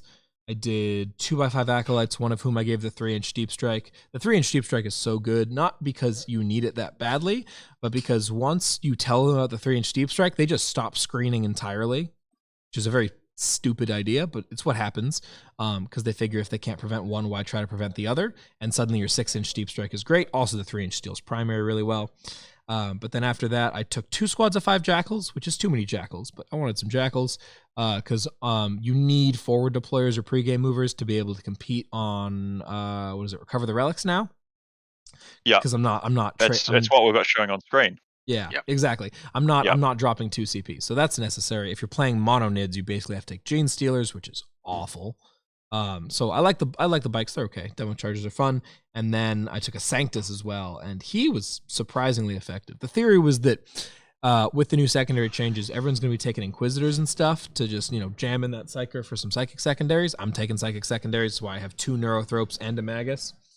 So I haven't played into a Wizard yet. I've played into like 3 different armies without a Psyker, but in theory he's good for that, and in practice he's great for behind enemy lines because he's a dude on a 32, and then he can't be targeted outside of 12. So someone has to actually turn around and go deal with him, which is just something that not a lot of people have the resources to do in Can you just this edition. Yeah, can you just swim in there? What was the relevance of having an opponent Psyker? Is that necessary for... The Sanctus is really good at killing Psykers. Yep, I'm with you. Yeah, because I was confused. Yeah. Yeah. The other thing that he's really great for is that he can turn off auras, which combos really nicely with the Horror, which is a spell that the secondary Neurothrope takes. So like the secondary Neurothrope is often just there for psychic actions, but then he's also got Psychic Scream, so he can just run out and do a whole bunch of mortal wounds between a Smite and a Scream, both on 3d6, pick the 2 highest at +1. And then he's got that sneaky little Horror snuck in there, which combos with the Sanctus because he's going to beat your leadership on 3 dice. So if you're neg2 leadership and I'm rolling 3 dice to beat you, I'm pretty consistently turning off your auras. So that's just a nice little thing to have. Yeah, for sure. I was thinking the Sanctus was a Psyker, but is he the dude on the bike with the sniper rifle, or the other one? The other one, the auto hitter with the cloak. Yeah, he's not the Athlan Jack or whatever it's called. Yeah, not the Jackal Alphas. But is the list good? No, the list is terrible. I got absolutely smoked twice. Once, but the annoying thing is I played an amazing game into Noah Badome's Imperial Knights, just like yanking all over the table, crazy stuff. And I ended up pulling that out 84 to like 77, I think, like a 7-point win. super cool tight game. And then I played into Naiden's Orcs on stream, and like most of my list, as a general rule, don't like being rushed. Wow, does this list not like being rushed? There is no damage to speak of, and certainly no way to demech an Orc army. So it's all about move blocking, and I almost got enough move blocking done, but I failed to get a kill because he rolled a couple too many 5s, which prevented an overrun, which would have kept me very much in the game, but didn't happen. So I just got ran over, and then I played into Custodes and again got ran over because they run at me, and I don't have a great solution for that. So it's not a great list. It's going to need a couple of big tweaks in the damage department. Maybe that's a Harpy. Maybe that's a mixed Fex or two. Maybe it's old One Eye. I'm not entirely sure yet. But forces. Keep on. Okay. I was just going to say, Tyler, keep on fighting the good fight of not fighting. Yeah. Instead scoring. Exactly. That's the plan. Hey, look, I saw it work really well in Commentator. You do that against. Was it Steve Trimble? Yep. Yeah. Absolutely. Yeah, that was that a cool game to watch and see happen? It was so back and forth, not sure who's going to win. Yeah, the Trimble's always a fun game to play because we really are diametrically opposed in terms of play style. It's great to watch. Yeah, my turn 1, I move nobody anywhere, and his turn 1, he moves everybody maximum distance forward. So that was. And then your turn 2, you move backwards. Yes, my turn 2, I move backwards. That is not very unga-bunga of you. No, I just find. No, it is not. But we still made it happen. The biomass is over that way. Come on. Don't worry. I tabled him eventually. I guess he had 3 zones and a neuro at the end of the day. But yeah. That So yeah. So talking about the game that we just watched. Oh sure. Yeah. Mesh Demon. So wow. Speaking of tablings. That result there. Yeah, I mean, it all comes down to one brilliant play, which without mics, I don't know if you were able to pick up what happened there because it was super clever. Can I guess? Yeah, sure. Because I think I saw what happened. So you got Death Leaper out of. I love the fact that you had the 9 warriors and Death Leaper inside of. Yeah. Oh, Chris was wondering what's your biotype and what's her name? Oh, my Hierophant. Oh, her name is Martha. Martha. Okay, Martha. Wonderful. Right. Yeah. So Martha. I was satisfied. Martha went down to significant demon melee. Indeed. And then the Death Leaper hops out. Did Death Leaper decide he didn't need to move because he's got 2 charges easily to take his pick off? Is that right? No, Death Leaper was not allowed to move. Was he forbidden gem? Death Leaper was forbidden gemmed. Does that last long enough to prevent him charging as well? It does not, but I did not understand that. That was my mistake. Yeah. But this is so there was a way around this situation, but I ended up not really understanding that and making the mistake of not charging him because of it. But with that situation, yeah, you totally called it. The gargoyles ran over and charged charged Be'lakor so as to move block all of the keepers from getting into the warriors. And then hopefully the warriors would take on Be'lakor, and if they didn't, not the end of the world. But yeah, Death Leaper got stuck in place. Got heroicked into, and in that heroicing, the gargoyles got heroicked into. The keeper cut down all the gargoyles, and then the other keeper didn't quite kill Death Leaper. I think she killed him with the whip and shooting on the next turn. But the keepers were then both able to charge into the warriors and obliterate them. Hilarious, though, I messed that up as well. Zarachniel does a bunch of mortal wounds, and that was fine. And then and then she has some other regular attacks, and I figured, let me pop my -1 damage now so that I get some, because her attacks are 3 damage, get some durability here.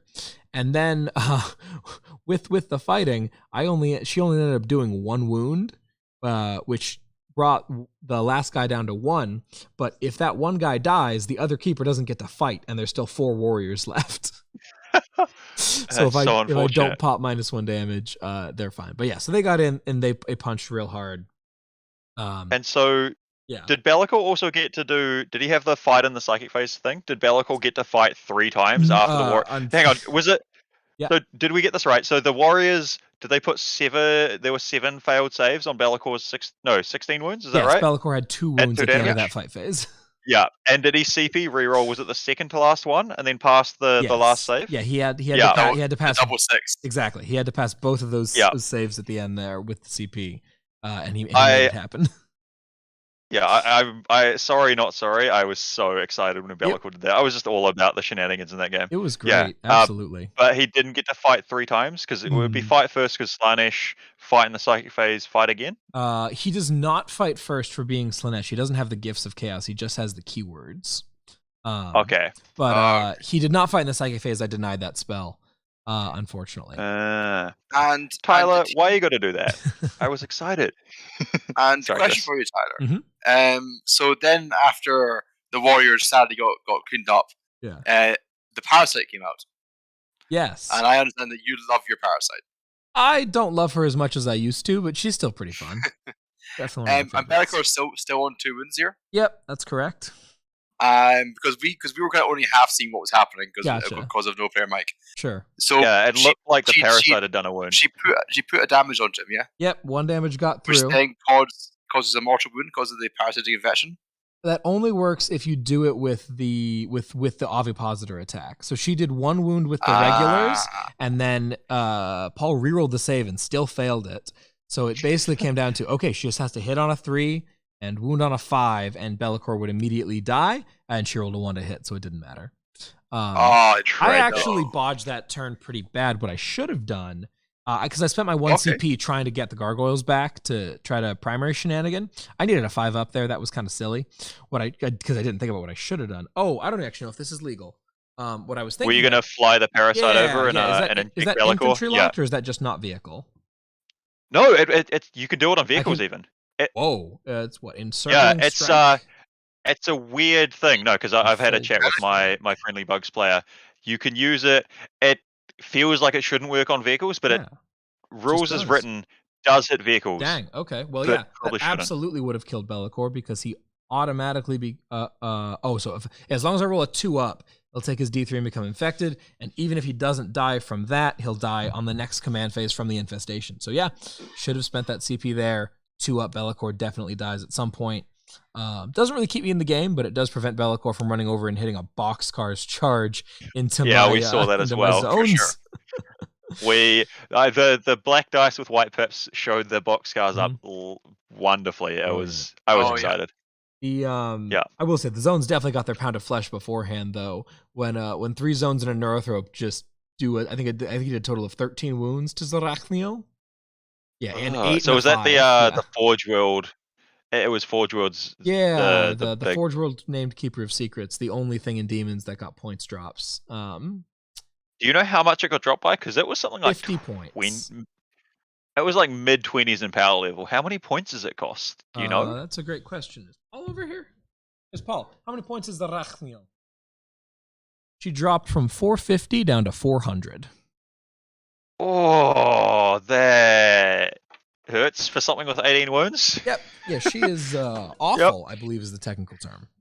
Well, that sounds great and right up Paul's alley. Absolutely, yeah. Yeah. Oh man. Man, I've got the rules in front of me. I'm personally just really glad that I got to pull off my overrun play 1 time. The entire point of this list is 1 stupid gimmick, and it happened. Oh yeah, no, I was when I saw that happen, I was very excited. I knew exactly what was up, and then Death Leaper getting out as well. Tyler, that list makes me happy.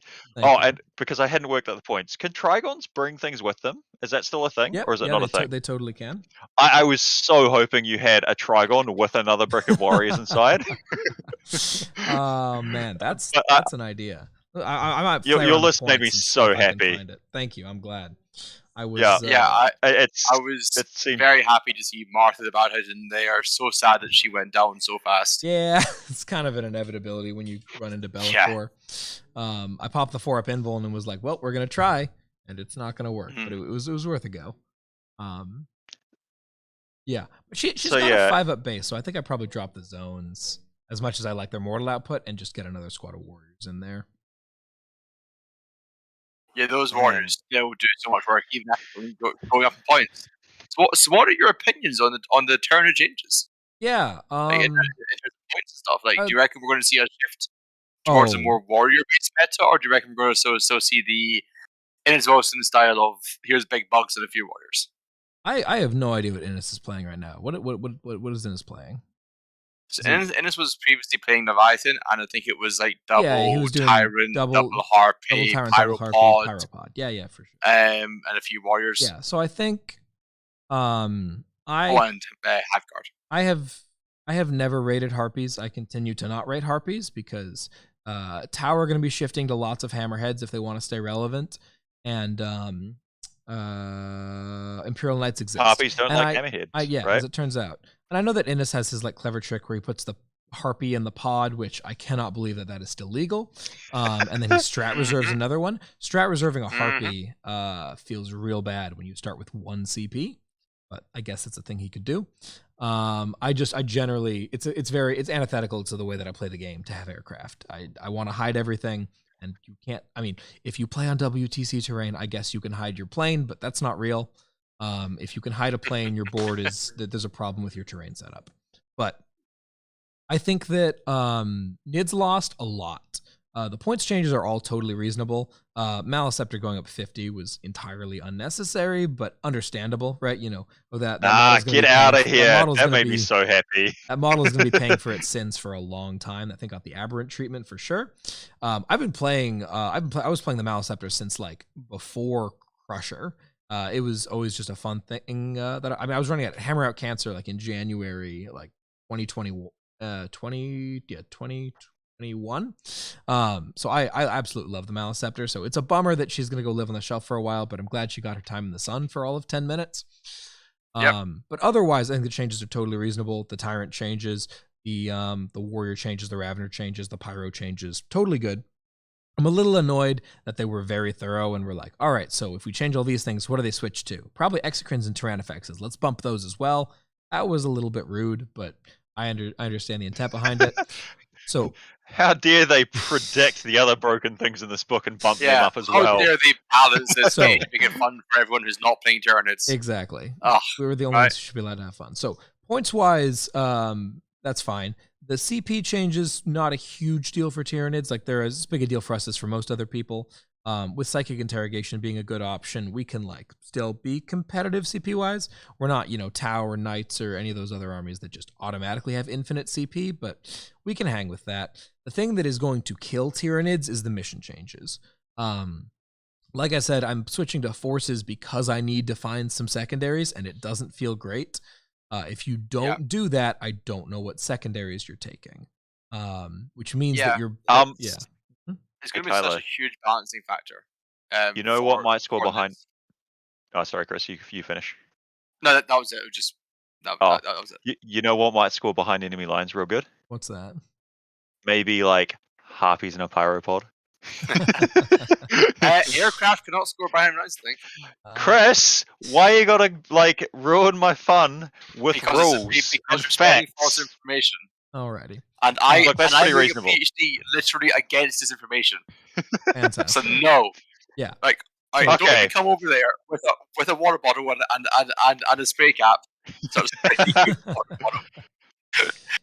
no, I'm gonna make you do that. Come over to New Zealand with a squirt bottle. Bring Nara. Bring Nara. I'll bring Puppy. So I was still Puppy, yes. With the points changes, it basically Tyranids are going to turn into either you're going to give up a ton of damage to try and go play secondaries, or you're going to do what I think that most Tyranid, especially bandwagon Tyranid players, are going to do, which is they're going to play all damage and just try to table people and say you can't win the game, you can't score points if you don't have models left. And raise banners on their corpses. Am I right, Chris? Yeah. I mean, it's Tyranids more out of corpses. True. So I think that's going to look like Oops All Warriors. Yeah, I probably. think that especially with the CP changes, the like alpha beta strike of I park my entire army of like 30 warriors midfield with -1 to hit. Honestly, maybe my transhuman warriors with -1 to hit, 5 up invuln, and my 9 brick has 5 up feel no pain and it'll pop -1 damage. Better be able to deal with this turn is going to be a problem for a lot of people. But it's not going to be a problem for everyone. Knights are not going to care about that at all. Chaos Knights are not going to care about that at all. Tau are going to be if people are playing the right Tau lists, with the Sun Sharks and the Hammerheads, they'll do just fine. Just coin flip the hell out of them with them Hammerheads. Exactly. So one of these will hit, one of them will wound, and it will evaporate 2 warriors. Yeah. Let's go. I mean, if you have 4 hammerheads, 2 of them are going to do something. Indeed. Like if you have we 4 have- hammerhead, that's like 8 warriors dead. They're just Yeah. all going to hit and win. They'll play them as Farsight. They will advance them up, get them within. No, hang on, you can't take 4 if you're Farsight. Anyway, Yeah. I'm done. So, Moving on. so that- Tyler, we have a question for you in yeah, chat. for sure. Who is my pick to take the Elite 8? I don't even know who made it to the Elite 8. Chris, do you know who's in the Elite 8? Tim, do you know? Can you bail us out? John Quinnell told me, I think a little bit about the Elite 8. So we know Sean Aiden and John Lennon is there. Okay. I think you're there, though, John, aren't you? I am not there. No, my forces list did not do very well. Vanilla, is the Violence there? I believe Violence is there. We need a tech priest. I think Tyler is standing in for the tech priest, so I think we're stuck here. Yeah. When we find out who's the top 8, we will answer your question with a bit more vigor. So I think of the people mentioned, I think that Naden has had a very nice run, but he is not playing a particularly good Orcs list, and he is very new to it. So I don't think that that's going to go too well for him once he faces some of these top-tier talent running still very good lists. We have the list. We have the list? All right. Yeah, so you can go to Challenge, and what I'm going to do is I'm going to actually post a link to this in the YouTube chat. And I'm just also going to quickly jump in here because Tim or Crivens or Tim the Sorcerer in the Best in Tabletop Discord also asked a question about D6 odds, and so I said I'd answer it here. And so you were saying what's the difference between hitting on 2s or hitting on 3s with a double hits on 6s, which mathematically it's the same expected amount of output, but the hitting on 3s obviously will benefit more from full rerolls that you'll get to a bit above 100% hit rolls. No, a good chunk above. Rerolling 1s will be the same on both theoretically, but the hitting on 2s will be more consistent because the 6s can obviously get more than 100% hits, and yeah. All right, so we've got our top 8 is going to be John Lennon on Sisters and Mitchell Hunter on Custodes. Violence Vanilla on Harlequins, so disappointed. That's not Blood Angels. Michael Timpe on Chaos Knights. Sean Naden on Orcs. Matt Evan on Forces. Alex McDougall on Forces. And Jesse Sell on Sisters. Yeah, okay. I believe in Michael. John beats... So, Michael? John beats Mitch. Michael beats Violence. Sean versus Matt is going to be... I have no idea what Matt's list is. But I think Matt has... I believe Matt has a Behemoth Bugs list. He's got like a Tyrannifex, a Tervigon, Gene Stealers. I saw he was messing around with that, but I thought that was just an exhibition game. Is he playing that in the GT? I don't know. I've commentated that a couple of games back to back, but he was just going until this sort of time in the morning like a mad lad. Seems like it then. And then McDougall versus Jesse. I think that Alex is going to beat Jesse. Sean versus Matt is a toss-up. I'm going to assume that that's how the bracket works. So then it'll be John versus Timpy, and John will win that. And then either Sean or Matt versus Alex. And I think Alex beats either of them. So I think the finals are going to be Lennon versus McDougall. And I think Lennon's going to comfortably win that. So I think we're going to have back-to-back wins for John Lennon at Charity Hammer with his Sisters of Battle. I think I'm not sure who could stop him, honestly, of this list. Sisters. Yeah, that seems reasonable. Yeah, Sisters are top 3 armies in the game right now for sure. Chaos Knights are very nice, but like, Harlequins, I don't think that Harlequins can beat Chaos Knights, and I don't think that Chaos Knights can beat Sisters. So I think that's pretty rock, paper, scissorsy, and I don't think that Custodes can beat Sisters either. My one divergence from that is I reckon that Sean is going to beat Evans. Oh, you think Sean? You think that Naden will beat McDougall? Okay. I think I believe in the good old Crumpin. Mm-hmm. I believe in the slap chop where the Gazco's going to slap and the boys are going to chop. Yeah. The only thing that's going to kill Sean is that Alex has the Harpy, and Sean has no way of dealing with the Harpy. So he basically gets to kill a battle wagon a turn. So if Alex goes first, one battle wagon gets to move once. And I think that is going to be insufficient to get the Orcs where they need to go. And Naden is all about transport shenanigans. Do you think that Sean has got enough tricks up the sleeve where he can kind of deal with that? Or do you think that's just pure data sheets outweighing him there? The problem is he doesn't have anyone that he has 6 Storm Boys, which are insufficient to kill a harpy. It takes like a full 10 will definitely do it, but 6, I don't think so. And he also has been using them for R&D more often than he's been using them for fighting, and he has no shooting to speak of. So I think the harpy gets to live all 5 turns and shoot all 5 turns, and bomb. That's the other problem, is that like Alex, the harpy's gonna bomb Gaz and do like 3 mortal wounds in the movement phase per turn. Because it's 6 dice on 4s, I think. Yeah. Yes. Because he's a monster. Yeah, so he'll do like 3 mortal wounds a turn out of that, and then he can get him with a little bit of plink shooting. And Gaz is gonna go down pretty quickly. Do bugs have any form of targeted psychics, or is it all closest? If Alex if in his forces he has a Magus with Psionic Blast, that's a targeted smite. But that is the only one that forces have access to. Right. So you don't think there's a chance that Alex just because if he's playing a forces list, right? You were saying forces don't like when people just run at them. What happens if Sean just goes first? Hits some solid advances and gets way up in Alex's growth space. It's entirely possible that Sean can put on sufficient pressure to deal with Alex. And Alex, but my evidence that I think that Alex will be okay is that Alex beat down Trimble doing that with Tyranid warriors, and I think that Tyranid warriors are a lot harder to deal with than the orcs are. So I think that he's got the know-how to deflect that blow. But yeah, I would agree that of the calls that I've made, that is the one that is most easily upsettable.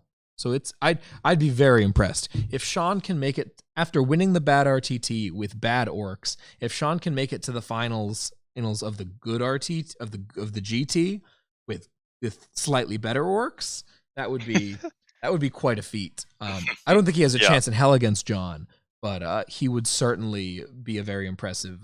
That would be a fun finals. I just mostly want to force Innis to talk about orcs in Conflict Up. That's my dream. To force Innis to talk about orcs and Eldar as much as humanly possible. Brilliant. I think orcs are in a really good spot right now. That balance update gave them a whole lot. Their secondary game is fairly good. Stomp 'em Good is a fantastic secondary. They're very good at engage or behind enemy lines. Their third is not always super easy, but bigger deal is that new Wah. Oh man, what a glow up for the faction. Yeah, so do they just strap +1 guys living? Sorry, Chris. We started. Sorry, I think the new Warg just went. Yeah, does the Warg just strap on a +1 strength for the 2 turns it's active? Is that right, Tyler? It does that, and then it also gives them a 5-up invuln on the first turn and a 6-up. Yeah, on and the a second. 6-up for the next. Yeah. Yep. Yeah, man. Yeah. The question in my mind is going to be whether we stick with if we keep taking the Kef Mech and can just comfortably pop him turn 1 now. So he pops turn 1 for a 5-up invuln. They Wah turn 2 for a 5-up invuln, and then turn 3 they still have a 6-up invuln. Like, that's spicy. Or you just sort of accept that you don't really need him for the 1 turn, and then you don't have to take him at all, and now you're just up an extra 80 points on top of the 120 or whatever your list may have gone down, depending on what you were taking. They probably didn't. Yeah, my brain was just connecting those dots. I feel like you take the mech, right, and just because orcs have got t-shirt saves, it just makes them like. Could you even just go a full tide or something? Just all of the dudes 5-up saves and be like, yeah, right. Not many people are worrying about hordes. Here are a whole bunch of T5 5-up involved idiots, and they're gonna have that involve for 2 full turns. That could be cool. It's. I would love to see that. I'll tell you what, Lucas is going to be trying it. I will get you some data. Yes. Yes. Did Lucas manage to make it a charity hammer? I've not been. He unfortunately did not. Times. Him and my other co-host Nichols and Johnson got COVID at the Best in Tabletop Open last week, and we're unfortunately isolating and recovering from that right now. Soldier on, lads. Yeah. I would love to see the bit rep of an orc horde. Definitely. Yeah. We'll man. Yeah, I'm sure Lucas will be all over that, won't he? Oh, and the knobs. He's going to have some big chopper knobs in there, isn't he? Yeah. The knobs going up to strength. What are they up to? Strength 9 now in Goffs? Is there what? Strength 5 base, strength 7 with the choppas, strength 8 with Goff, strength 9 on the Wah. Yep. Strength 9, big chopper knobs. I'm just imagining a bunch of knobs climbing up a knight and tearing it down for scrap. Oh yeah, I imagine that's what happened in the Naden versus Noah game. Would not want to be the knights in that matchup. Yeah. Yeah, I've heard Noah's been having fun with the knights though. I was chatting to him earlier. Yeah, absolutely. Yeah, he apparently spiked 31 mortals from an errant. Yep, that's what the errant does.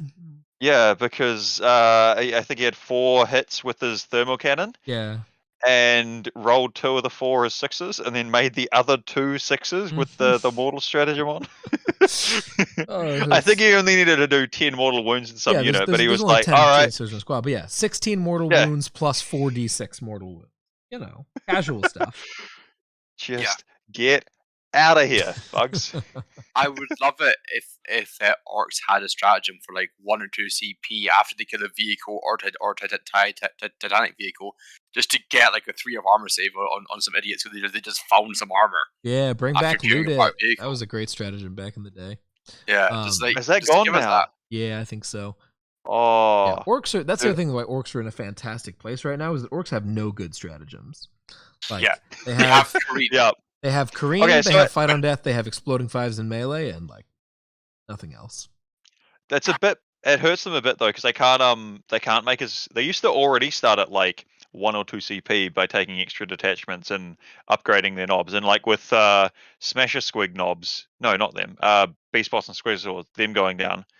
That hurts a little bit because you want to kit those lads out. I don't think the Squigosaur went down enough to be relevant personally. I think he was barely really relevant at his old points cost, and with the damage scaling that's gone on since then, there's just too many things that can take him out for me to want to invest those extra points. I'd rather stick with Gaz, Bike Boss, and someone on foot and ride. Zagstruck maybe. Well, Zagstruck's great because you can take both.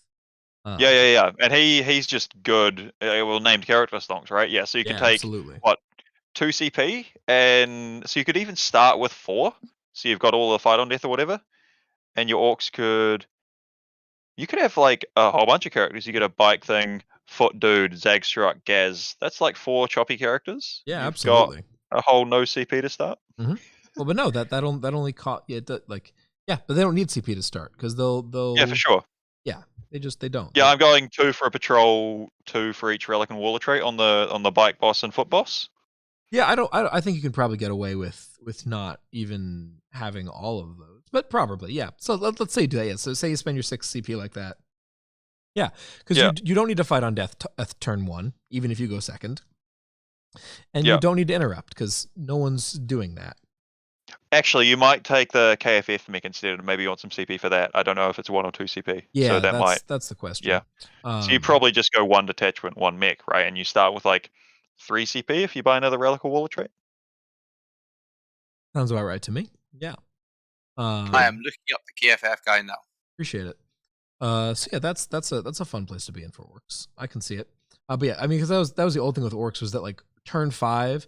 I'd be playing into orcs and they'd like turn 5, whether they're winning or losing, it doesn't matter. Turn 5, they've got like 11 CP and they're desperately trying to find things to reroll and spend it on. Okay, guys. Oh man. So the Force Field Booster strat is a 2 CP stratagem, which gives you an aura of whilst for any orc unit within 9 inches of its bearer, they have a 5+ invulnerable save. Gotcha. So you try to start with 1. I think you just probably remove a relic or warlord trait, and you could still take the. Yeah, for sure. All right. So yeah. So wait, if you're, so are you think you're still going to stick with forces though, Tyler? With that with the change? Did we go over this before? I don't think I got to what I was planning to do. So I think a lot of people are going to go all warriors. I think that's a very valid build. I think that so the problem is you gotta honestly. I think Nids are in not a good spot because there are a couple of we literally didn't finish talking about the balance patch. Okay. Here's the big feels bad for bugs. The loss of the hypermorphologies, infinite hypermorphologies, whatever that rule is called, to swap my chapter tactic at the start of the game. That is the biggest hit that Nids are taking because it means that we auto lose the Chaos Knights matchup now. Because you've got a bunch of things like Raven is at leadership 4? 5, but yeah. 5, yeah. So down to 4. And so, whoops, you rolled a 5 on your dread test. Good luck charging. Yep. Yeah. So that feels real bad. Tau also get a lot harder because we can't ignore their -2s either. Not impossible. The Tau matchup is still fine, but it's not great. Or you can't ignore their Overwatch if they're kitted out to like do that for free effectively or something, right? Yeah, but like we got paroxysm. I mean, there's ways around that. So, Yeah. I'm not crazy concerned, but yeah. So that gets a little bit harder. So with that in mind, like you're no longer at I'm excited to see some new tier lists because bugs are definitely not S tier. They're like low A tier, I feel like at this point, because we have such a bad secondary game and some very bad matchups. Yeah, I don't think we're gonna see. I think we might see bugs win a couple. They'll win tournaments on occasion, but I don't think that we're gonna see anything like the dominance that we've had in the past. Not when Necrons and Death Guard exist. So Tyler, I have a question for you, mm-hmm. and this is something I like to ask most people who are like further up in the competitive echelons. Sure. If you were to bring a team to WTC, what armies would you bring? What would be your top 8 picks? Oh yes. Okay. Easy stuff first. At WTC is I get Craft World or Harlequins, right? Or some yeah, it's basically an army one with codex. Okay, cool. Within the army. So I'm definitely taking. If you take GSC, you can't bring a GSC army as well as that. Yeah, for sure. So I obviously you're bringing an Eldar list. I don't think you're bringing Harlequins. I think you're bringing Craft World Eldar. It's probably still Hail of Doom because they haven't changed that yet. So you're obviously bringing that. And then you're obviously bringing Necrons because they're one of the best armies in the game at this point, which is weird to say, but it's true. You're obviously bringing Sisters because they're the other. I think those three are the big 3 armies that like no one's going to leave home without. Is CSM legal for WTC? There's a captain's vote happening right now. Last I saw, it was kind of not looking great for the CSM. Okay, I'll assume no CSM then. We definitely want Knights. The question is, do we take both Knights or do we take just one? Imperial just to weigh in here. Yep. Because also 1,000 Suns plus Chaos Knights, that's a pretty solid contender as well, right? Yeah, for sure. And I assume allying in those Chaos Knights will use that up, so yeah. Yeah. Yes. That's an interesting idea. I don't super rate the T-Suns and Chaos Knights at the moment. It does, I guess it's for teams, it does a thing well, and if you can get at the right matchups, that's nice.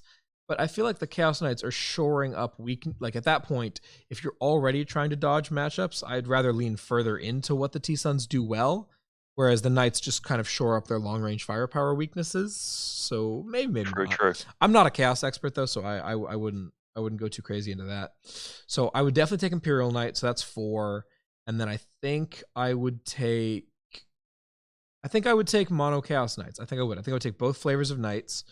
And now I have 3 slots left. And I think I take Death Guard, which is crazy. But wow. The new Death Guard secondaries are insane. And there's no Stranglehold anymore, and there's no to the last. So you can't just stead away from them and hide and have your stuff not the old fashioned, beat a Death Guard player with a 17-inch long stick just does not work anymore. They will score too many points, and you will not score any. So I think they definitely make the list, especially for a WTC situation. And I've got 2 slots left. So the armies that come. Oh, I was going to say, do you double down? Do you go and put in a Paladin Bomb, Grey Knights list, and Terminator spam 1,000 Suns, just like you've got Death Guard?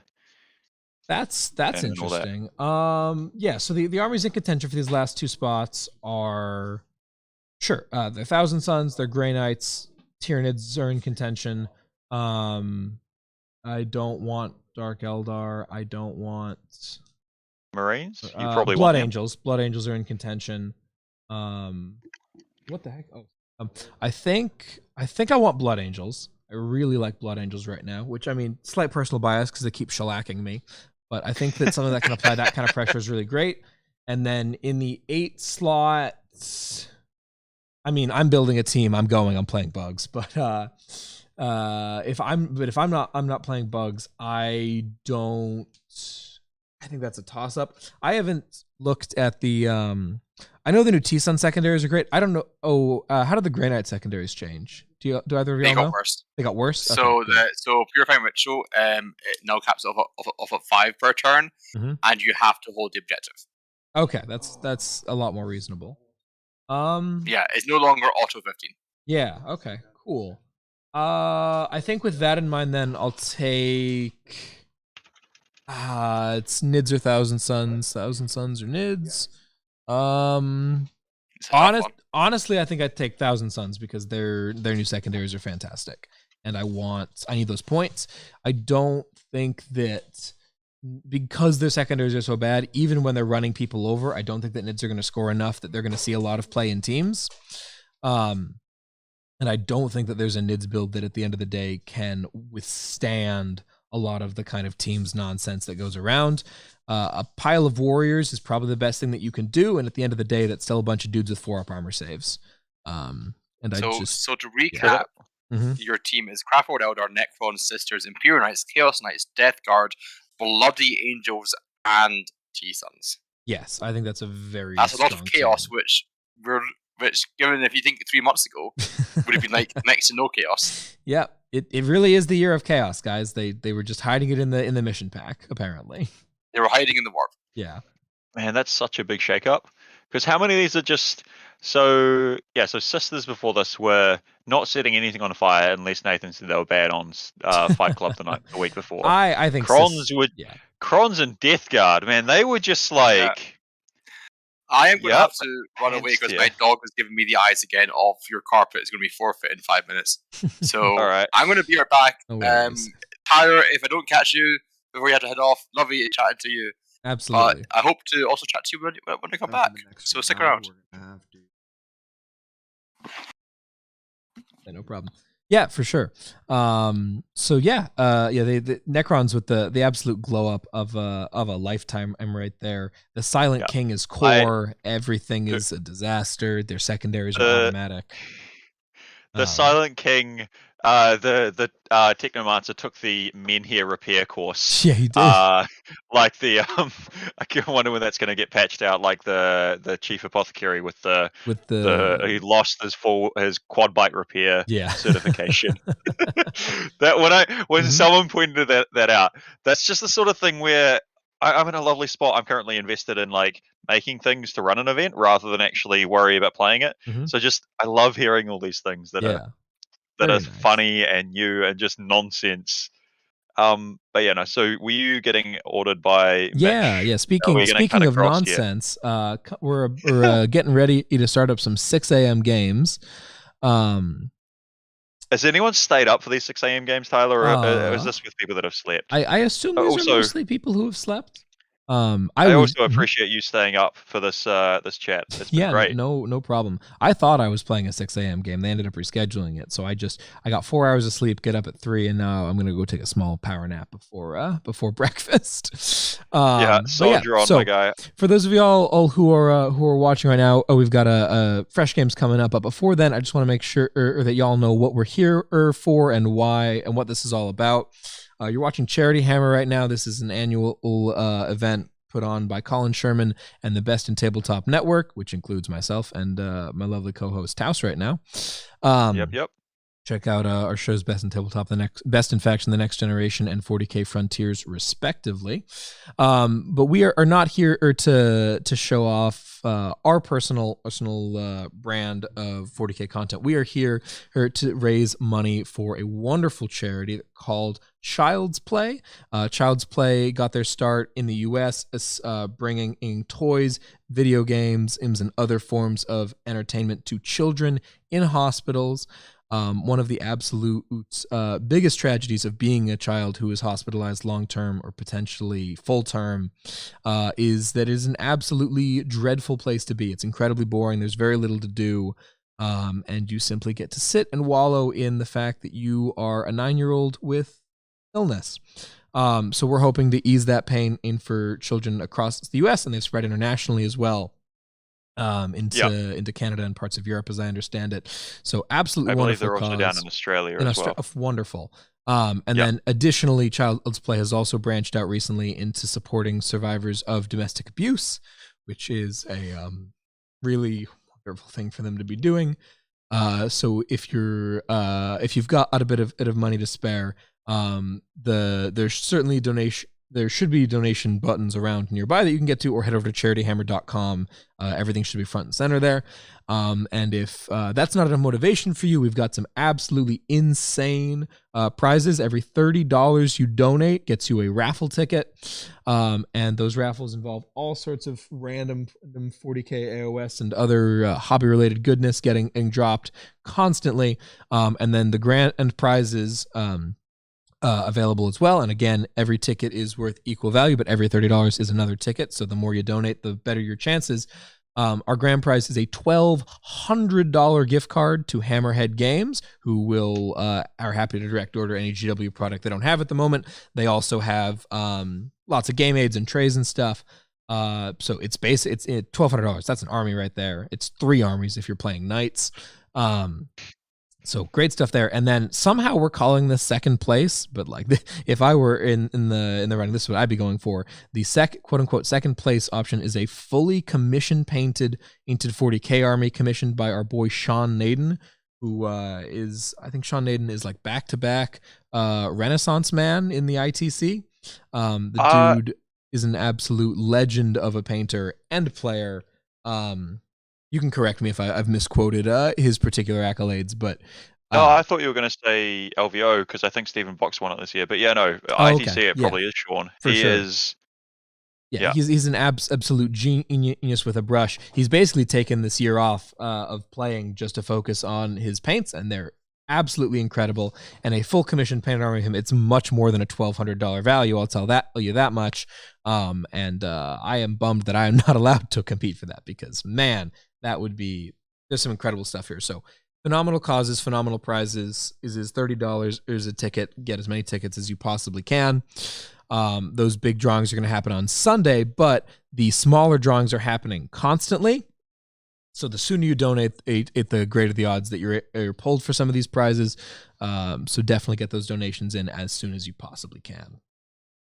For sure. Awesome. Yeah. No, well said, Tyler. Do you have someone there in your ear telling us we're going to switch over to someone to give away prizes? Speaking of, I don't believe so at the particular moment. Paul, you about to but I believe what's happening here? I believe that's coming up next, though. We're gonna take over. So yeah, awesome. Yeah, I'm gonna hand things off over here to my boy Paul Winters, and he's gonna take over. But thank you so much for talking. Was a very lovely thanks, time. Tyler. I enjoyed the chat, and I love the game too, and the list. Oh. Good luck in future events. Thanks. I'll catch you later. Right. So yeah, I assume things will be swapping over soon, and I'll be cut off.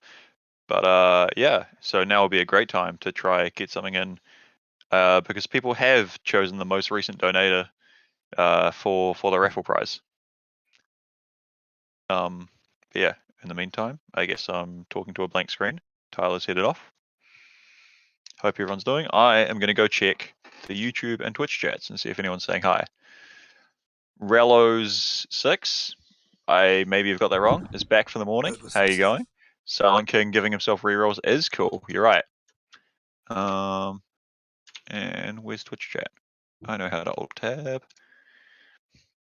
And we have Noogle Matthew carrying Twitch chat. I don't understand how you're everywhere, Noogle Matthew, and doing all the things and giving all the money in every chat, but I appreciate it. Soon we might have someone back from the stream to take over and give things away. Yes. I'm going to be hopping out in front. We've got players just arriving, so I'll be. I just want to make sure our hosts were back for when we get back to stream. I am here. Chris will be back shortly. He's just taking his dog outside briefly. Mitch, are you going to be able to, or get someone to send through some lists or information about the game we're going to have up next? I will work on that part. I believe that these are like actual GT lists, so you should be able to pull them up. Okay, in the super link, I will try be good at things and find that.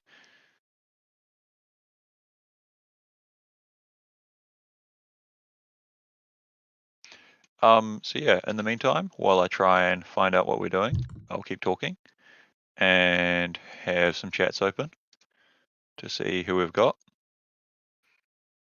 And also go and try and find these lists.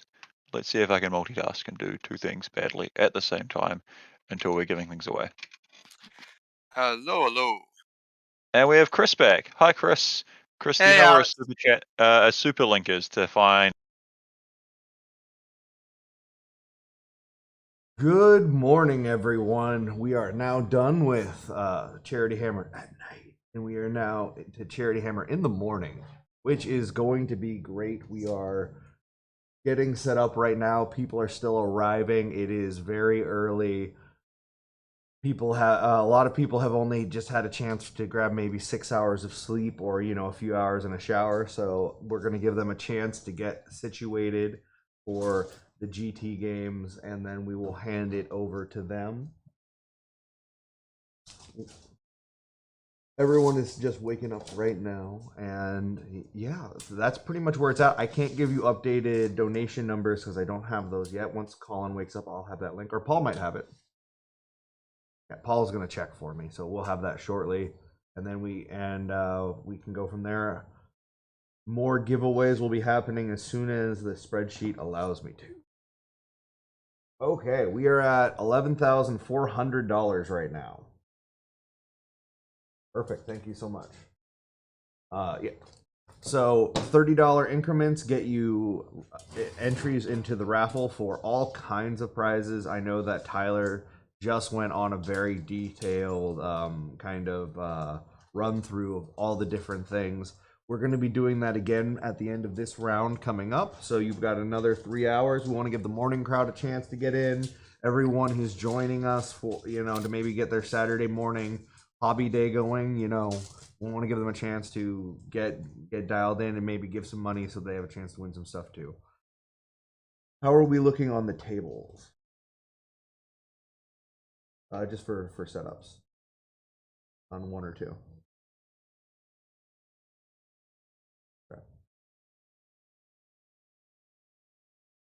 Okay. What table are you playing on? Someone. So I have no. Okay. Okay. Judging from the state of con. The other person. It's possible. Ork, have you played Zach already? I just went. Oh, okay. Well, then it's not Zach. Yeah. Or I hope it's not Zach. So it is not that. Yeah, we're going to hand things over to our commentators for the moment to talk to you guys while I try to get a few technical. Yeah, he's around. Yeah, so it sounds like we've got that one resolved. But I'm gonna go make sure we have players for all of our tables, and we will get going shortly.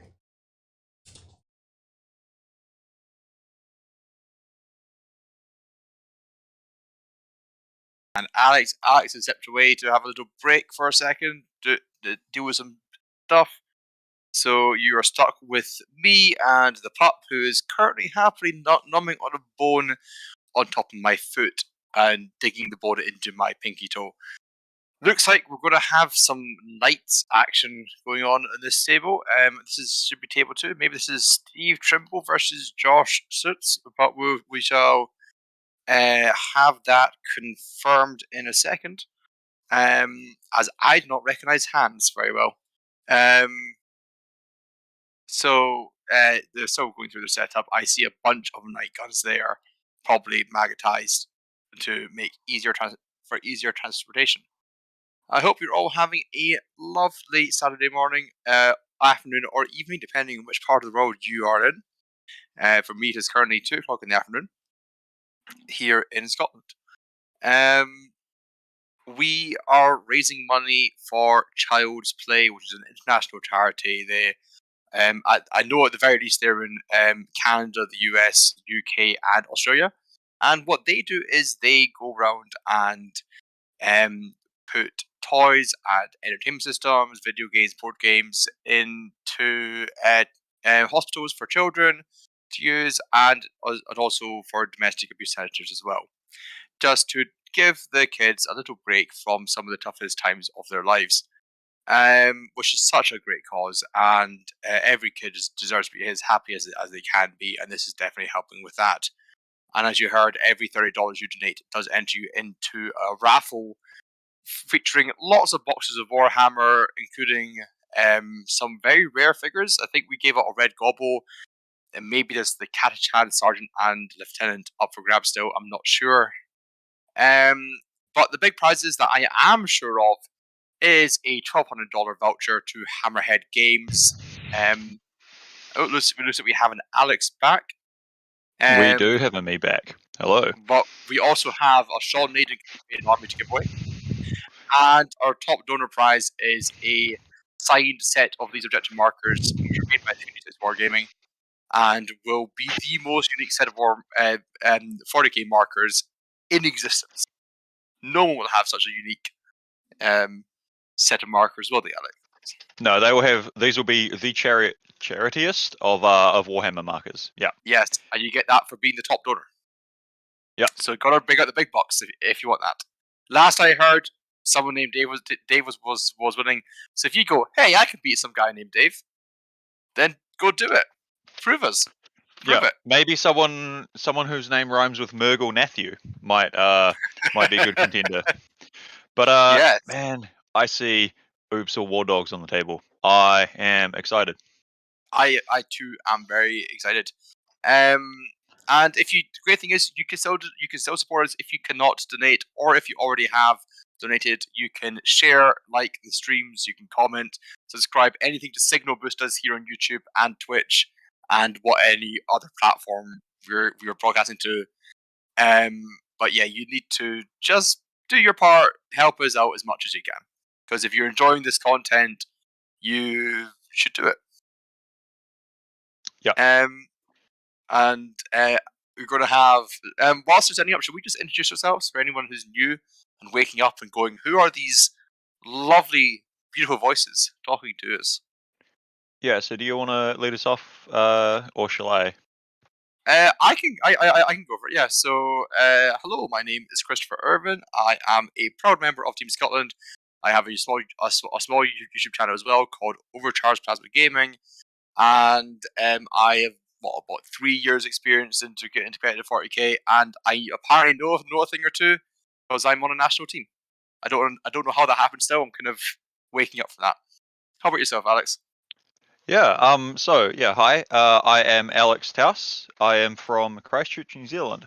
So I am up doing the night shift commentary over here because it is just past 1 a.m. on Sunday morning for me because of time zones, and I'm here till 4 a.m. Let's go, embracing the no sleep attitude of Charity Hammer. But yeah, so I am part of the Best in Tabletop Frontiers podcast.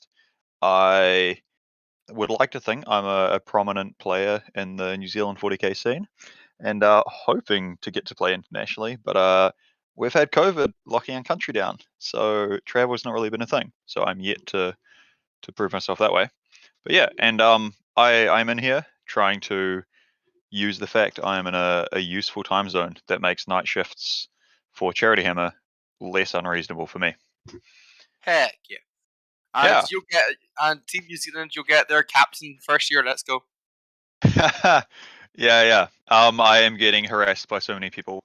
But no, should hopefully be going to the Australia New Zealand team champs next year. That's how things work. Yeah, the next one, which I think is next year, because there was one just recently.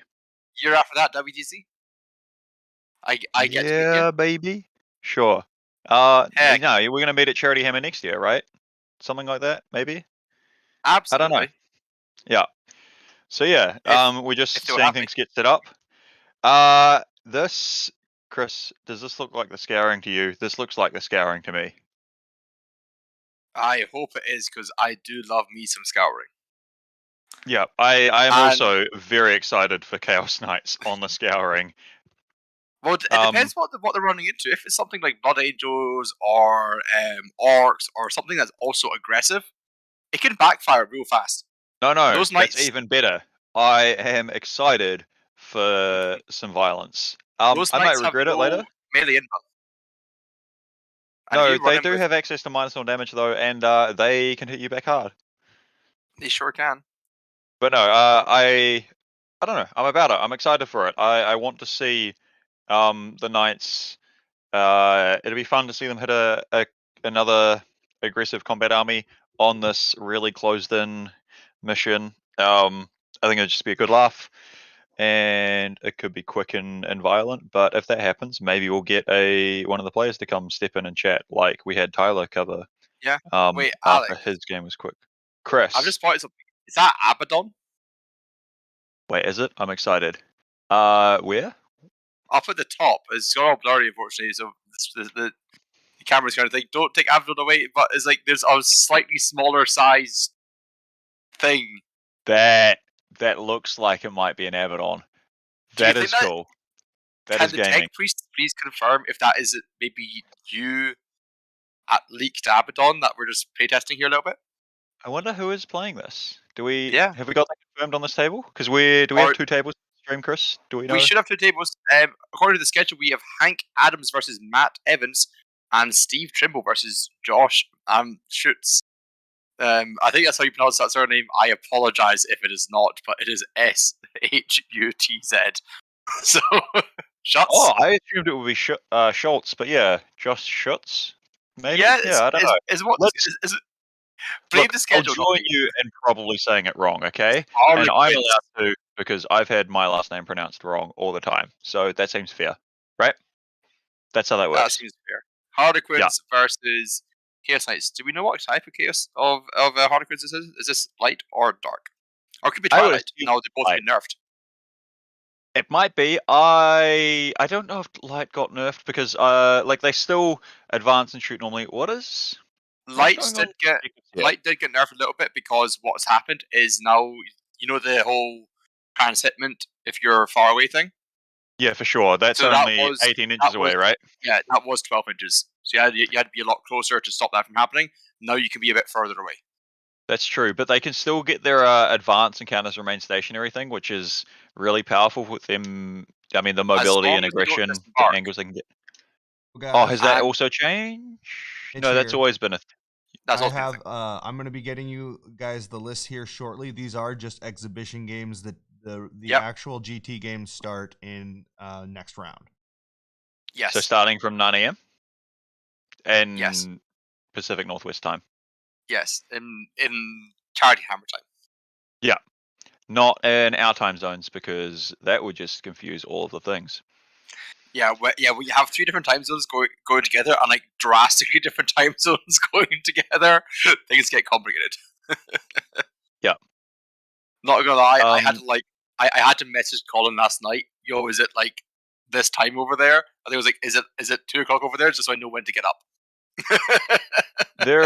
Chris, I'll have you know, my podcast has given me a lot of experience in this. Just Googling time in location. Google's really good for that. That you can even, it'll correct for days. Because until our most recent recording, the Frontiers podcast has always had, we've been on 3 different continents and in 3 different time zones, usually also 2 different days. So you get real good at saying, this day, this person's time, and accounting for that.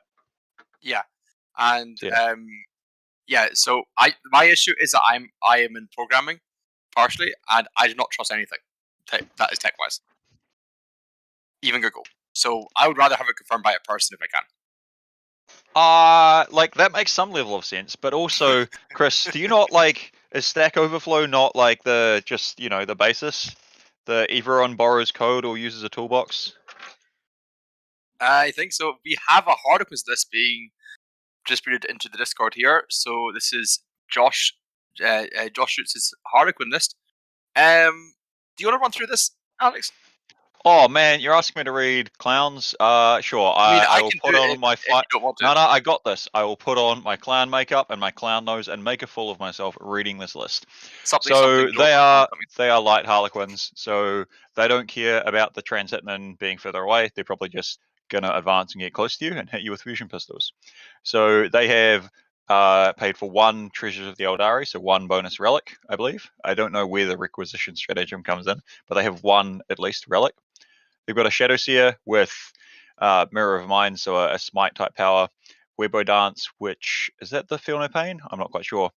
Shuriken Pistol, Laughing God's Eye, so that is a Feel No Pain against mortal wounds. There's a Troop Master, Foot in the Future, Fusion Pistol, Player of Light, Queen of Shards, Cigarettes Rose. Okay, so that is the advanced D3 plus 3, charge 2d6 plus 6 with a reasonably nasty combat weapon that I believe rerolls a wound, and a few other words that I don't know what they do, but make this guy really nasty in combat.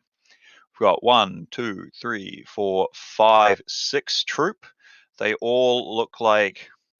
So most of them look like they have some stuff. I'm counting actual troop units. So you've got 5 of them who have the special stuff in there, and 1 of them is the spirit bonus. Yeah.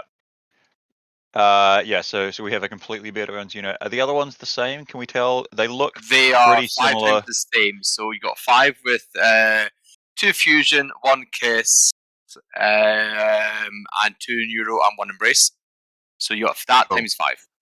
So I would assume the kiss and the embrace are the ones that do mortal wounds on the charge and mortal wounds to hit, if I had to guess. I don't know if you're able to confirm that, Chris. I can confirm that. I can also confirm that Webway Dance is an aura of 6 up, Feel No Pain. If you give me 2 seconds, I will go to the stratagems by phase and figure this out on my definite book.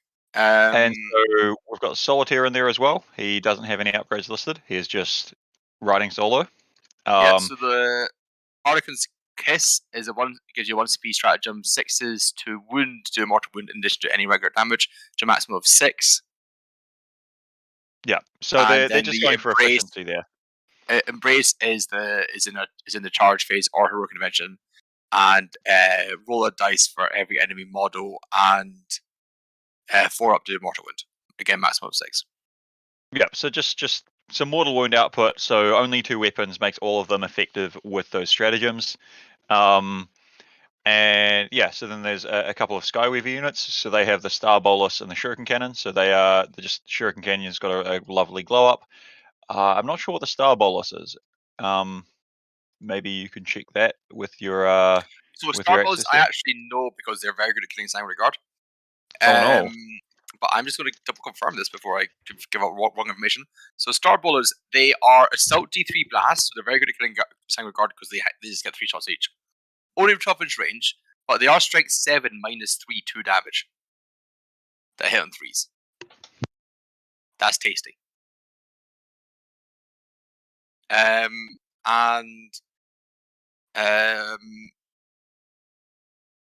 We to finish off that Harlequin, I don't know where Alex has gone. We have also got a unit of 3 prismatic cannon void weavers and 1, 2, 3, 4, 5 star weavers.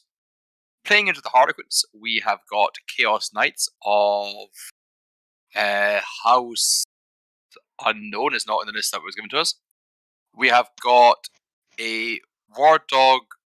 Oh, they're Frenzied Invader Iconoclast Household. So I know this one. So sorry, I was just failing to swallow a drink badly there, so I muted myself. No worries. So Frenzied Invaders. Yeah, Frenzied Invaders. These are exploding 6s to hit in melee. Iconoclast House is the faction that's all about melee. So on the charge, your basic knight with a melee weapon and a gun will have 5 attacks hitting on 3s, potentially 2s with a stratagem, and exploding 6s. So all about it. They'll have a bonus AP 4 or 5 depending on which claw, and doing a whole bunch of damage. Yep. And so in this list we have got a War Dog Brigand Squadron. Alex, you good there, Chaos Chris? Knights You want me to help? better. Yeah. Just rather than me looking up through the books, I definitely have it in front of me. We'll do. All these Chaos So, Knight War Dogs. Yeah, so War Dog Brigands, these are the new Terra Shades fancy dudes. So they have a melter gun, an upgraded melter gun. It's like a souped up multi-melter. So that and the chain cannon. So 12 shots at 6 -2 1 damage. So two of them, they're sort of looking to hold the backfield. We have a War Dog Executioner. So that is the autocannon knight. And that guy is holding the Mirror of Fates. So the Mirror of Fates being a Zinch paid points upgrade, which steals CP on a 5-up, really good with less CP, and a consistent burn throughout the game. And if they're offering Pleases the Chaos Gods, it will get a pseudo Miracle Dice effect. Next, we have a War Dog Carnivore Squadron. It has the Blood Shield, the Corn. You don't get involves, I don't get involves, but I didn't have them anyway, so I don't care. Once per game points upgrade. But if they honor the Chaos Gods with by basically killing 5 wounds worth of models, they get to do that again. Which, if you're ignoring someone's involves, you'll probably kill 5 wounds of models and have another go. Such as Harlequins. Yeah. So that'll be especially effective, and that's on a Carnivore. So that will have a sweep attack on its melee. So that if that goes to touch anything, they will die. It could even pick up because of the 6 attacks on 2s that'll have, and with sweeps they can potentially go up to 18 attacks potentially. There, I wouldn't be surprised if that caught out 2 troop open out of boats. It could pick up both of them. And then there's 2 more Carnivores in that squadron. So the fast moving full melee knights, a War Dog Stalker Squadron. So they have these have Slaughter Claws. I believe all of them. No, one of them has the Reaper Chaintail on, with Mark of the Dread Knight, which I'm not actually familiar with. The other 2 have Slaughter Claws, the big D3+3 damage claws that could be good into transports, and all of them have the Avenger Chain Cannon. So 12 shots at 6 -2 2. 6 -2 1. Sorry. And finally, one more Stalker Squadron, and these ones have melter guns. And Slaughter Claws, so big damage lads. Yes. So Mark one of of the them is a 6-up Funo Pain, and if you get favored, you get 5-up Funo Pain. And you were saying what, the Beguiling Majesty, right? Yeah, so Beguiling Majesty. That I believe, if I'm not, actually, I could be wrong on this front. No, I believe this guy is. Let's see if I'm right then. It's -1 to be hit and to be wounded in melee, and if you proc your favored tally, it's also a 6-inch aura of -1 attack. Am I right there, Chris? That is exactly correct.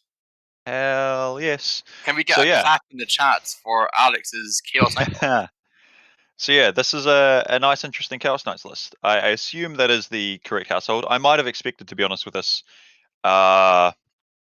I forget the name for this one, but there's a counters double wounds bracket. So you are full bracket gaming with Chaos Knights until you drop to 3 wounds. That could be quite good with this mix of ranged and melee. Yes, but I want to point out that this list has, I think, 300 points of summoning, unless the 700 points given to us as part of this list was because of point changes, but I don't think Chaos Knights changed. No, they did not get any point changes, or at least definitely not to 300 points worth. No. Yeah, definitely not to Carnivores or Stalkers, nor the Blood Shield or Mirror. Oh, that 300 point could be Abaddon, actually. It could. Yeah. Do we have a Supreme Command? I don't see it listed in the list that was given to us. Can we just get a I see Abaddon in the middle. There's an Abaddon in the middle. Yeah, that can we is get a tech piece to confirm that this is the leaked Abaddon that we have been seeing going around? I'm pretty confident it is. I'm about that. That is cool. Yeah. I'm not sure how much we can reveal of his rules. I thought that got previewed or leaked, but maybe not. I don't know. Can we just get a confirmation from tech priests before I start? I know the data sheet. Okay, well I don't. So I was going to say I can't leak this. I'm safe. Chris, you're the one with the ethical dilemma. Good luck, my guy. Yeah. So I'm not. My lips are sealed before until we get a core member, shall we say? Someone with the core keyword to come and tell me. That is okay. So we've got deployment going on. The Harlequins are saying, please don't shoot us, Chaos Knights, and they're hiding, all tucked up together behind the 2 ruins in the deployment zone. The Chaos Knights are like, we don't care, and are lined up. I do slightly question the Mirror of Fate's Autocannon Knight sitting out in the open. I might have had that guy just tucked away safely to protect your CP, but I suppose... Oh, that is new about it. He left 300 points in his list. Make room. Awesome. Lovely. So yeah, I'm a little bit surprised to see that autocannon guy hiding out, sort of not tucked behind a ruin. But I guess maybe Steve is saying, Josh, if you want to shoot this guy, you're going to be close to me, or burn your once per game fire and fade, and he might just be okay with that. So yeah. Yeah, I am just searching for the data sheet that I saw for Abaddon. I am going to see if there's any tech priest there. Are you able to confirm? Do we have another stream going on? And I had another question I've forgotten. So hopefully that happens. But if there's another stream table for us to comment on. Oh, we do. Oh, we've got Imperial Knights and we've got some bugs. I don't know if we have lists for these. If we can somehow get access to that, that'd be awesome. But yeah, so we have Hank Adams, I believe it is, prominent Deathwatch player, if I'm not confusing myself. And so he's got 3 Imperial Knights that are just chilling in the middle of the table. This looks like it is mission 1-1, which I should know the name of at this point, but don't. So this, Abandoned Sanctuaries. That is not Abandoned Sanctuaries. It is Recover the Relics. Ha! Yeah, okay, so we've got 3 big Imperial Knights just chilling in the middle, saying, yo, what's up? We're here to party. Against some Tyranids. Matt Evans. Matt is just being a monster with his bugs, playing at all hours, all the time, always. So, yeah. All right, we've got a Helverin in the back for Hank. I cannot make out what arms those knights have. I see one of them's got a hat. We have these lists in chat, so I'm just going to quickly blast through them. I have now found Abaddon's data sheets. When we go back to the Chaos Knights game, I will tell you exactly what Abaddon is going to be doing. Do you want to take the bugs list, and I'll go check the knights? Yeah, sure. So Alex casually giving me the longer list there. Oh, will you take the other one? That's fine. It's fine. So we're playing. Tech Priest has put us over to the other screen. So I'll tell you about Abaddon then.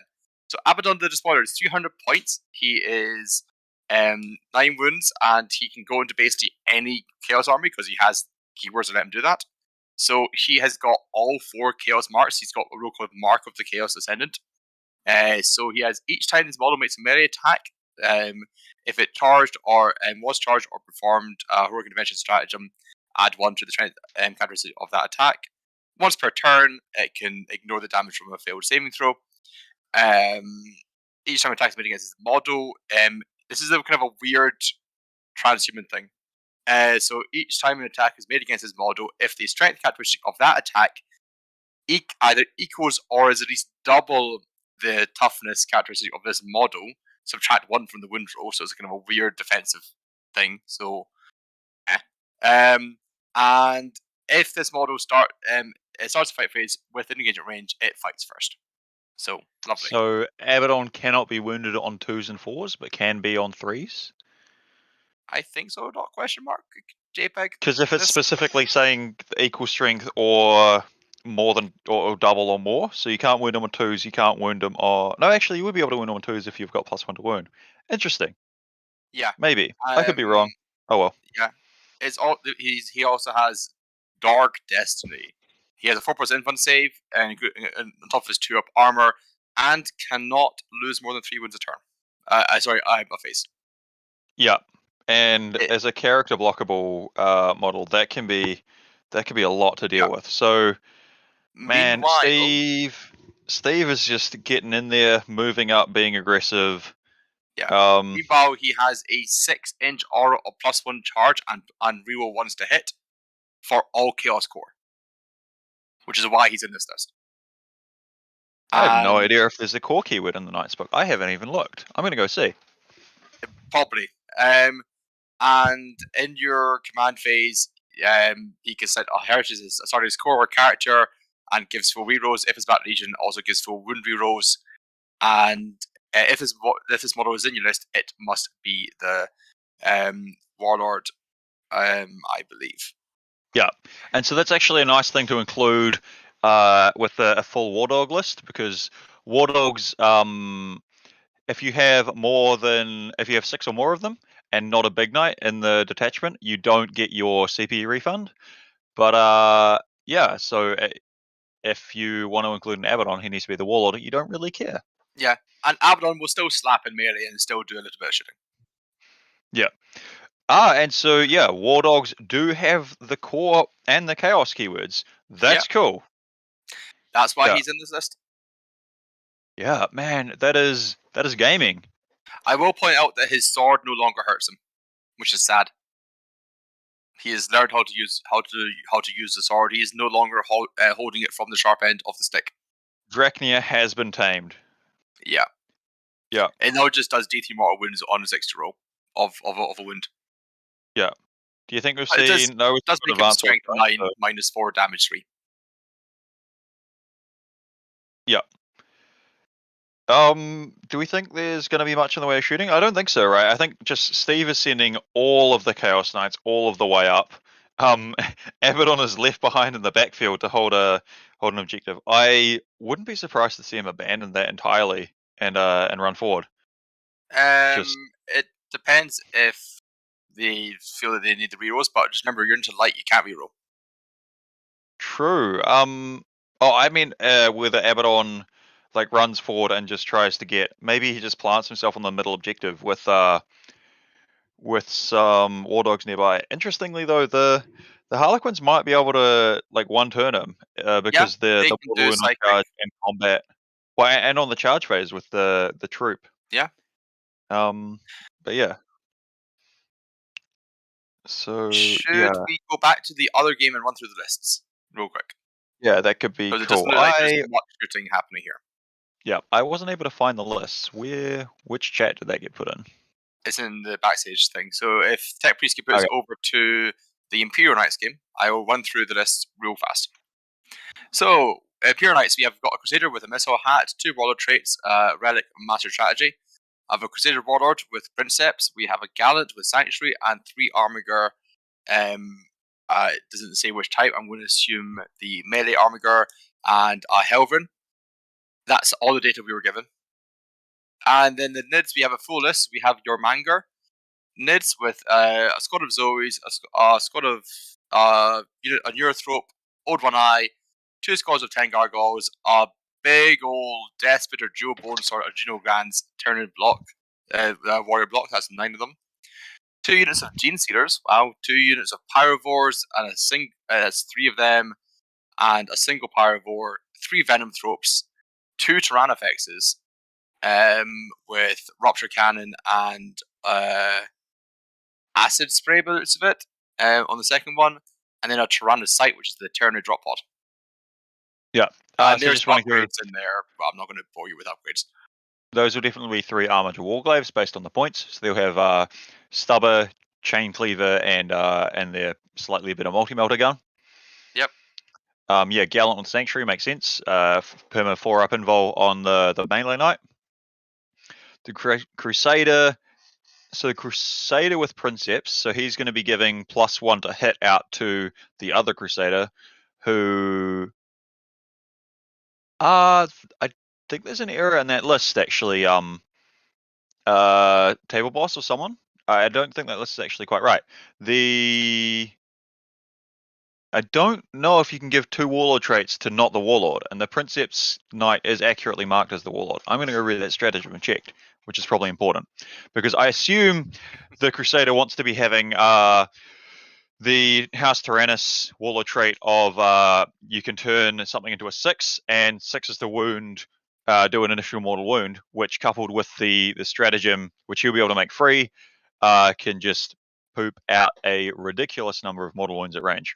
I'm going to go read some things. And whilst Alex goes read some things and the power pod comes down to do some damage onto the knights, I'm going to tell you about the 3 knight secondaries that we're taking, because we have Action Knight, Knight Strangle, and Third Knight as secondaries. So we've got Yield No Ground, sums up as hold half or more of the objectives, don't move backwards, and keep things out of your deployment zone, and you get 3 victory points per turn. We have got Honor the House, which is keeping up your honor points. So if you have 6, or more honor points, you I've got these in front of me, Chris, if you want. I also have them in front of me. Okay, continue. Yeah, so at the end of the battle round, if you have 6 honor points, or if you have more honor points than you had at the start of the battle round, score 2 victory points. In addition, at the end of the battle, score 3 additional victory points if your army is virtuous, or 2 additional if it's honored, and if you are dishonored, you go down by 3. And then renew the oaths, be in the middle, do an action, 3 victory points if it's a non-Titanic, 4 victory points if it is Titanic, additional victory point if it's a character, and on a d6, on a roll of a 4+, you get an honor point on top of all those lovely victory points. So basically, what happens is a knight gallant with the invuln runs forward, who has no guns anyway, and just goes action, action, action, action. Yeah, for sure. So yeah, I don't know if there's a take priest there, but I'm pretty confident that you can't actually put the second warlord trait on the non-princeps knight. So it's one of the things that's annoying that you can't quite get that combo with. But yeah, so an amusing thing about this pyropod going behind Hank there is some of your conditions for the Knight Stranglehold equivalent is you're not meant to run backwards, and you want to clear your deployment zone. Fortunately for him, you can't score that in your first turn, so he can run something backwards to start dealing with that pyropod, clear it, and then it's going to want to be continuing on forwards on its way. So could work out okay for him there. Yeah. Yeah, it's really going to mess up with the Knights' game plan, but of course, Knights with guns are typically long range, so they should be able to just walk ever so slightly forward, send the idiot with the invuln up, and tell him to go and press a button. Yeah. Also, I don't know what guns those Crusaders have. If they have the thermal cannon, they'll be able to mosey on over, get within half range of those pyrovores, and 2d3 shots that'll be hitting on. I could check the strength of them. They'll be hitting on good, wounding on 2s or 3s, ignoring saves, and automatically doing d6 plus 4 damage to pop those 5 wound pyrovores. So yep. That the thermal cannon is strength 9, so it'll only be winning on 3s, but still pretty good odds to clear some pyrovores quite efficiently. And this high fleet is one of our lesser seen high fleets. This is a Jormungandr.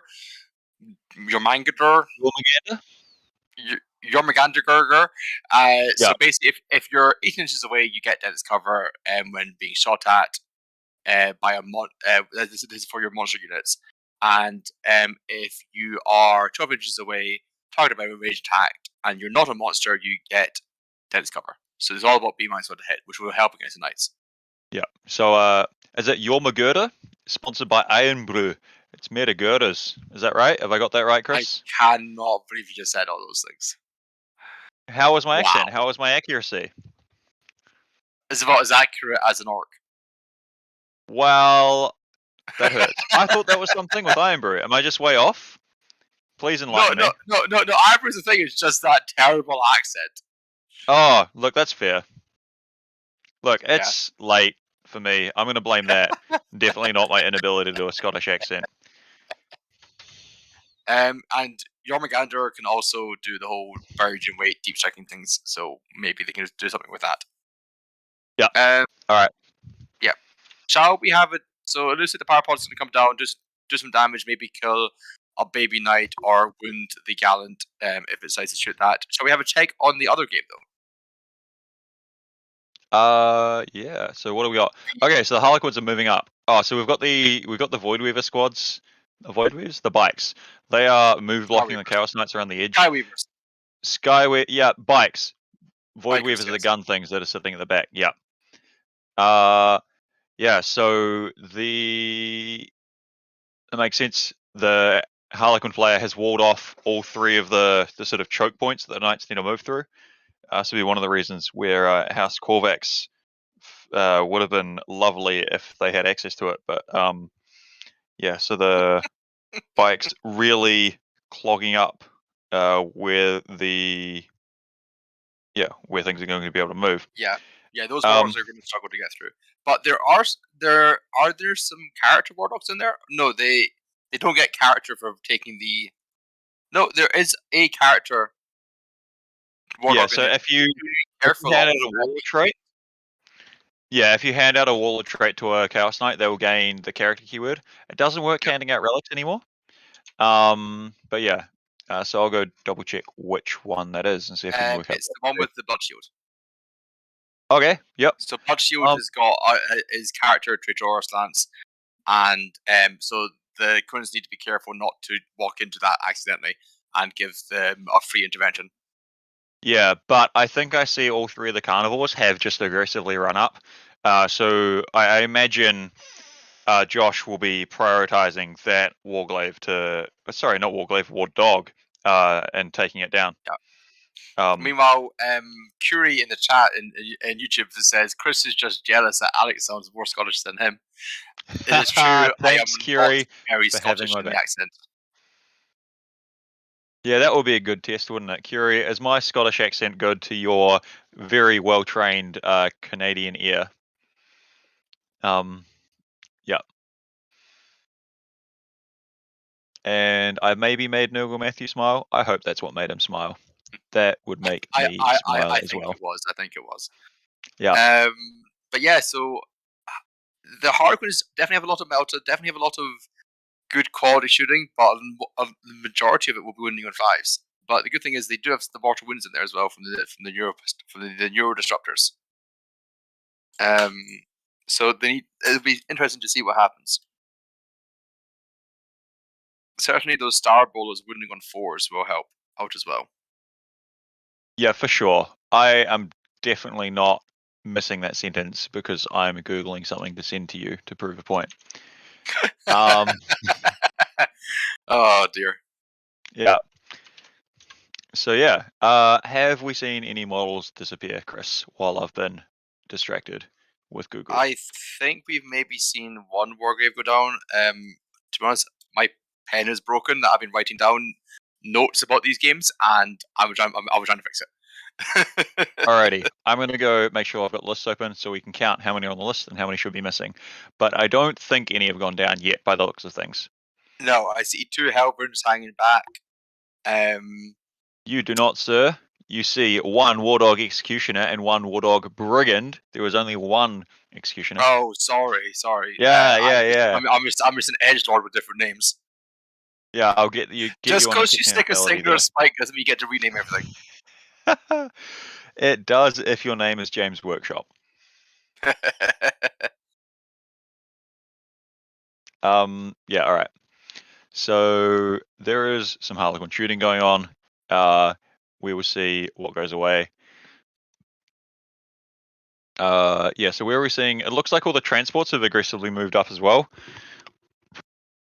They're probably banking on the fact that with where the Knights are positioned and so where the guns are, where the bikes are move blocking, that the Chaos Knights won't be able to get that many guns into position to open the transports. And definitely not to open the transports, then hit the contents. So what they can do is they can probably shoot bikes out of the way, charge transports, but not be able to get to the juicy troop inside, which is probably just the breathing room Josh is giving himself. Yeah, it's the one thing about those carnivores is that when they do, they have no guns, they have some supports. That's not going to be enough to help you pop transports. And if you can't see them with your actual big guns, it's going to be difficult to get in there and destroy transports and the contents in one turn, which is the trick to any combat army. Sorry, to any transport-based army, is do that. Should we have a brief discussion about the secondaries? Because we haven't done that for this game yet. Yeah, for sure. So the Steve's Yeah, it's not that surprising. Steve's secondary choice. So he's gone for Ruthless Tyranny, which is Chaos Knight Stranglehold. It is just literally better than Stranglehold. He may have even got 4 points for that turn one. Yeah, no, in fact, he definitely will have done because every objective is within dread range, so that gets him a point. At least half of the objectives are controlled by Chaos Knights. Oh, yep. Yeah, one of those carnivores did touch the top right objective, so at least half of the objectives are controlled by Chaos Knight models. Despite because Abaddon doesn't count and it's actually irrelevant now. Yep. And then at least the same half of those objective markers are within dread range because all of them are. So does Abaddon have the Agent of Chaos keyword then? I suppose to Yes, it does. Right, so that allows them to continue to take the Chaos Knight secondaries. That's quite cool. He has. It's the same keyword as that. You can recruit one of these things without messing everything up. Yeah, and so Storm of Darkness is the Chaos Knight's action secondary. Can be done in the Chaos Knights to player's morale phase. You basically sit on an objective and curse it or desecrate. Yeah, that would be the opposite of consecrate. And it completes at sometime in your psychic phase. I haven't run an abominant, so I'm not sure whether it's the start or the end. Sorry. So then you're free to shoot and charge if you've got something relevant nearby. Yeah. And so you get 3 points for each of those each time you do that. It's capped at 12 functionally because you only have 4 command phases where you can have it complete. But it's quite nice because you get most of a night's activation for it, and so you can also go in, clear an objective off, then start to basically, curse that objective. I know the detectives also provide a -1 leadership or helping your Chaos Knight shenanigans. For sure, helping that. Yeah, and so actually on that note, I wonder if when we come to what I would actually love to see Josh do is because I believe those are they 2 bike strong, or at least in the middle that might be a 2 bike strong unit of Harlequin bikes, or maybe they're all 3s. But I would love to see him try and double tap Ravenous Terror Shades. No, sorry, single tap Ravenous Terror Shades because in the Harlequin player morale phase, where basically you pointed a unit within 12, I believe, of a Terror Shades model, which is carnivores or stalkers. It looks like we just had a night blow up in the middle of the Harlequin army, by the way. Yep, that makes sense. You can auto explode a Chaos Knight, Spiteful Demise, I believe it is. So that's picked up one of the bikes. So that's actually massive. That'll open up the and cause trouble with the move block that Josh had set up. I would love now for him to double down and go to try and Terror Shades, maybe the middle to hope to go big and open that move block up, or just focus on the same bike squad up there because I don't know a Harlequin bike's leadership, but it'll be 1 less right now, and then they'll roll 2d6 for every point above the leadership they roll. They take a mortal wound. So it's within the realms of possibility to spike high and maybe pick up the last couple of bikes. Harlequin's leadership 8. Okay, so they'll be down to 7. That might get a bike if you're lucky, but yeah, that auto explode was a really, really good play by. It may have also just been a natural blow up. It may have been, but given that the proximity of that night, I expect he would have spent a CP on that. Yeah. But yeah, that's so quickly touching the Harlequins though, and their secondary. For sure. Yeah, Harlequins. Right, but the last one, Chaos Knight, is Assassinate, so that's going to max out at 11. Sorry, at 10. Hang on. Yeah. At 10. Yeah. My cool. bad. Yeah, so kill the 3 characters. It's a decent choice, I would say. So the only one to really note is Deadly Performance hasn't changed that much from previous, which is surprising. I think if anything, it's been buffed, but I don't know it too well, so I can't identify it from looking at the book only. So it's basically at the end of your turn, if you do 2 of the following things, you get 3 points. So one of them is control an objective that you didn't control at the start of your turn with a Harlequins unit, aka play Harlequins to play the game. Which they've achieved because that Chaos Knight was obsec touching the top left objective, and now it's dead, and there's a transport on it. A Harlequin unit is wholly within your opponent's deployment zone, not this turn, but next turn probably. Some random Star Weaver. Yep, especially with behind enemy lines. That seems like maybe the single unit of troop could be. Can you deep strike with Eldar? I'm not sure, But yeah, they You could have be planning to you have pop back there. the railway ambush or something like that, yeah. Yeah. 2 or more enemy units were destroyed by an attack with a ranged weapon this turn. We've already seen 1 go down to shooting. Yep. Play Bon Jovi because we're halfway there. Yep. And I think we may have a second one going down because the other knight who's kind of hugging that top left objective is looking pretty low. And lastly, it's the same again but with melee, which would be a bit harder this game. Into the knights. Yeah, for sure. Is that 2 or is it 3 in melee? Nope. Because I'm pretty sure it used to be 3. 2. Okay, so yeah, I think that is a buff to the secondary because, which that's an interesting. So I'm just going to double check. 2 All or right. more. Yeah. Okay, I could also just be wrong and have misremembered that. Yeah. Did they buff behind enemy lines, or did it just that everyone's taking it because the stranglehold's gone? I don't know. Well, I could imagine Harlequin's taking it because it pairs well with Deadly Performance, right? If you've got 2 secondaries, both benefiting from being in your opponent's DZ, then that's really pretty good. Like Stranglehold was so good because it just you got points for playing the game because you wanted to do the primary trading, take people off sort of game, right? If you weren't scoring Stranglehold, your opponent is likely getting it was a 15 in the old missions or 12 in the less old Nuckman missions. So yeah. It hasn't changed, but they've kept the whole thing where when it was originally released at the start of the edition, it was 2 units you had to have there to get the 4 points. Now it's score 2 if you have 1 unit, and if you have 2 or more units, you score 4. Yeah, for sure. That's been a thing for a while, but just very rarely is that going to be better than the alternative Stranglehold, which is now RIP. Yep. Unless you're Chaos Knights, then you have better Stranglehold. Woo! Mm-hmm. Yeah. So yeah, I guess it looks like we had one of the transports because I'm not going to choose the right combination of Star, Void, Weaver, and some other combinations. Yeah, look, I said I'm not going to get it right, okay? I did. Okay, good job. Pat yourself on the back for me. And then pat Nara on the back because she is a great dog. Nara, come here. So while we're getting off topic, should we get back on topic and talk about why we're here, Chris? Yes, we are here for to raise money for Child's Play, which is an amazing charity. It's an international charity. In at the very least, I know of US, Canada, UK, and Australia. And what they do is they go and provide entertainment systems, video games, board games, toys to children's hospitals and domestic abuse shelters to make the kids feel better whilst they're going through some pretty tough times. And mostly because a happy kid recovers faster and is one happier. You know, who doesn't love that? So you can donate by going to the links down in the doobly-doo down below and over to charityhammer.com and donate what you can. If you cannot donate, please share what we're doing. Please tell your friends to come watch this amazing 40k content, all using the new rules. And you may be able to win surprises, which Alex is going to tell you about. I sure am. So yeah, I'm not sure if Chris got this. I have been autopilot listening to this spiel a lot. But yeah, you should tactically donate in increments of $30 because every $30 gets you a raffle ticket.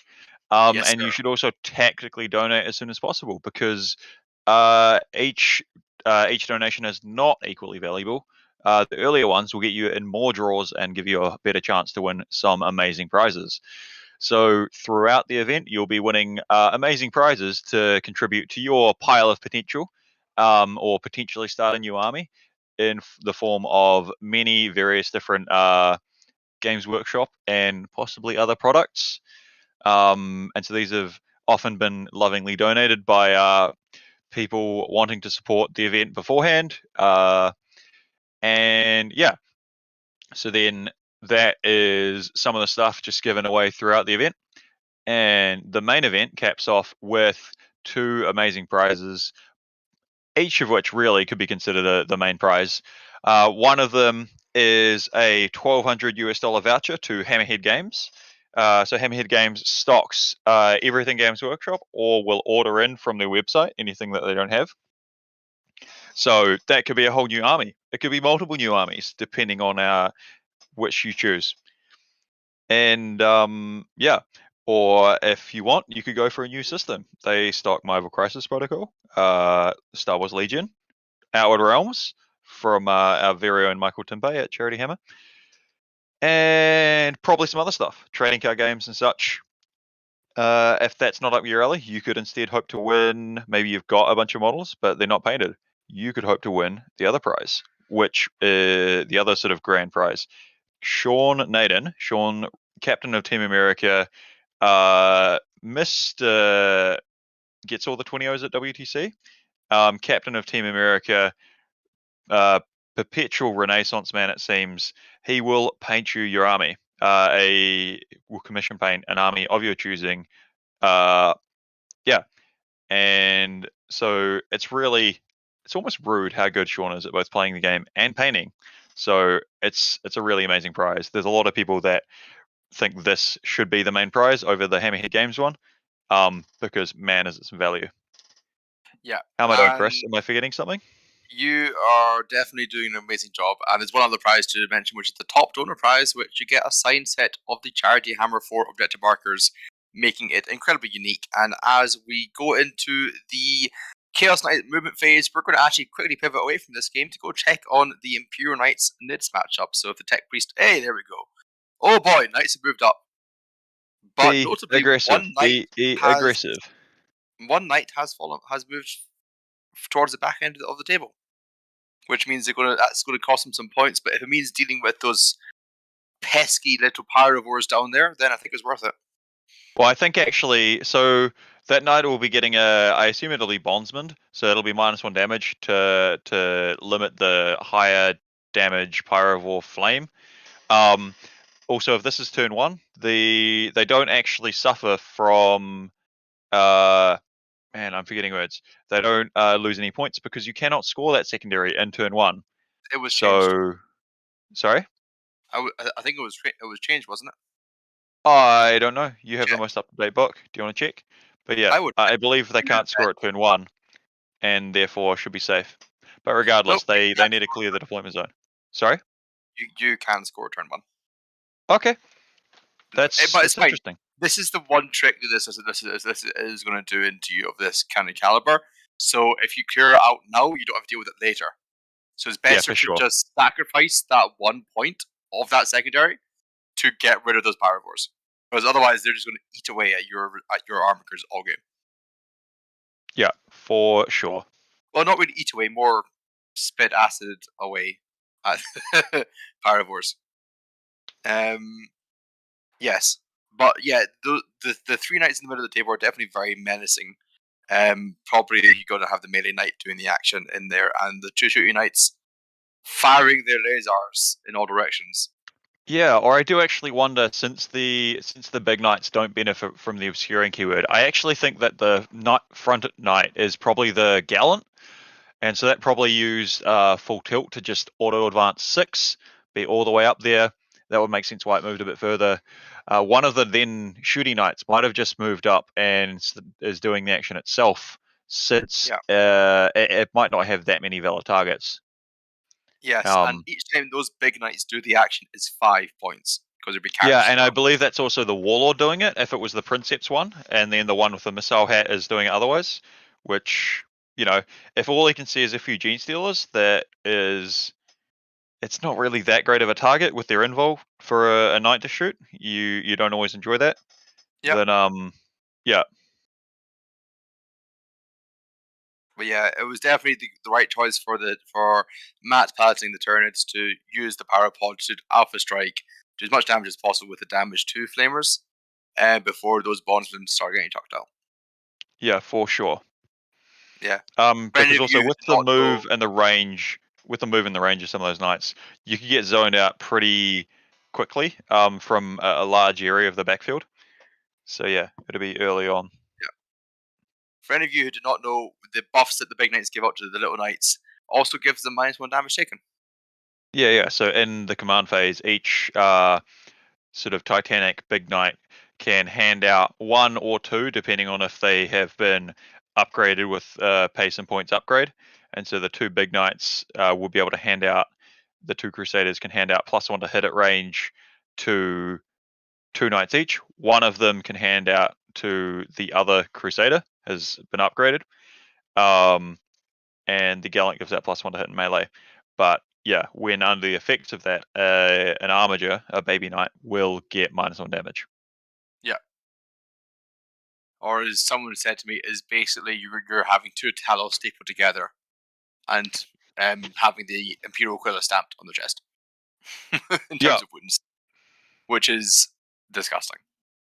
Yeah, there's a slight difference in they don't have, a melee invul or Feel No Pain, but there are potential builds to sort of hand out in an AoE a 5-up Feel No Pain and a -1 damage advance and charge aura, which can You also be have pretty fun. House Tyranids, which is I think the preferred house, the household for knights, which just gives you the 6-up Feel No Pain.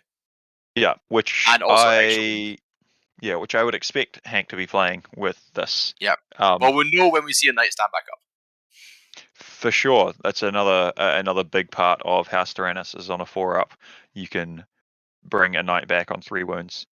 Yes, or you could be House Raven, which lets him advance and charge on shoot and charge and stuff like that. It's advance and shoot. If you want to advance and charge the knights, if you want to, and I believe they also ignore modifiers to that now, to the advance to some extent. If you want to advance and charge with Imperial Knights, you need an Errant, which can hand it out in the command phase. To an Armiger. We have no Errant. Yeah. We do have some Pyropods going down. One of them explodes, and so we'll be able to see if that's in Mechanicus house. I don't know if that was a Feel No Pain roll or not. We'll see wound counters coming along.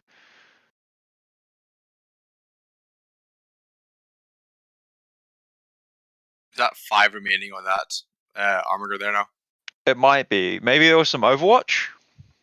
It also if he's looks charging Pyrovores, because It also looks like there's one Gene Stealer alive on the bottom right objective, which is a huge swing. Is that a Gene Stealer or is it a Hormagaunt, I wonder? It's some little annoying bug. Yeah, because I think the Gene Stealers are on the top left. So, but yeah, I had not noticed that. There were 2 units. There's 2 units of 5 Gene Stealers. Yeah. That looks like more than 5 on the top left, but maybe I'm probably just wrong there. Yeah, man, that'll be a really big swing if that little Gribbly stays alive, because I believe that'll have Matt scoring a 12 if it passes morale. I think so, yes.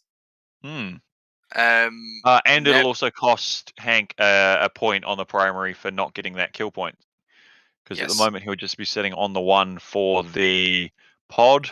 Hopefully, he'll be hoping that Warglaive can kill one of the Pyrovore units, but it might be a slightly tough ask. You'd need a hit and wound with all his attacks, hitting on probably on 2s. The Gallant probably handed that out unless it's bracketed. Wounding on 2s. It might happen. We'll see. Nemazor's Zandrek over on Twitch is saying Raven is advanced and shoot, ignoring modifiers and counts as stationary, and the 2 Armigers are painted as House Raven. Don't rely on the paint schemes too much, because a lot of the models are borrowed and smashed together to make lists, because these players arrived with no idea of what the data set at the points are going to bring.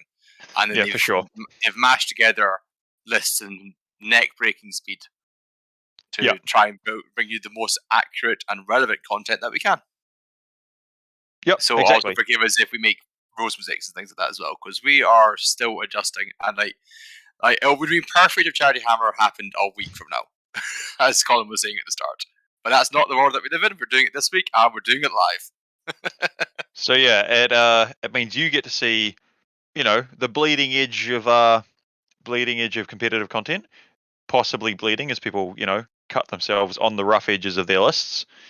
But yeah, it is as new as possible. It's some great players trying to build and test the hard way some lists with the new pack.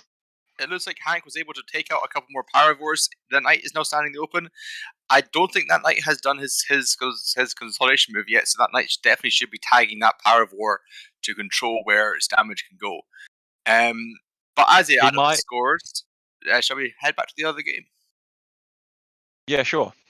assuming we have a Tech Priest, a Machine Spirit of the Stream to help us out. All right. Oh boy. So the Chaos Knights have been aggressive. They are, so they're charging the transports on the bottom left objective because they couldn't get them out of the way. I assume something is. Is he all the way on the? Wow. Yep. Abaddon got right in there. Yeah. So I assume Abaddon's moved through the wall because I think he's still an infantry model. Made his charge. I now assume activated, piled, and consolidated around to just be as far forward as possible, saying, "Go on, try get through my wound gate." Abaddon is still infantry. I can confirm. Alrighty. And it's kind of just as you were saying, Alex. They're able to shoot at the bikes and not so much the transports, and now the transports are being popped, and the infantry are just kind of going to be standing there a bit, maybe a little bit shell shocked as they're staring, as Abaddon and two war dogs are staring them right in the face and going, "Hello, my praise." Yeah. And on that note, we have a transport getting opened up. So I expect that at the back, those three will be the Void Weavers, the heavy support Harlequins unit. So they probably burnt the now once per game fire and fade, I would assume, to pop out, shoot, and duck back. I think they had an angle on the Slaughter Claw or whatever it was up at the top right, the top left objective. Oh, okay. That could also do it. Although that would be risky because then they would have been fired upon in return with after that explosion. Although maybe those knights would have tried to pop open the transports that were right in front of them. I think risk you'd be willing to take, because the once per game, you can work the angles where only a couple of knights would be able to shoot. And certainly with things like that Starweaver now in front of that objective, that line of sight might become a bit more challenging to actually obtain. Yeah. Yeah, Nemazor Zandrick over on Twitch. Abaddon is not a monster, poor G-Man. Yeah, G-Man has gone down in points, which is nice, but he's still a monster, which makes him a lot more awkward to use. Yeah. Oh yeah, and so Curie and YouTube at some point did clarify our question about what is it called, deadly performance. It got buffed. Interesting decision to buff this the secondary that Harlequins were always taking and scoring well on. But hey. That's GW. Yeah. Well, I think the issue was that they still have Harlequin stock, so that can't happen. Yeah, I still don't buy that. Look, I can understand, to be honest. They probably expected Harlequins to be a bit more of a melee faction performance than actually were, but it turns out they usually shoot a bit better. Looks like we have another tin can of Harlequins being opened up, and they actually need to be really careful before they start getting tagged and stuff. Because mind you, they can fall back and shoot the Harlequins. They ignore rules. Yeah, usually that was the Knight's job, where the big Knights just do what they want. They fall back, move over stuff, shoot and charge. Uno reverse card this time. These guys can get move blocked, but the Harlequins do what they want. Yes. And but you still don't want to go into engagement and take a bunch of damage for free. Yeah, for sure. It's only going to be strength 5 with the special weapons, so it's not horrible. But I think I've only got the 2 special weapons. The other ones will be... Are they strength 3 or strength 4 with the regular Harlequin blade? Do you know? Does it give a +1? I will check. But the point is why risk it when it gives you no benefit? Yeah. Because there is always that one chance. Harlequin blades are chain swords, so they just give an extra attack nowadays, and AP1. Right, and so there'll be strength 3, wounding on 6s, unless Harlequins have got a base strength 4. The Harlequin special weapons are all +1, -2 damage to, so they're all strength 4. For the okay. So they've only got a couple of guys hitting that aren't wounding on 6s, so that's a bit rough. But it's damage too, so Yeah. Although Chaos Knights do have a -1 damage stratagem, so yeah. It's still a case of why risk it for low chocolate biscuit. Yeah. The Chaos Knights are really turning the screws into these Harlequins. They're kind of penned in, but they have also left the middle of the board completely undefended. And if the Harlequins can maybe just jump over and play switcheroo a little bit and just start to take over the Chaos Knights half of the board, they might start to really feel it in return. Yeah, the thing is, if they want to be on any of the objectives, they're almost just going to be in striking distance because, like, the scouring is so closed in. They've picked up 4 of 11 Chaos Knights in their first turn, so there's still 7 left. Yeah. And there's an Abaddon, like, up in the Chaos Knights deployment zone. This feels not good if you're the Harlequins player, I think. Right, because with the damage done by the Chaos Knights this turn, maybe the Harlequin characters go in big and can do some damage here, but I don't know. I think the Harlequin collect back here is really going to define how the game goes. Yes, it's the one thing for sure is that the Harlequins just can't stand around and get hit. I think they do need to make that fighting retreat, take the chances on some charges failing, things like that. Yeah, for sure. Also, if they get far enough away, then suddenly the shooting into the Harlequins will be as effective. That is true. Yeah. Shall we pan over to the other game? I think so. I think it'll be more interesting in this game. We'll just see how many things disappear because it's a quite granular number of Chaos Knights left. Yeah. So what are we seeing here? We're seeing bugs. Are they retreating? They're definitely moving. That is down the bottom there. That Tyrannifex has moved quite quickly forwards. I thought that was behind the rock on the It could left. also just been coming from Deep Strike. True. Because your Manger does that. They're all about burrowing and tunnels and sticky bugs. But yes, the big guns quite literally have come out to play now. Yeah. And so I wonder if this is another bait to sort of go behind and slow the Imperial Knights down, or I think force them to deal with stuff behind them. And their deployment zone. The Brick of Tyranid Warriors coming in from reserve as well now. I think the Knights could probably play it where if they get a long enough charge, they could maybe get round the base of that big monster and end up further ahead than they were. But I think most likely they'll just touch onto that obscuring lava rock and shoot through into the big monster and then charge the warriors. Yeah, well, do we know, are there some zoanthropes? I didn't thoroughly read the Tyranids There are list. some Zoes. I think they're in the bottom left and they have the yellow brains. Actually, no, I think those are those not Venomthropes, and maybe the very bottom left is a zoanthrope? Or is that a Neuro? That's a Neurothrope. We have Neurothropes, Zoanthropes, and Venomthropes. We have all the Thropes. Yeah. My thought was those yellow bits were Venomthropes, but I could, of course, be wrong.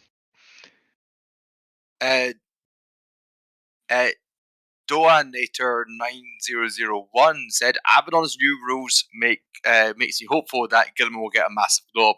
Well, the guy just went down like 50-80 points. So it was 80 points, 380 down to 300 on the nose. Yeah, which is a pretty big buff. The issue is you're going to be losing Super Doctrines when you take him because he hasn't got the right keywords yet. So if G-Man could get that kind of like Agent of Chaos thing where you don't like once he's like within Marines, you don't mess with his Super Doctrines, that would be a big increase for him because it's just he gets that bigger reroll aura range. But that would be pretty cool. Yeah, I wouldn't be surprised if we get Space Marine 2.0 kind of like early next year. Yeah. I have seen people floating ideas of stuff like G-Man with Custodes Dreads, because, oh no, I've lost my Qatar stances that the Dreads don't get anyway. But yeah.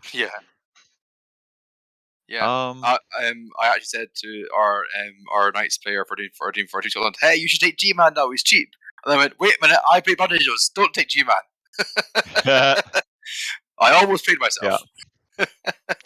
Congratulations, Chris. Yeah, so big Brick of Warriors coming in. They're going to pose a pretty big problem if they hit this charge for the Knights, because that's a lot of strength, like 5 or 6. So wounding on 5s, damage to AP to saves, which is kind of like Knights don't like to see that kind of profile. Yeah, I mean, so the AP2 is at least the knights get a little bit of a reprieve there, but yeah, I think it's pretty reasonable odds they make that charge as well, because if they can shoot the knights with a synapse creature, by the way, warriors are synapse, then I believe you can get +2 to charge, maybe also a 3d6 drop the lowest, which starts getting pretty reliable. I think we've just seen that card go down. I'm not sure if that stops Overwatch, because if he charges the wrong knight, and it's the one with the warlord trait to do 6s to do mortal wound, and it's got a lot of shots, suddenly you're in a world. You could be in a world of pain very quickly. Yeah, that's true, but it's like there's not auto hitting. It is not my beloved Megara Overwatch that will really put the fear into a Tyranid warrior brick with auto hitting 3 damage wounding on 2's flamers and Tesla 3 damage AP2 lightning cannons. Yep. I need to have another go with it. You know what?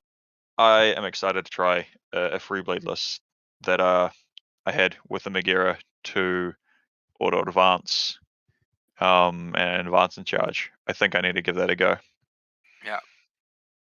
So yeah. It's something to note here that the Bucks are still pretty conservative. Like, they're not leading up with everything. They haven't sent the squad of Gene Seers or whatever it is up in the top left to go over to the top right and start harassing that wargrave there. So they're still biding their time, seeing what the knights do, trying to come in behind the knights as much as possible, which is the direction the knights do not want to be heading into. Yeah, for sure. I would need to check. I wonder if the head backwards and the don't fall back are the same category for that Knight Stranglehold. I'm just having a look now. But if that's the case, maybe just tagging the knights and hiding behind them doesn't. That's probably okay. You probably just go, yeah, I'm going to try score 4 points a turn for this and max it out anyway. I've got it here for you, mate. I am also reading it myself. Yeah, so they need to, if they fall back or move further backwards, then that loses one of the potentially 5 points per turn available, I believe. So then, how many points per turn? Sorry, 3 max per turn. Okay, because you can right. Okay, they've made it 3. Right, that makes sense. So yeah, okay. So you need to do that every battle round, but yeah. So they'll probably just accept. Look, we're going to go for the 2-point categories, and we'll just accept the fact that we can fall back and do things, and try and clear your own deployment zone. But actually, I believe Hank, he didn't clear out all the pyrovores and did move backwards, so he won't be able to get that max. And also, if you look at the very, very top right of your screen, you will see a bunch of gargoyles or something there. For sure. And the bottom left. So actually, yeah, Matt might do a pretty good job. He might hold Hank at this rate to a 10 on that secondary, which for something that you consider to be usually pretty good for a 15. That's a nice effort. Yeah. It's so important, and this is what a lot of, I think, newer players do, is they don't deny their opponent's points. They only worry about scoring themselves, and that is fine. That will get you certainly a distance into tournament play, but when you get to the top levels, you need to start thinking about how can I actively stop my opponent scoring points. For sure, and I mean that'll be your experience with the 20-0 differential for WTC showing, right, Chris? Oh yeah, like hugely. There's in WTC we have a thing called the race to 50.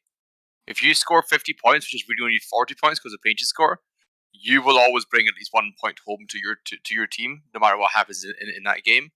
So you'll see a lot of players start to deny opponent points. It's rather than using this character, I'm going to run him away so you don't get 3 points on Assassinate, for example, and that means you may cap out at 48 points, depending on your conversely, other secondaries. Or conversely, maybe you'll run your characters to some really killy melee unit because your opponent's taken psychic interrogation. You can't interrogate characters if they're dead. Or put them into reserve, or do just anything. As soon as I see psychic interrogation, I think, how can I mess with this game? Do I need my characters? And the answer is often no, I don't.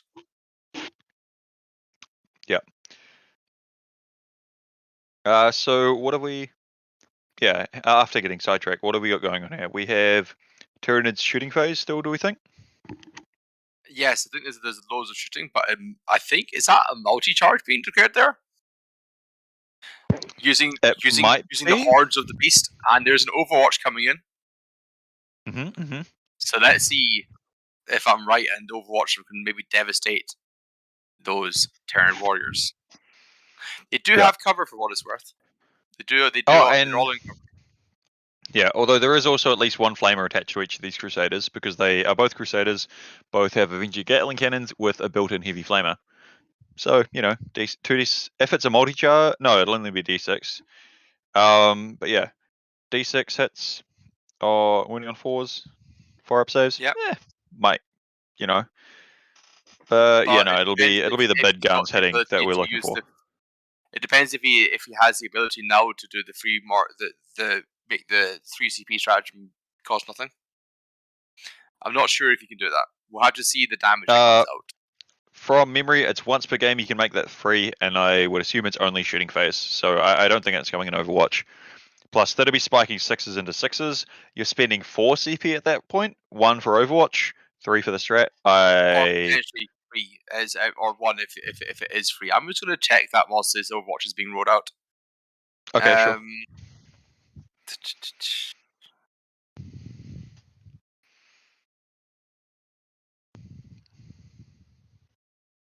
So yeah, just waiting to see if any models get pulled or wound counters get put down. We've got 1 warrior dead. And 1 has taken a wound. So there was maybe a 6 to wound in there, and a mortal wound taken. Yeah, just waiting to see what comes next.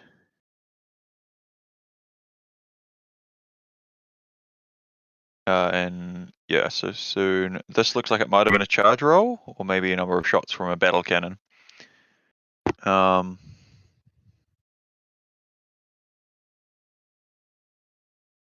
So yeah, sorry guys, we'll soon see either some models removed or making a charge, and then I guess await impatiently to see how much damage the knights take.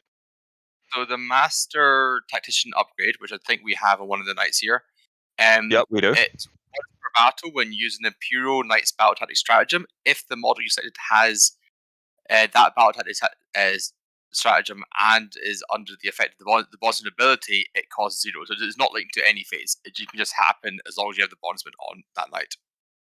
For sure, but I don't think the stratagem will work in the Overwatch. I will check that now. Yeah. I'm also flipping through to see. So it is in your shooting phase, so you cannot use that stratagem. Oh well. Yep. Still, I mean, 1 CP to fire all those guns before maybe it's taken down, kills off a few, probably you survive then. Yep.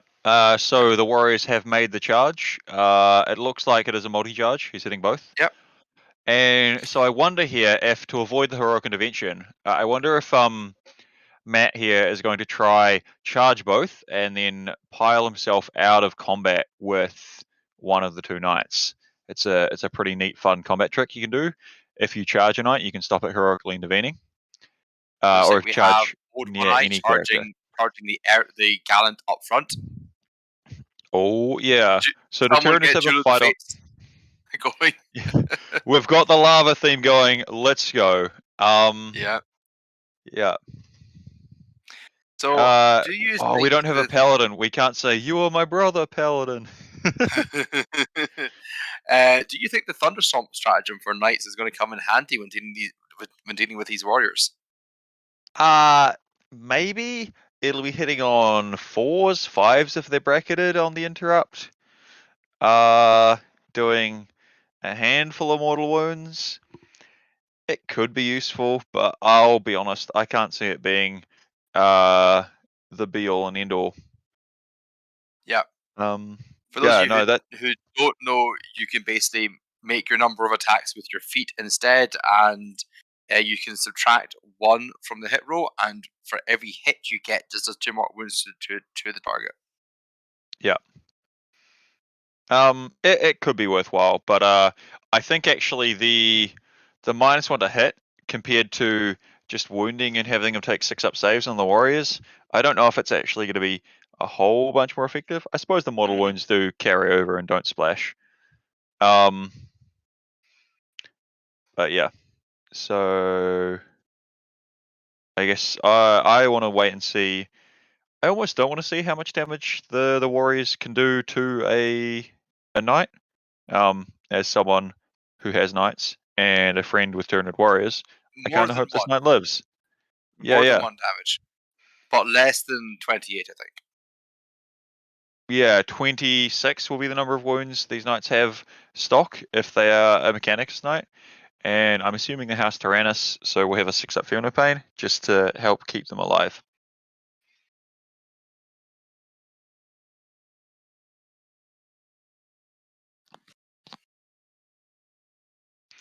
So yeah, I'm not sure what's we being have. rolled into here, but a CP is better for the Tyranids.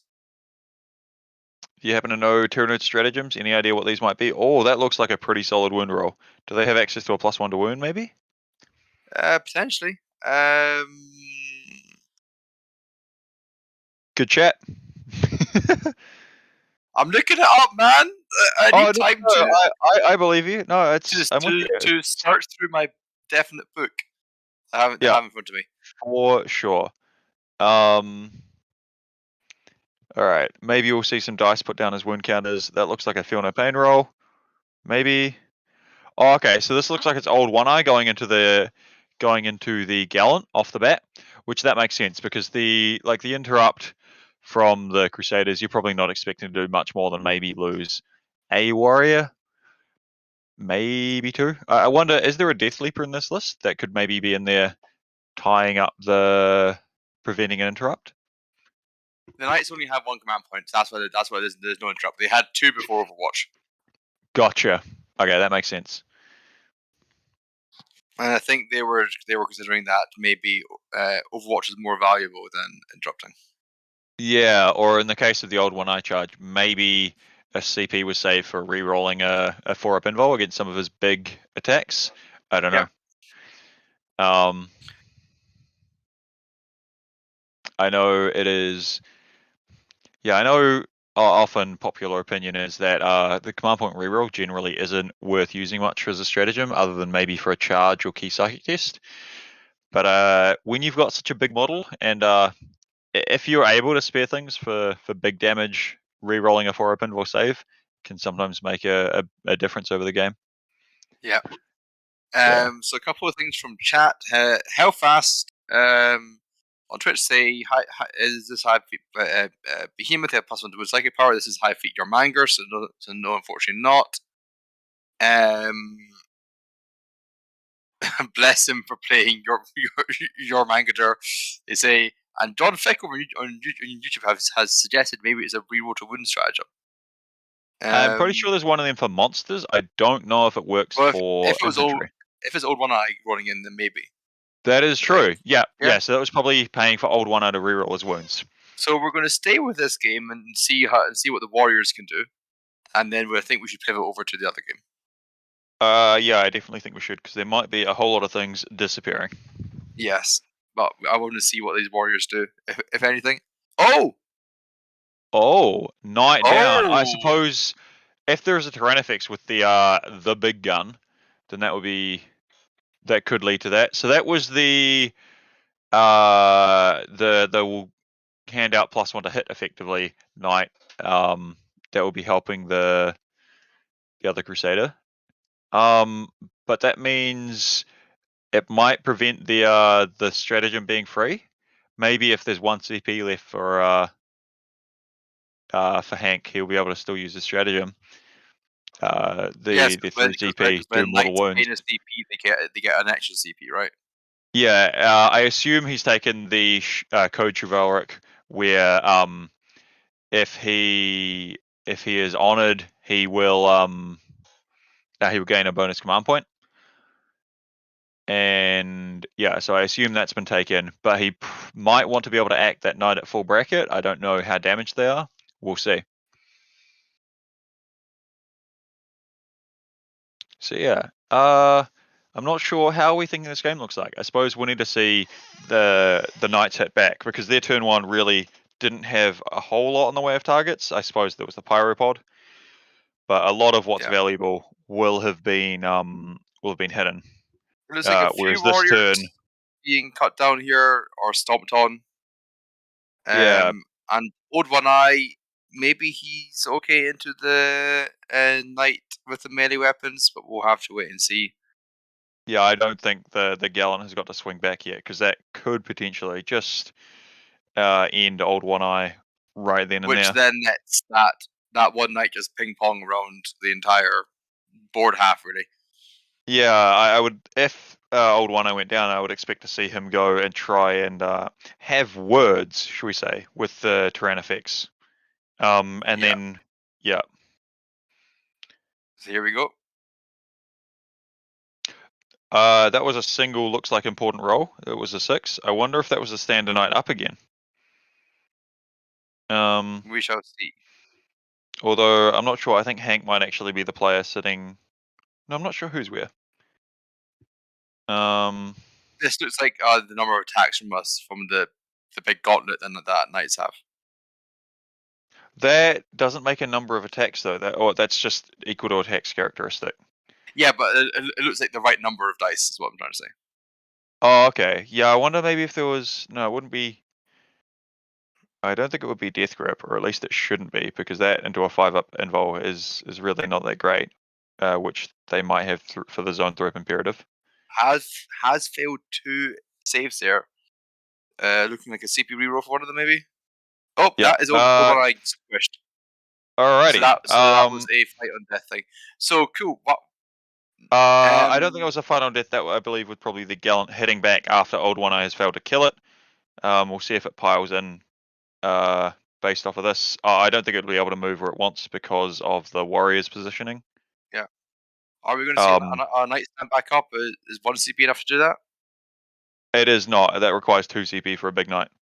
Oh, they really should not Overwatch then. Yeah, I guess you're right there. It is on a 4-up, so yeah. Shall we pivot to the other game, see what's left of both forces, really? I think we should, yeah. Because this one, there'll be a bit of discussion, and then we'll see after the knight's movement and what disappears in their shooting phase. So yeah, hopefully the table boss can swap us over. So I see. I think there was 1 knight has gone from the top, and 2 knights have gone from the bottom of the. Yep. No, hang on. No, only 2 Chaos Knights have gone. 1 from the bottom, 1 from the top, because there were 7 left prior to this. And now there's 4. Yes. So wait, we've lost 3 knights. We've lost 4 knights now. Okay, yeah. So we've learned that some things are dying, and I am struggling to count at almost 3 a.m. Yeah. Abaddon, who is not OPSEC, and the only concept model is being contested with the single Star Weaver, and it looks like we've had a charge move made into the Helverin style War Dog, with some Harlequins, and is that a character out in the open? With it, I think that character needs to be very careful. Whereabouts are you looking? In the bottom of the bottom center. Yeah, maybe. Yeah. So yes, they'll be tagging in. They're trying to put more OPSEC models because these War Dogs count as OPSEC 5. Yeah. So that is currently contesting the objective of all those troops there. But honestly, that one, the being Iconoclast, that Executioner, it'll have an extra attack because it got charged. 5 attacks, hitting on probably 4s, wounding on 2s. Yep. That honestly could threaten. That could threaten to pick up a clown, and then. I think that was an explosion roll. I think that might be dead. So I think we're down to a couple wounds remaining. Oh no, we've taken. I see 2 dice. So no, I think if it hits back, that could have been charge phase mortal wounds. We'll wait and see. I don't know what that 3 on the card is. 3 on the I'm not sure. I expect that'll be its wound tally for its for its mirror honored thing. I see. Yeah. Yeah, that would make sense. If it kills a bike, it would have a 3. Yep. That would be my best guess. It's probably shot 1 bike down and add 3 wounds to its tally. Yeah, because they get it It's for the entire offering model that to the they killed. Dark Gods. Yeah, for sure. So if a bike got dropped to 1 and gets finished off, then the 3 wounds of that bike would be added on there. Or regardless, the 3 wound autocannon is quite efficient into 3 wound Harlequin bikes. Cool. Okay, so that's a fight. It looks like that knight is going to be alive, so I really want to see if it can punch a clown down and reclaim its objective. Yep, coming in with the shin kicks. Yep. Go get him. Oh, and I think that was a dread test. I wonder if that was Terror Shades. Yeah, Table Boss, maybe you could just check if that was trying to use the Terror Shades stratagem. I don't think the Executioner has the right keyword for that, but it could be somewhere else. Or it could just have been some saves rolled at the end. I don't know. I think it's some saves because I think we're still in the fight phases and Terror Shades in the morale phase. It is. I don't know. Also, just to note, Abaddon is down to 6 wounds. Yep, so he took some damage from something, probably Void Weaver shooting if I had to guess, right? Yeah. Or just some form of shooting. Yeah, okay, so I think maybe he just kicked down 1 clown, I think. So it probably put 2 wounds, and those were saving throws. Because I think there was a high number and a low number. But that does mean that the tally is up to 4. Harlequins. It does. Which means the Chaos Knights have that objective again. Yeah, the shin kick has done its job, which I'm not that surprised, and I am proud of that little wee Executioner. I wonder if the Chaos Knights player will have a couple of CP to maybe have that guy fall back, shoot and charge, or actually that might be better off used up the top there. If this knight, maybe it's a brigand. But yeah. So we'll see. This is a pretty effective turn by the Harlequins. I think the move lock and this turn, I assume where characters have been committed, might have been enough to break the Chaos Knights. This has always been the issue with Knights, is that you are low model count. Even when you're spamming out armigers, you're down to, 4 models now, and there's 5 objectives. Therein lies the problem. Yeah, for sure. And also, I do wonder here if Abaddon, while cute, might be... He's 300 points that moves 6 inches. And just, that can be rough. Like, that could be... he could be swapped out for 2... any 2 Chaos Knights almost. Yeah. Definitely 2 Stalkers or 2 Carnivores, which moving 12 or 14 respectively. Maybe you'd prefer that. It's definitely not the best showcase for the new Abaddon fitting into Chaos Knights Warlock spam because of the light rules, which stops you from rerolling to hit. Because that's for sure. That's the big draw. Is it gives an efficient army efficiency. And also, now to come to think of it, the light stratagem that'll just be a horrible time for Abaddon, where you charge and they go, cool, we're going to use the CP that we gained this turn to run away. And yeah. Oh, Abaddon, Talon Horus at that character. I think that's the shadow here. Oh, yeah. Looking at the silhouette of the model. Mm-hmm. And yes, I think the Troop Master or the Solitaire, it was up plunging knights up at the top.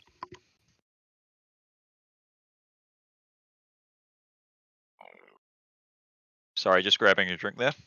No worries, mate. Yeah. For sure.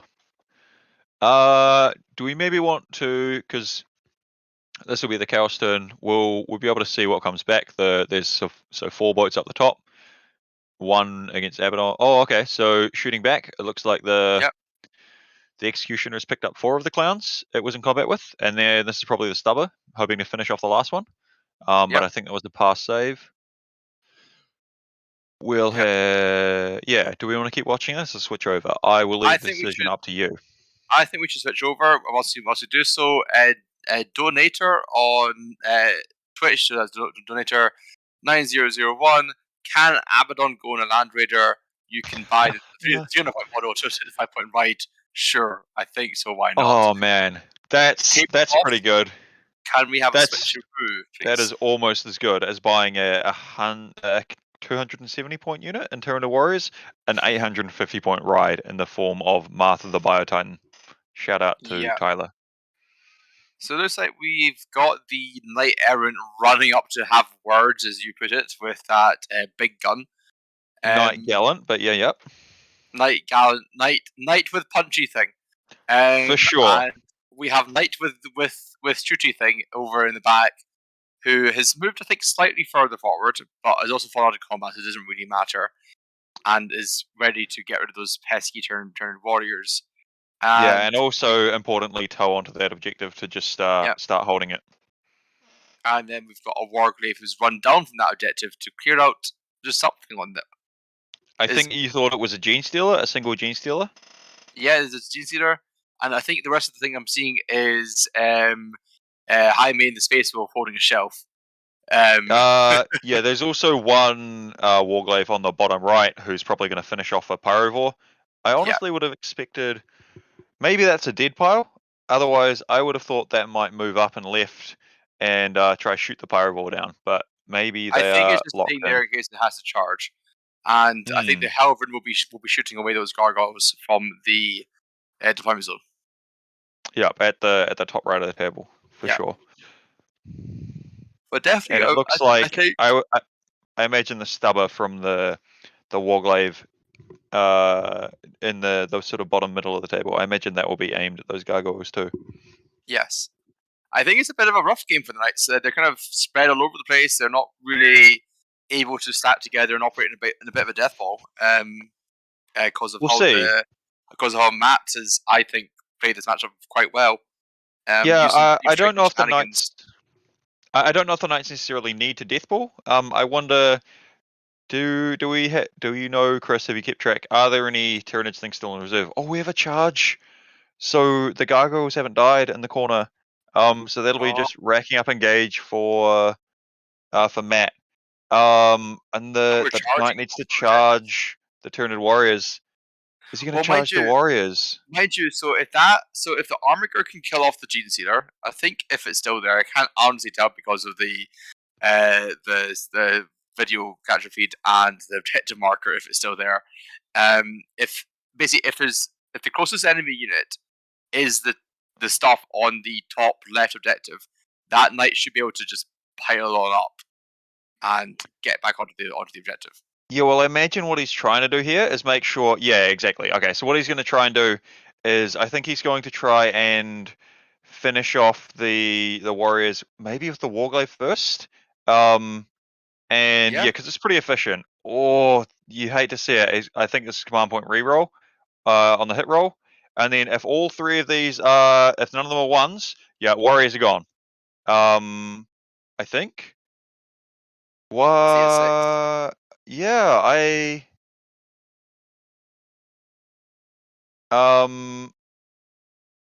so I think there was some Phenopanes being rolled there.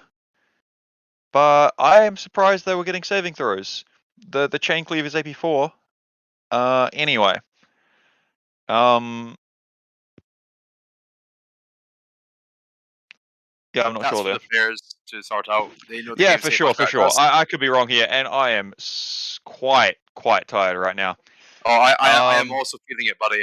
This is my 8th hour of. I'm almost done 8 hours of commentary back to back. That is fair, but it's also in the middle of the day for you, is it not? It's about 4 o'clock, but it's been a long shift. I'm not going to lie. That's pretty fair. But yes, hopefully that Knight Crusader with the top hat can stompy those bugs away. But maybe not, because I see one more dead, and I think the other one is still alive. Maybe. Yeah, no, I don't think enough has been done by the Knights this turn. I think they would have needed. That's very big. Yeah, I think they needed more shooting damage done. Honestly, I thought the shooting phase would have still yet to have happened. I The think the Gallon shooting is phase was spent on killing the big bug that was on the bottom right objective. that would make sense. So this is a Gallant just trying to roll this Tyrannifex. I think he's going for some 6-up saves against the Paragon Gauntlet. Yeah, it's not a Paragon Gauntlet. That's a Relic one. It is just a Thunderstrike Gauntlet. So I think that'll be a dead Tyrannifex here. It does explode! Explode! Yeah! For 1 mortal wound. 2. Which do you feel no pains? 2? Yeah. Is it? Okay. It's D6, isn't it? It's a big bug. I thought I just saw a 1 there anyway. No, that is now 10 models on that objective for the Knights, which they sorely needed. Yeah. And if he gets Virtuous, I believe that Knight also is Obsec. I don't know how honoured Hank and his Knights are. I will go look at the conditions required for that. Well, they have to pick it on the lists, but I think that's the end of the Knight's turn there. Should we have a quick tab back to the Chaos Knights game? Yeah, let's do that. I'm still going to look for these oaths and double check some things. Oh, we're back into a Harlequin's turn. So Chaos Knights, what do? They did a wee bit of shooting, they did a wee bit of fighting. I see significantly less Harlequin infantry on the board, but we still got the one biker in the middle. We still have the 3 Void Weavers.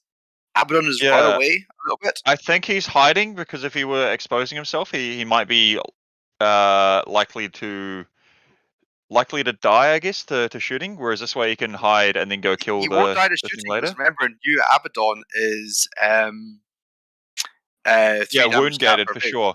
Yeah, but maybe there's some troops still inside that boat. If there were troops still inside that boat, Abaddon would be, if he pokes his head out, he could very easily be killed by Void Weavers plus troop shooting in combat with some mortal wounds, and still wouldn't hold the objective. Whereas this way, maybe he can live and do something about it later.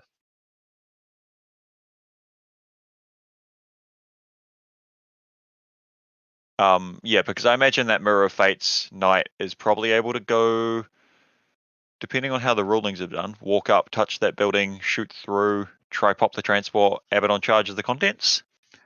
In WTC, that would be illegal because there's no actual base to go and touch. I understand. The tabs are purely structural.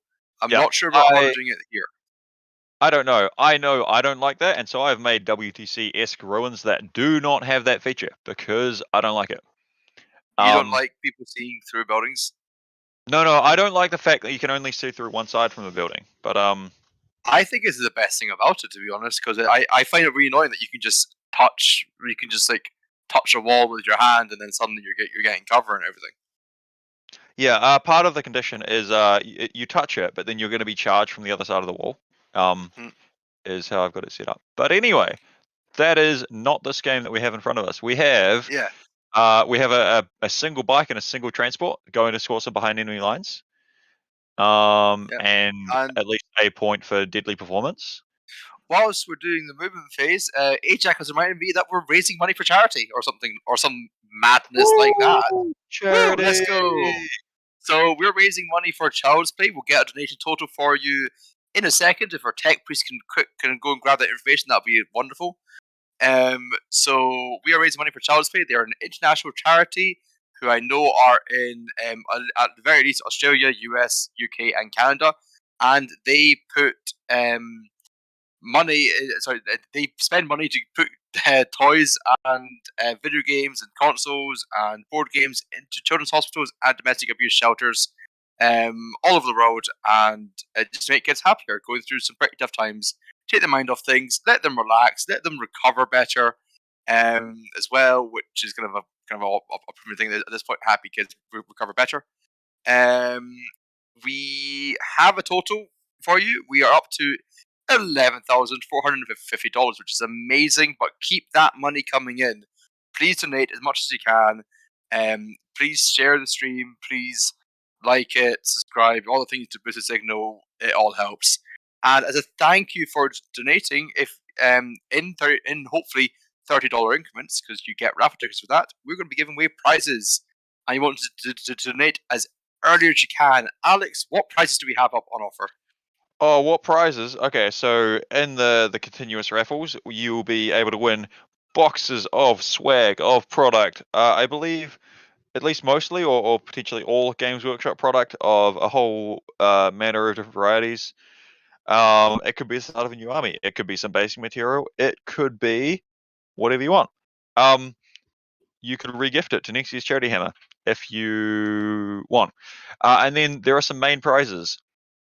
So, if you manage to be the most charitable, the best of the Charity Hammer donees, or something, you will win some custom objective markers. These lovely objective markers you see on the screen, themed after events of last year's Charity Hammer.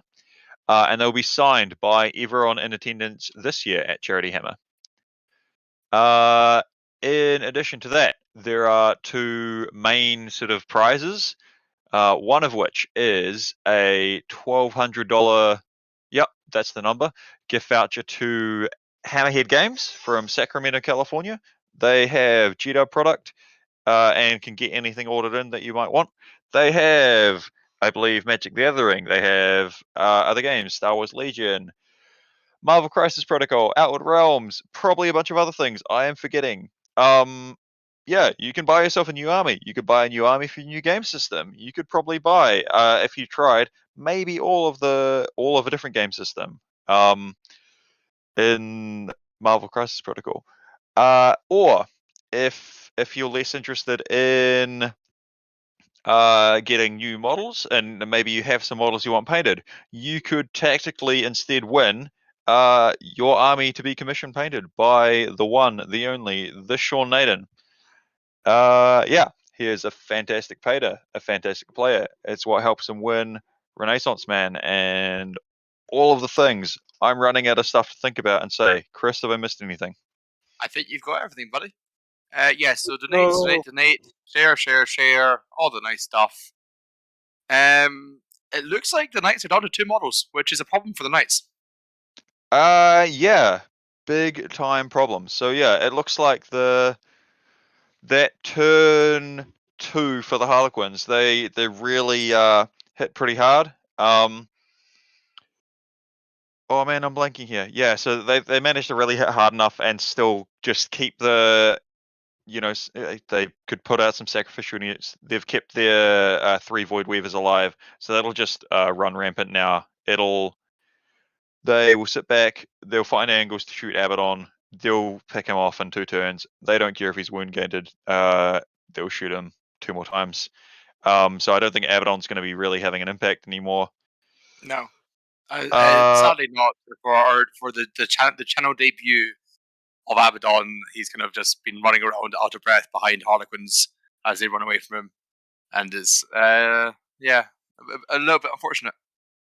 Play keep away with the chosen of the Pantheon. It is a bit of a sad state of affairs for Abaddon. Going into round 4, we have a direct tie of the scores, but I don't think that will last very long.